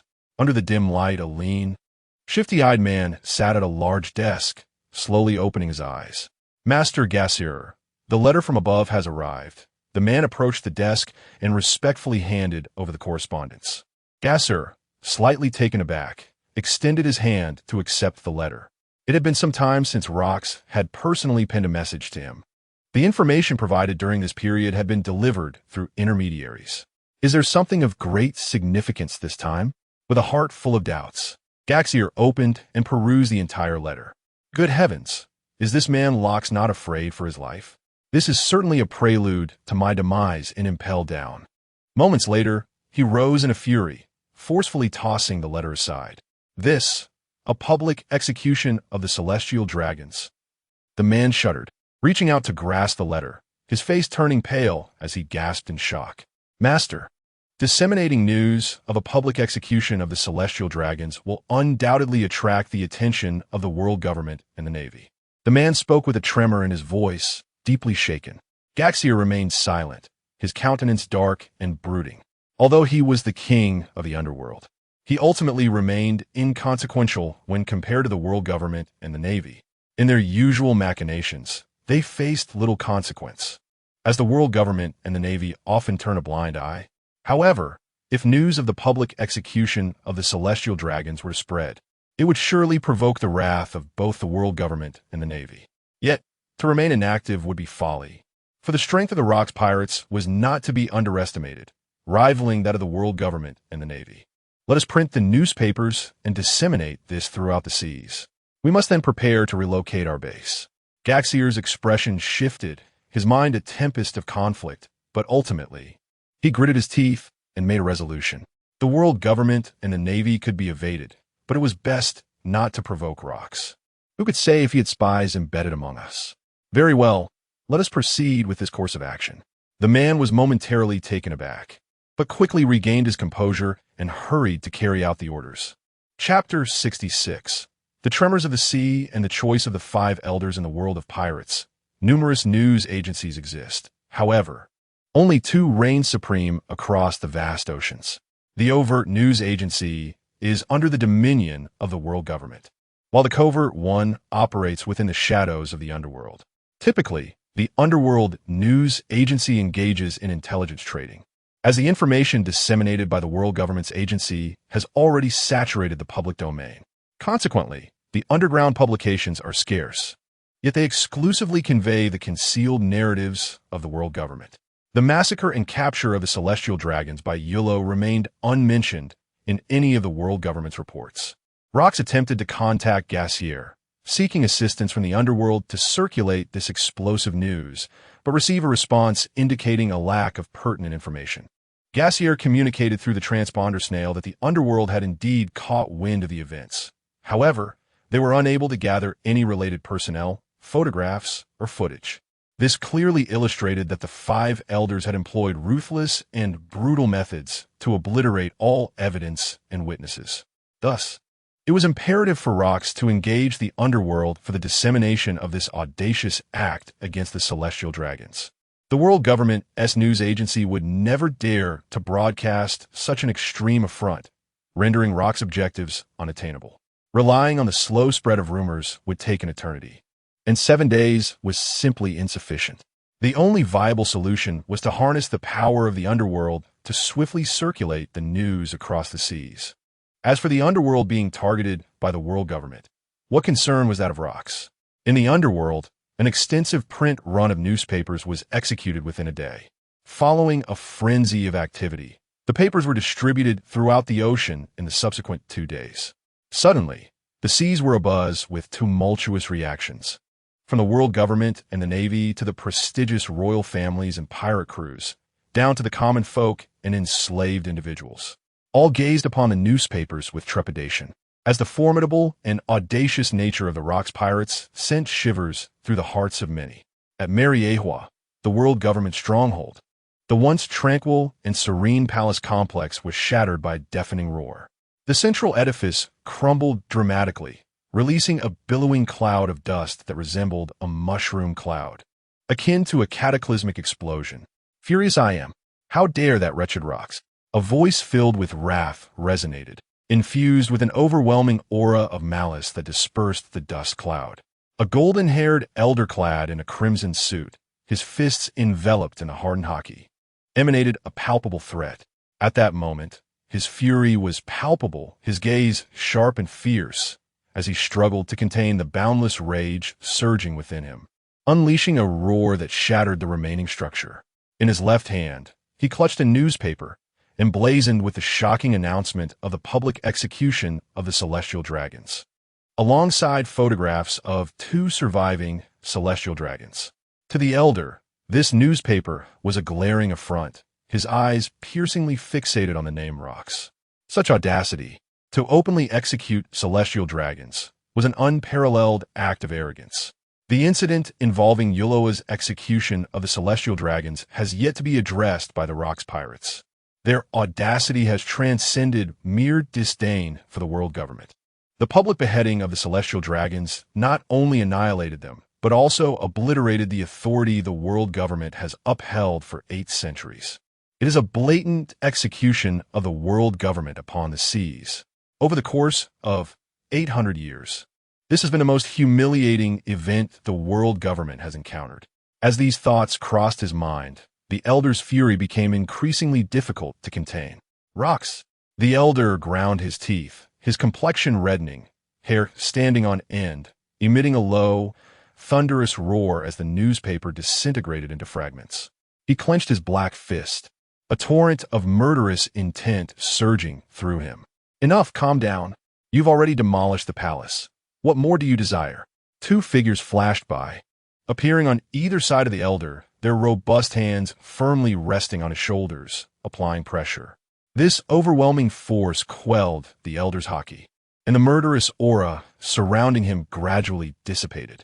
Just as the elder regained his composure, two silhouettes emerged amid the ruins. When will you ever temper your fiery temperament? The elder in the white robe withdrew his hand. Understanding the nature of the golden-haired elder, his tone bore no trace of reproach. It was regrettable that such a magnificent palace had been destroyed in a fit of rage, as the four of them had barely managed to escape in haste. Oomph! The golden-haired elder snorted in anger and strode away. Moments later, in another palace, within a conference hall, the five elders were seated around a circular table, each face as dark as a stormy sea, their hearts brimming with ire. The public execution of the celestial dragons by the Rokks pirates must be handled with utmost care. Otherwise, it will not only be untenable for the various families, but that esteemed individual will likely blame us as well, spoke the bespectacled elder, his mind racing. This incident's ramifications were extraordinary. It was the most challenging dilemma he had faced since becoming one of the five elders, necessitating a cautious approach. Indeed, the news had spread across the seas, and all eyes were upon their actions. Our forthcoming response directly impacts the world government's prestige among its member nations and the populace, stated the elder with a long beard, his eyes glimmering with insight. In this situation, we must take action. Otherwise, the authority and reputation of the world government will suffer grave damage, potentially leading to severe unrest. Another elder echoed this sentiment, and the five men fell silent once more. They were acutely aware that if the world government chose an action, it might seriously jeopardize its dominion. The celestial dragons, as integral components of the world government, were descendants of those who established it 8 centuries ago. Safeguarding them was an obligation they could not forsake. Should they neglect the celestial dragons in their time of peril, the member nations would inevitably share in the sorrow, leading to widespread instability. Yet, our plans have only recently commenced, and if we decide to act, it seems our plans will be delayed. At this moment, the venerable elder clad in white expressed his concerns. It was inevitable that the world government would take action, and a delay in the plan was equally unavoidable. Adjustments during the implementation phase were to be expected. We had long since prepared for this, as long as the final outcome aligned with our desires. The words of the bespectacled elder were profound and inscrutable, suggesting that a decision had already been made. In my opinion, there is no need for a delay. We could eradicate Rokks this time. The irate elder with golden hair struck the table forcefully with his hands, clearly demonstrating that he was the least astute among the five. Do not underestimate Rokks. Had he been so easily dealt with, the Navy would have annihilated him long ago, rather than allowing the situation to persist to this day, compelling us to sacrifice and devise this so-called plan to confront him. Beside the golden-haired elder, the previously silent elder finally spoke up, unable to contain his frustration any longer. His earlier fury was one thing, but throughout the meeting, he had remained composed in his analysis, while this one individual continued to disrupt the discourse. It seemed unlikely that this rescue would succeed. Since Rokks dared to make a public execution, he must have been thoroughly prepared. Furthermore, he undoubtedly had his own motive for this act, though we remain unaware of them. However, such details are of little consequence now. Let the Navy mobilize their entire force. After all, this is a spectacle meant for the world to witness. It must appear grand to carry any credibility. The eyes of the bespectacled elder gleamed with wisdom, the reflective lenses enhancing his air of mystery. Chapter 67. The command to strike is issued in the expansive and eerily quiet conference hall. The moment was charged with tension. Within the brief exchange among the five elders, they arrived at the most prudent decision regarding the upheaval that had shaken the seas. Following the issuance of the Supreme Action Directive, the five remained seated, lost in contemplation. The five elders were acutely aware that even a full-scale naval deployment would not save the celestial dragons. Moreover, the celestial dragon families had already stripped them of their identities. They were now a disgrace to their lineage, and even a return to Mariehua would not spare them from death. Regardless of the actions taken by the Rokks pirates, the world government, or the Navy, the fate of the two celestial dragons was sealed. They were destined to be tragic sacrifices. However, the affiliated nations of the seas remained oblivious to these hidden truths. What they sought was a display of commitment from the world government and the Navy regarding this incident. Thus, even with foreknowledge of the outcome, the world government felt compelled to mobilize forces for rescue, at least to maintain a fade of concern, ensuring that the allied nations would remain compliant. Currently, the mere presence of the Rokks pirates had already placed the world government and the Navy in a precarious position. Any disruption among the allied nations would exacerbate their plight.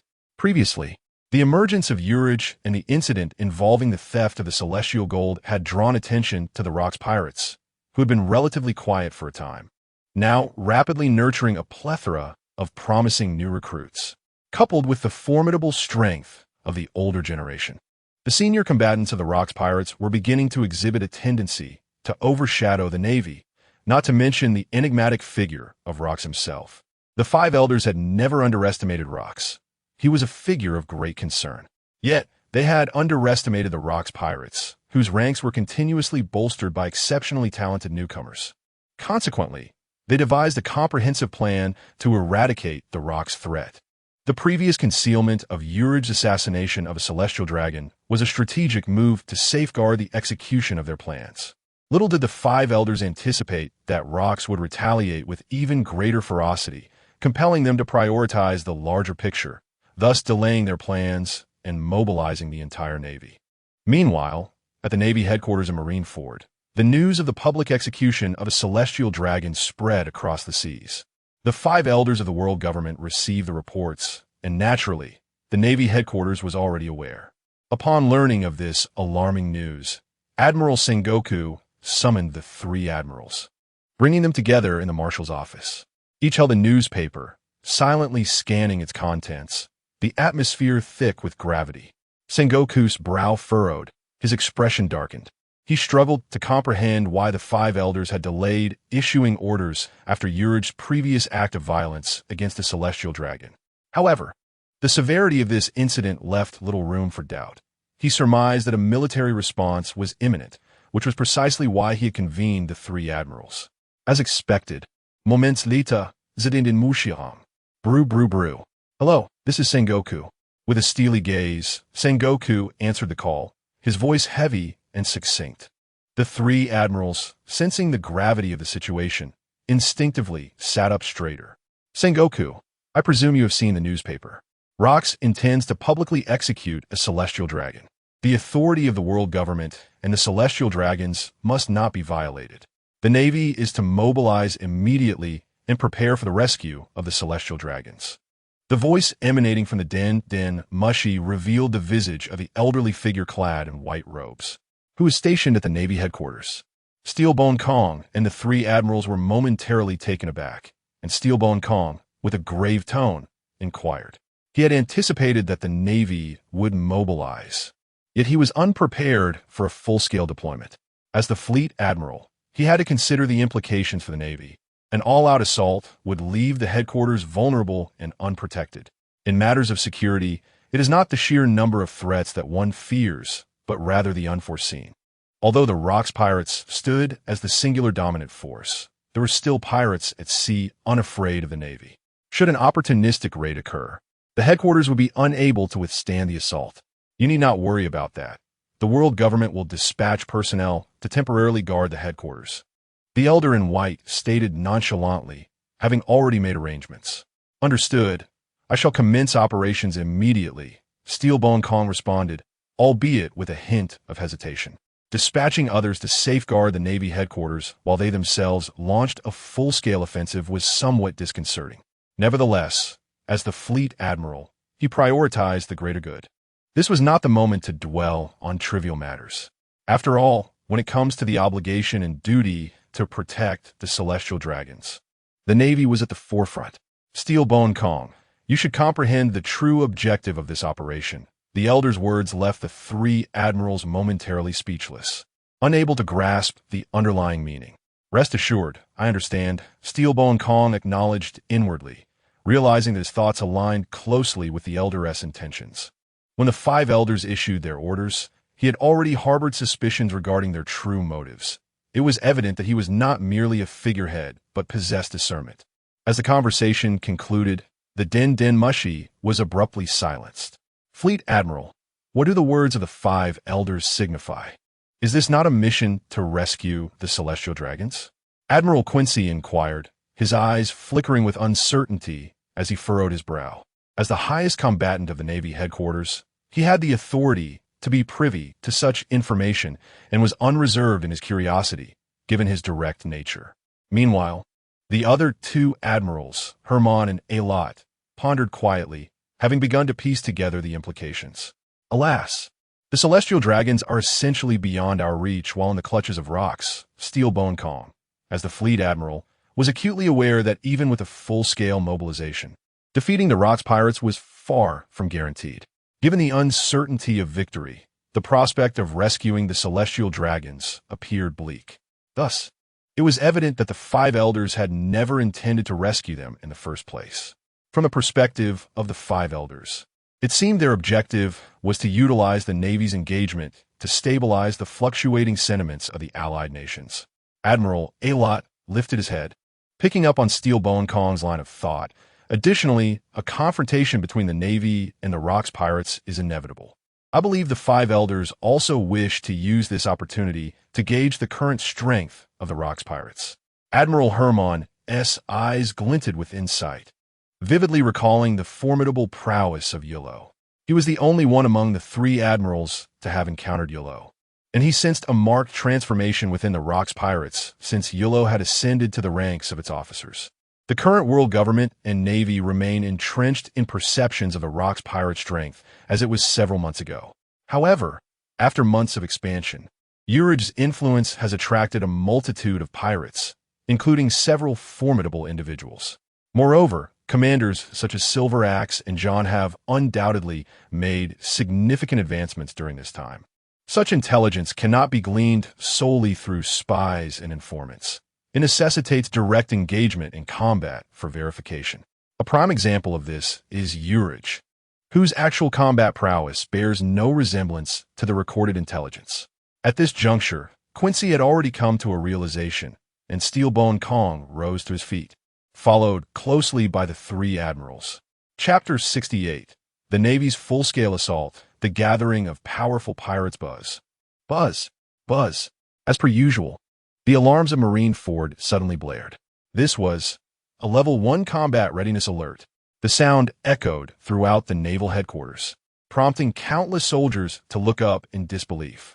The newspapers from the Underground News Agency had just arrived in their hands when the highest state of alert was declared. This alone illustrated the gravity of the situation. The Marshal and Admirals reacted with remarkable swiftness. Upon receiving the news, the entire fleet prepared for battle. To think that Rokks would dare to publicly execute a celestial dragon. Such audacity is beyond belief. Enough talk. We must assemble quickly. This is not a matter for discussion. Our duty is to eradicate pirates. The soldiers of the naval headquarters, though somewhat gossipy, were indeed taken aback yet dared not voice their thoughts too freely. As the guardians of maritime order, the Navy maintained a far stricter discipline compared to the pirates. Amidst the whispers, all naval soldiers swiftly gathered. In the training grounds, Sengoku, Garp, and Zephyr had also received the news, halting their training. These troublesome celestial dragons truly know how to stir trouble for the Navy, Zephyr remarked indignantly. Clutching the newspaper in his hand, naturally resentful of evil, he held no fondness for the celestial dragons, for their actions were hardly distinguishable from those of pirates. Speaking of Rokks, he truly knows how to cause a commotion. It has barely been a short while, and the turmoil continues unabated. Garp, having paused his training to indulge in a donut, marveled at the contents of the newspaper. Like Zephyr, he harbored a disdain for the celestial dragons, and the news of their execution did not ignite any sense of justice within him. Had it been innocent civilians at sea, his sense of righteousness would have surged. You too should refrain from such discussions. After all, protecting the celestial dragons is ultimately the Navy's obligation and duty, Sengoku reminded them, unable to restrain himself. No sooner had he spoken than the alarm blared again, leaving the three momentarily stunned. Although they had just perused the newspaper, they had not received any orders to mobilize, and their training regimen remained incomplete. They had assumed they were to continue training. Haha, this is the first time I've heard the alarm for full combat readiness since joining the Navy, Zephyr exclaimed with a sudden shift in demeanor, rubbing his hands together in excitement. This alarm signified a full-scale offensive, and a battle was inevitable. After their previous defeat and loss of the Sky Gold, they were determined to redeem themselves. It appears we are to launch a full assault on the Rokks pirate crew, Garp muttered as he set aside his donut, a fierce glint igniting in his eyes. The unfathomable depths of Rokks and the azure flames of You Luo, he vividly recalled. Time was of the essence. Although they had not completed their training, they had made considerable progress, and this would serve as an excellent opportunity to test their skills. Sengoku's eyes flickered as he donned his jacket, feeling an inexplicable sense of apprehension. However, with the situation being so urgent, he could not afford to entertain such thoughts and promptly made his way to the assembly point alongside Garp and Zephyr. In front of the naval headquarters, at Crescent Bay Square, Navy soldiers assembled, fully armed and poised for departure. On the platform above, Admiral Steelbone Kong was addressing the troops, flanked by 3 admirals. All forces mobilize. Rescue the Celestial Dragons. Destination, Hive Island. Target, the Rokks Pirates. With Admiral Steelbone Kong's command, the Navy soldiers sprang into action. The air hummed with the sound of dozens of warships launching, their horns echoing across the sky. At that moment, 4 figures flashed by, with Sengoku and others appearing on the platform. Admiral Kong, the 3 admirals we have arrived, greeted Sengoku, Garp, Zephyr, and Tsuru, bowing respectfully. The 3 admirals smiled and nodded slightly in acknowledgement. Let us hasten our departure. I will brief you on the specifics en route. Admiral Steelbone Kong stated with a serious expression, his tone imbued with authority. Subsequently, the 8 of them leaped down, darting towards the warships. Dozens of warships sailed out of Crescent Bay, advancing swiftly in grand formation. In a certain sea area of the New World lay one of the few territories of the Roger Pirates. On the deck of their pirate ship, Roger, Rayleigh, Jabba, and Barrett sat together. The actions of the Rokks Pirates have become increasingly frequent, all directed against the world government. Does Rokks believe that his crew can now withstand the world government and the Navy, and has thus commenced his operations? Rayleigh and Jabba exchanged glances, their expressions revealing a shared gravity. As Roger's closest allies, they were perpetually concerned for his welfare. The tyrannical dominance of the Rokks Pirates was the sole impediment to Roger's quest to become the Pirate King. Particularly, Rokks' ambition to overthrow the world government had led to rampant pillaging and slaughter across the seas. Save for a handful, most were brutal marauders. This pirate crew had evolved beyond mere piracy. They had become akin to terrorists. Whether they can truly withstand the world government remains uncertain. However, since that You Luo joined, the strength of the Rokks Pirates has certainly increased. You Luo's prowess and achievements have invigorated the pirates, and it is rumored that Newgate himself has been personally training his crew. Roger sat in rare silence, lost in thought, while the youngest, Barrett, voiced his opinion. Upon mentioning You Luo, a spark of combativeness flickered in his eyes. He had been absent during Rayleigh's encounter with You Luo, but the latter's rising fame had piqued his interest. Given the chance, Barrett yearned to test his mettle against You Luo. Captain Roger, Vice Captain Rayleigh, we have just received word, exclaimed a pirate rushing over. Ha! The Navy has mobilized its entire force. It seems the 5 old geezers are quite furious. Roger laughed heartily upon reading the news. The Navy has mobilized its entire force. This will surely be a challenge for Rokks. Jabba, taken aback, felt a twinge of surprise. After all, it was the first time the Navy had fully mobilized.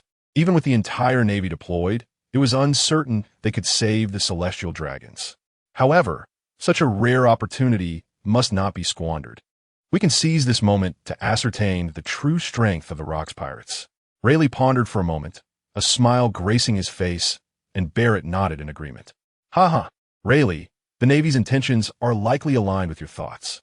You are indeed correct. For now, We shall focus on the unfolding battle and remain vigilant for any changes. Roger rose to his feet, gazing across the sea towards the distant horizon, which marked the direction of Honeycomb Island. Meanwhile, Bondywald and Berlik Ryefield, two formidable pirates who had yielded to the might of Rokks and remained outside the New World, hastened their journey towards it. They yearned to witness an impending clash, one that would be the largest in history between the Navy and the pirates. Chapter 69, The Deployment of Rokks. The reappearance of a Navy insider. 3 days had elapsed since the Navy's mobilization, with only 1 day remaining until the public execution. During these 3 days, the seas grew increasingly tumultuous, and the New World was rife with gathering storms. The impending public execution of the Celestial Dragon by the Rokks pirates and the full-scale assault of the Navy had spread like wildfire across the waters. Although the Rokks pirates and the Navy had yet to clash, they were on the verge of an unprecedented tempest. In the underground world, rumors swirled about this storm. Deemed a once-in-a-century event, rare and elusive, countless formidable figures flocked to the New World, which had become the epicenter of this brewing storm in a mere 6 days. At this moment, on Hive Island, the Rokks pirates convened. One of the key players in this storm was finalizing preparations. I have clearly outlined the final arrangements. We shall commence action immediately following the meeting, Rokks stated solemnly from his seat of authority. Such matters that commanded the earnest attention of the formidable Rokks were few, and this plan was certainly among them, as he harbored an unwavering resolve to succeed. Silver Axe, John, Jem, and the others were equally solemn, aware that as high-ranking members of the Rokks pirates, they bore the weight of responsibility in the face of the Navy's onslaught. Furthermore, as I previously mentioned, there will be some personnel adjustments. Each of you stationed here at Hive Island shall assign me 1 captain and their crew, Rokks continued, his gaze unwavering as he surveyed the cadre before him. Silver Axe and the others were momentarily taken aback, their eyes flickering with understanding as they grasped the implications of the personnel adjustments. They recalled Rokks' earlier directives, wherein he, Whitebeard, Haki, Urij, and Lin, along with Kaido, were to be stationed at the forefront, while the remaining members would defend their stronghold at Hive Island. Once this deployment plan was unveiled, Silver Axe, John, Wang Zhijem, and the others expressed no dissent. The foremost position, serving as the first line of defense, would inevitably confront the full might of the Navy. Engaging in direct conflict would yield devastating losses. Secretly, they all harbored private motives, reluctant to see their own strengths diminished.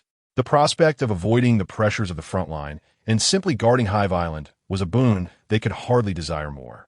Moreover, the Rokks pirates, through the course of their recent development, recognized that their strength paled in comparison to Haki and Urij, and their potential was overshadowed by Lin and Kaido. Thus, how could Rokks personally lead them in guarding the most critical front line? In a flash of realization, they nodded in agreement. A mere captain and their crew were inconsequential to them, when weighed against the costs of defending the front line and directly confronting the full force of the Navy. Such sacrifices seemed trivial.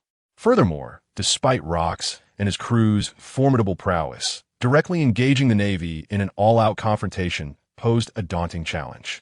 From this perspective, it is only reasonable that they have stationed themselves on Hive Island, with a multitude of crew members at their disposal, to allocate a small team to assist Rokks. After all, when comparing the two, it is Rokks who is in greater need of a substantial number of sailors. Sitting in the main seat, Rokks rested his chin on his crossed hands, his eyes glimmering with intelligence. Moments later, the meeting concluded and the various officials departed, each embarking on their respective deployments. Silver Axe, John, Wang Zhi, and others returned to their ship and immediately began assigning tasks. Meanwhile, the official Jem wore a somber expression throughout his journey back to the ship, retreating into his quarters and not emerging again. After a while, a captain from Jem's ship entered the room nonchalantly, carrying a jug of wine. "Captain, I have arrived." Upon entering, he set down the jug and took a seat across from Jem. Jem began recounting Rokks' words to him. "Captain, do you mean that I should temporarily follow Rokks?" The man pondered for a moment before posing the question. Jem did not share this information for mere casual conversation. He was well aware of the implications. Indeed, By accompanying Rokks, should anything transpire, you can promptly relay the information to me. A satisfied smirk appeared on Jem's lips, clearly pleased with this decision. He had contemplated this notion ever since the personnel reassignment was mentioned during the meeting. Ultimately, he was different from Silver Axe, John, and Wang Ji. Although they harbored their own schemes, they all shared a fundamental premise: they would not betray Rokks. However, Jem was not bound by such loyalty. He had already betrayed Rokks, clandestinely striking a deal with Admiral Steelbone and consistently providing intelligence to the Navy. Thus, his thoughts diverged from those of Silver Axe and the others. Since Rokks required personnel adjustments, he decided to send the captain he had entangled in his schemes. If he could obtain valuable intelligence, it would lead to a lucrative transaction with Steelbone, and what joy that would bring. All right, I understand. The man's eyes flickered subtly, and after a moment of hesitation, he acquiesced. Even though he was somewhat reluctant, he felt compelled to comply. Jem was his captain, and disobedience was not an option. What do you have to fear? Use your wits. Amidst such chaos, who would notice you? If war breaks out with the Navy, conceal your strength and seek out weaker opponents. This way, the stronger ones will not be able to find you. Jem, perceptive as he was, immediately detected the man's uncertainty and impatiently offered his counsel. In truth, he merely articulated the wisdom he had gleaned from years of survival. You speak wisely, Captain. Thank you for your guidance. The man, previously troubled, suddenly enlightened by Jem's words, wore an expression of understanding. If we can indeed acquire useful intelligence, the benefits shall surely be yours. Jem painted a grand vision with his words, waving his hand to signal the man to depart. Captain, rest assured. The man, elated by Jem's words, affirmed his commitment before turning to leave. He had been eagerly awaiting these words. In the past, assisting Jem in conveying messages had always yielded substantial rewards. Now, bolstered by Jem's reminders and promises, he felt an invigorating surge of motivation. Jem, seated alone, revealed a visage of avarice that surpassed even John's. On Hive Island, after a series of meticulous arrangements, various officials dispatched their teams to the harbor where the fleet lay anchored. Buzz, buzz, buzz. The sound of horns resonated as 3 colossal flagship vessels gradually emerged from the harbor. Leading the way was Ulro's ship, with the trio navigating towards the entrance of a new world, a passage that was indispensable for the Navy. Chapter 70. The planned scheme. The naval trader exposed 3 formidable pirate ships surged through the ocean, the flag of Rokks billowing from their masts. Rokks, along with his officers and captains, convened aboard the vessel helmed by You Luo, while the remaining crew members were dispersed across the other 2 ships. On the expansive deck, Rokks surveyed the captains, his commanding gaze instilling a palpable tension that rendered the crew breathless. Upon spotting the captain dispatched by Jem, a fleeting glimmer of insight flickered in his eyes, though his demeanor remained composed as he continued his assessment. You Luo, observing this exchange, narrowed his eyes and stole a glance at the individual. It was him, the captain under Jem. After a moment of contemplation, You Luo recalled the discussions he had with Rokks, Whitebeard, and Haki regarding their plans.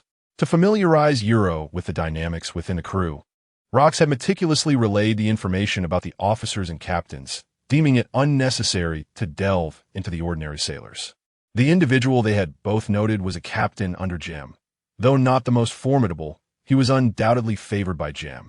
In contrast, the captains sent by other officers were of lesser strength and potential, proving to be of little significance. Jem, however, had chosen to send his trusted confidant. While no concrete evidence could be established at this juncture, it warranted vigilance. I'll let the show unfold. Udo mused, his eyes glinting with intrigue as he regarded the cadre of officers. This so-called personnel reassignment was a product of their collective strategizing. With confirmation that one of the officers harbored treachery, they resolved to keep all suspect officers stationed at Hive Island. Rokks was no fool. He understood their machinations, which serendipitously aligned with their intentions, as this operation did not require their involvement. It also afforded an opportunity to gauge their loyalty and perhaps unearth the naval traitor. The traitor could only obtain intelligence through the dispatched captain, and should any of them take action beneath Rokks' vigilant gaze, their duplicity would inevitably be revealed.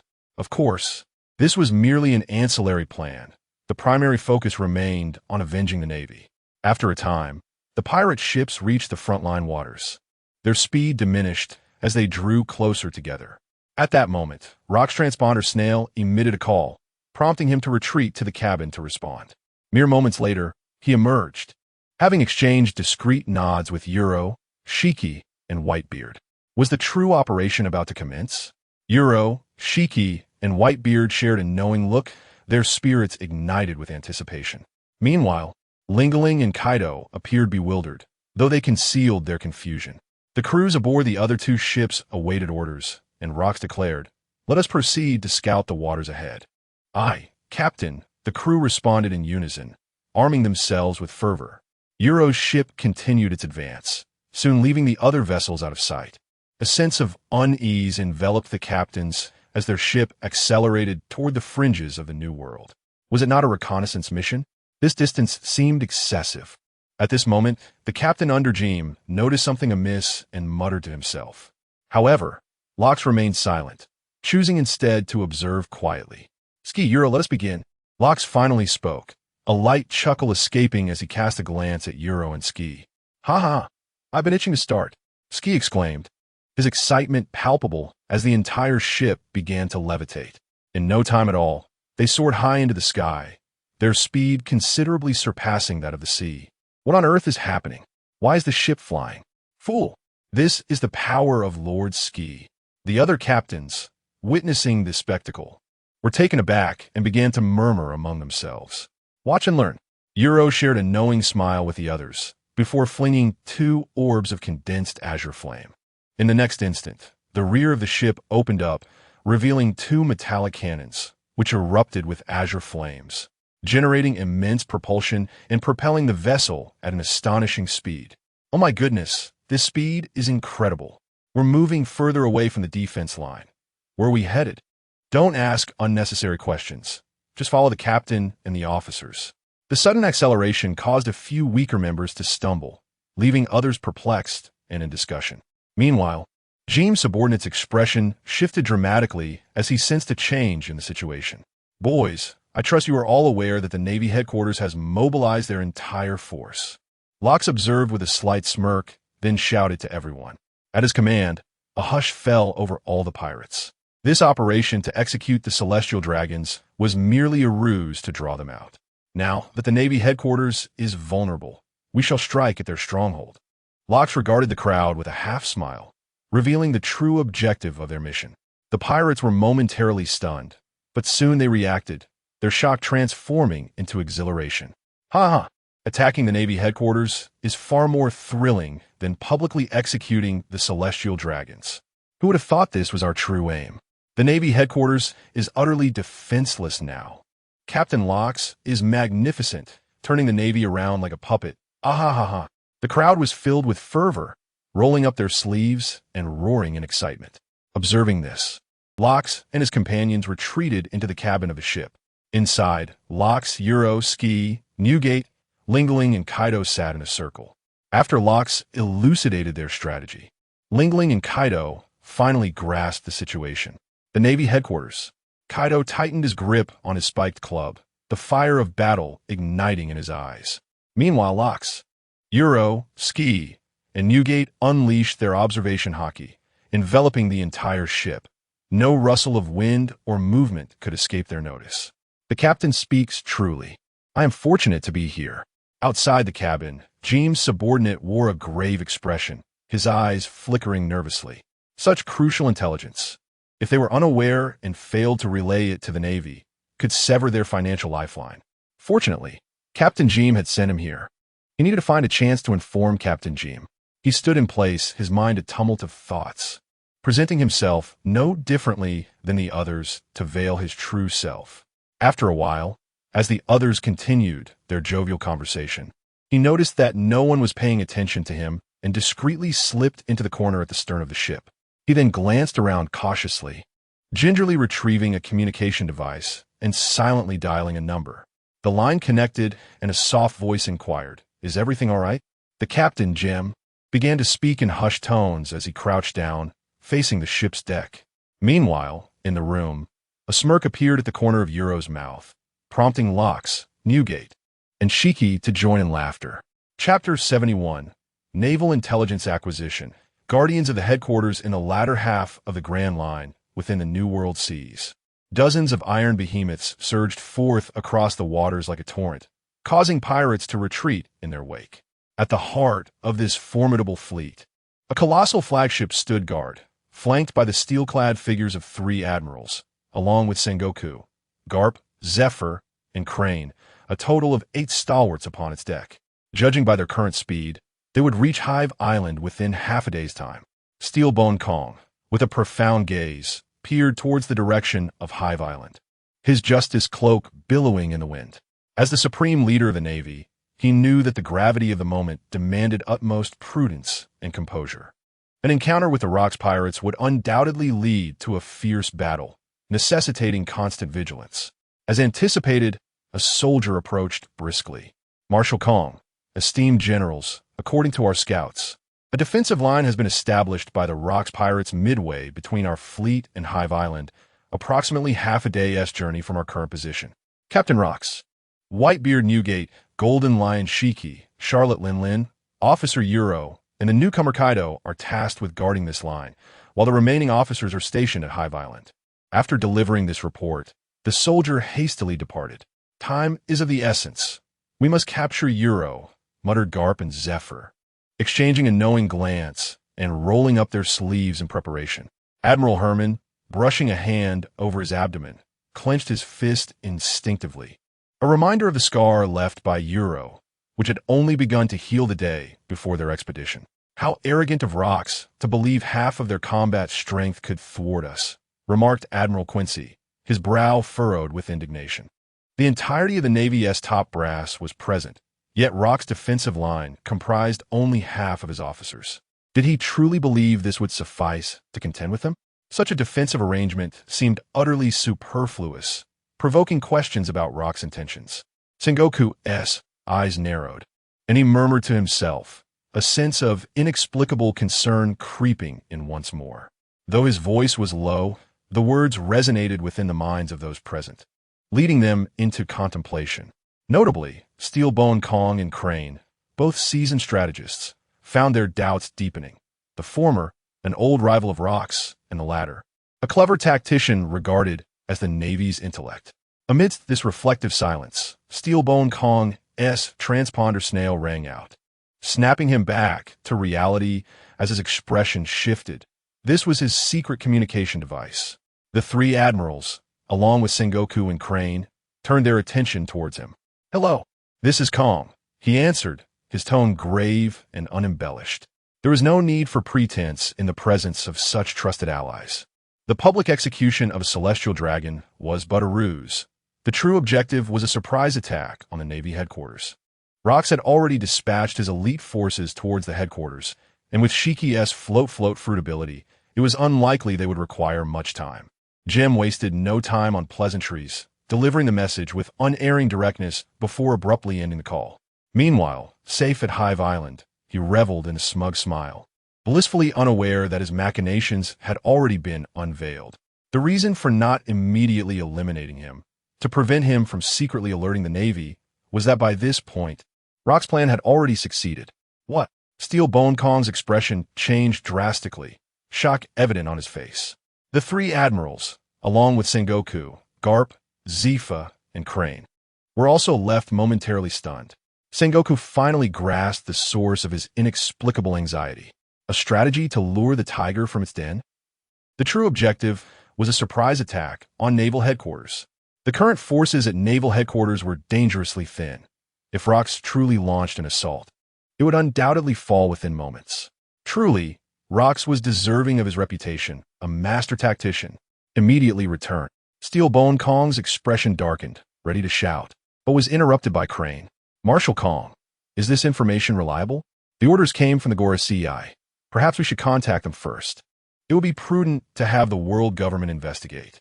Crane interjected, her eyelids lowered as she spoke in a grave tone. She had not been directly involved in this matter and only learned of it upon arriving at the warship. Thus her thoughts remained calm. Indeed, for the sake of caution, it was wise to contact the Gorosei. The fleet slowed down, advancing cautiously. Steelbone Kong ceased his words and nodded after listening to Crane. He had indeed acted a bit impulsively. It was better to inform the Gorosei of the situation. Moreover, the intelligence from the Gorosei indicated that the ship seized by You Luo contained 2 celestial dragons. In the current circumstances, he found himself somewhat perplexed. Although Jim's previous information had been accurate, who could guarantee the truth this time? It was best to have the world government's intelligence personnel verify the authenticity of the news. Even if Rokks did attack naval headquarters, the world government would not stand idly by. Brew, brew, brew. With this thought in mind, and seeing no dissent among the others, Steelbone Kong dialed the transponder snail. Meanwhile, on You Luo's side, propelled by dual abilities, naval headquarters was now within sight. Rokks, Whitebeard, Shiki, You Luo, Lin, and Kaido emerged from the room. They gazed downwards, catching a glimpse of the empty crescent harbor. "Are you all ready?" Rokks drew his sword, raising it high above his head, and shouted with fervor. "Captain Rokks, we await your command." "Come on, haha." We can hardly contain our excitement.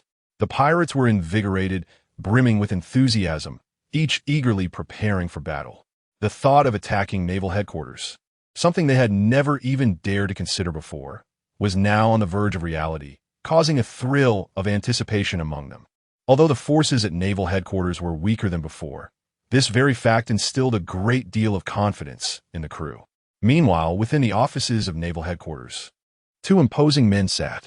Army Marshal Lucius, though not particularly formidable, was accompanied by a member of CP0 clad in white. Observing the man before him, he mentally assessed, indeed, naval headquarters is a league above the army in terms of grandeur. Field Marshal Lucius, draped in a verdant cloak, spoke with a hint of envy. Their army paled in comparison to the Navy, being merely a medium-sized military organization under the aegis of the world government, with the sole, formidable force resting upon his shoulders as the marshal. His primary duty was to safeguard the Red Earth continent, with soldiers comprised entirely of locals, who had scarcely ventured beyond the sea. Upon witnessing the grandeur of the Navy headquarters, he truly grasped the magnitude of the disparity. However, he was currently on a mission, a special assignment to temporarily oversee the Navy headquarters. Accompanying him was a high-ranking member of CP0, possessing the prowess of an elite vice admiral. As the Navy headquarters prepared to confront the Rokks pirates, who would be audacious enough to disturb the peace here. After pacing a few circles, Lucius muttered lazily to himself before finally taking a seat. Chapter 72. The Raid on the Navy Headquarters. The world government mobilizes suddenly. The den mushy of the man in white rang. He cast a glance at Lucius, rose from his seat, and stepped outside to answer the call. "Victor," summoned Lucius, came the authoritative voice, tinged with a hint of urgency. The visage on the den mushy unmistakably belonged to the elder in the white robe. Aware of CP0's vigilance, the elder uttered such words. "Understood," Victor replied succinctly, returning to the room and sitting beside Victor. Lucius exclaimed in surprise, about to make a jest, but upon seeing the den mushy, he swallowed his words and adopted a serious demeanor. He nearly offended the esteemed elder, a grave miscalculation indeed. Steelbone Kong had relayed the alarming news that Rokks would launch a surprise attack on the Navy headquarters. "I have dispatched personnel to investigate. Have you noticed any anomalies on your end?" The elder in white asked directly, his voice laden with gravity. If this information proved accurate, the Navy headquarters would be in peril, and more critically, the face of the world government would be at stake. At these words, Lucius and Victor sprang to their feet. Lucius felt a tumult of emotions. Had the elders not been present, he would have shouted in disbelief. "This cannot be true. This cannot be true," he fervently prayed within. After finally managing to set sail, he hoped to avoid a tragic turn of events. Victor mirrored his shock if the Rokks pirates indeed approached. Even 10 of him would be inadequate for defense. With this thought, they hurried outside, unleashing their observation Haki, and upon detecting no irregularities, they breathed a sigh of relief. "Ah, my lord, there is nothing." The 2 exchanged glances, their tension easing momentarily. Yet, as they spoke, the sunlight abruptly intensified, prompting them to glance upward, their expressions shifting to one of sheer horror. The clouds overhead erupted, resembling an aerial canyon, as a blade of sword energy plummeted down, cleaving through the office building. With a resounding crash, the entire structure was rent asunder, collapsing under the immense force, debris scattering in every direction. Unprepared, Lucius and Victor were swept away by the sudden gust, but in the nick of time, they employed the moonwalk to stabilize themselves. However, Victor's Den Mushy had fallen amidst the ruins. At that moment, the Den Mushy continued to ring, and the elder in white began to roar. Hello, Victor. Lucius responded. What is happening? Damn it. The elder persistently inquired, but there was no response. Connecting the earlier deafening noise, he realized that the Rokks pirates truly had arrived. The news was indeed accurate. Rokks had come. Helplessly, he set down the Den Mushy and shook his head at the four elders. The Navy headquarters must be defended. It has been far too long since we last intervened. It seems that this time we must take action. The elder leading the 5 elders adjusted his glasses, his voice resonating with profound resignation. They could never have anticipated that the commotion caused by Rokks was merely a prelude to a surprise attack on the Navy headquarters. However, it is not entirely their fault. Anyone in their position would prioritize the authority and prestige of the world government. It was high time for us 5 to take action. We must eradicate Rokks this time. The irritable old man with golden hair, riled up, rolled up his sleeves, prepared for battle. The 5 of them occupied prominent positions and rarely took decisive action. Now, with the Navy far in the New World, they had no choice but to intervene. Rokks' strength was unfathomable, and with allies like Urij, Haki, and Whitebeard, our efforts would only suffice to defend ourselves, not to overpower them. The elder with a long beard maintained a calm demeanor as he analyzed the situation. Inform Steelbone Kong to have the Navy return at full speed. The forces on Hive Island pose little threat. The real danger lies here. We must hold off Rokks until the Navy returns. He will find it impossible to escape. Additionally, gather the members of CP and the forces from the Science Division and expedite their journey to the Navy headquarters. The bespectacled elder squinted in thought for a moment before issuing a series of tactical commands. Although Rokks' actions were unexpected, it also presented an opportunity. Since he had come, we must eliminate him at all costs. The other 4 elders exchanged glances, and there were no objections. In the next moment, the 5 figures vanished from sight. At the Navy headquarters, the remaining soldiers quickly assembled. Something is descending from the sky, shouted the startled soldiers, bracing themselves. Indeed, something ominous was approaching. Was an attack imminent? Lucius and Victor exchanged grave looks, fixating on the colossal ship landing. The pirate flag atop the mast was both conspicuous and brazen, causing the onlookers to avert their gazes. You lot, descend and prepare for battle. Rokks commanded fiercely, pointing his long blade. The pirates, fixated on the Navy headquarters, erupted into frenzied excitement. Ha! How does my slash taste? Not so pleasant, is it? Roared Haki, the golden lion, as he leapt down, his face alight with arrogance, his laughter echoing throughout the Navy headquarters. Following closely behind were Rokks, Whitebeard, Urij, Big Mom, and Kaido, each with their captains and numerous crew members, brandishing weapons and advancing in unison. Rokks, this is the Navy headquarters. You should retreat immediately.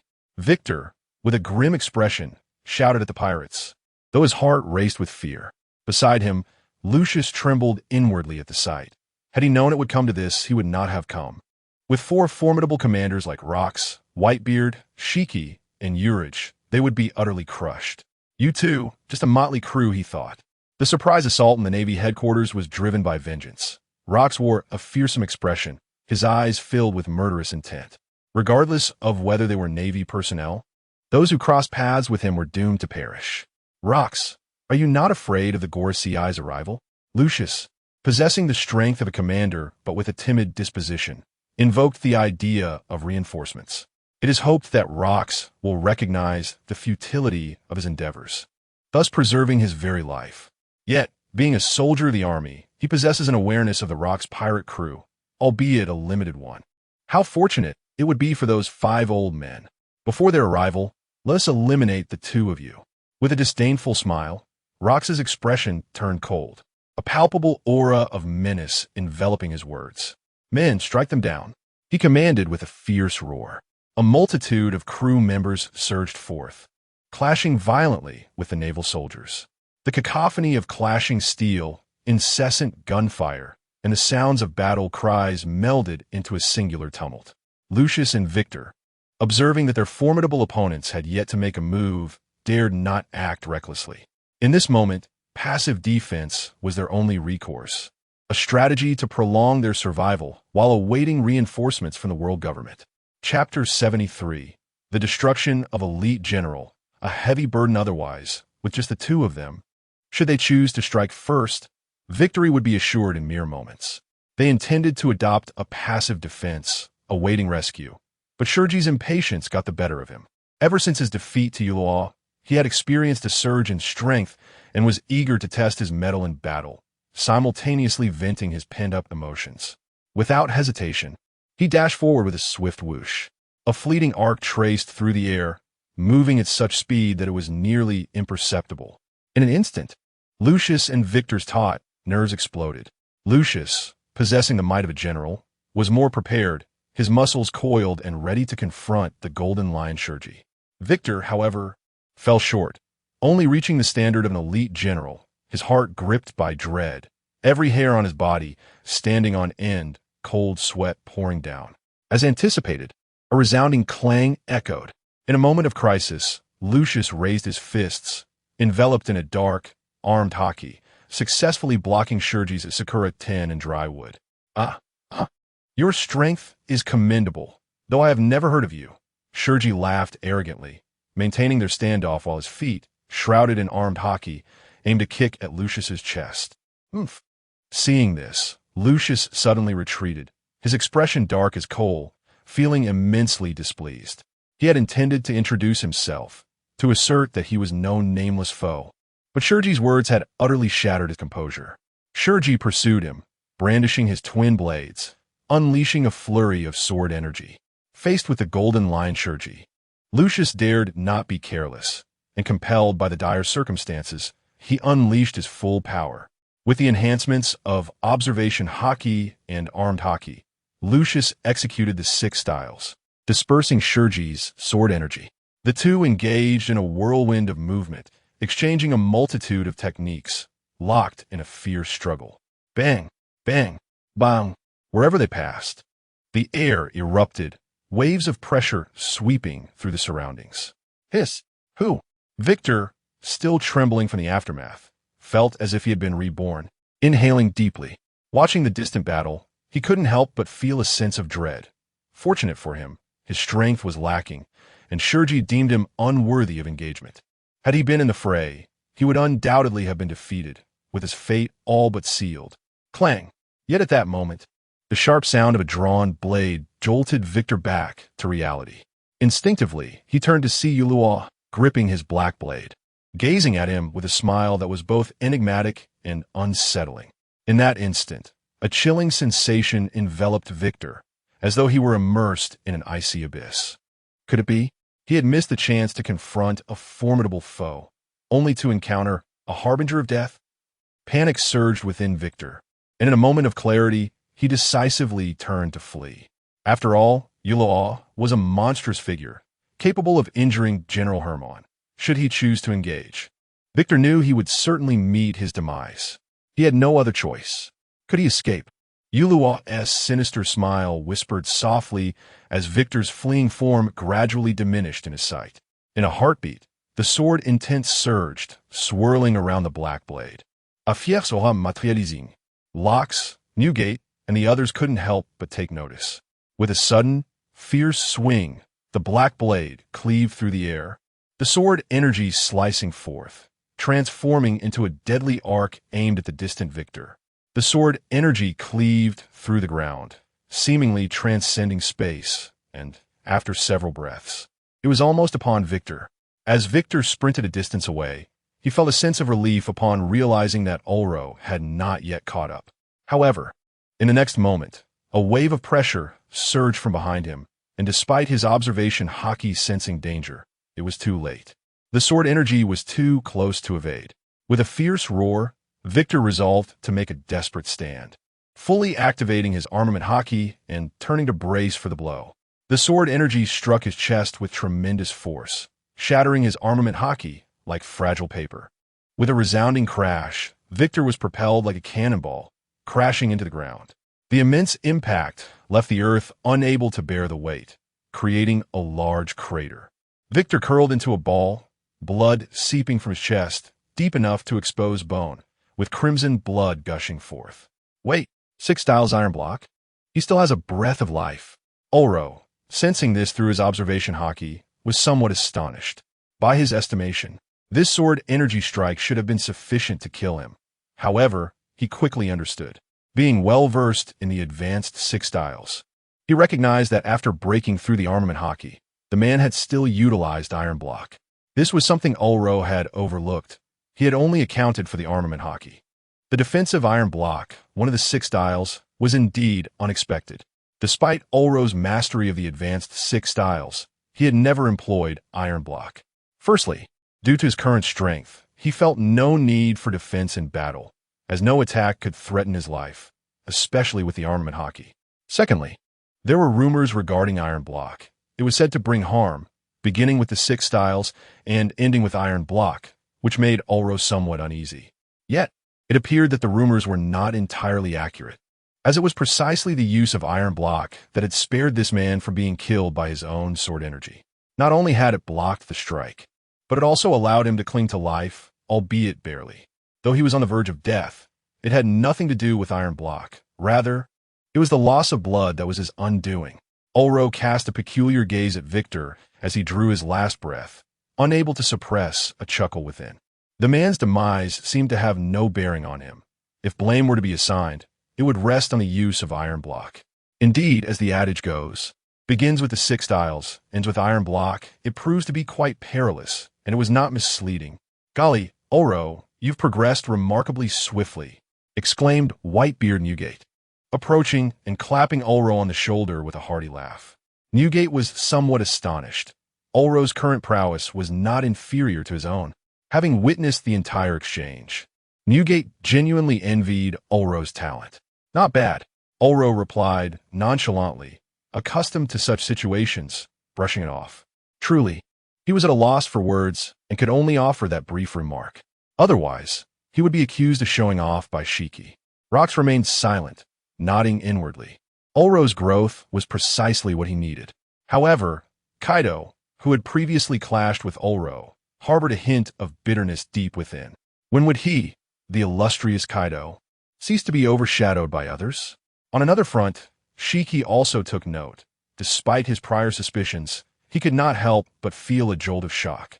No matter how much he progresses, the young Euro always surpasses him. Lucius's expression darkened like murky water, though the shock within him remained concealed.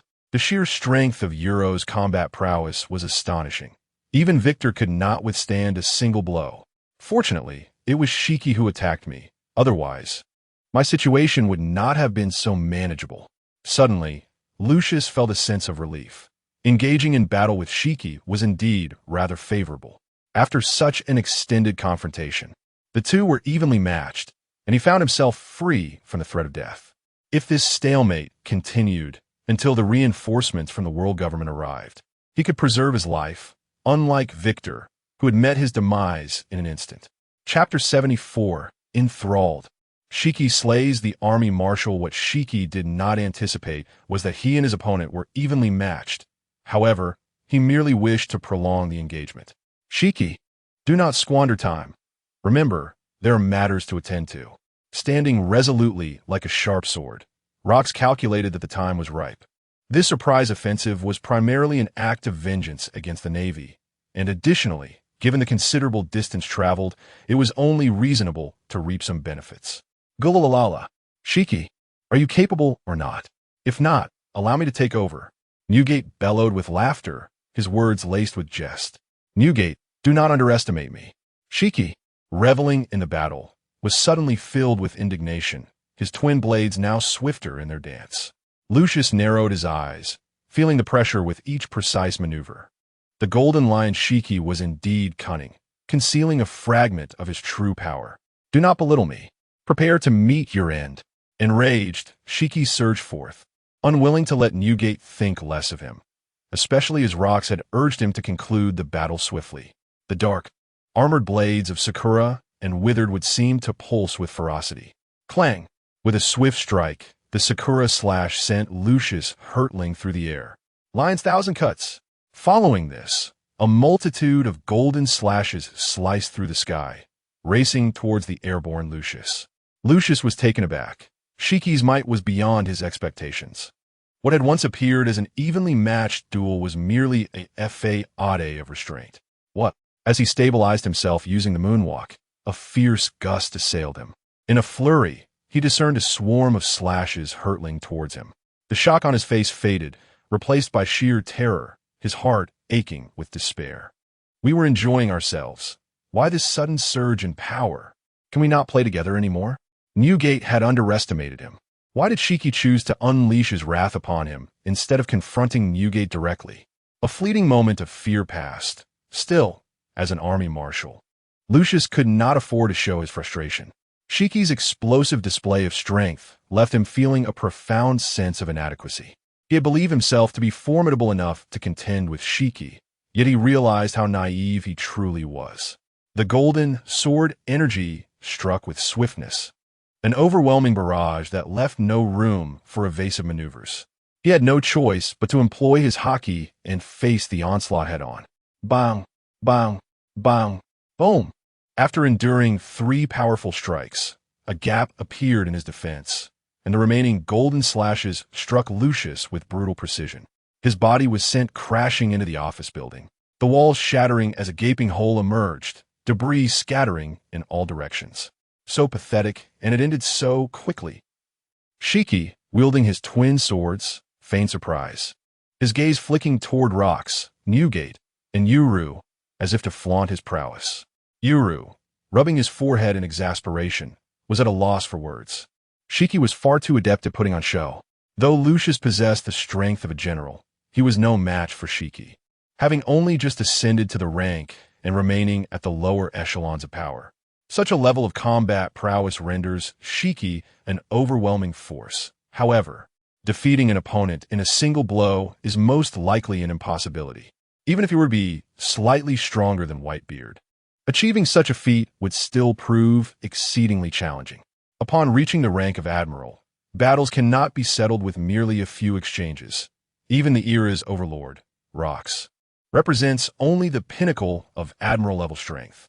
Had it not been for Shiki's sudden eruption of power, utilizing his conqueror's Haki to launch Lucius away and catching him off guard, Lucius would have likely evaded the attack. That man's injuries are not fatal. We must resolve this swiftly and proceed inside. Rokks unleashed his observation Haki, sensing the situation, and upon noticing Shiki's enthusiasm, permitted him to continue. Coughing, Lucius leaned against the wall, rising to his feet, bearing several new wounds. Although the cuts were not deep enough to threaten his life, the pain was excruciating. Ah, state your name? Shiki inquired with an air of playful arrogance, pointing his sword at Lucius. As for Rokks, Whitebeard, and Urich, Shiki showed no concern for their whereabouts. Admiral Lucius declared, his expression grave and his heart heavy, sensing impending doom. Since death was inevitable, he resolved to leave behind a resounding name. He refused to become a nameless specter. What? With such strength? You call yourself an admiral? Before me, Shiki, you dare to flaunt your falsehoods? Prepara tudi. Shiki's fury ignited. He had offered Lucius the chance to die with a name, yet the man had the audacity to deceive him. While Shiki had no clear understanding of what an admiral entailed, how could a general of the world government's secret organization exhibit such weakness? Did he take him for a fool? With rage boiling within him, Shiki charged forward with fierce intent. I truly am an admiral, Lucius proclaimed, feeling a strange sense of relief. Yet Shiki's disbelief left him in shock. Just because I am weaker and cannot defeat you, you dare to label me a fraud? If you possess the audacity, go ask the 5 elders. My title as admiral was bestowed upon me by them personally. Lucius's face flushed red, his frustrations reaching a boiling point, his body trembling as he momentarily forgot the pain from his wounds. When had the Admiral of the World Government ever faced such scrutiny? It was a profound humiliation. Lucius roared defiantly, disregarding his chest injuries, charging recklessly at Shiki. An insignificant wretch with a hint of spirit, Shiki remarked, his words laced with both mockery and begrudging admiration as he effortlessly overwhelmed Lucius with his dual blades.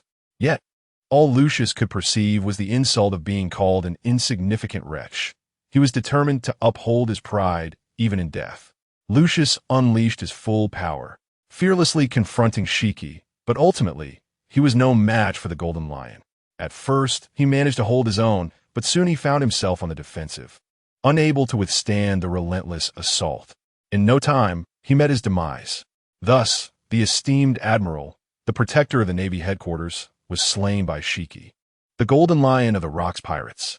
Until his dying breath, Shiki could not fathom that the individual before him was indeed a bona fide army marshal. Meanwhile, on the other side, Rokks, Whitebeard, and Urij entered the headquarters of the Navy. Lingling and Kaido, in accordance with Rokks' orders, remained outside to observe the unfolding situation. Within the office building, the trio dispersed to pursue their individual missions. Whitebeard rummaged through the Navy's warehouses in search of valuable treasures, while Rokks made his way to the confidential archives, where the information he had long desired awaited him. Urij, with a mysterious smile, unleashed his observation Haki, enveloping the Navy headquarters to pinpoint the offices and residences of the Marshal and the three admirals. Chapter 75. The Arrival of the Five Elders. A great battle approaches Rokks. Newgate and Euro, all masters of observation Haki, moved with remarkable swiftness. Before long, the trio emerged, their faces radiating joy, evidently having returned with bountiful spoils. Newgate, shouldering several burlap sacks, presented them to Rokks before entrusting them to a reliable associate for transport to the ship. Meanwhile, Rokks appeared to be empty-handed as he entered the Navy's confidential chamber, the contents of which remained a mystery.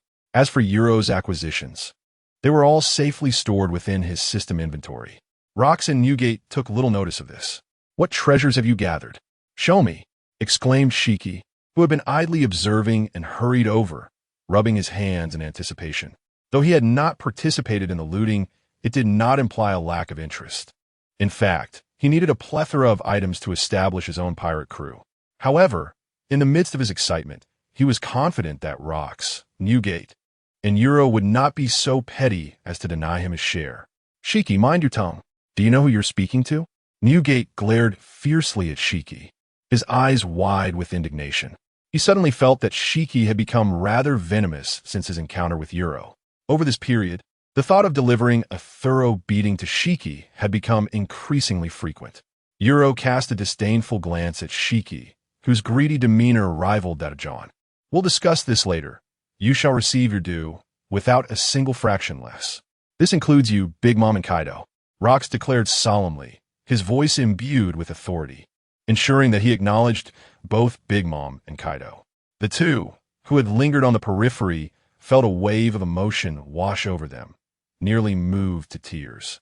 "So you finally noticed us. We would have been left to fade into obscurity otherwise." Since boarding the ship, they had not engaged in any combat, scarcely managing to interject in conversations. The six men surveyed their surroundings. The battle had concluded, and the corpses of hundreds of soldiers lay strewn across the Crescent Bay Plaza. Limbs and carcasses littered the ground, blood flowing like a river, the acrid scent of blood permeating the air. The bodies of Victor and Lucius were marred with dreadful sword wounds, presenting a ghastly sight. At that moment, Rokks stepped forward, traversing the field of bodies to the outermost edge of Crescent Bay. Those five old geezers have actually made their move," he shouted, drawing his long knife, an aura of formidable presence emanating from him. He gazed into the distant sea, as if something extraordinary was about to materialize. Five old geezers. Euro, standing behind Rokks, was taken aback by this revelation, fearing he had misheard. Simultaneously, he activated his observation Haki, yet sensed nothing amiss. Rokks was not one to make such jesting remarks lightly. Observing Newgate and the others, he noted their reactions mirrored his own. It seemed that only Rokks had perceived something, Was this the true mastery of advanced observation Haki? Indeed, its strength was unparalleled, far beyond his own capabilities. You Luo's thoughts raced as he silently marveled at this revelation. Could it be the 5 elders of the world government? The glimmer in Shiki's eyes reflected his thoughts, and he could not restrain himself from speaking up, seeking confirmation. This inquiry resonated with the doubts of those present, who turned their gaze toward Rokks. Who else could it be but the supreme authorities of the world government? A fierce battle was imminent, and the 5 elderly figures were formidable, each wielding the power of a marine admiral, with 2 among them even surpassing that strength. Without turning his head, Rokks' voice reached their ears. The combat prowess of the 5 admirals? Newgate, Shiki, Big Mom, and Kaido felt a chill run through them, nodding cautiously. Suddenly, a line of indistinct black dots appeared on the distant sea. At this distance, only those with advanced observation Haki could sense the 5 formidable presences. Though these 5 were not as powerful as Rokks, they still instilled a sense of dread in ordinary people, rivaling Newgate and Shiki. The 5 elders aboard the distant warships also sensed them, immediately employing the shave technique, launching towards Crescent Bay in a swift trajectory. Gulalala, I must indulge myself fiercely. It has been ages since I faced off against someone of admiral strength. Newgate swung his Songyun cutlass, maintaining a cautious demeanor while his aura remained undiminished. Engaging in battle with admiral-level opponents required utmost vigilance, not out of fear, but out of sheer determination. Ahahaha, so these are the 5 elders? Let me see how they measure up against an admiral. Newgate's spirit sword and Shiki, equally unyielding, drew his Sakura Ten and Kuroki, the gleaming blades reflecting his battle fervor. His prowess had already allowed him to contend against marine admirals after mastering the external application of Haki. Following his battle with Urich, he had seen significant enhancements, particularly in his Conqueror's Haki, which had brought him to the brink of its threshold. Once his injuries had healed, Rokks had proclaimed that Shiki now possessed the strength to confront an admiral directly. Shiki licked his lips, his blood surging with excitement. Only true admirals could validate his strength. The demise of Lucius at his hands had been merely a warm-up, a struggle to barely reach admiral level. How could he possibly contend with a fleet admiral? Just look at the imposing presence of the 5 elders to understand. A fierce wind swept past as the 5 elders arrived in an instant, hovering in the air. Their gazes scanned the marine headquarters, where half of the administrative building lay in ruins and the bodies of soldiers littered the ground, including the 2 they had dispatched. Lucius and Victor, who had met their demise there. This was the marine headquarters, the mightiest organization of the world government, the very facade of its authority.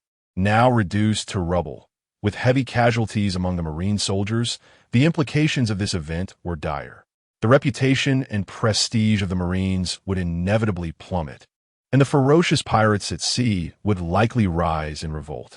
The gravity of this situation was no less severe than the repercussions of publicly executing a celestial dragon. Rokks, you are truly audacious. The Marine headquarters is not a place for your reckless abandon. The expressions of the 5 elders darkened, their anger blazing within them as they shouted vehemently. Despite the seething anger within, the 5 individuals refrained from striking impulsively. The presence of Rokks and his subordinates commanded utmost respect. Each was a formidable force. The arrival of these 5 elderly gentlemen was indeed swift, as they had initially intended to make another journey to Mariehua. However, their presence was fortuitous, for they were all celestial dragons, and it mattered little whom they chose to eliminate. Rokks exuded an aura akin to that of a colossal abyssal beast, his eyes glinting with a menacing ferocity that was truly terrifying. His fierce words conveyed the intention of eliminating the 5 elders.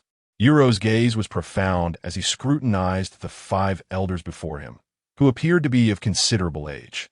Thus, it was evident that these 5 elders belonged to the previous generation of the 5 elders, rather than the characters depicted in the original anime decades later. Chapter 76. The dawn of battle. As the confrontation commenced, the brash words of the golden-haired elder echoed, "With merely half your strength, there's no need for you to return." A surge of murderous intent ignited within him. Apart from Rokks, none present feared any adversary. Yet even Rokks was compelled to face this challenge head-on. The elimination of Rokks was paramount. The remaining officers posed little threat, and the price paid would be deemed worthwhile. Simultaneously, an array of warships disembarked, accompanied by numerous CP organization members and a handful of scientific troops, advancing towards the pirates. True to their reputation as the clandestine arm of the world government, the CP members, though lacking in individual strength, were devoid of any weaklings, their abilities resting firmly in the medium tier. The scientific troops, while not particularly formidable themselves, donned an assortment of peculiar battlesuits and gadgets that enhanced their combat prowess. Children, eliminate them, a rabble of misfits, as Rokks stood defiantly against the 5 elders. Newgate bellowed a command to engage. You Luo and Haki regarded the situation with disdain, showing no concern for the newcomers.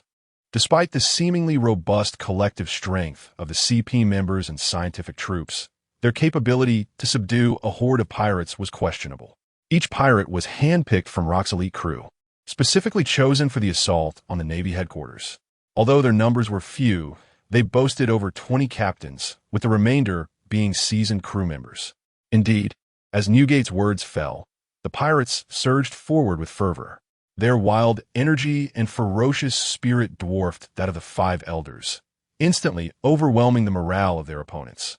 The two sides clashed violently, the cacophony of gunfire mingling with the clashing of blades, resulting in a scene of utter carnage. Pathetic rabble, Rokks scoffed, slowly raising his sword, an aura of power emanating from him. The 5 elders, now acutely aware of the impending danger, exchanged wary glances, their expressions shifting. This is bad. Rokks is about to strike. The bespectacled elder nodded cautiously, having previously devised a strategy for battle during their journey. This exchange of glances signaled the execution of their plan. In the next moment, the golden-haired elder and the bespectacled elder propelled themselves forward, charging towards the poised Rokks. Their strategy dictated that at least 2 must restrain Rokks, allowing the remaining 3 to confront Newgate, Haki, and You Luo. Each of these 3 possessed the strength of an admiral, and their presence alone could turn the tide. Thus, they needed to be contained to buy time. Boom! At this juncture, Rokks completed his build-up, a fierce glint flashing in his eyes as he launched himself like a cannonball towards the 2 advancing elders. In an instant, the 3 figures collided in midair, their every movement threatening to devastate the surroundings, unleashing a cataclysmic force.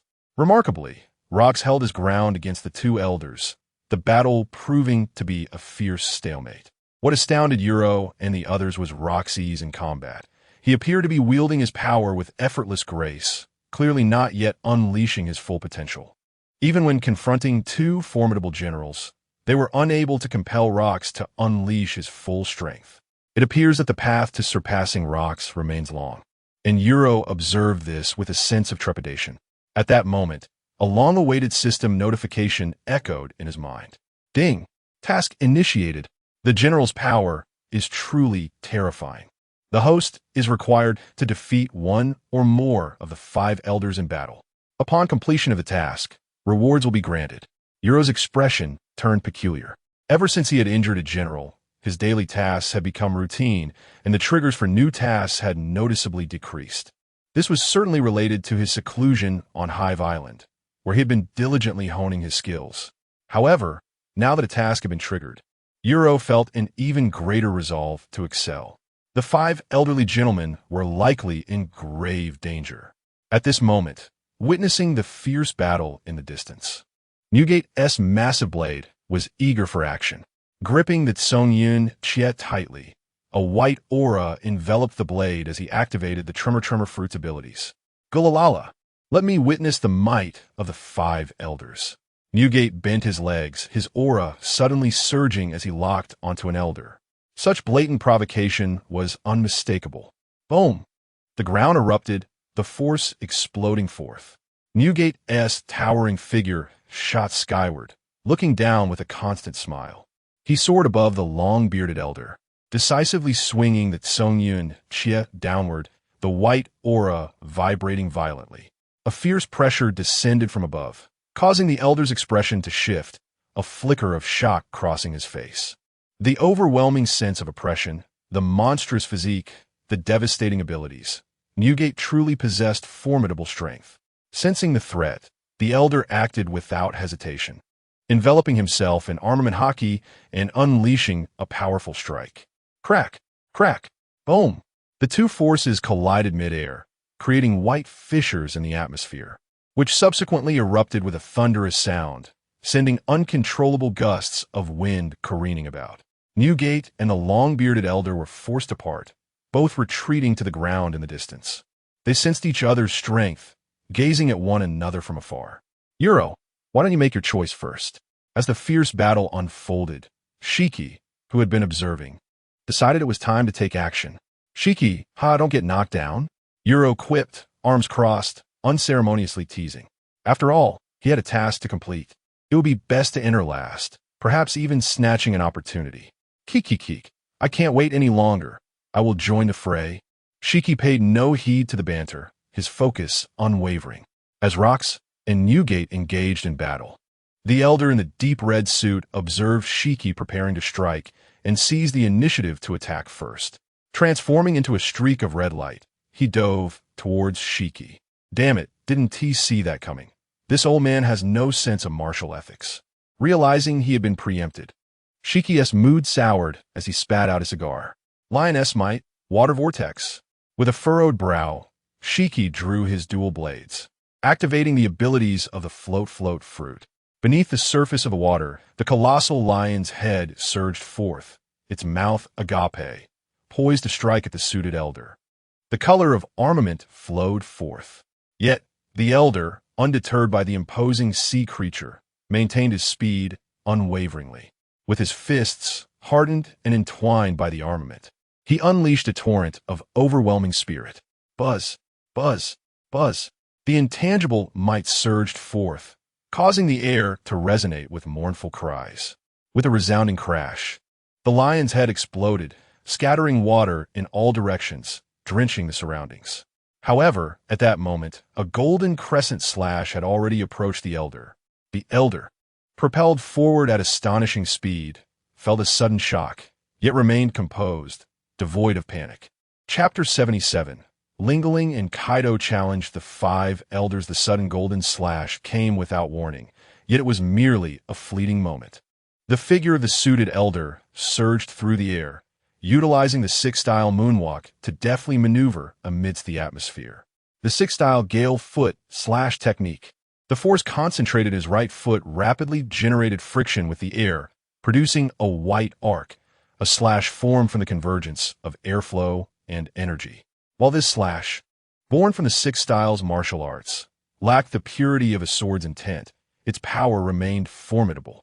The elder's right foot struck the golden slash, unleashing an unrelenting force that shattered it in an instant.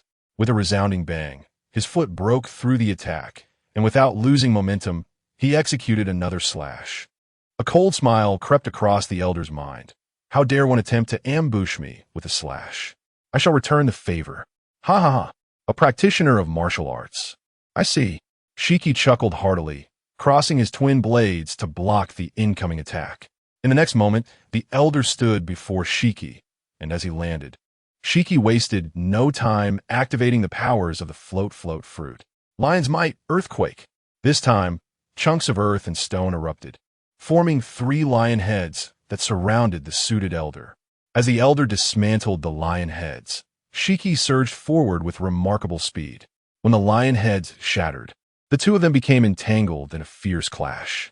Sword energy intertwined with formidable martial prowess, each attack infused with the aura of flowing cherry blossoms. Clang, clang, clang. The famed swords Sakura, Ten, and Deadwood collided with the elder's fists and feet, sparking flares of light. Amidst the back and forth of offense and defense, the surrounding air trembled, and the ground heaved, bearing the scars of destruction.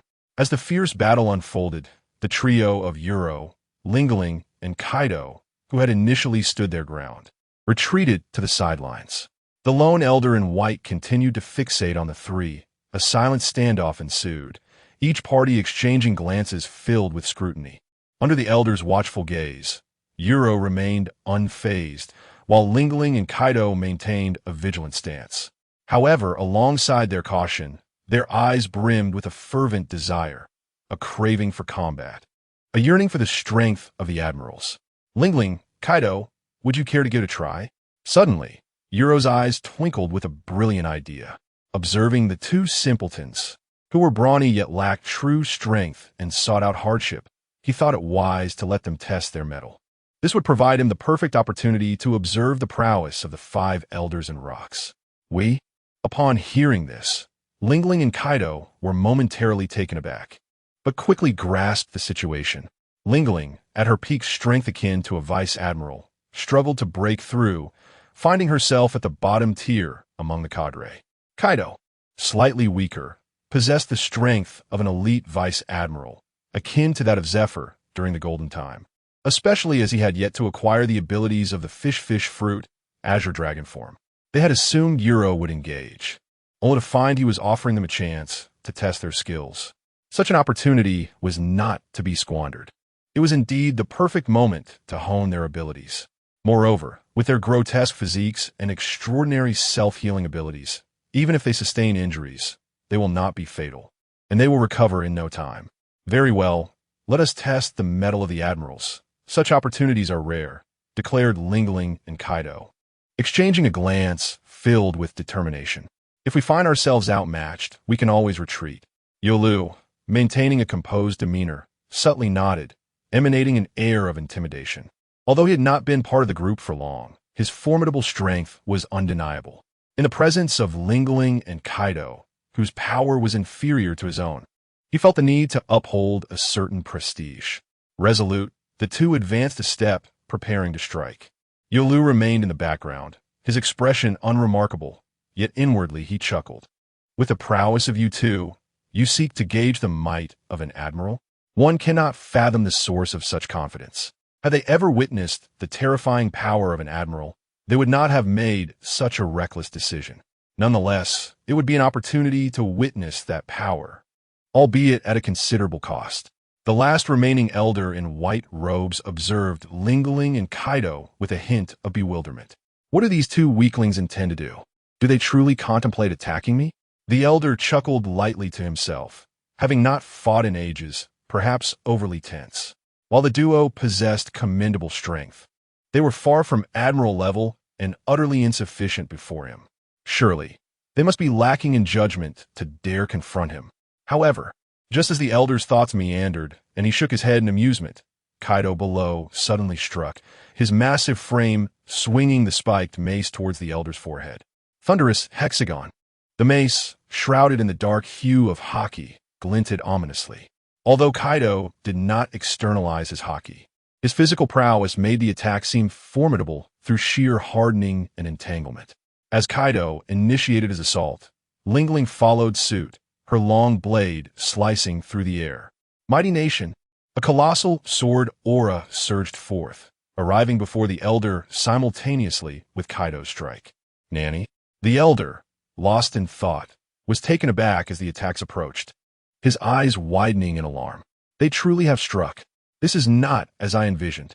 The reaction of an admiral is swift. He hastily externalized his Haki, barely managing to ward off the twin onslaughts. Yet, he was forced to retreat several steps, caught off guard and momentarily flustered. These two fools are courting death. Following the initial shock, an inferno of rage ignited within him. To be provoked by such inconsequential beings was akin to an affront to his dignity. Clearly, their judgment was impaired. In that case, I shall not hold back. Conversely, Kaido, having been repelled, returned to Lingling's side. They exchanged a knowing smile, their unspoken understanding evident.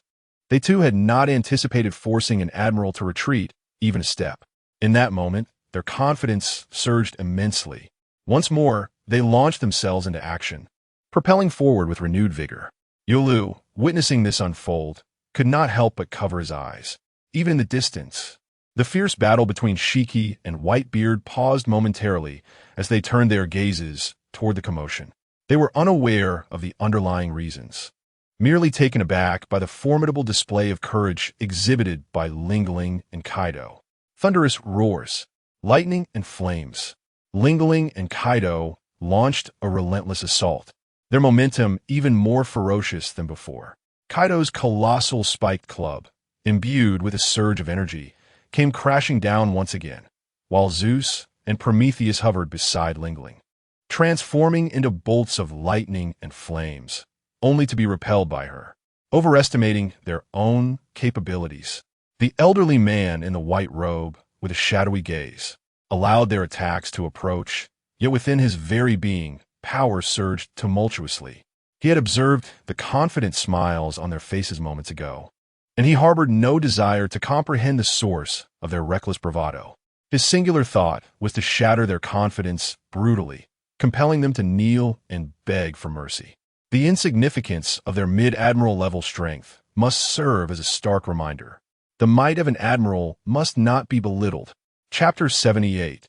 Ling and Kaido's disastrous defeat. Rokks suppresses the elder, the thunderous Bagua, and the fierce Thunderflame launched a dual assault upon the cheeks of the elder clad in white.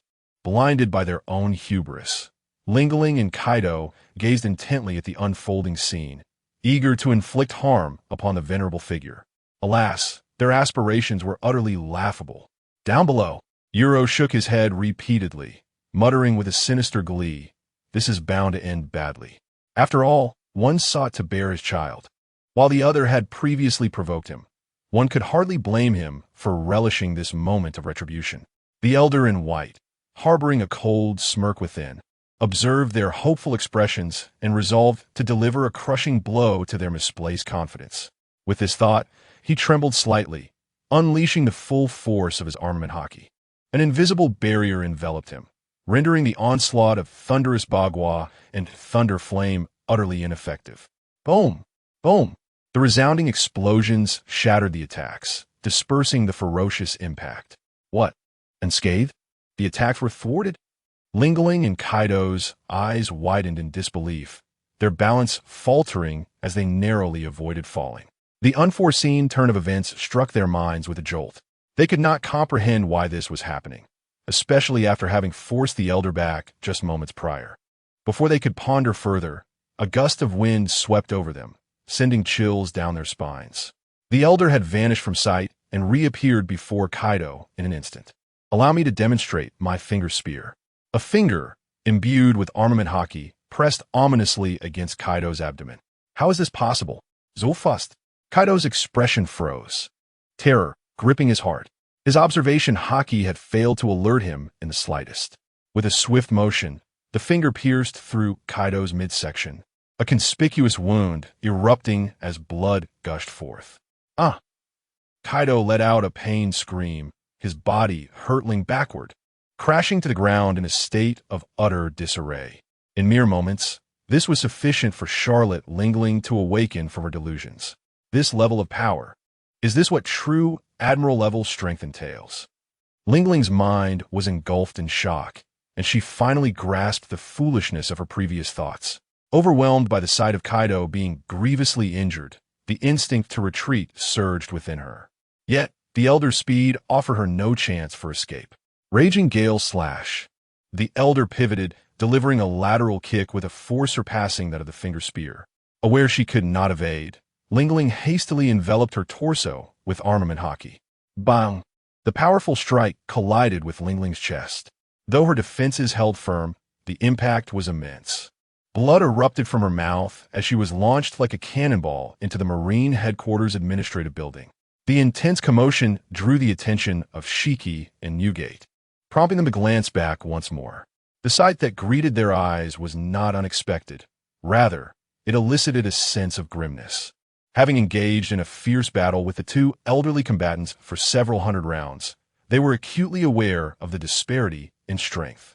Neither Ling nor Kaido were fools. They endured their wounds and returned to Yuro's side, fearing that the elder in white would strike again, an eventuality that could spell their doom. "How do you feel?" Yuro asked with a smirk, his expression ambiguous. "We're simply outmatched. The power of the elder in white is formidable, certainly on par with the admiral's. If he continues to attack, We may not withstand even 10 blows. Lingling and Kaido gasped for breath, clutching their bleeding wounds, their faces betraying a flicker of dread. You Luo chuckled softly, choosing silence, for he had already gauged the strength of the Elder in white and understood the capabilities of Shiki and Newgate in combat. Compared to Admiral Herman, their prowess was at least equal, if not superior. The remaining 2 elders, however, had never gained the upper hand against Rokks in their prolonged struggle, making it difficult to ascertain their true strength. At that moment, a loud roar echoed. Rokks, withstanding 2 opponents, you dare to lose focus. You Luo looked up just in time to see Rokks casting a glance in their direction. The irascible, golden-haired elder bellowed, seizing the opportunity alongside the bespectacled elder to unleash a flurry of ruthless attacks against Rokks. Lingling and Kaido, still somewhat weakened, had barely managed to exchange a single blow with the elder in white before succumbing to their injuries. Rokks, however, refocused his attention, and if Shiki and Newgate could still maintain their awareness, it was inconceivable for him to falter. Confronted with the relentless onslaught of the 2 elders, Rokks showed no leniency. His aura intensified, transforming into a fearsome and primal force akin to an ancient beast. He launched his counterattack, his figure vanishing from sight, evading the incoming strikes. In the next instant, he materialized above the golden-haired elder, his weapon poised to deliver a thunderous blow. Damn it! So fast the golden-haired elder cursed inwardly, realizing through his observation Haki that Rokks' speed was unparalleled. He summoned his armament Haki, enveloping his hands in a protective layer, crossing them to defend himself. A tremendous force descended, and the golden-haired elder found himself uncontrollably plummeting, only regaining his balance after a considerable drop. His arms trembled slightly, and shock was evident on his face. This guy has grown stronger. After such a prolonged battle, my arms are still not numb. The bespectacled elder's expression grew grave, his grip tightening around the hilt of his blade. As the golden-haired elder fell, he lunged forward to engage. Rokks' movements became increasingly ferocious, forcing the bespectacled elder to retreat step by step. It was evident that he could not withstand the onslaught alone. The golden-haired elder, shaking off his daze, joined the fray, but even their combined efforts could not gain the upper hand. Boom! Boom! Boom! The 3 forces intertwined, their armament Haki clashing violently, and the air was filled with the tumultuous sound of blades slashing through the atmosphere. The thick clouds above were swept away by the turbulent currents, and wherever the 3 battled, the surface of the sea and the ground erupted in chaos. The remaining elder in the white robe, upon witnessing this, was visibly perturbed. They harbored a profound apprehension towards Rokks, dispatching 2 elders to engage in combat. Their intent was not to vanquish him, but merely to maintain a stalemate. However, to their astonishment, Rokks' prowess proved so formidable that even the 2 elders were overwhelmed. This predicament was untenable, as prolonged resistance would inevitably lead to their downfall. Moreover, aside from Rokks, both Shiki and Newgate exhibited equally impressive might. The elder with the long beard and the one clad in a suit were embroiled in a battle of equal footing with them, leaving them unable to free themselves in the short term. Their hope rested on the elder's ability to deal with You Luo, thereby allowing them to unite against Rokks. Just moments ago, they were poised to act, only to be delayed by 2 feeble opponents. With a resonant metallic hum, the elder retrieved a renowned blade from within his robe. Chapter 79, The Manifestation of Sword Intent, shocking the audience at the same time. A formidable sword aura surged from the white-robed elder, imbuing him with an even more oppressive presence.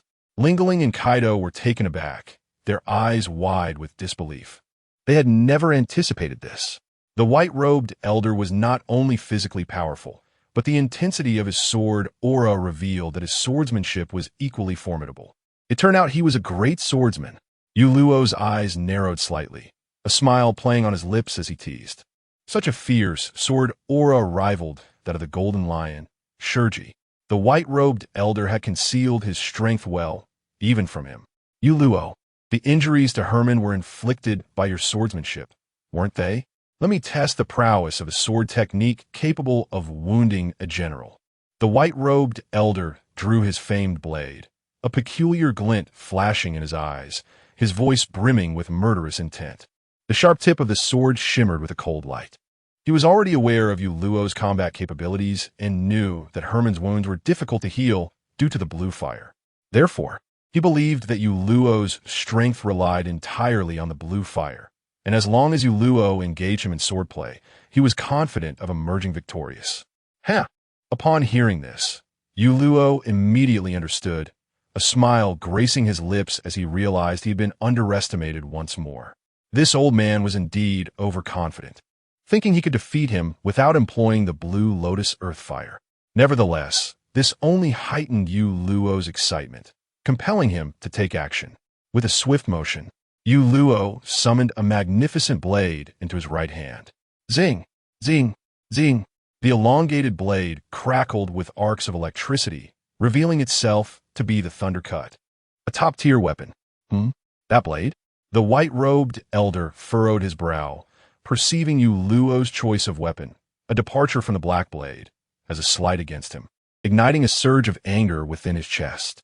One sword style, slash, he bellowed, unleashing a white sword energy with a swift swing of his famed blade. He then surged forward, following the trajectory of the sword aura toward You Luo. Childish trick, You Luo scoffed, finding the situation somewhat amusing. A slash was the hallmark of a swordsman, and for an elder of such stature to treat it as a unique sword style was laughable. He raised his hand, channeling arcs of electricity as his sword energy rocketed upward, effortlessly shattering the white-robed elder's slash. In the next moment, a sharp sword intent erupted from You Luo's being. This sword intent spread outward like the conqueror's Haki, parting the clouds above and leaving marks upon the ground.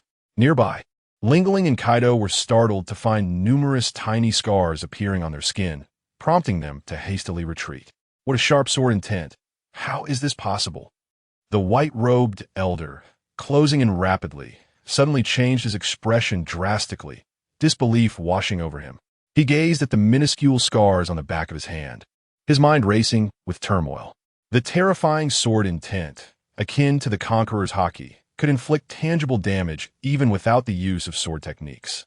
Though it may not directly signify the strength of one's swordsmanship, this innate will alone was enough to instill fear in others.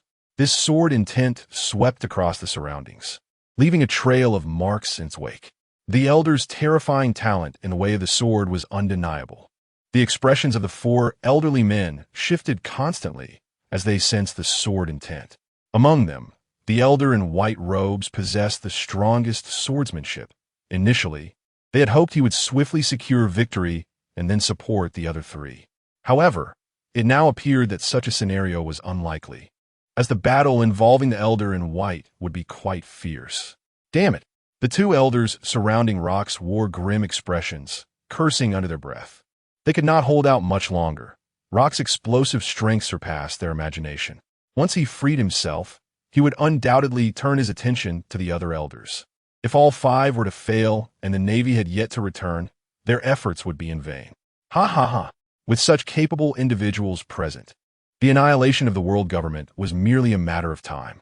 Rokks openly displayed his ambitions before the two elders, laughing with glee.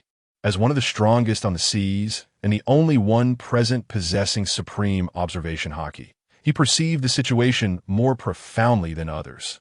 Although Yuro's sword intent was formidable, it was still insufficient to deliver a substantial attack. Throughout the history of the sea, only a handful had achieved such a feat. The transformation of sword intent into a tangible form was intertwined with the technique of Conqueror-S Haki. It seemed that the young Yuro had mastered the art of Conqueror-S Haki, which brought both satisfaction and slight surprise to Rokks. On the other side, Shiki Newgate, the elder with a long beard, and the suited elder displayed markedly different attitudes. The two elders looked extremely grim, fully aware that any formidable strength present was detrimental to their interests. Gulalala, old man, you seem distracted, Newgate remarked, still wary of the elder with the long beard. Noticing him glance at Yuro, Newgate seized the opportunity, executing a downward slash with his sword, forcing the long-bearded elder to hastily block. Kiki, Yuro is impressive, Shiki exclaimed, momentarily startled before regaining his composure. He thought to himself that he would earnestly seek Yuro's guidance upon their return. The manifestation of sword intent was the coveted realm of all great swordsmen, yet few ever attained it. Now that individual stood beside him. Perhaps he too could reach such heights. With the battle now underway, Yuro would not hold back. Amidst the astonishment of the onlookers, Yuro engaged the elder in fierce combat. "Allow me to demonstrate the true art of the sword," he proclaimed. Thousand Cuts Valley. Yuro unleashed Shiki's signature sword technique, unleashing a torrent of lightning-infused sword energy that enveloped the elder in white, cutting off his escape route. The elder brandished his renowned blade in a frantic dance, launching numerous slashes while retreating incessantly. Bang, bang, bang. The clash of sword energies erupted, filling the air with thunderous sounds as a rain of sword energy descended upon them. Yuro activated his technique, transforming into a flash of lightning that pierced through the storm of sword energy in pursuit of the elder in white. If the elder escaped, Yuro would have no one left to contend with. In the blink of an eye, the lightning struck the tip of the thunder cut aimed directly at the elder's chest. The elder, lying low, swept his renowned blade upward. Clang! The two blades met, the sound of metal ringing out as sharp sword energy erupted forth. The thunder cut was deflected, and Yuro's arms danced wildly. The cold gleam of sword energy mingled with electric arcs, slicing through the air with precision. The elderly man in a white robe adjusted his posture, his expression serious yet composed. Clang! Clang! Clang! Despite continually retreating, each sword strike he unleashed successfully parried the incoming lightning blade. The two engaged in a fierce contest on the ground, leaving a trail of cracked earth in their wake. This Yuro, with his close combat swordsmanship, proved to be remarkably formidable. The elderly man's gaze grew grave as he seized the opportunity to evade. Yuro, being young and vigorous, would exhaust the old man if this continued. Extreme tiger hunt. Yuro furrowed his brow, denying the elderly man even a moment's respite. Chapter 80. Yuro's battle against the white-robed elder with a fierce and sharp sword aura materializing. A colossal, thunderous tiger formed from sword energy appeared in the sky, exuding an awe-inspiring and majestic presence. Roar! The thunderous tiger let out a deafening roar, lunging towards the white-robed elder. The elder's gaze sharpened, sensing the formidable sharpness emanating from the tiger's fangs. Your swordsmanship is indeed formidable, but do not underestimate me. The elder gently caressed the blade, elevating his sword intent to new heights. His true purpose was akin to Yuro's earlier aspirations, to gauge the strength of his opponent. After all, Yuro's sword intent was substantial, compelling him to exercise utmost caution as the outcome of this battle hinged upon him. One sword style, shadow slash. A soft chant escaped his lips as the blade's light flickered swiftly. The elder remained rooted in place, yet the sword energy had already severed the thunderous tiger in two, dissipating into the air in an instant. The shadow slash's sword energy consumed little, maintaining an unparalleled speed that seemed to tear through the fabric of space, directly targeting Yuro. Oh, quite intriguing, Yuro mused, raising an eyebrow in surprise at the shadow slash, which piqued his interest. However, he soon regained his composure, realizing that the white-robed elder was indeed exerting considerable effort to defeat him. Despite possessing such strength, the elder feigned retreat to test Yuro's capabilities. How futile, Yuro thought disdainfully. The strength I exhibit is merely for your observation. Gripping the Raikiri with his right hand, he turned the blade upward. The overwhelming aura of Sakura surged through the blade, transforming into an invisible shockwave, akin to an air cannon, erupting forth. In an instant, a massive vortex of air coalesced before Yuro, propelled by the Sakura. The momentum of the Sakura, bolstered by the air vortex, matched the speed of the shadow slash. With a thunderous crash, the sword energy collided with the overwhelming aura, resonating throughout the heavens and earth, creating a tumultuous chaos that shattered the ground beneath them. Both Yuro and the white-robed elder swiftly retreated, creating distance between them. Ha ha, that shadow slash is impressive. Do you have any other techniques to showcase? Yuro flexed his wrist, his eyes gleaming with anticipation. He noted that the elder's swordsmanship bore a distinct quality. The earlier shadow slash, while rapid and sharp, lacked the overwhelming force he expected. You Luo's keen perception reminded him of his own drawing technique, revealing a remarkable similarity. Arrogant. The white-robed elder snorted coldly, his expression darkening as he felt You Luo's condescension. Rather than attacking immediately, he fixated on You Luo, his gaze flickering incessantly.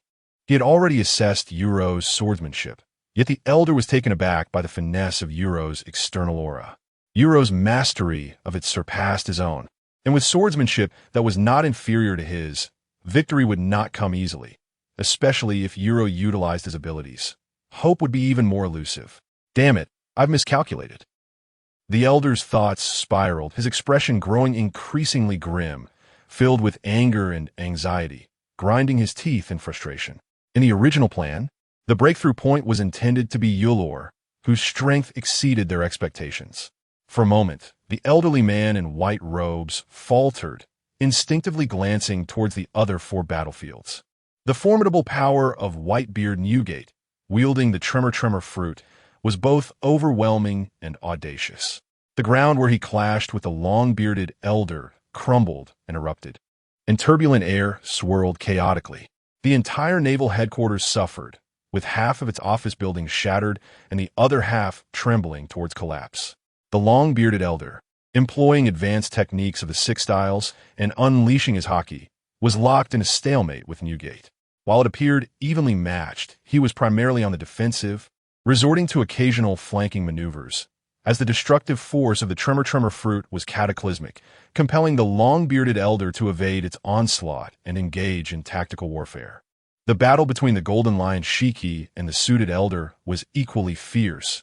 Haki's swordsmanship and the abilities of the float fruit were not as overwhelming as Newgate's. The suited elder, undeterred, fought Haki in a deadlock. Their figures darted through the air, constantly shifting battlefields, disrupting the surrounding airflow. The blades of Sakura 10 and the armed Haki-infused fists clashed incessantly. Sword energy surged forth, Haki radiated, and powerful forces erupted, creating a cacophony of impacts that left the clouds in tatters and the sea in tumult. The earth lion and water lion occasionally roared in the skies, only to be swiftly silenced. While Haki and the suited elder were evenly matched in their offensive, Haki's agility, bolstered by the float fruit, gave him an edge. The suited elder's moonwalk was relatively less nimble, as if he were being led by Haki's maneuvering. Most critically, over at Rokks' side, he had gained a definitive advantage after enhancing his strength. In terms of physical prowess, Haki, or swordsmanship, his heightened abilities had overwhelmed the golden-haired elder and the bespectacled elder, who were struggling to maintain their ground and were forced into a retreat. At this rate, they faced inevitable defeat, either through being vanquished or exhausting their stamina. Unbeknownst to all, the battle between the pirate crew and the CP organization members was also nearing its conclusion. Despite being outnumbered, the CP members lacked elite combat prowess. Under the leadership of various captains, the pirates were swiftly dispatching their foes. The elderly man in white robes bore a grim expression. Their side, representing the world government, was undeniably at a disadvantage. Suddenly, he caught sight of Lingling and Kaido observing from a distance. Realizing that the Rokks pirates still had 2 members who had yet to engage, though not on par with the admirals, their strength positioned them as formidable opponents beneath that tier. The strongest guards of CP0, the humanoid weapons from the scientific department, were arriving far too slowly. The elderly man in white gritted his teeth, bloodshot eyes filled with fury, unable to restrain his curses. In truth, they were already on their way. But the current situation made every second feel like an eternity for the elderly man. His eyelids drooped, his voice became hoarse and deep, and his demeanor turned increasingly menacing. Resembling a ruthless villain, he summoned all his strength, his internal energy reaching its utmost limits. His gaze filled with an intense fury as he fixated on You Luo. The current situation was far from optimistic, prompting the elder in white robes to take a desperate gamble, believing that perhaps there was still a glimmer of hope. The elder's aura soared to the heavens, intertwined with a fierce sword intent and the overwhelming presence of Conqueror's Haki. The ground around him crackled with red arcs of energy, violently upheaving the earth. High-level Conqueror's Haki. As the observation Haki sensed the Elder's change in aura, You Luo's expression sharpened, heightening his vigilance in response to this formidable presence. As one of the 5 elders of the world government, the supreme authority in the realm, he was undeniably a king in his own right. The ability to awaken Conqueror's Haki was entirely within the realm of expectation, and You Luo felt no surprise at this revelation. Chapter 81. The Duel of Sword Chi. Shocking the heavens and the earth alongside the 4 venerable elders, including the marshal and 3 admirals of the Navy headquarters, who were affiliated with the world government. It is highly likely that many among them possess the formidable Conqueror's Haki. However, unlike the reckless pirates, their Conqueror's Haki seldom manifests, bound by the presence of the Master of the Void Throne. After all, the so-called royal qualification of Conqueror's Haki is considered a blasphemy to the kings of this world. Yet, what does high-level Conqueror's Haki matter when compared to mine? A cold smile curled at the corners of You Luo's lips. In the next moment, an overwhelming force suddenly engulfed the entire arena. You Luo stood firm, his garments billowing like a flag, as a jet-black current surged towards the crimson Conqueror's Haki of the Elder in white robes. The black energy spread expansively, shrouding Marineford in darkness. Nearby, the pirates, having vanquished their foes, were drawn to the commotion. This is You Luo's Conqueror's Haki, and that old man, too, possesses Conqueror's Haki. The pressure is suffocating. The pirates were left in utter shock, overwhelmed by the terrifying aura that left many crew members gasping for breath. "You cannot withstand this. Retreat at once," shouted a veteran captain, braving the pressure. Boom! The 2 Conquerors' Haki clashed, the black aura remaining steadfast like a mountain, while the ferocious red aura was momentarily halted. Crackle! Where the Haki intertwined, red and black lightning danced, and under the immense pressure of the 2 energies, the ground cracked and collapsed, forming a chasm that split Crescent Moon Square in 2. The clouds above parted, rolling upwards to create a celestial canyon. One sword style, Shadow Slash. The Elder in white roared, his blade enveloped in armament Haki, transforming into a blur as he charged towards You Luo. With relentless strikes, he unleashed a barrage of slashes aimed at You Luo. Simultaneously, You Luo refused to lag behind, soaring upwards like a bolt of lightning. Thousand Cuts Valley, the Thunder Slash, crackling with black lightning and enveloped in armament Haki, was wielded by You Luo as a multitude of sword chi surged forth, colliding fiercely with the Shadow Slash. Bang! Bang! Bang! The continuous explosions resounded throughout Marineford, as the scattered slashes transformed into fine sword chi. The ground and walls bore the scars of their passage, marked with lingering sword chi that refused to dissipate. Whoosh! Whoosh! The sound of slicing wind echoed as You Luo and the Elder in white clashed their blades above the chasm. Clang! The blades met, and the world dimmed as the air surged and expanded in all directions. Old man, not bad at all," You Luo remarked, unable to suppress his teasing tone as he gazed at the Elder in white, now within arm's reach. In contrast, the Elder's eyes blazed with intensity, a fusion of murderous intent and sword intent swirling within. A low, thunderous roar escaped him as he was determined to defeat You Luo. The Elder's renowned blade hummed, and the sword intent surged violently as an abundance of sword chi brewed upon the blade. In an instant, a dominating situation emerged. And faced with an endless barrage of sword energy, Lei Xie could not help but tremble. The electric sword energy of You Luo was gradually being extinguished by the sword energy of the old man in white robes. A self-inflicted hardship, You Luo sneered, recognizing the old fellow before him as quite tenacious. The old man's sword intent and Conqueror's Haki were inferior to You Luo's, yet he sought to suppress him with sword energy. In such close quarters, a sudden outburst of sword energy could easily be self-destructive. However, since he had chosen this path, You Luo decided to engage the old man in a little game. Let this old coot understand that even without the blue lotus earth fire, His swordsmanship was not something he could overcome. With a flicker of thought, You Luo's electric light suddenly blazed, and under the impetus of his sword intent, streams of sword energy surged forth relentlessly. The two remained suspended in the air, sparing no effort, continuously unleashing their sword energies. Gradually, the accumulating sword energy swirled around them, creating a breathtaking spectacle. At that moment, a force generated between the dual blades forcibly pushed You Luo and the old man in white back by 2 steps. The sound of sword singing resonated, piercing through the minds of both You Luo and the old man, causing their eardrums to ache. This surge of energy transformed into a vortex of sword energy, swirling between the dual blades and quickly expanding to a size of over 10 meters. The razor-sharp sword energy radiated towards Mal and Fando, while those engaged in battle at a distance felt a chilling aura wash over them.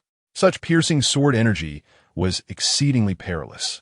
The long-bearded elder, who was battling against Newgate, was greatly intimidated by this sword energy, casting worried glances at the old man in white at the vortex's center, unable to shake off his concern.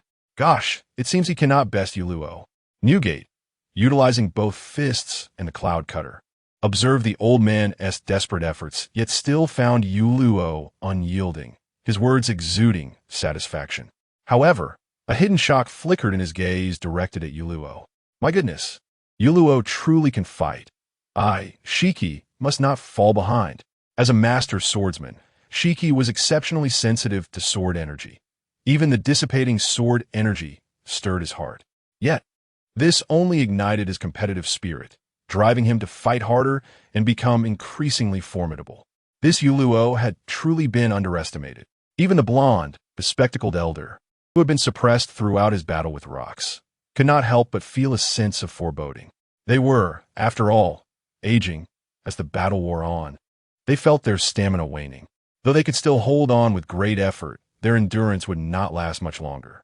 They had originally hoped for the old man in white to quickly extricate himself and come to their aid. Yet You Luo's strength far surpassed their expectations. 2 old fellows, still daring to lose focus.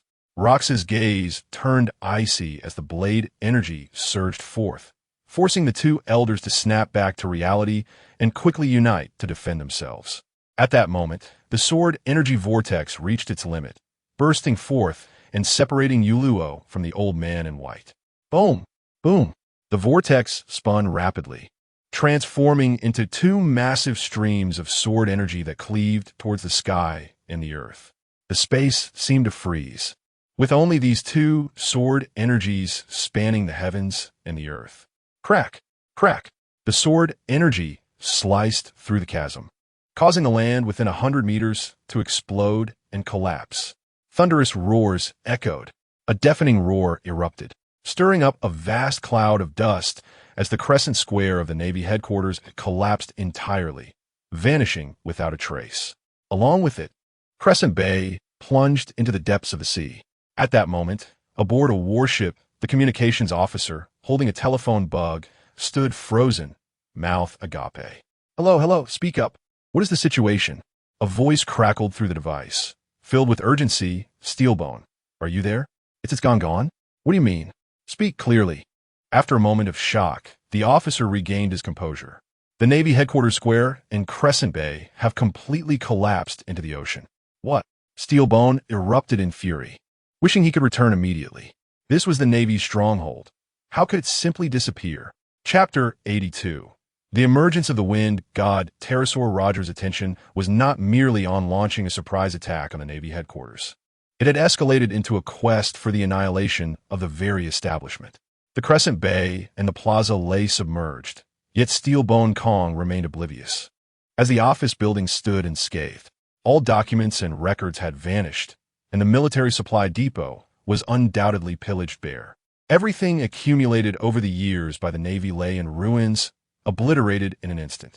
Steelbone Kong clenched his fists, his joints cracking, a profound sense of anguish piercing his heart as he, the marshal, felt the weight of loss. Perhaps the Navy's combat strength remained intact, but the infrastructure and operational conditions had regressed to a state reminiscent of liberation days. Sengoku, Garp, Zifa, and Crane wore expressions of rage and indignation. Their sense of justice ignited with fervor. The audacity of the Rokks pirates was beyond comprehension.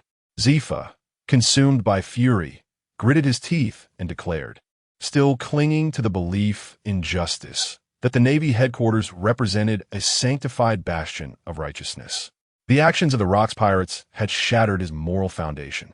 Having endured 2 setbacks, the Navy intended to launch a full-scale offensive to probe the Rokks pirates and simultaneously restore their reputation.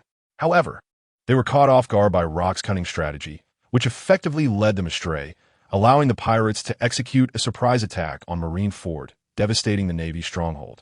Even if they succeeded in eliminating Rokks, the losses at headquarters would be catastrophic, rendering operations exceedingly challenging in the short term. Such a travesty could not be tolerated. They were determined to reclaim their honor by capturing Rokks and his crew. Garp, suppressing his outrage, vowed with unwavering resolve, fully committed to the cause. Conversely, the 3 admirals, while equally incensed, harbored a tinge of personal grievance. That wretched Rokks had squandered their retirement savings, their cherished assets now in jeopardy, though they maintained a facade of composure. Internally, they simmered with grief and anger, cursing Rokks vehemently. Unbeknownst to them, the treasures they had safeguarded for years had all found their way into Yuru's possession. Sengoku and Crane remained silent, at a loss for words in the face of the current predicament. The Grand Fleet raced at full speed, hoping against hope that headquarters could endure until their return. What is the situation on the battlefield? Style bon con, regagnant composure, inquired anxieusly. As his words fell, the gathered crowd shuddered, awakening to the realization that the state of the ongoing battle was far more critical than the losses at headquarters. The 5 elders had personally intervened, with 2 of them confronting the Golden Lion Haki and the Whitebeard Newgate. Rokks found himself besieged by the 2 elders, who were barely managing to hold their ground. The final elder was at a stalemate against Yuru, locked in a tense standoff. The extensive collapse earlier had been a result of the uncontrolled sword energy unleashed by the elder and Yuru. The tone of the communicator revealed a sense of shock, the voice trembling as it conveyed the news. What? Is it true? The attendees were taken aback, their faces etched with disbelief. Had the Rokks pirates cadre truly evolved to such formidable heights? The Navy has allocated substantial resources for the clandestine training of the 3 warriors during the Warring States period, culminating in their readiness for this military expedition, where they have attained the prowess of generals. Were it merely Euro, they might have accepted it. But the fact that Haki and Newgate have also reached such formidable strength is astonishing. How have they managed to cultivate their abilities so rapidly? Steelbones Kong turned to the 3 admirals, his gaze imbued with inquiry. The admirals exchanged glances, their eyes flickering slightly, and silently shook their heads. Cursed be this situation. The 5 elders cannot sustain themselves for much longer, Steelbones Kong muttered under his breath, his expression as dark as water, while the others furrowed their brows in contemplation of a strategy. Currently, Euro, Haki, and Newgate are on par with the 3 elders. However, the 2 elders engaged in battle with Rokks have begun to retreat steadily. Defeat is merely a matter of time. The current pace has already reached the maximum capacity of the warships. Even so, it would take half a day to return to the Navy headquarters. Zifa spoke in a low voice, articulating the pressing issue. The group fell silent, pondering. At this rate, by the time they return, it will be too late. At that moment, Sengoku contemplated. Rokks flew over, so why can't they? Marshal Kong, I have a solution. Sengoku exclaimed suddenly, lifting his head. Speak quickly. Stede Bunskong, well aware of Sengoku's wisdom, urged.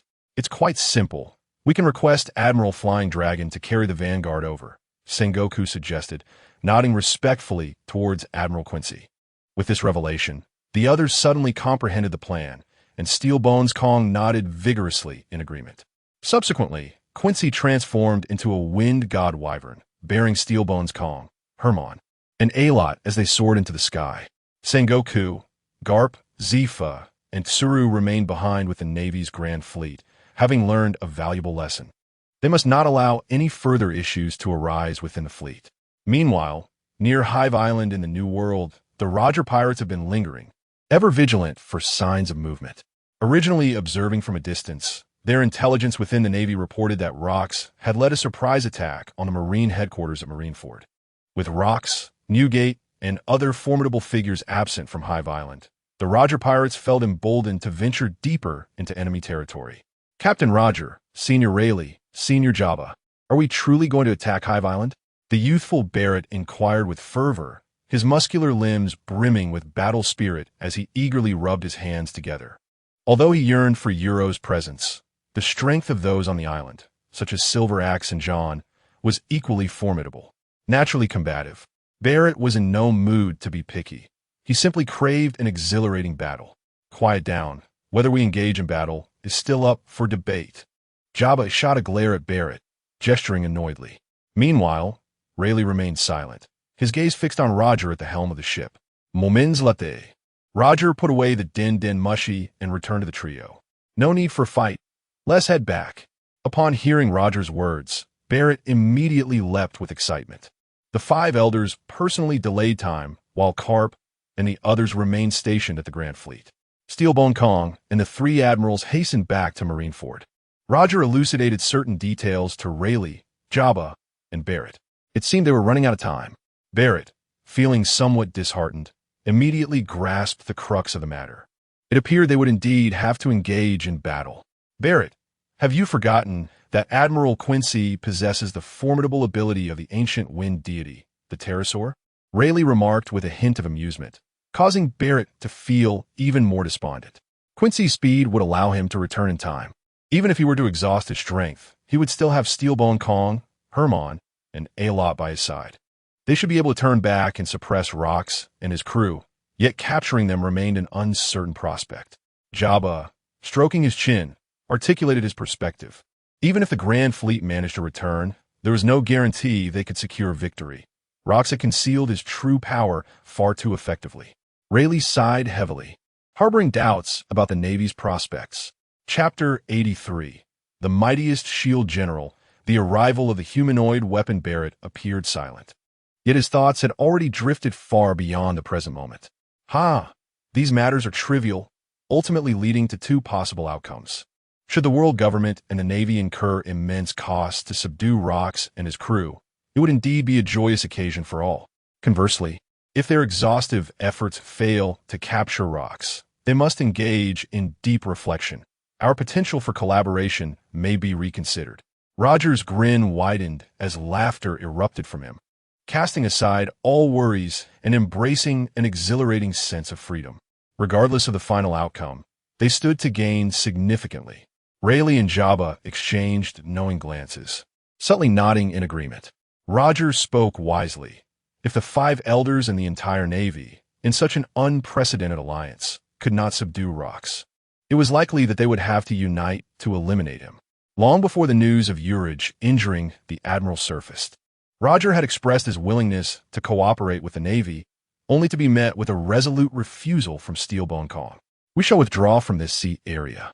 Since we will not engage Hive Island, let us turn our attention elsewhere.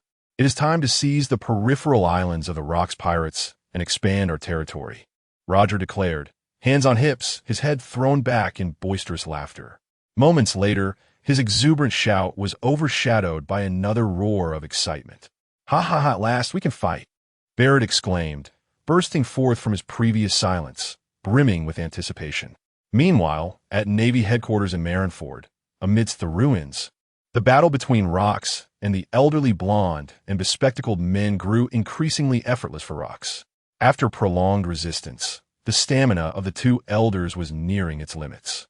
In their weakened state, Rokks' relentless assaults could no longer be fully countered, and wounds began to mar their bodies. How much longer can you 2 hold out? Rokks continued his onslaught, a cold smirk gracing his face. The 2 elderly men were nearing their breaking point. Had they not been concealing their true strength, they would have already fallen beneath his blade. The blonde and bespectacled elder gritted their teeth in silence, desperately fending off the attacks. The incessant sound of footsteps echoed as they were forced to retreat, droplets of blood falling from the air. The other 3 elders, witnessing their allies in peril, were filled with impotent rage. Entangled in combat with Haki, and Whitebeard, they found themselves unable to extricate themselves from the fray. As the blonde and bespectacled elders faltered in their defense, they perceived Rokks' blade becoming increasingly swift. Just as the blade was about to descend, a warship suddenly emerged on the distant horizon. Boom! A rush of wind heralded the arrival of the vessel, as a white streak surged forth towards the shore. In an instant, this white trajectory interposed itself before Rokks' blade, propelling the two elders away. A middle-aged man clad in a white suit and long robe appeared, his expression grave as he faced Rokks. With a resounding clash, his armored fists met the sharp edge of the blade, the force of the impact reverberating through him, sending the man stumbling back to the side of the blonde and bespectacled elders. The two individuals are meditating with closed eyes, their stamina dwindling under the relentless assault of Rokks. Seizing this moment, they invoke the sixth form secret technique, life restoration, swiftly rejuvenating their energy. Without this, the man in white would be utterly incapable of enduring Rokks' onslaught. Oh, a general's combat prowess from CP0? Rokks scoffs, a cold smile curling at the corner of his mouth, his domineering presence unmistakable. 3 generals' level of strength might pose a challenge, yet those two old men have seen a decline in their power, no longer at their peak. Should a battle ensue, Rokks remains confident that he would not falter against the trio. Rokks, you speak with such arrogance. Together, we 3 shall surely bring you down. The golden-haired elder and the bespectacled elder, having regained considerable stamina, rise with smirks. The man in white stands alongside them, their formidable auras intertwining in a powerful amalgamation. Prepare yourselves. The 3, eyes ablaze with fury, shout in unison as they charge at Rokks. Ah, here they come, splendid. The hearts of the 3 elders engaged in battle ease. With the addition of the man in white, while they may not guarantee Rokks' defeat, they at least possess the means to contend with him. They need not face him as they did before, retreating helplessly under his might, teetering on the brink of life and death. Conversely, You Luo, Haki, and Newgate exhibit starkly different reactions. The strongest shield, CP0, indeed boasts general-level strength. You Luo and the elder in white clash blades, momentarily parting before exchanging glances with raised brows. Having encountered numerous formidable generals before, this is their first encounter with CP0, yet one can surmise that their title of the strongest is well-earned.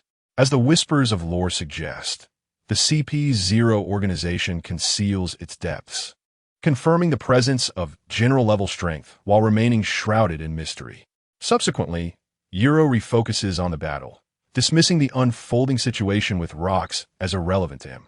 3 general strength alone cannot threaten Rokks. At least from You Luo's perspective, Rokks is yet to unleash his full potential, with his Haki and Conqueror's Haki still unutilized.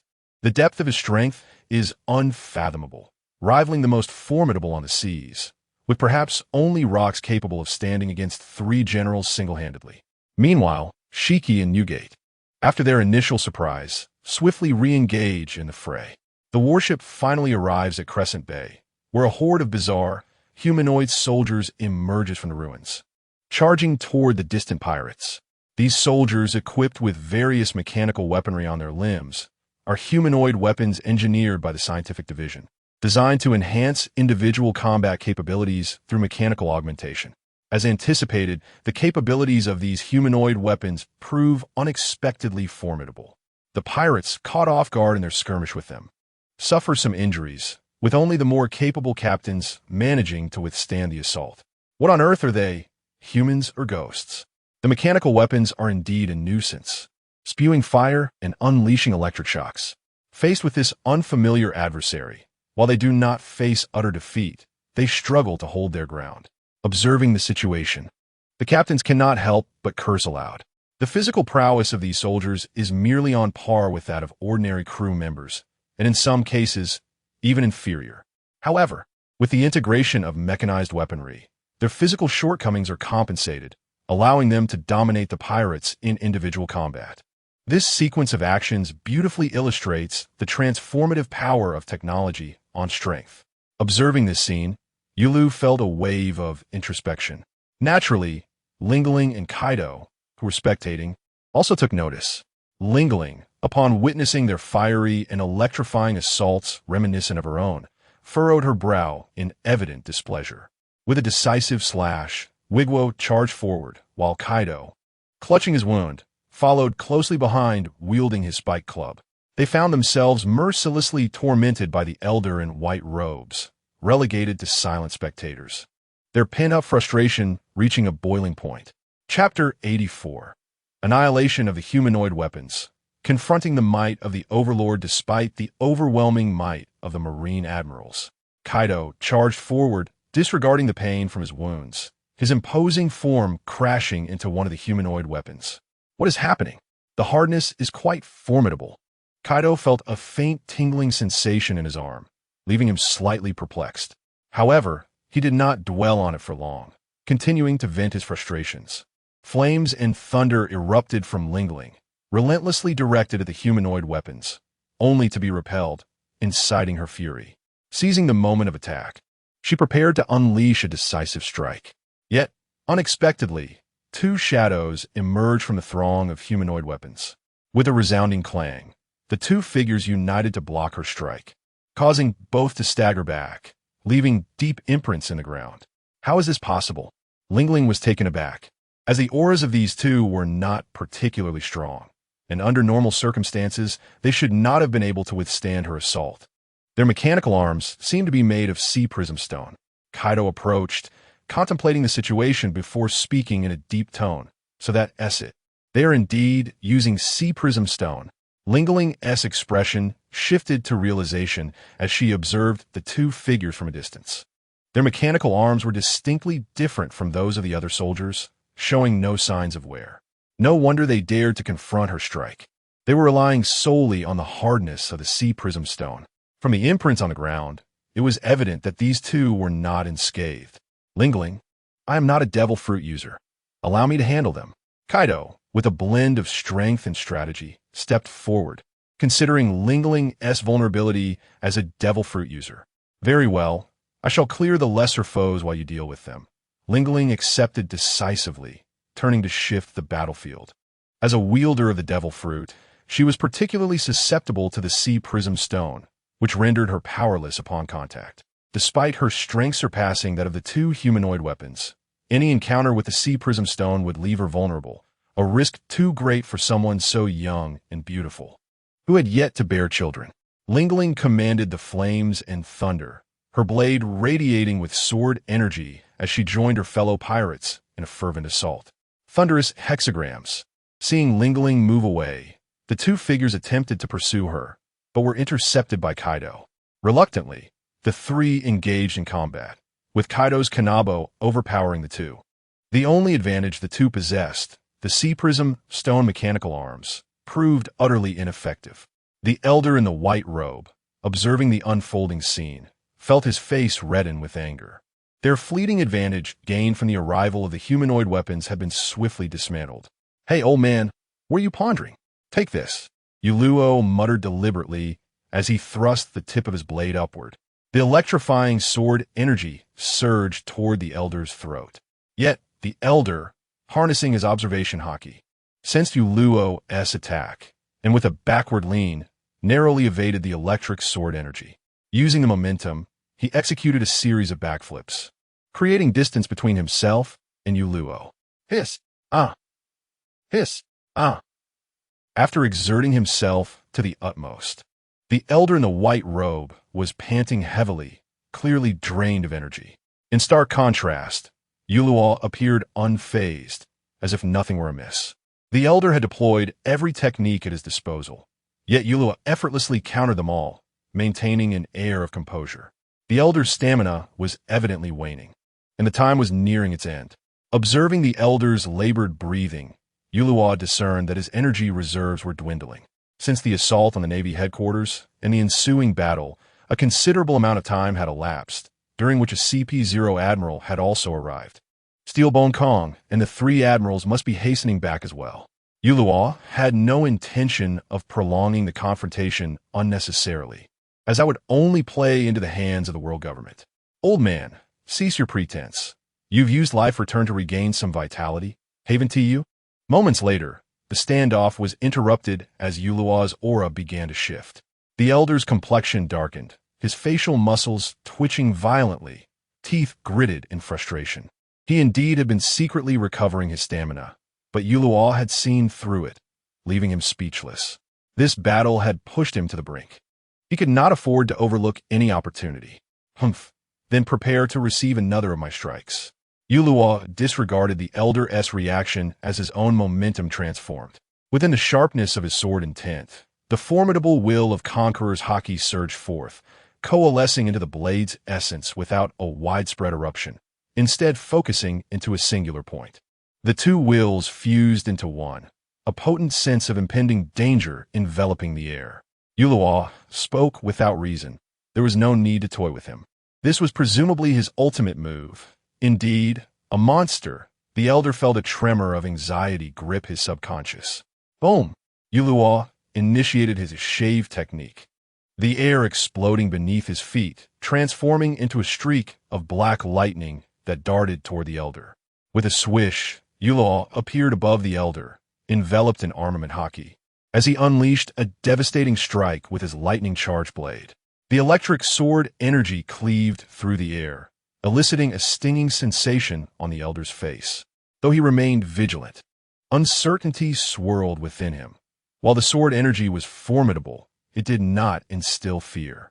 Could it be that You Luo was merely bluffing? As his thoughts raced, the elder charged forward, unleashing his overwhelming aura and swordsmanship to their utmost potential. In the air, turbulent currents clashed. White sword energy and black lightning sword energy converging from above and below. Just then, a cold chuckle resonated, a smirk gracing You Luo's lips.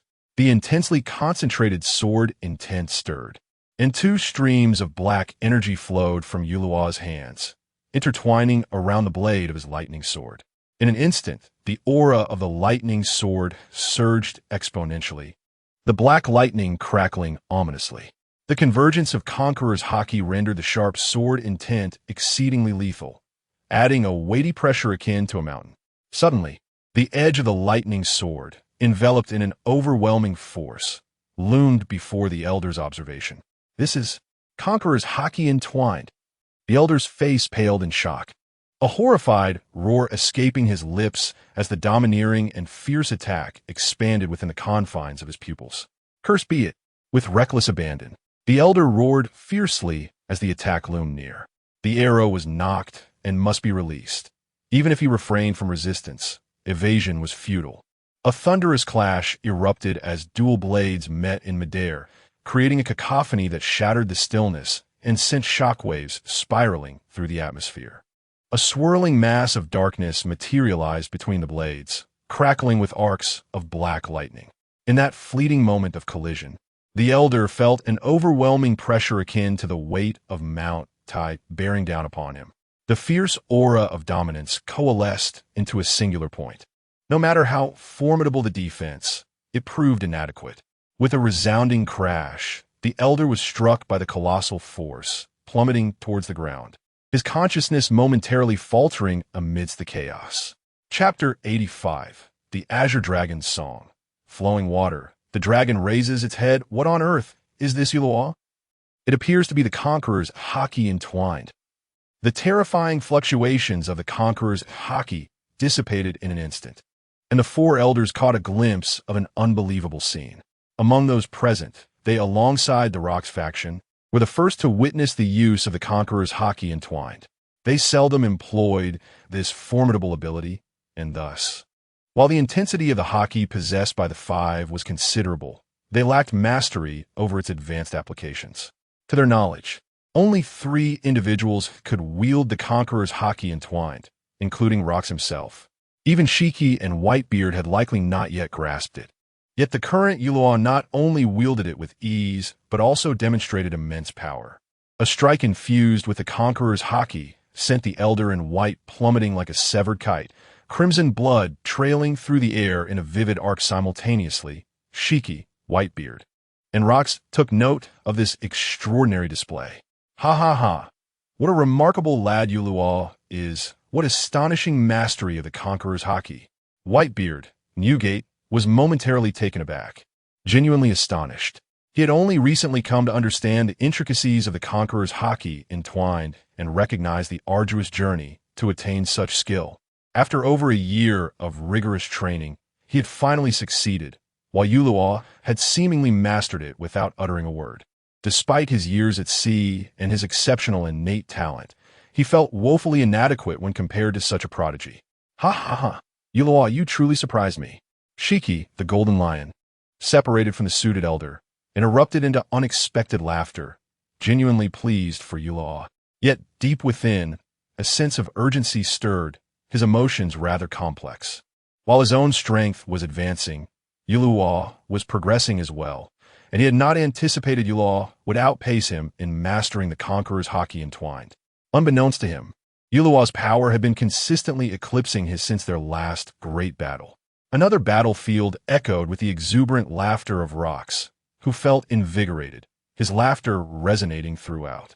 He unleashed the flowing cherry blossom Haki, amplifying his already formidable presence.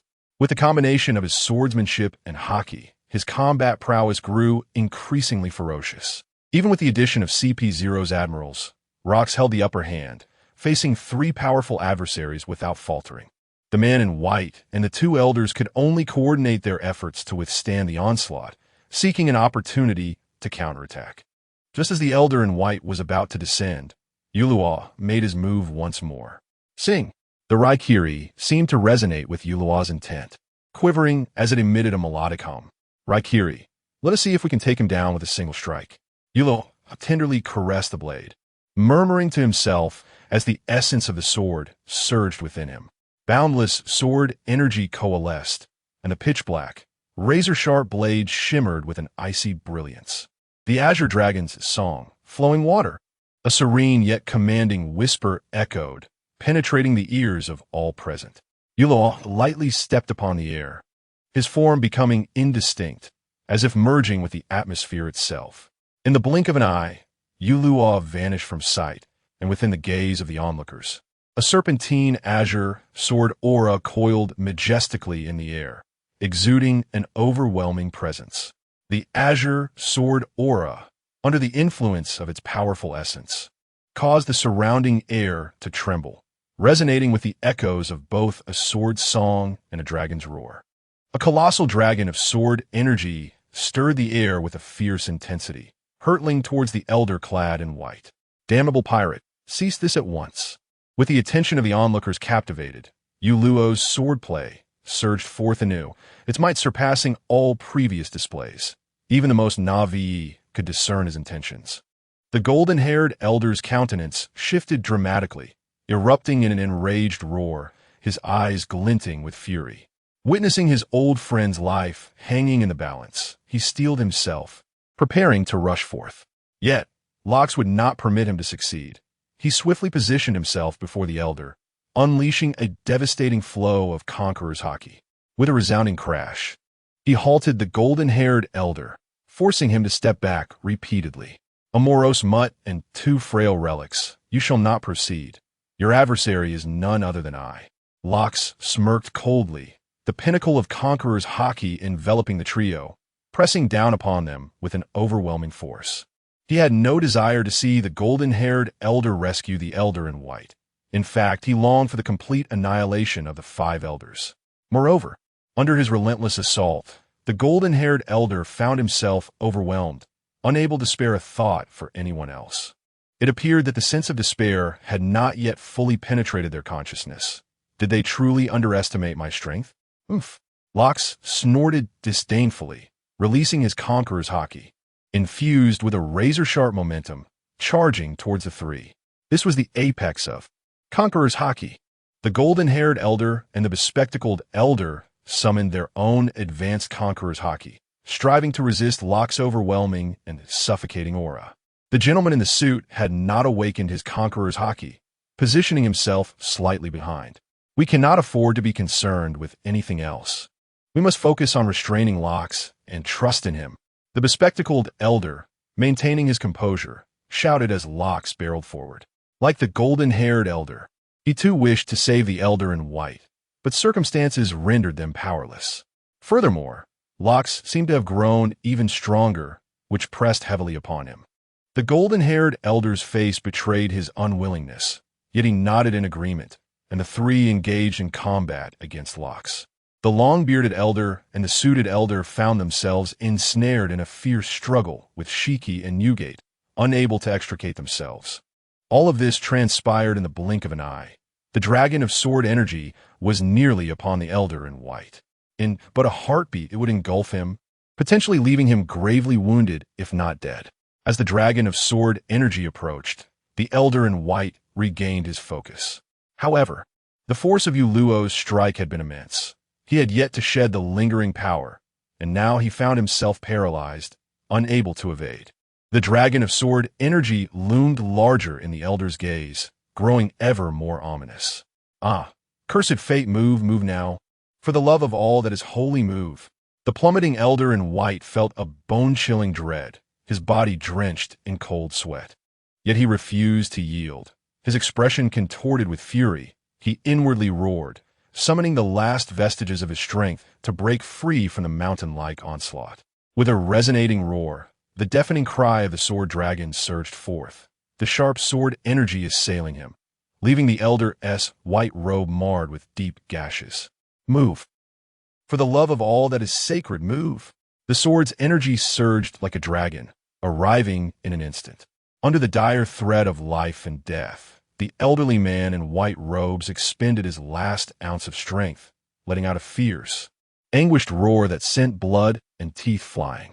In a critical moment, a sharp crack echoed, reminiscent of shackles shattering, as control of his body returned to him, granting him a sense of rebirth. Summoning his final reserves of energy, he stepped forward with a moonlit stride, propelling himself upward just in time to narrowly evade the oncoming sword energy. Ha ha! I have escaped. The old man, disheveled and exhausted, let out a hoarse, manic laugh, his voice tinged with a hint of madness. Having lived to such an age, he had never encountered a situation so dire, his heart racing as if death itself had descended upon him, leaving him in a state of lingering dread. The other four elders, vigilant in their concern for their friend, sighed in relief upon seeing him unharmed. However, at that moment, a resounding chant broke through the air, accompanied by the voice of You Luo. This ends now.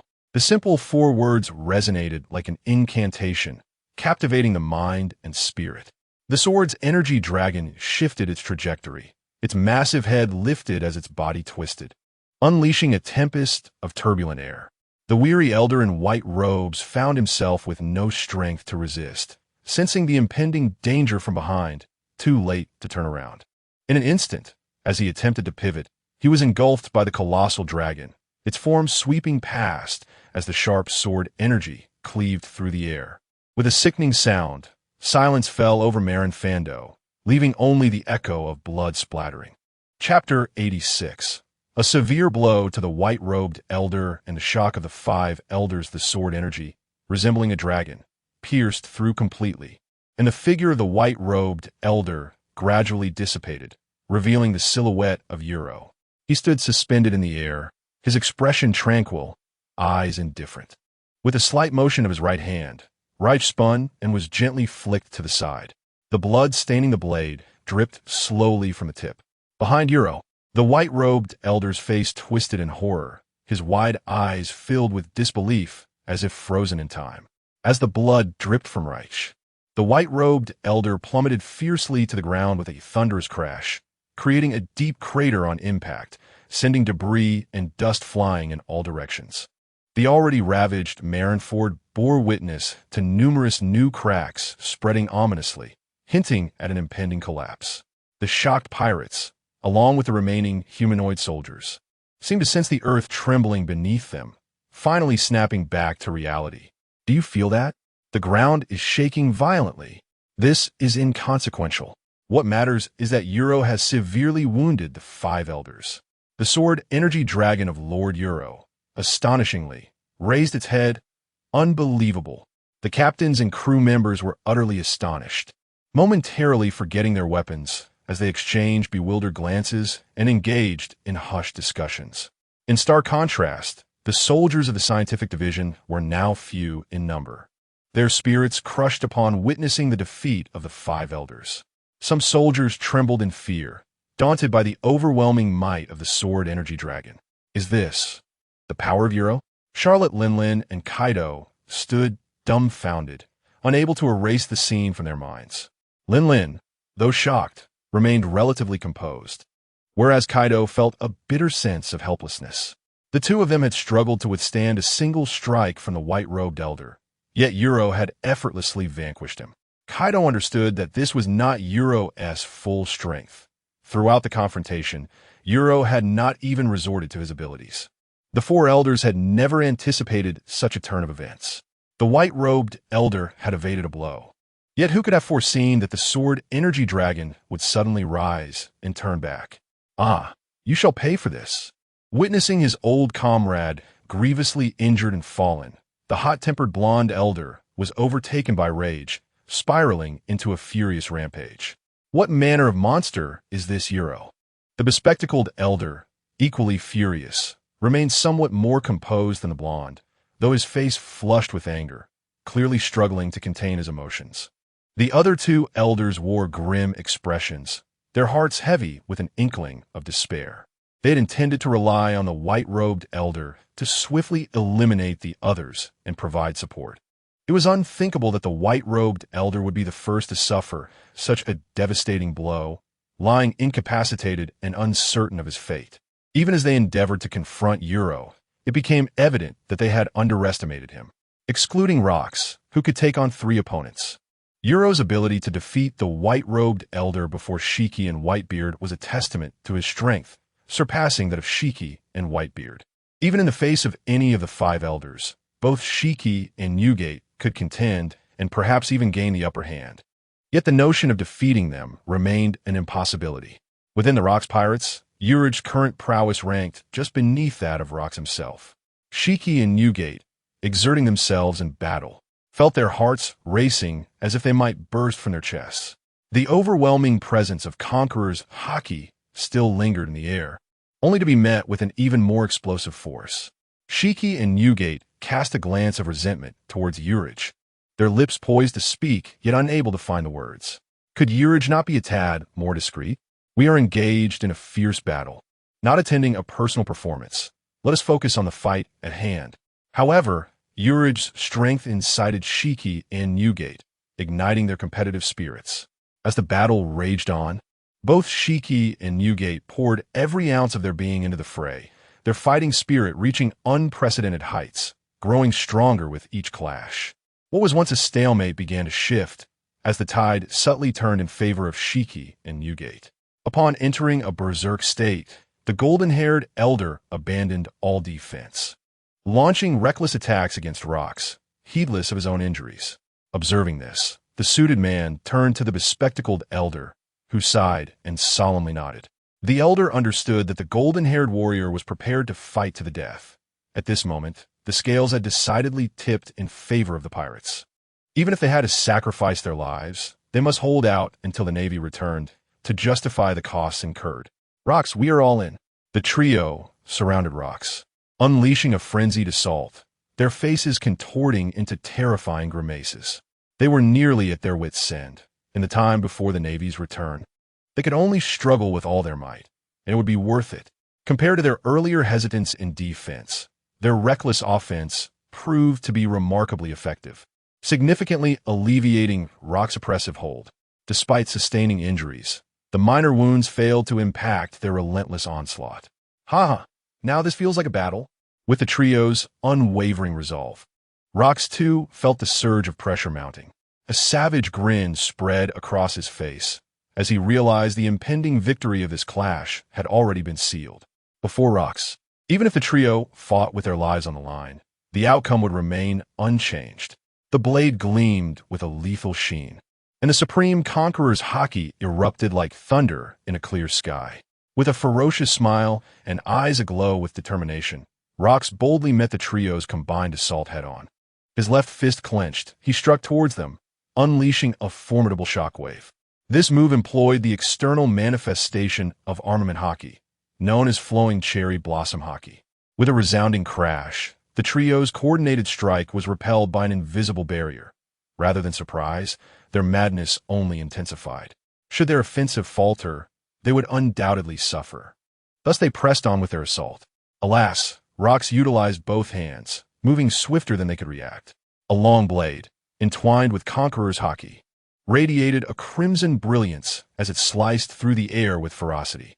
The onslaught of the three was abruptly interrupted as the golden-haired elder was unexpectedly struck down. Rokks' Conqueror's Haki, more ferocious than that of You Luo, surged forth with a formidable intensity.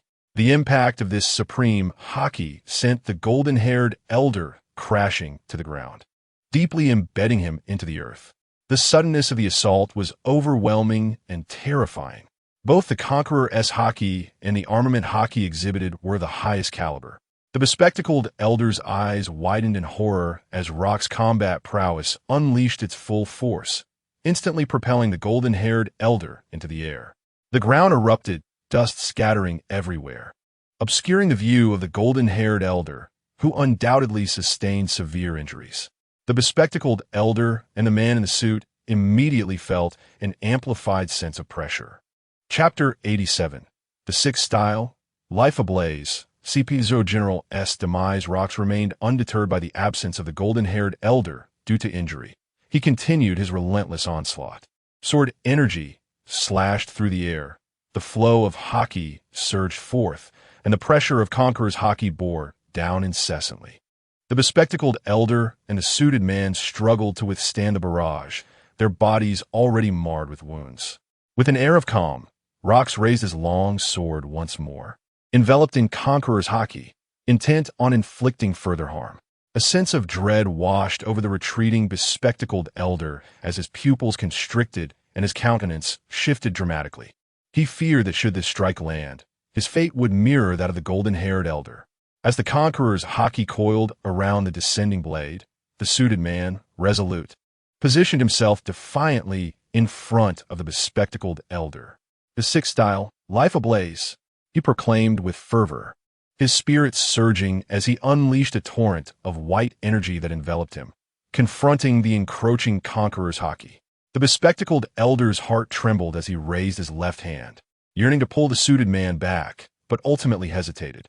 The Sixth Style, Life Ablaze, was a forbidden technique within the Six Styles, consuming the user's life force to temporarily enhance physical capabilities and dramatically amplify strength. The more life force consumed, the greater the power surge. Conversely, the lesser the consumption, the weaker the effect. Though the suited man's sacrifice might offer a glimmer of hope against other foes, facing Rokks made his chances of survival bleak. The bespectacled elder, his gaze laden with complexity, realized there was no turning back and swiftly retreated. The blade, cloaked in Conqueror's Haki, struck violently against the suited man. Had it been a higher caliber of Conqueror's Haki, he might have withstood the blow, but alas, it was of the highest order. With a thunderous crack, the white mist surrounding the suited man faltered after mere seconds, ultimately dissipating under the strain. A resounding roar echoed as Rokks flicked his blade, the tangible force of Conqueror's Haki propelling the suited man into the air. In the next heartbeat, a sinister smile crept across Rokks' face as he vanished from sight, the blade shimmering with deadly intent. A swift flash of sword light pierced the air, a faint sound heralding the grim fate of the weakened suited man, whose head was cleaved from his body. As the heavens wept crimson, the suited man collapsed, his head rolling a considerable distance before coming to a halt. The battlefield fell into a profound stillness, save for the echoes of combat, to burn one's life in pursuit of power. You Luo observed the suited man with keen interest. Though his mastery of the Six Styles remained at an advanced level, he had yet to encounter such a forbidden technique. Rokks, you shall pay. The golden-haired elder had just risen when he witnessed the horrifying scene, his eyes bloodshot with anguish. Though the identity of the suited man paled in comparison to that of his old comrade, the sacrifices made to protect the bespectacled elder were not lost on him. Moreover, as a general of considerable strength, each such figure was invaluable to the world government, cultivated with immense difficulty. The demise of a formidable general signifies not only a matter of face, but also a tremendous loss of combat prowess. Rokks, having slain the suited man, immediately turned his gaze towards the bespectacled elder. "You dare, Rokks!" exclaimed the golden-haired elder, staggering as he witnessed this scene, his voice filled with rage. Confronting Rokks alone, the bespectacled elder was clearly at a disadvantage. Enduring his wounds, the golden-haired elder launched himself into the air, charging forward. At that moment, a fierce gust swept through, and the glint of a blade flashed as it pierced towards him. The golden-haired elder had no time to evade. He pivoted and retaliated with a punch. Clang! His armored fist met the blade, causing him to stagger backward. "Ah, You Luo, daring to obstruct me, you seek death." You Luo's sudden arrival drove the golden-haired elder into a frenzy. If he failed to reach the bespectacled elder in time, the latter would surely face dire consequences. At that moment, he cast aside all hesitation. Regardless of You Luo's formidable strength, he was determined to press on. Without uttering a word, the golden-haired elder unleashed a flurry of powerful strikes. Appearing formidable, yet lacking in coherence, You Luo glanced at Rokks, internally lamenting, and then deftly maneuvered to counter the attacks. Rokks' terrifying prowess seemed to surpass that of a vice admiral. Engaging 3 opponents simultaneously, he had already dispatched one, and the golden-haired elder could sense a palpable decline in their offensive. Such a conspicuous cost, even if not gravely injured, would take a toll. Haki and Newgate were profoundly shaken. After such a prolonged battle, a general had finally fallen. Rokks, single-handedly confronting 3 adversaries, managed to suppress them with astonishing might. Suddenly unleashing a ferocious attack, he injured one and ruthlessly dispatched another, rendering him virtually invincible. Was Rokks' strength an unfathomable abyss? He then turned his attention to You Luo, who was locked in combat with the golden-haired elder. You Luo and Rokks had already vanquished their foes, while Haki and Newgate refused to lag behind. The long-bearded elder and the suited elder felt a wave of despair wash over them as hopelessness began to seep into their hearts. They had been desperately seeking an opportunity to escape, yet Haki and Newgate proved to be relentless adversaries. Ultimately, not only did they fail to extricate themselves, but their focus waned, allowing Haki and Newgate to exploit their vulnerabilities. In this evenly matched confrontation, Haki and Newgate began to gain the upper hand. Alone against Rokks, the bespectacled elder exhaled slowly, his eyes filled with resolve as he gripped his long blade, bracing himself. "Old man, it's your turn." Rokks advanced relentlessly, the crimson aura of his conqueror's Haki coursing down his right arm and enveloping the blade. The emanating force resembled that of an ancient beast, the red glimmer in his eyes locking onto the bespectacled elder. The elder's gaze dimmed. He had resigned himself to death, seeing no glimmer of hope in his solitary fight. Regardless, if he was destined to perish, he would take Rokks down with him. The 6 Powers' ultimate technique. Just as the bespectacled elder prepared to ignite his very essence, Rokks halted, even his imposing aura dissipating. His speed? It exceeded expectations. A shift occurred within Rokks, his expression returning to normal as he gazed towards the horizon of the sea, raising an eyebrow and murmuring. As the captain of the pirate crew, Rokks made a swift decision, turning back to the ground and disregarding the bespectacled elder. "Haki, disembark. It is time to depart." Lin, Kaido, gather the crew and hasten aboard. With a swift motion, Rokks unleashed a slash of sword light, obliterating the remaining humanoid weapon, and promptly issued commands. "Ha ha ha, old man. Next time I shall cleave you in 2. Guh la la la. Let the outcome await our next encounter." Haki and Newgate, resolute in their actions, forcefully repelled their adversaries and retreated to Rokks' side. The colossal ship gradually descended as Lin and Kaido coordinated the pirates' swift boarding. Haki and Newgate stood ready, vigilant against any sudden aggression from the elder. The abrupt shift in the situation jolted the golden-haired elder's mind into clarity. Observing that Rokks, Newgate, and Haki had all retreated, he noted that only You Luo remained engaged in combat with him. "Come quickly to my aid, subdue You Luo." The golden-haired elder felt a stir within, suppressing his seething rage, and roused the 3 aged warriors. Chapter 88. The general's assault, the fierce onslaught commenced with chaotic fervor, yet gradually transformed into a cohesive and relentless assault as they desperately entangled themselves around You Luo, fearing his escape. The elderly man with a long beard and the gentleman in a suit, upon witnessing the retreat of Haki and Newgate, could not help but feel an overwhelming sense of relief. They were acutely aware of the gravity of the situation. Despite their pallid visages, they refrained from pursuing. The demise of CP0's suited man, the grievously injured elder in white, and the complete annihilation of the scientific unit's soldiers left only the two of them, the bespectacled elder and the golden-haired elder. Given the might of Rokks, they knew that not only would they be unable to delay the return of the Navy, but even Rokks' entourage would not permit them to remain.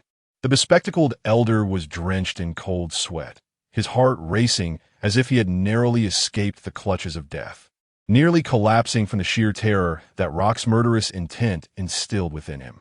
Was it truly their fate to confront failure after personally taking the field alongside their comrades? The unfathomable strength of Rokks seemed to suggest that only that esteemed individual could possibly surpass him. Moreover, the new cadre You Luo appeared to be a monstrous entity, his threat second only to Rokks. Should they fail to neutralize them this time, the repercussions would surely be dire, leaving an overwhelming sense of helplessness to engulf the three. Come swiftly to my aid and subdue You Luo. At that moment, the furious roar of an old comrade resonated in their ears, piercing through the haze of their thoughts. The three elders jolted to attention, their bodies trembling as they returned to reality. The fleeting terror on their faces vanished. They had momentarily succumbed to a trance, and had it not been for the timely shout of the golden-haired elder, they would have missed a critical opportunity. They cast their gazes towards the fray involving You Luo, then glanced at Rokks, only to find him disturbingly calm and unperturbed. The long-bearded elder and the suited elder instinctively turned their eyes toward the bespectacled elder, their expressions laden with inquiry. Rokks' indifference and detachment made them exceedingly wary. After a moment's hesitation, the bespectacled elder gritted his teeth and nodded, making a momentous decision. You Luo's prowess was indeed formidable, yet they believed that with their combined assault, provided Rokks did not intervene, You Luo would be unable to withstand their collective might. In an instant, they sprang into action, their forms becoming mere phantoms as they rushed from three different directions. Captain Rokks, shall we not lend our assistance? Newgate, with a furrowed brow, wiped the sweat from his palm. Haki's eyes widened in outrage. Had it not been for Rokks' words, he would have charged in without hesitation. Both Haki and Newgate could not shake their concern for You Luo, recognizing that it was a battle amongst four formidable generals against a solitary opponent. Rest assured, You Luo does not seek a fight to the death. He wishes to test his limits, Rokks remarked, a knowing smile illuminating his face as he observed You Luo. Haki's thoughts raced, aligning with You Luo's arrogant disposition. Soon, his fury subsided, and he, along with Newgate and Rokks, settled into a composed watch of the unfolding battle. The figures of the three elders traced arcs in the air, drawing ever closer to You Luo. With the addition of the golden-haired elder, the four figures positioned themselves in the cardinal directions, encircling their target. Come fort, ah?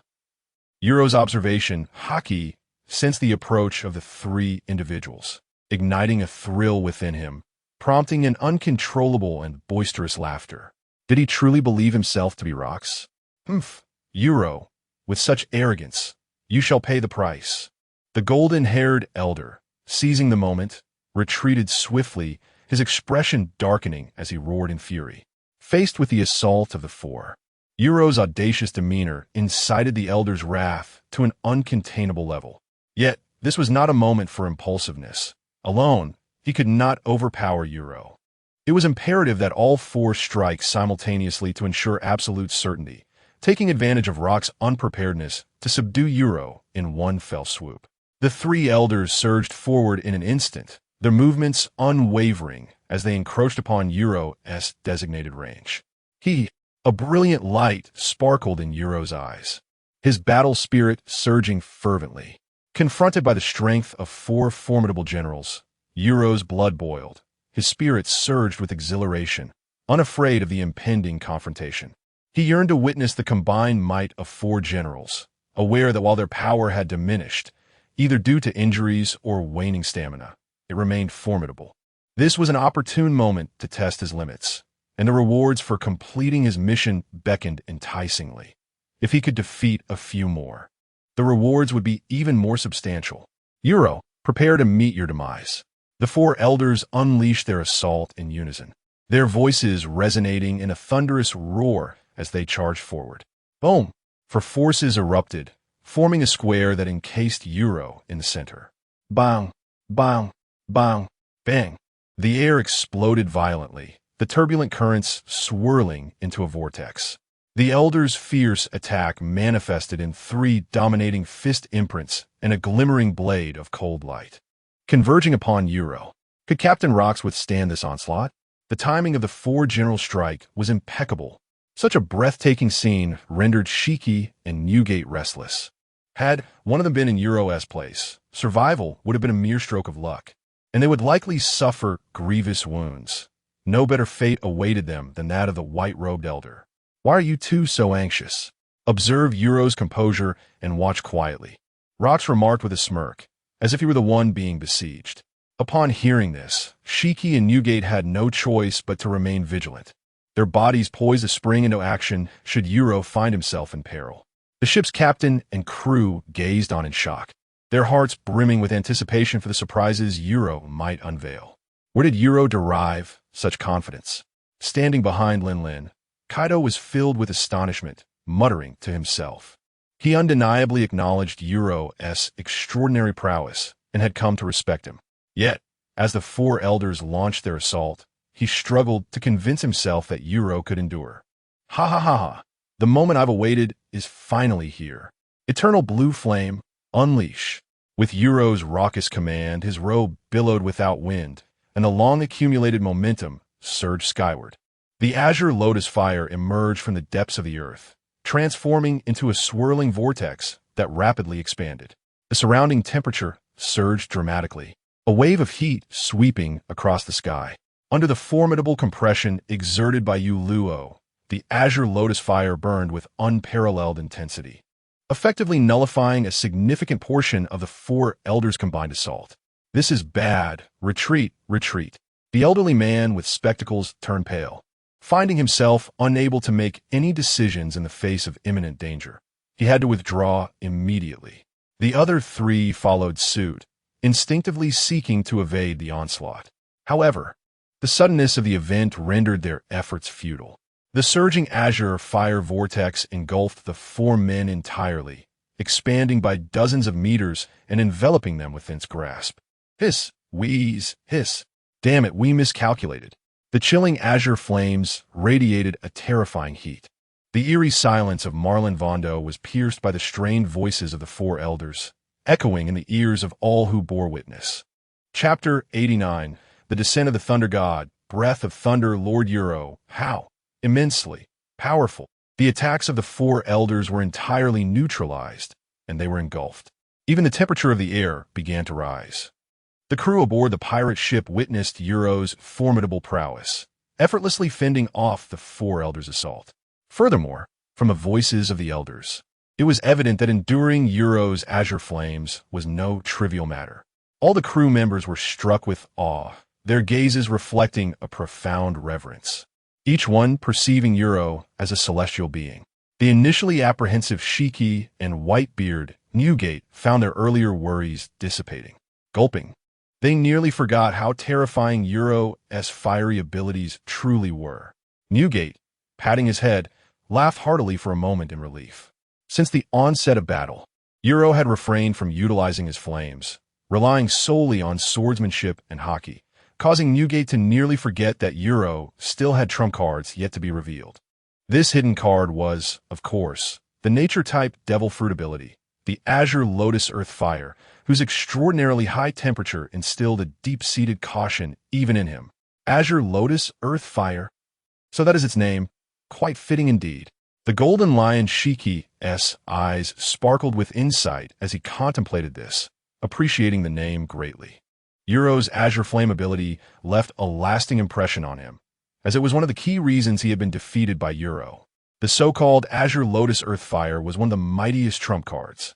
Within the entire Rokks Pirates crew, including Rokks himself, no one could deny the formidable power of the Azure Lotus Earthfire.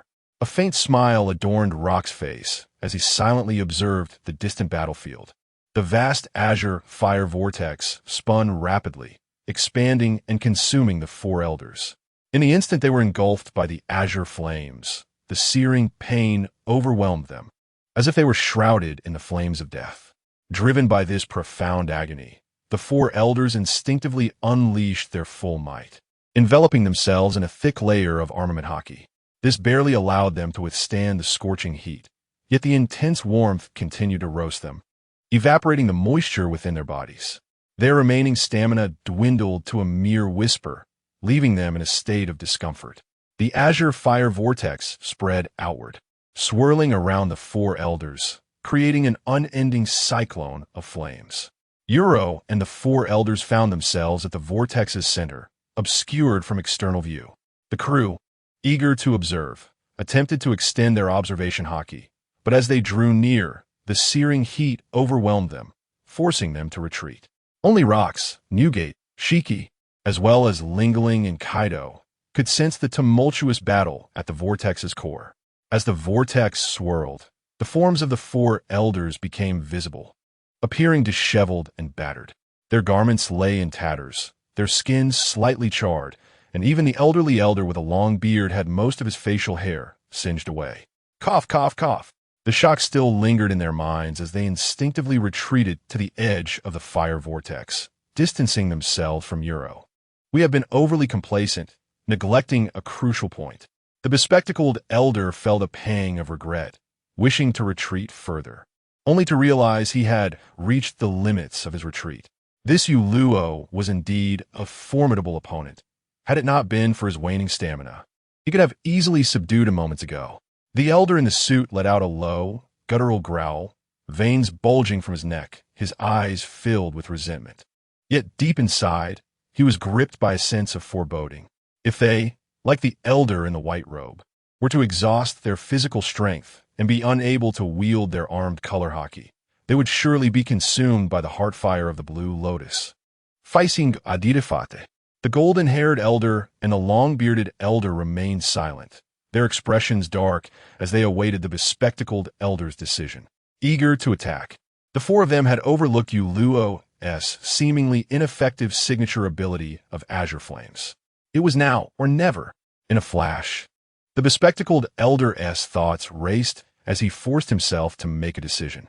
This operation had yielded nothing and had incurred significant losses. They could not stop Rokks from leaving. He was unwilling to surrender so easily.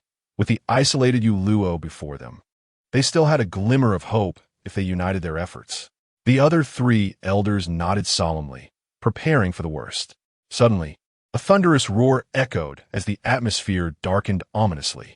The four of them looked up in astonishment to see the once clear sky now shrouded in tumultuous black clouds, interspersed with blue lightning.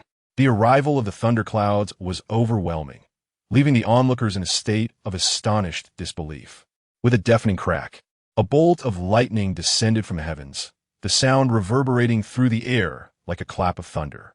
The crew in the distance bore witness to this magnificent spectacle, their spirits shaken by its grandeur. Ha ha ha, what a thrill! You Luo exclaimed, stretching his arms wide and laughing maniacally. As the lightning struck him, he felt an unparalleled surge of exhilaration. Breath of thunder, activate, he bellowed, his aura skyrocketing as his garments billowed, an overwhelming force sweeping through the surroundings. Countless arcs of electricity erupted forth, piercing through the azure fire vortex and shooting outward.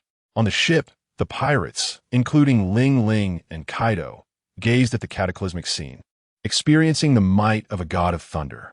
Their expressions froze in shock, rendered speechless. Damn it, this kid You Luo has a trump card. The golden lion Shiki exclaimed in astonishment before cursing and exiting the group chat. Gulalala, are we to be left alive? The white-haired Newgate laughed heartily, though his laughter lacked its usual vigor. Having witnessed much in his time, Rokks furrowed his brow, aware of several secret arts that could enhance one's combat prowess. However, he was uncertain whether this particular technique would have any side effects. You Luo was his ace, and he could not afford any mishaps.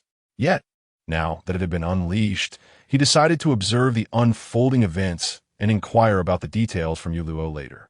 At the center of the azure fire vortex, the four elders acutely felt You Luo's suddenly surging momentum. The terrifying pressure he exuded was akin to the conqueror's Haki, instantly intimidating the four of them. The secret arts, indeed, are the secret arts. How could this be possible? The elderly man with golden hair was taken aback, his face a portrait of disbelief, exclaiming in astonishment. The long-bearded elder and the gentleman in a suit wore expressions of equal incredulity, as if they had encountered a ghostly apparition. All the secret arts of the ocean had long been eradicated by the world government, along with the century that vanished from history. The only remaining sanctuary for these arts resided deep within Mariewa, amidst the blossoms of Panga City. Even the five elders could not directly practice the secret arts. The forbidden technique of life burning, known as the 6 styles, was passed down by that illustrious figure. Damn it, we must flee. The bespectacled elder cursed under his breath, suppressing his shock and terror, and dashed toward the vortex. The other 3 elders, witnessing this, followed closely behind, soaring into the sky with unparalleled swiftness. Chapter 90. The Form of 7. Thunder God of Azure Fire. Initially, the 4 individuals possessed little confidence, merely prepared to fight with all their might. Now, with You Luo employing a secret technique, his aura surged dramatically, and his strength was beyond question. Who could fathom how formidable he had become? It was prudent to retreat. Vengeance could wait for another day.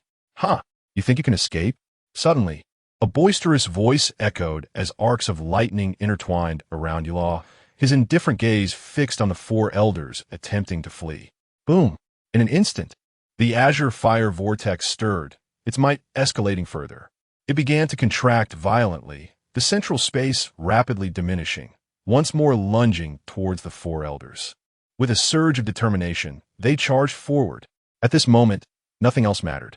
The elder with glasses flushed crimson, veins bulging as he howled, pushing himself to the limit in a desperate ascent. The 3 other elders emitted low growls, equally striving to advance. Yet, how could You Luo permit their escape?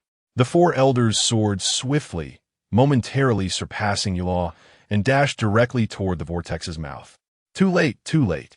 In You Luo's eyes, brilliant arcs of electricity flickered, and with Thundercut held across his chest, his left hand gently caressed the blade's edge.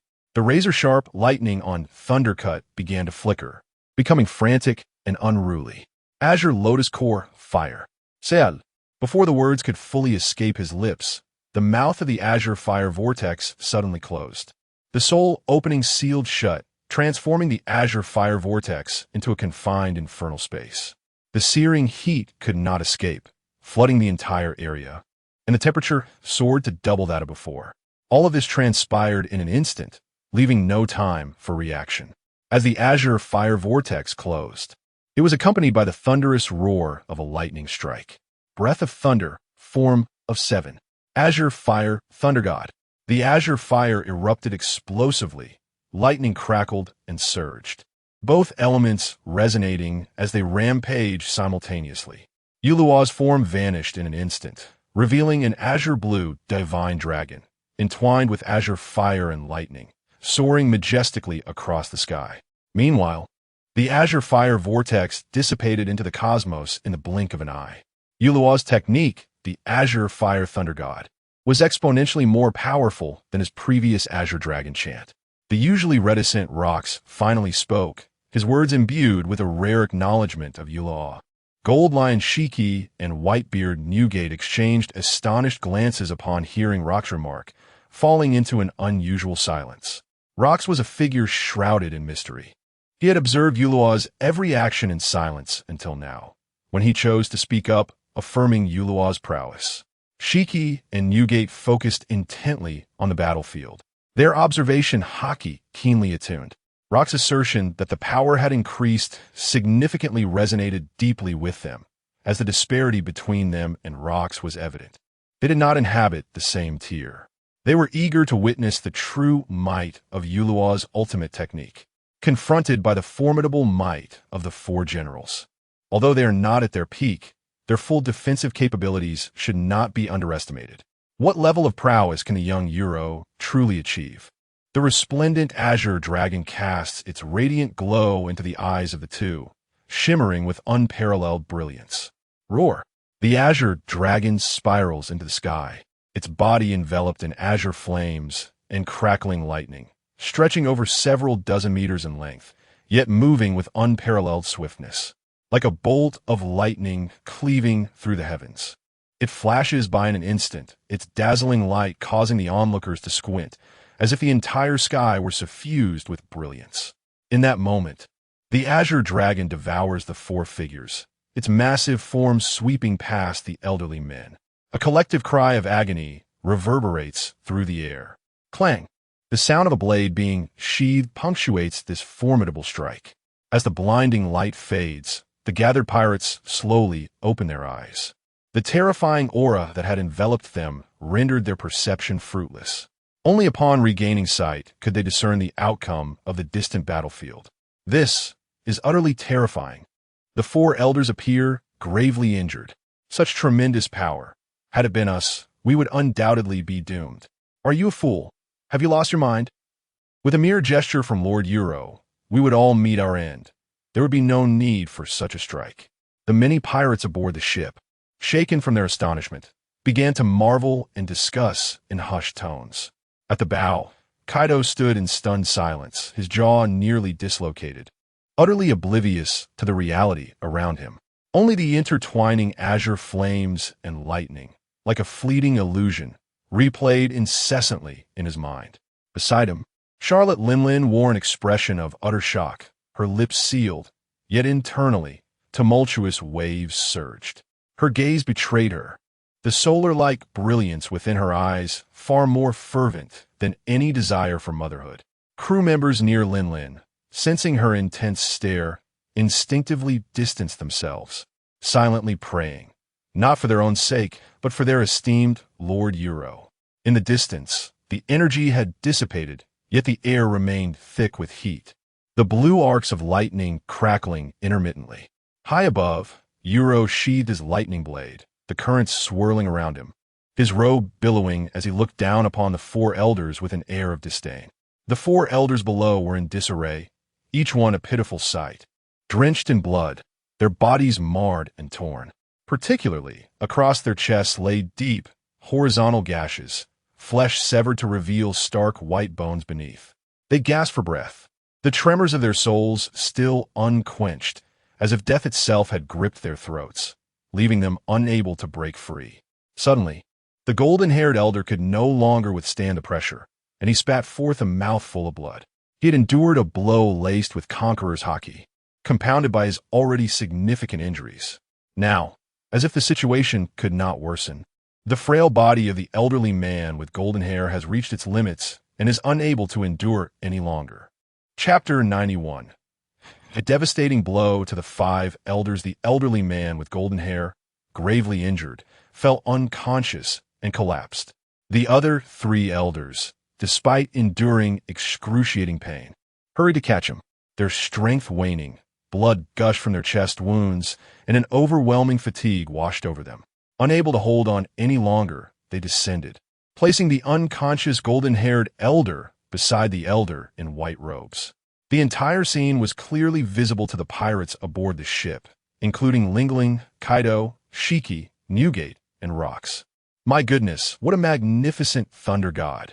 A celestial being descending to strike with unparalleled might, exclaimed Shiki, his neck craned in astonishment, utterly neglecting his demeanor.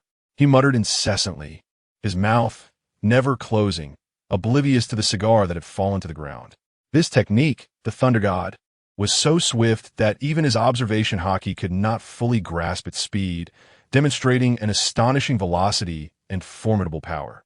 Had he attempted to withstand it, he would undoubtedly have sustained severe injuries. In a state of exhaustion, he would have met his end on the spot. Goodness gracious, this kid You Luo truly lives up to his monstrous reputation. Newgate, Gripping his sword, Kanji, after a moment of dazed contemplation, erupted into hearty laughter. The disheveled appearance of the four elders brought him delight, and he felt both shocked and thrilled by Yuro's strength. As he perceived the might of the thunder god through his Haki, his surprise was eclipsed by anticipation. Eager to see the extent of harm this technique would inflict upon the four elders. Despite their diminished strength and waning capabilities, they were still formidable vice admirals. Surely, they could withstand it together. Newgate had set his expectations at what he believed to be the highest probability. However, he soon realized he had underestimated the thunder god and Yuro's power. In an instant, all four elders were struck and sustained significant injuries, their condition indicating they had already exerted themselves to defend. Newgate had to concede that Yuro's strength had surpassed his own considerably. If he were in Yuro's position, facing four vice admirals in a state of exhaustion and decline, even with all his might, he would find it difficult to gain the upper hand, let alone achieve a decisive victory. Ha ha ha ha ha! Rokks laughed boisterously, reveling in Yuro's prowess and the plight of the five elders, which brought him immense joy. The annihilation of the celestial dragons and the destruction of the world government filled him with boundless hope. Suddenly, Rokks' laughter ceased abruptly as he gazed into the distance, his brow furrowing in contemplation. The pace of their advance was swift. They had covered considerable ground in a short time. It seemed that Quincy had sacrificed his dignity. Uro, it is time. We must retreat immediately. Rokks called out to Yulo in a low, intense voice, his eyes glinting as he sensed that Steelbone Kong and the three admirals were now within the range of his observation Haki. The formidable wind god pterodactyl, a creature of unparalleled combat prowess, boasts a remarkable speed that allows it to traverse great distances in a mere moment. However, when faced with adversaries such as Steelbone Kong and his companions, there is a palpable risk of being ensnared, which would be detrimental to their cause. The pirates who have arrived are the elite of their crew. For Rokks, the loss of even one would be significant. Furthermore, the three elder statesmen, though coherent, are akin to ticking time bombs in the midst of battle. In response to this, the towering Yulo, who hovered in the air, nodded gently and descended. Rokks' decisive actions are not without purpose. He must have sensed the approach of a navy. After all, in the moments leading up to the conflict, Rokks' observation Haki detected the imminent arrival of the Gorosei, a perception that eluded Shiki, Yulo, and Newgate. At this juncture, the bold Newgate, despite his brash demeanor, keenly sensed the gravity of the situation and maintained a stoic silence. Conversely, Shiki, fueled by his fervor, erupted into a cacophony of shouts. What is this? We must retreat immediately. Captain Rokks, this is a golden opportunity to eliminate those 5 old bastards. Shiki's hands clutched his weapons, ready for action, but upon hearing Rokks' words, he froze in bewilderment. His expression was one of confusion, his mind swirling with questions. While retreat was indeed necessary, was such haste truly warranted? Surely, they could vanquish these 5 feeble elders before making their escape. Shiki, you fool, is this even a question? The navy must be closing in, Newgate scoffed, his face a mask of disdain as he mocked Shiki without reservation. Chapter 92. The public execution of the celestial dragons at the ruins of the Navy headquarters. Before Rokks could speak, Newgate had already noticed the subtle expression on Rokks' face. With a modicum of thought, one could easily deduce the situation. Even the distant Yulo quickly grasped the circumstances, while Shiki, standing beside Rokks, remained oblivious. As one of the Marine admirals and a cadre of the crew, he surprisingly lacked the acumen expected of a leader. Aside from the Golden Lion Shiki, there seemed to be no one else. As anticipated, upon hearing Newgate's words, the murderous aura emanating from Shiki promptly dissipated. Shiki was not foolish. Rather, he was simply slow to react. Yet he could discern the gravity of the situation. Prior to their arrival, Yulo, Shiki, Newgate, and Rokks had devised a plan to launch a surprise attack on the Navy headquarters, intending to reap some rewards before retreating. As they had no intention of engaging in a full-scale battle with the Navy, the appearance of the 5 elders was beyond their expectations. Fortunately, with Yulo and Rokks present, the 5 aging admirals did not stir up any significant turmoil. The world government was not to be underestimated. Had the 5 elders perished, others would undoubtedly take their place. In the forthcoming period, they needed to prepare for other matters and had no time to concern themselves with the elders. Rokks already had his plans in mind, and after speaking, he turned and boarded the ship. Haki and Newgate exchanged glances, appearing somewhat helpless. Rokks' words carried considerable authority. You Luo approached, a smile gracing his face. As his thoughts swirled within, he found merit in Rokks' statement.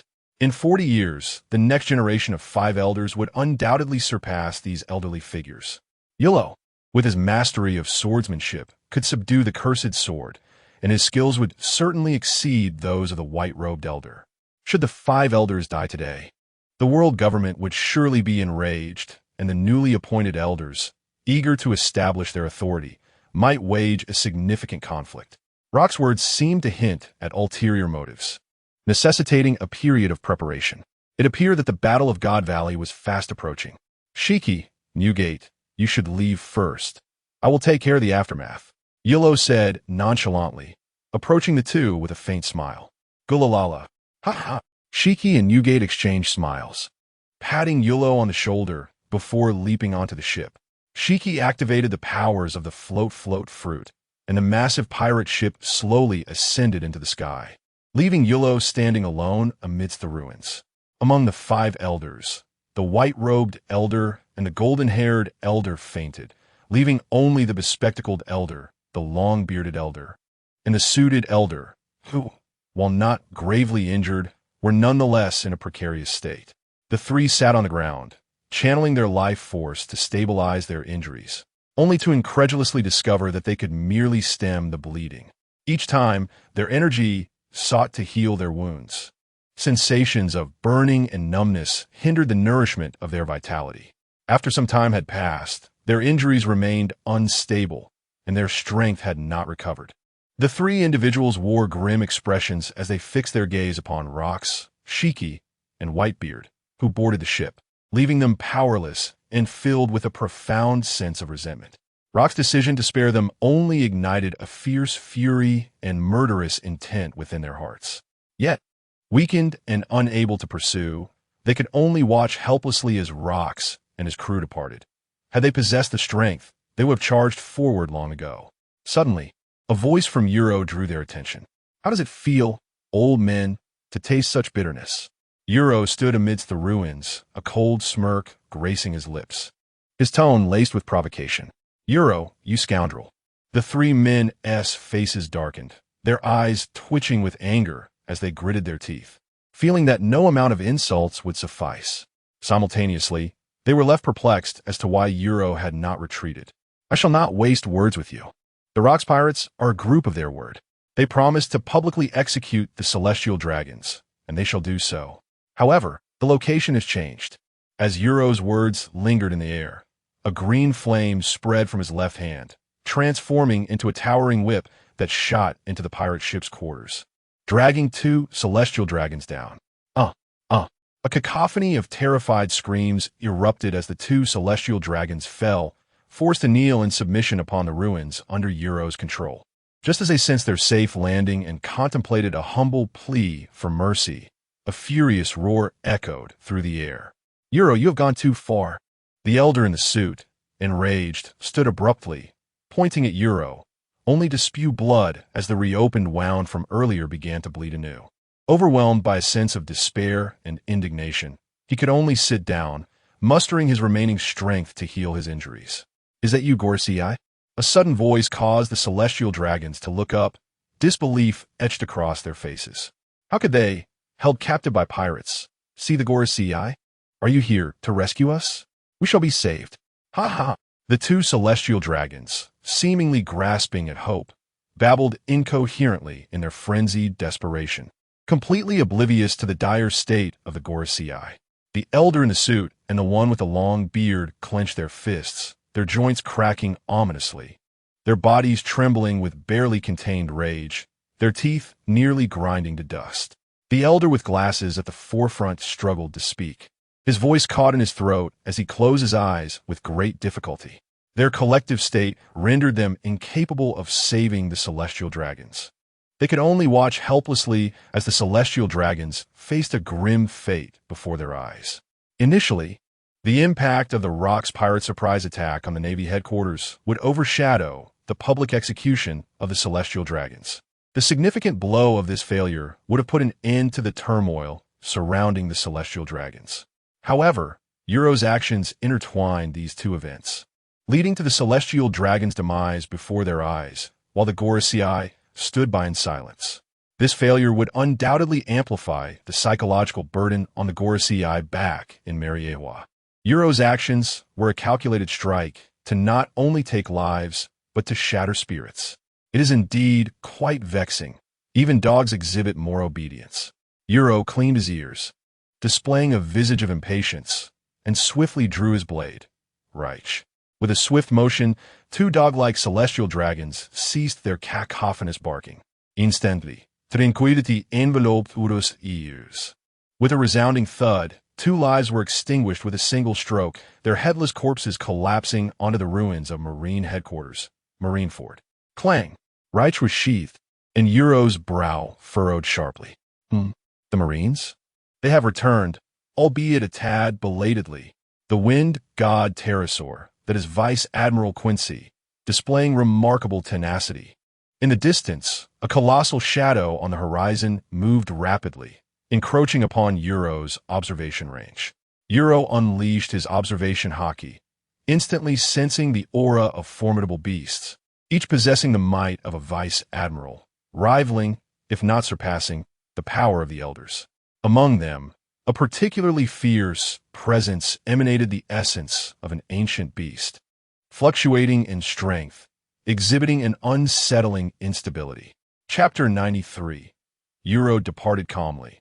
While the admiral pursued, it was presumably Admiral Quincy, transformed into a wind god pterosaur, who, after an extended period of relentless travel, was visibly strained, struggling to maintain his beastly form. You Luo's countenance returned to tranquility as he cast a glance at the five elders, revealing no signs of distress. The remaining three elders, grappling with their injuries, were too preoccupied to attend to other matters, seemingly oblivious to the approaching navy. You Luo had no time to linger. He possessed no confidence in his ability to contend with Steelbone Kong and the three admirals.